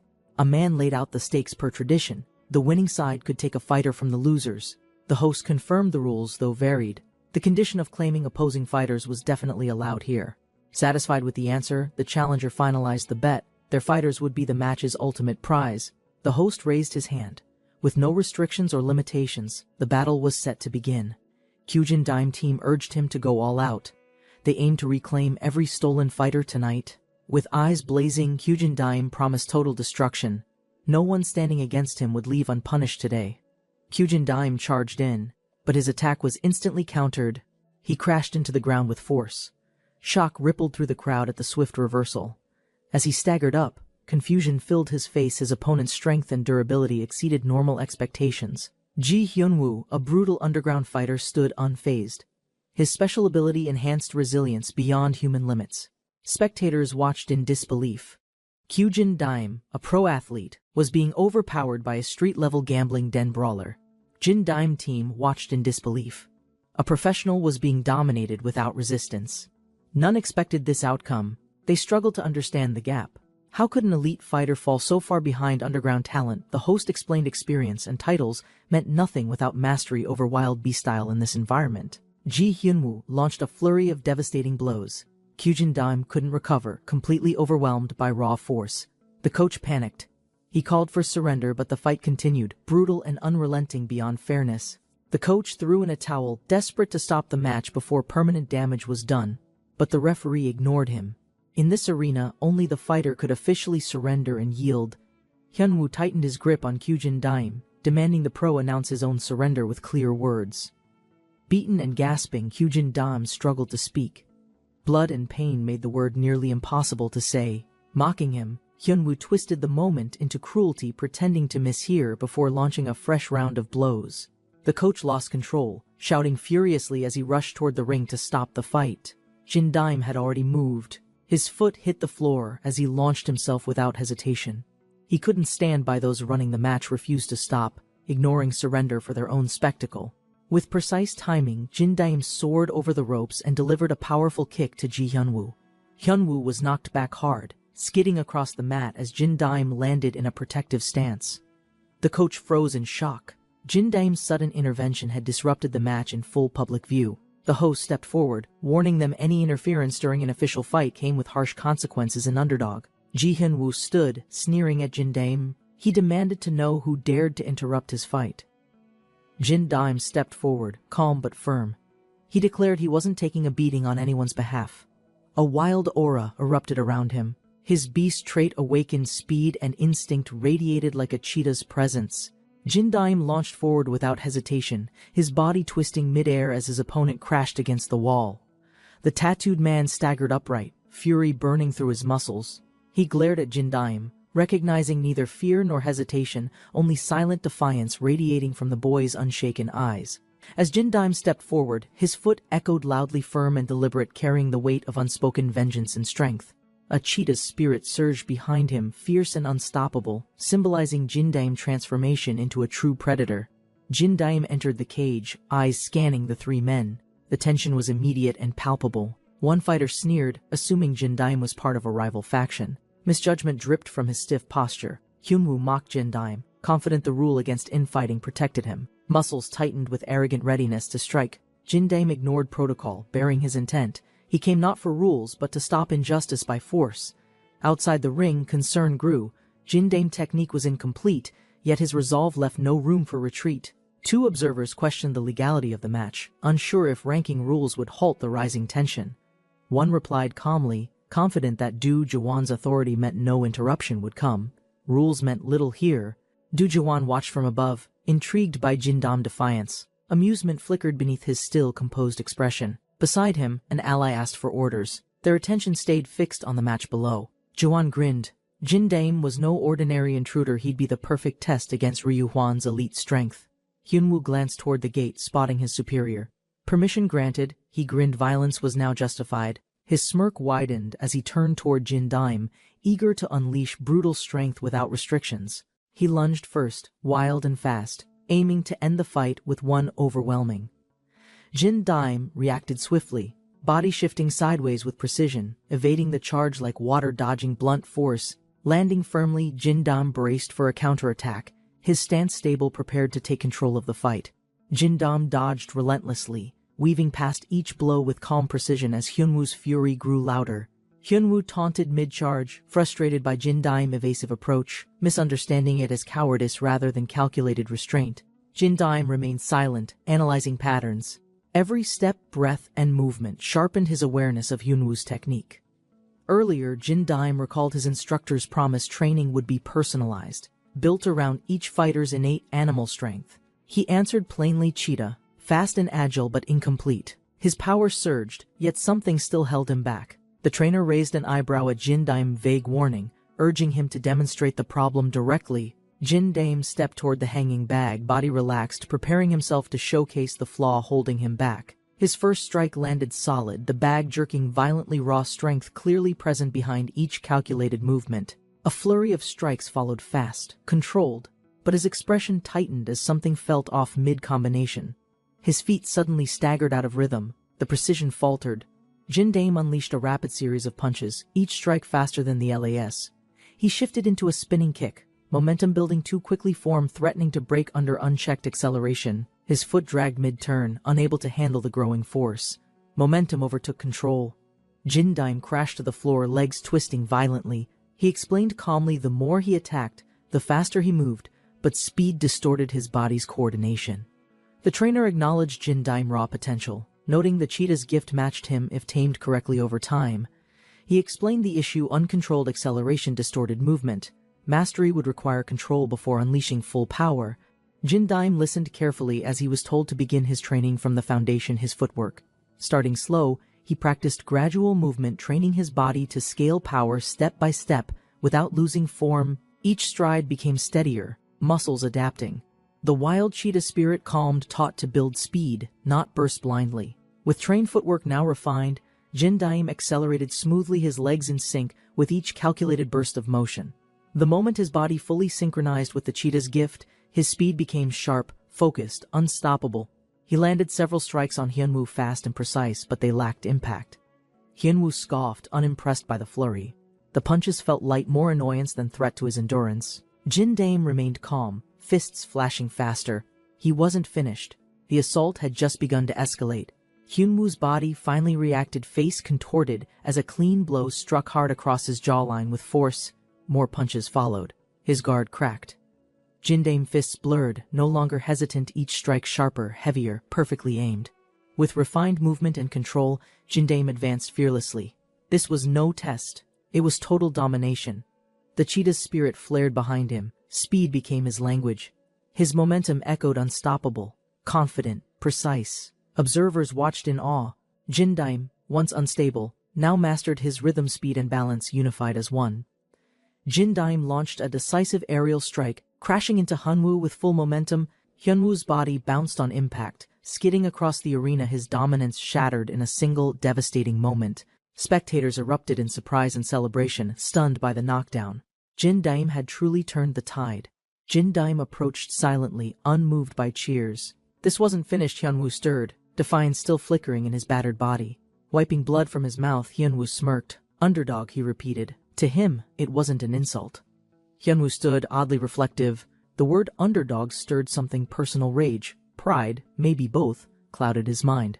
Without warning, he lunged at Jin Daim with a roar, claiming he never surrenders once he strikes. Jin Daim's eyes widened. Hyunwoo's speed had increased. The gap they'd opened was suddenly narrowing once again. Even so, Jin Daim remained composed. His opponent was fast, but Jin Daim's cheetah instinct still held the edge. A rapid exchange followed. Jin Daim dodged and countered, unleashing faster, sharper strikes that overwhelmed Hyunwoo's brute momentum. Hyunwoo snarled mid-swing, mocking Jin Daim's movement as nothing more than dodging agility mistaken for cowardice. But Jin Daim's footwork was deliberate. Every step narrowed the distance, setting up the perfect angle of attack. Hyunwoo barked again, ridiculing Jin Daim's speed. Confidence flared as he attempted a counter, muscles tightening with brute force. But Jin Daim struck first, sharp and direct. His blow cut through the moment, collapsing Hyunwoo's momentum instantly. The impact sent Hyunwoo flying, his body bouncing against the cage floor. Hyunwoo knelt again, shoulders twitching. Despite repeated knockdowns, his body still refused to completely give out. The audience burst into cheers, mistaking his collapse as final. Their excitement masked the tension unfolding quietly. Du Juan remained silent, eyes unreadable. He wasn't smiling for the crowd, but for what came next. Hyunwoo rose, trembling with effort. Pain coursed through him, but something deeper was anchoring his defiance. Jin Daim stared, heart quickening. That stance, he recognized it. Something dangerous was about to surface from Hyunwoo.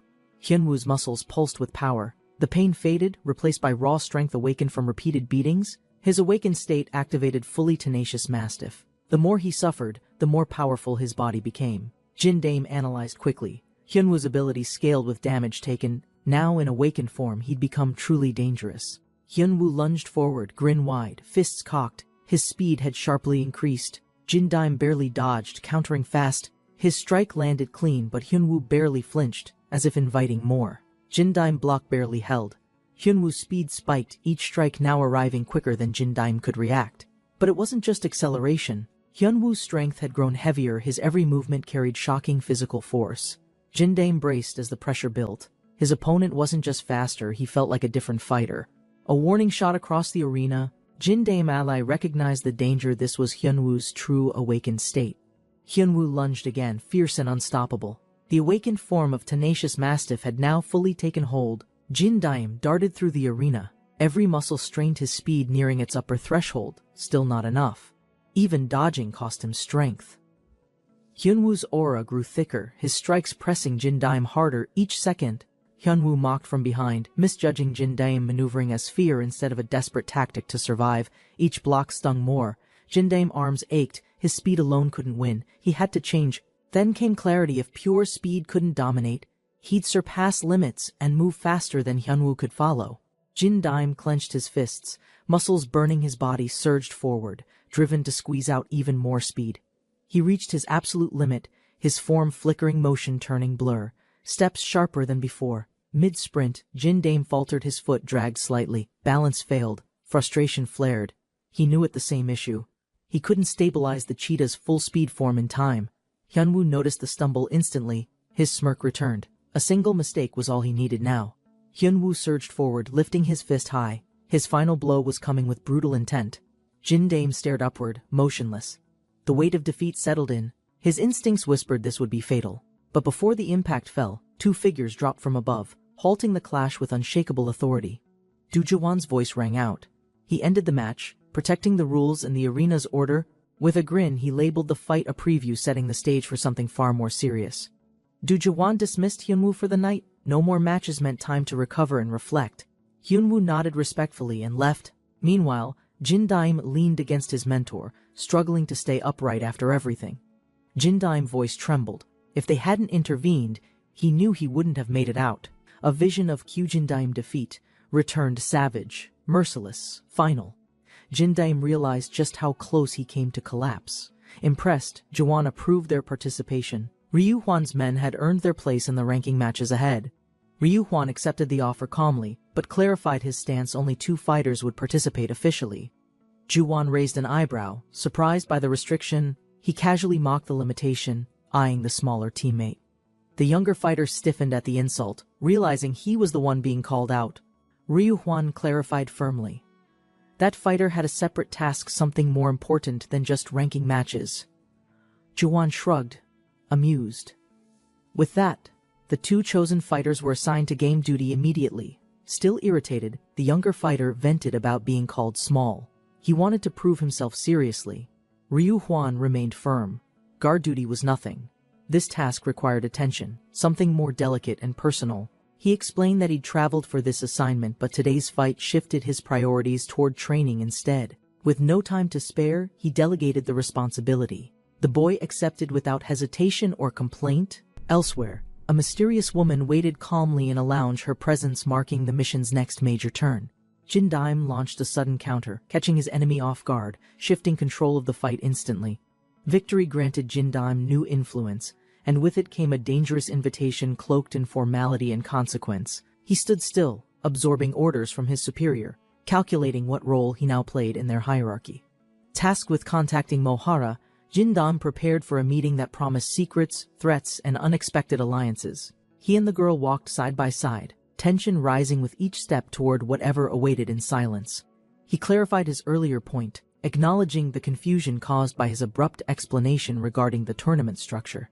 Holding out his phone, he outlined the new system where victories granted continued authority until defeat. Jin Daim absorbed the update, silently processing its implications while clutching his phone with rising determination and concern. As the rules unraveled, Jin Daim realized each win allowed one to climb higher by defeating ranked executives directly. Yet the white-haired man studied Jin Daim closely, questioning his hesitation, sensing unresolved tension behind the boy's silence. Jin Daim realized the new rule allowed champions to continue eliminating executives, stacking victories without restriction. Juwan's strategy became clear: dominate the rankings to consolidate leadership and control across every branch of one. If successful, Juwan could replace multiple rivals and reshape the balance of power within the organization. Jin Daim saw opportunity in the chaos. This shift gave him potential to cripple his enemy's chain of command. But the stakes rose sharply. Zhou Kengjun, a feared enforcer, and Chun Jin Daim's right hand, had joined the game. Zhou Kengjun lacked his own unit, but acted as Chun Jin Daim's silent strategist behind one's operations. Operating under Chun Jin Daim's command, Zhou coordinated factions like White Whale and Black Snake without direct authority. The white-haired man had abandoned everything to come to Busan, knowing this confrontation couldn't be missed. Taking down Zhou Kengjun would severely weaken one, disrupting internal order and their control over city zones. To succeed, they needed Mohara's neutrality and alliance, ensuring she wouldn't interfere during Zhou Kengjun's takedown mission. Jin Daim agreed with the plan, sensing an opportunity buried beneath the layers of political strategy. Curious, he asked why Mohara specifically mattered, what made her involvement in this hierarchy so dangerous. She wasn't chasing power. Her only goal was revenge against Zhu Ikyun, a target beyond politics. Since lower ranks could pick their opponents first, Daim's weak status became an unexpected advantage in negotiation. Determined and focused, Jin Daim clenched his fists, vowing to use his position to seal the crucial alliance. Taeyuk sat alone in silence, his thoughts heavy with frustration, doubt, and growing helplessness. Donggu approached quietly, sensing the emotional weight pressing down on his friend's usually unshakable posture. Taeyuk admitted his defeat, shaken by something deeper than pain, a barrier he'd never encountered before. Though he'd lost battles beside Jin Daim, none had left him feeling this crushed or uncertain. Donggu stared, stunned. He'd never seen Taehyuk like this, the strong friend now shadowed by vulnerability. Donggu sensed Taehyuk's will collapsing, fearing he'd mentally break before the ranking match even began. Just as despair crept in, Taehyuk suddenly leapt up, shouting with a fire that shocked them both. Donggu stared, caught off guard by Taehyuk's raw outburst. Seeing his friend's determination reignite in real time, Taehyuk clung to hope, deciding to train his cheetah ability until it could be fully weaponized. Rejoining the others with new clarity, Taehyuk surprised even the strategist, who expected him broken, not inspired. Jin Daim dismissed hesitation entirely. There was no time for weakness when war was already underway. He demanded intensified training from everyone, pushing them to surpass their limits before the decisive confrontation. Their strategist agreed without pause, already planning an aggressive regimen that would leave no room for failure. They returned to the city, approaching a familiar building that now carried deeper tension and meaning. Black Snake's men had overtaken the hotel, still swarming the area, clear signs of imminent conflict ahead. Jin Daim scanned the crowded room carefully, narrowing his focus to a single-seated figure near the center. He identified her instantly, Mohara, reclining with confident posture, dominating the space with quiet authority and measured calm. She radiated poise that Jin Daim recognized from before, confirming she once fought beside him in a past battle. A sharp glance revealed one of her men nearby, exposing her subtle yet strategic positioning within the conflict. Prepared in disguise, Jin Daim adjusted his outfit and stepped forward, introducing himself formally as Ryu Huan's envoy. Mohara questioned Jin Daim's presence. Surprised, Ryu Huan sent someone who looked so inexperienced and unproven. She assumed Ryu Huan either broke his promise or lacked enough capable fighters to send in command. Jin Daim calmly clarified his authority, affirming his position as second in command despite his youthful appearance and unranked status. He noticed how high-ranking figures like Mohara often belittled others, misjudging strength based on outer image. Getting straight to business, he proposed an alliance against Zhou Ikyun's faction in the upcoming ranking match. Jin Daim emphasized their advantage, the right to choose their first-round enemy in the ranking tournament structure. He offered her that privilege in exchange for alliance, assuring control over Zhou Ikyun's battlefield entry. Mohara remained skeptical, doubting the need for cooperation if they'd be separated during the actual match. Jin Daim explained their team's power to select either New Bear Clan or Black Snake as opponents. Intrigued by his confidence, Mohara questioned whether Jin Daim truly believed he could defeat both sides. Mohara questioned Jin Daim's confidence, surprised he dared to challenge the strength of Black Snake directly. Her men responded instantly, stepping forward with intimidating presence, silently affirming their loyalty and readiness for confrontation. Among them, a suited figure scanned Jin Daim carefully, evaluating whether the challenger was bluffing or truly dangerous.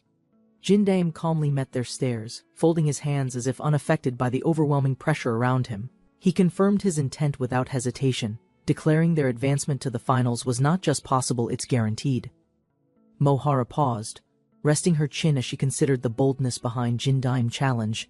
She acknowledged his courage, amused that he spoke so directly while standing deep inside her own territory. Jin Daim clarified his stance calmly, explaining he wasn't provoking anyone, only presenting strategic possibilities in their shared situation. Mohara found his offer reasonable. Her only priority was eliminating Zhu Ikyun. Nothing else mattered. With arms crossed, she leaned forward, intrigued and ready to engage, now demanding to hear his conditions. Jin Daim laid out 2 conditions: Mohara must support them and remain inactive during the final. His second request raised concern, as Mohara questioned the intention behind remaining passive during a climax. Jin Daim reassured her calmly, promising their plan posed no threat to Black Snake or her personal interests.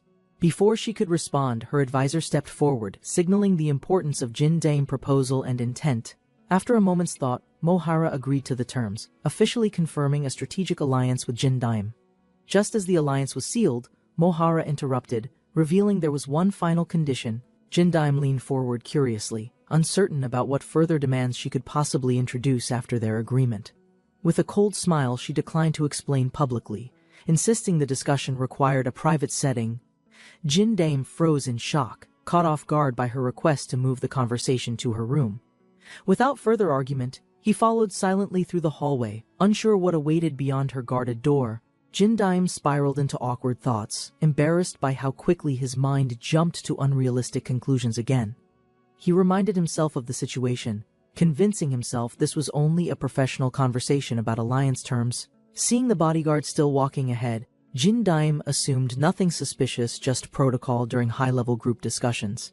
Unexpectedly, Mohara dismissed her subordinate, creating a private space that shifted Jin Dame's assumptions again. As she addressed him directly, Jin Dame froze slightly, unsure why her tone felt heavier than before.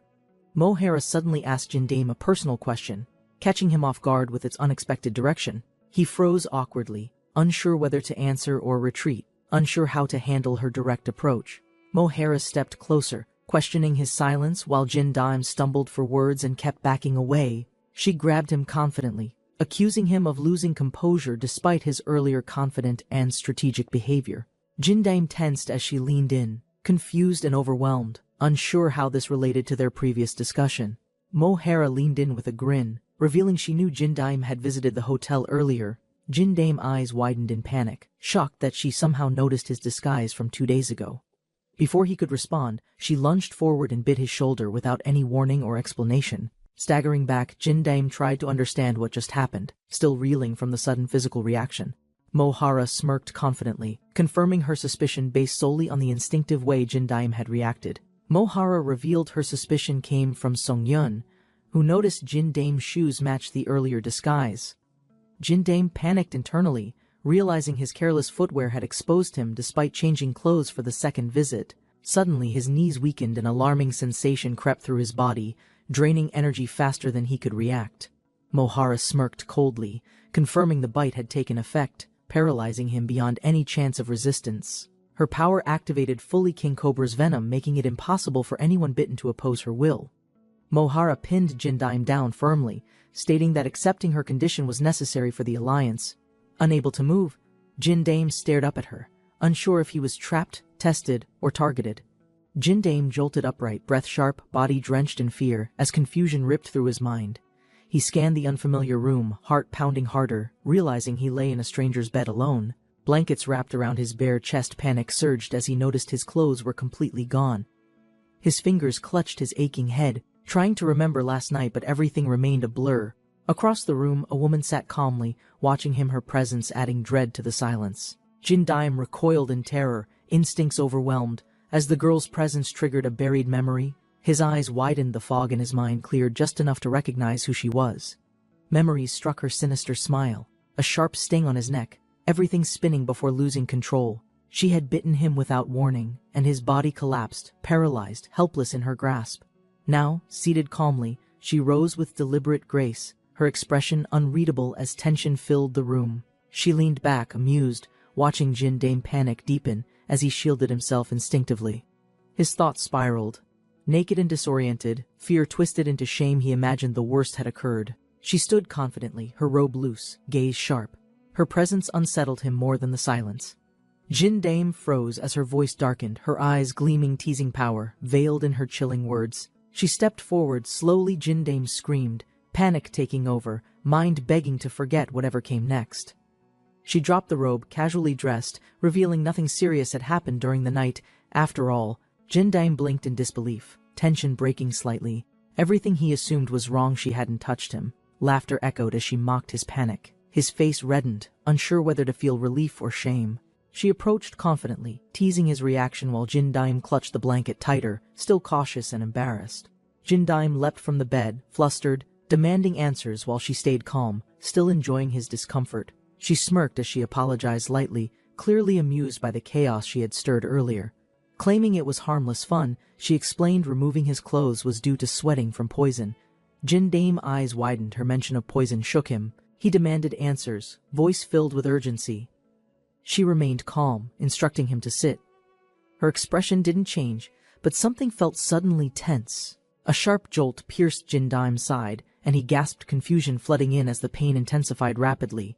Jin Dame's body trembled from pain. She confirmed it calmly and urged him to sit immediately. Still confused, he sat cross-legged on the floor, questioning why posture suddenly mattered so much.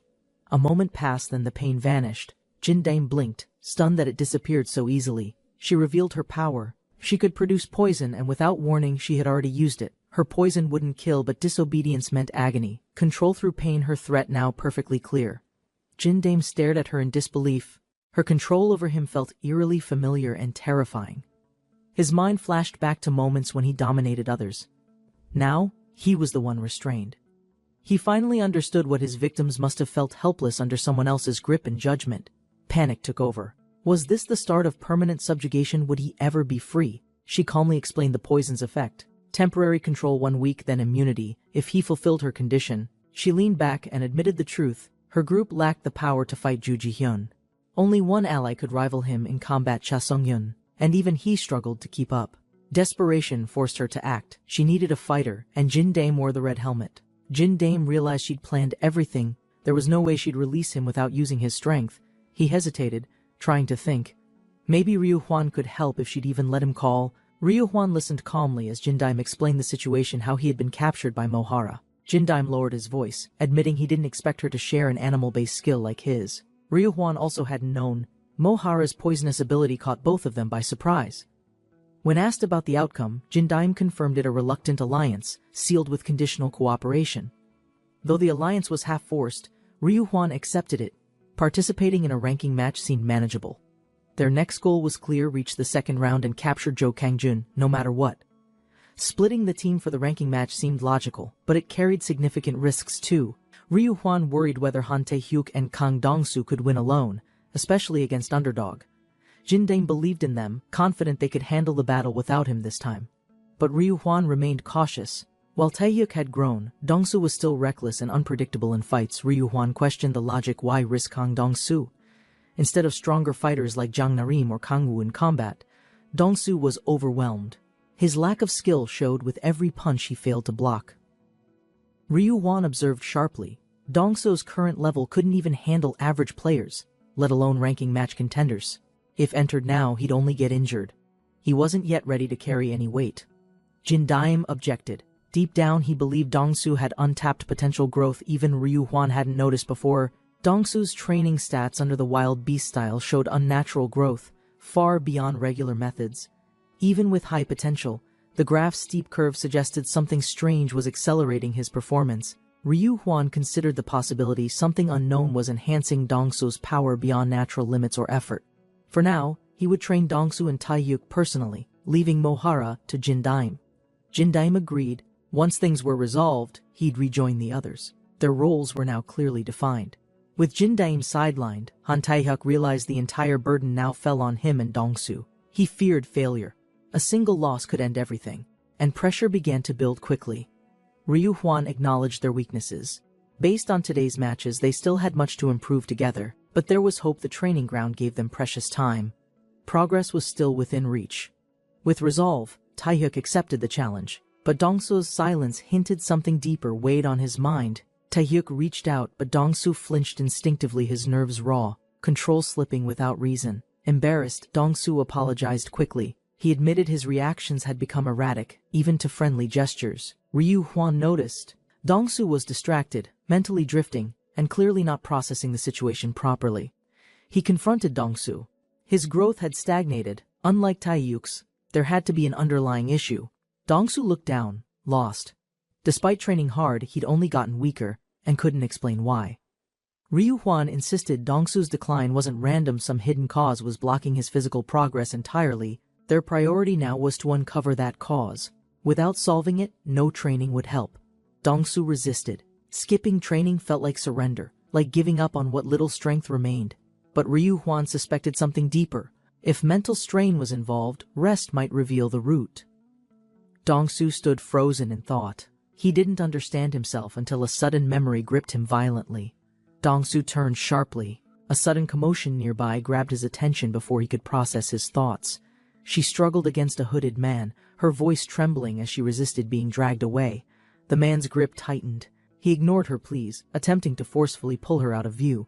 Without hesitation, Dongsu rushed forward, instincts taking over as he grabbed the man's wrist mid-motion. Dongsu shouted, demanding an explanation. His grip firm, eyes locked, unwilling to back down this time. She looked stunned as Dongsu stepped in, challenging the stranger with unwavering presence. The man, Gu Jungshik of Underdog, demanded to know why Dongsu had interfered without invitation. Dongsu calmly stated his decision had been cleared with Ryuhwan himself.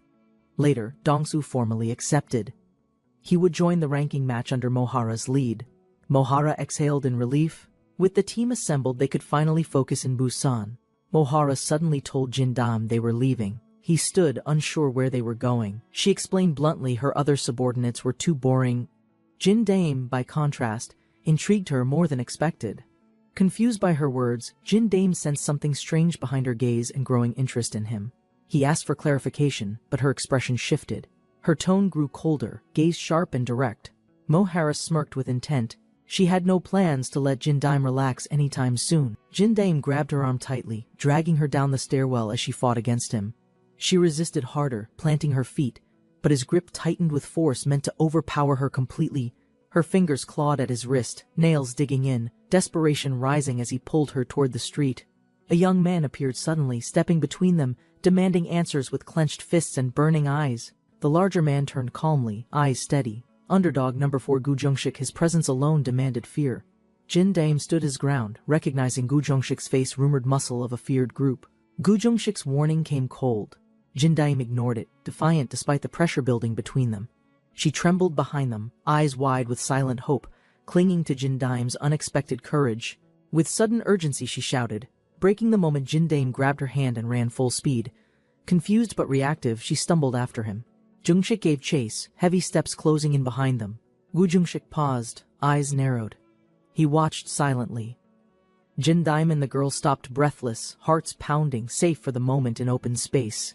Still catching his breath, Jindam turned to her, confused by what had just taken place. She shrugged lightly, hiding her nerves. Her voice lifted playfully, shifting the mood with sudden ease. Smiling, she introduced herself as Jung Jihye. Jindam nodded, surprised by her offer of food. Jindam smiled awkwardly, insisting it wasn't necessary, but his stomach betrayed him with a growl. As he turned to leave politely, a sharp noise echoed from his gut, freezing his steps. Jihye grinned and teased, clearly amused. Her tone playful, yet her gaze held something more sincere.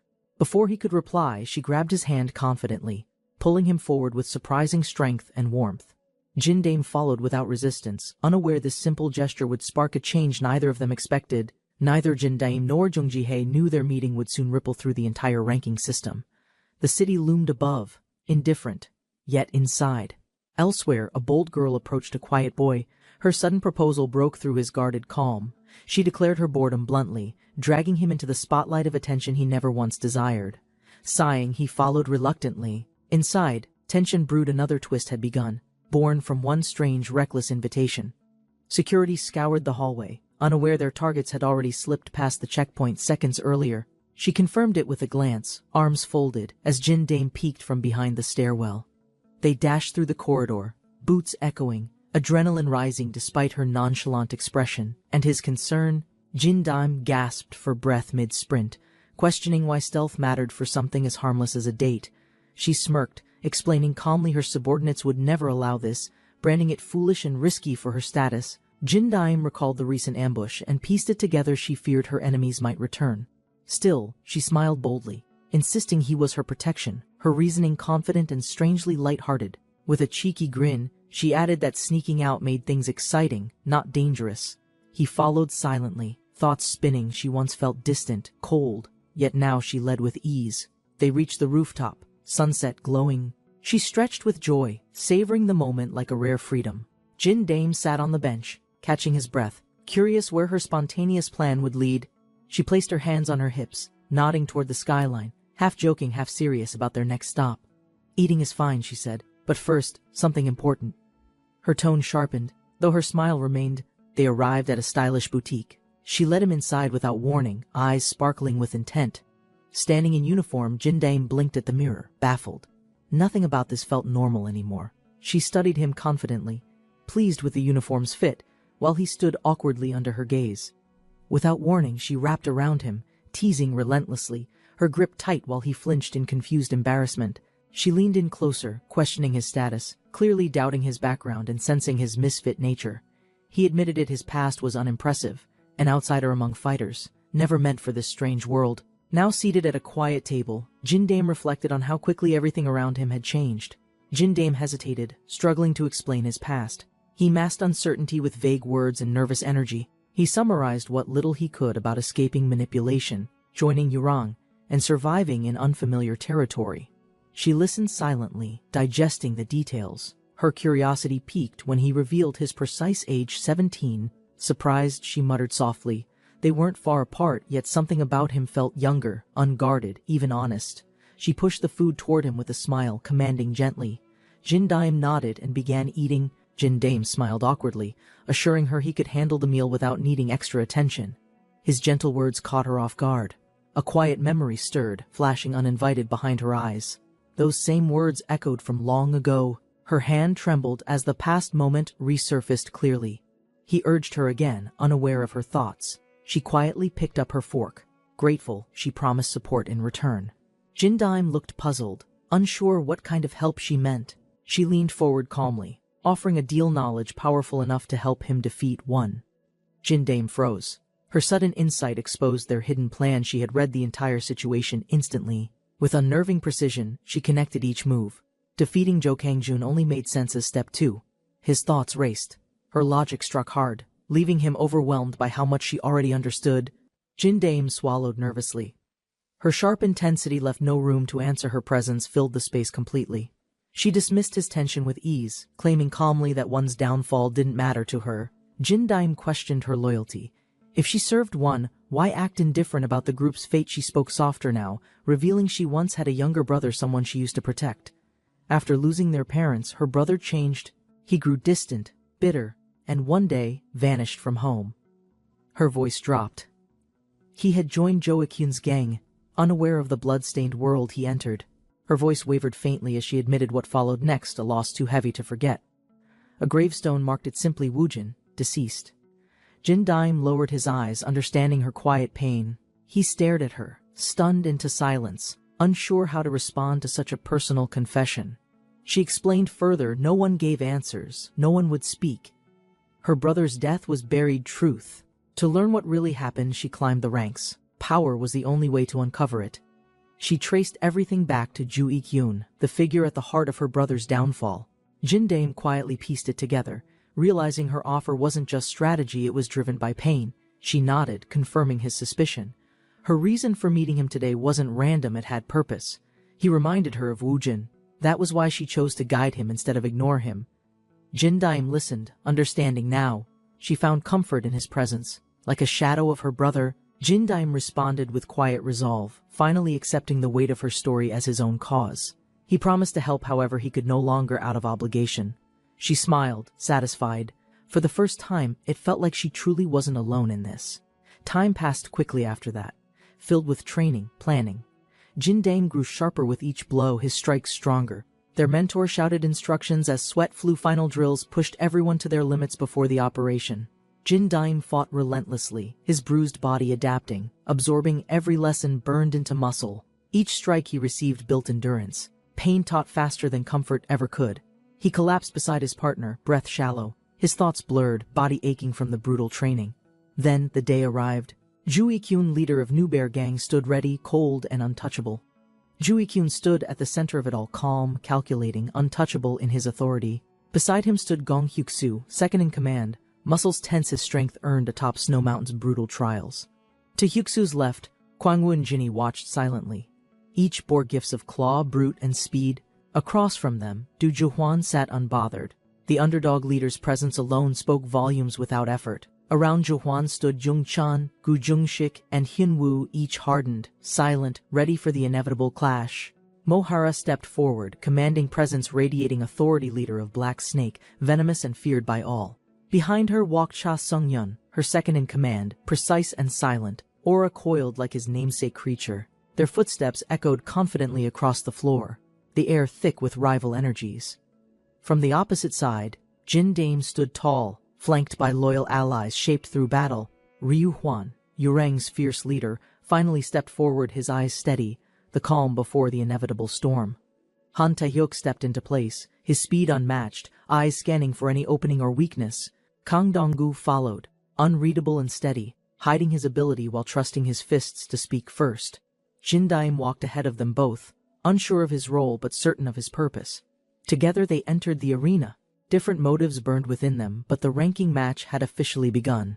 Jin Daim stepped into the open lot, his shadow stretching toward the waiting gang of three. The trio straightened, sensing intent.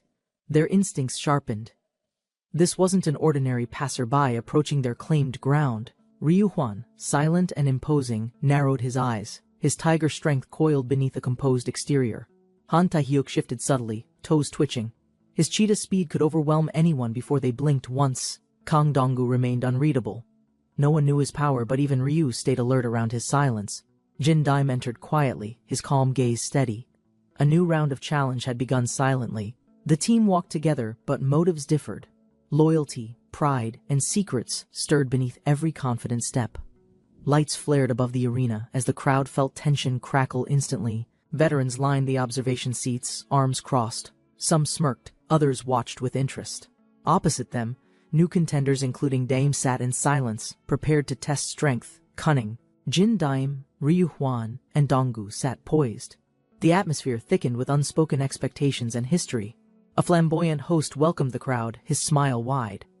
Cheers echoed as the stage lights flared brighter. He adjusted his glasses, speaking confidently. The ranking match would follow a structured single-elimination tournament format. An official took over, explaining calmly. Today's teams would split and fight for tomorrow's coveted final round. The rules were clear: send any fighter, survive elimination. Victory depended on strength, strategy, and perfect timing. Dong-gu listened sharply. If his team fell entirely, the match would end in instant, absolute defeat. The host raised stakes higher. The victor earned the right to confront an Elite One executive directly. There were no consequences for losing, but the danger remained real. The arena held no safety net. If victorious challengers could dethrone executives, stripping them of title and power, changing the structure of One itself. Jin Daim nodded slightly. He knew that single privilege could shatter the hierarchy and expose every buried secret. A stern man reminded them executive positions within One were rare and earned through blood, sweat, ambition. He emphasized wealth. Holding an executive seat meant power, privilege, and access beyond what street strength offered. Even among elites, growing stronger internally required dominating these rare tournaments or suppressing rivals with brute control. Ryu Hwan stood quietly, absorbing every word. He knew influence grew fastest when rooted in brutal victories. The host grinned sharply, mocking their hungry faces. Tension rose as he handed selection duties to Hwan. With no hesitation, Ryu Hwan stepped forward. As the lowest ranked, the power to decide was his. He named Du Juhwan as his target. His tone was flat, but the intent was fierce. The host chuckled at the pick. Tension rose. This was no safe play, it was a statement. Matchups were finalized: Yurang versus Underdog, Black Snake versus New Bear Gang. The crowd buzzed with excitement. He raised his mic again, announcing the arena, a place where strength alone wouldn't guarantee survival. The stage shifted violently as metal groaned. The structure opened, expanding the battlefield beyond initial expectations. Lights flared across a circular platform. The original cage retracted, revealing a vast arena without boundaries. Jin Dame's eyes widened. The familiar confinement was gone. This wasn't just a match, it was survival. The host announced the new rule: every inch of the exposed space could now be used. Weapons, tricks, brute force, everything was allowed. The ranking match had begun in a lawless, unforgiving arena. The host raised his voice with excitement, inviting all participants to unleash everything within this boundless space. Crowds roared as the official start was declared. The ranking match had now officially begun without restraint. A finger lifted toward the screen. The first match was decided by random draw. Tension spiked instantly. The result flashed boldly: Yurang versus Underdog. Ryu Hwan would now face his rival in open combat. From Underdog's side, Ji Hunwoo emerged. Muscles tense, spirit ignited, and the hound behind him growled silently. Ryu Huan made his move. Calm and confident, he selected his fighter without hesitation or pause. Han Taehyuk stepped forward. The cheetah spirit behind him surged speed and vengeance surged through every muscle. With a nod from the host, the battlefield cleared. Only the chosen two remained under the lights. Non-participating members were directed to upper platforms, observing quietly as the opening duel prepared to ignite. Both fighters faced off again. Past wounds lingered in silence as their rivalry reignited in full force. Taehyuk smirked, eyes narrowing. He stepped forward, welcoming the pressure building between them with steady breath. The fighters took position as the countdown ended. On cue, they launched forward across the glowing arena. Taehyuk's first move was light testing the ground, calculating distance. He didn't plan to hold back long. He remembered Hyunwoo's endurance grew as he weakened. This time he aimed to end it immediately. The beast behind Hyunwoo roared violently as he lunged, fists locked on target. Taehyuk launched forward at full speed. The impact echoed through the arena, but Hyunwoo twisted mid-air. Taehyuk's eyes narrowed. Despite no damage taken, Hyunwoo's strength had clearly surged. Something was wrong, unexpected.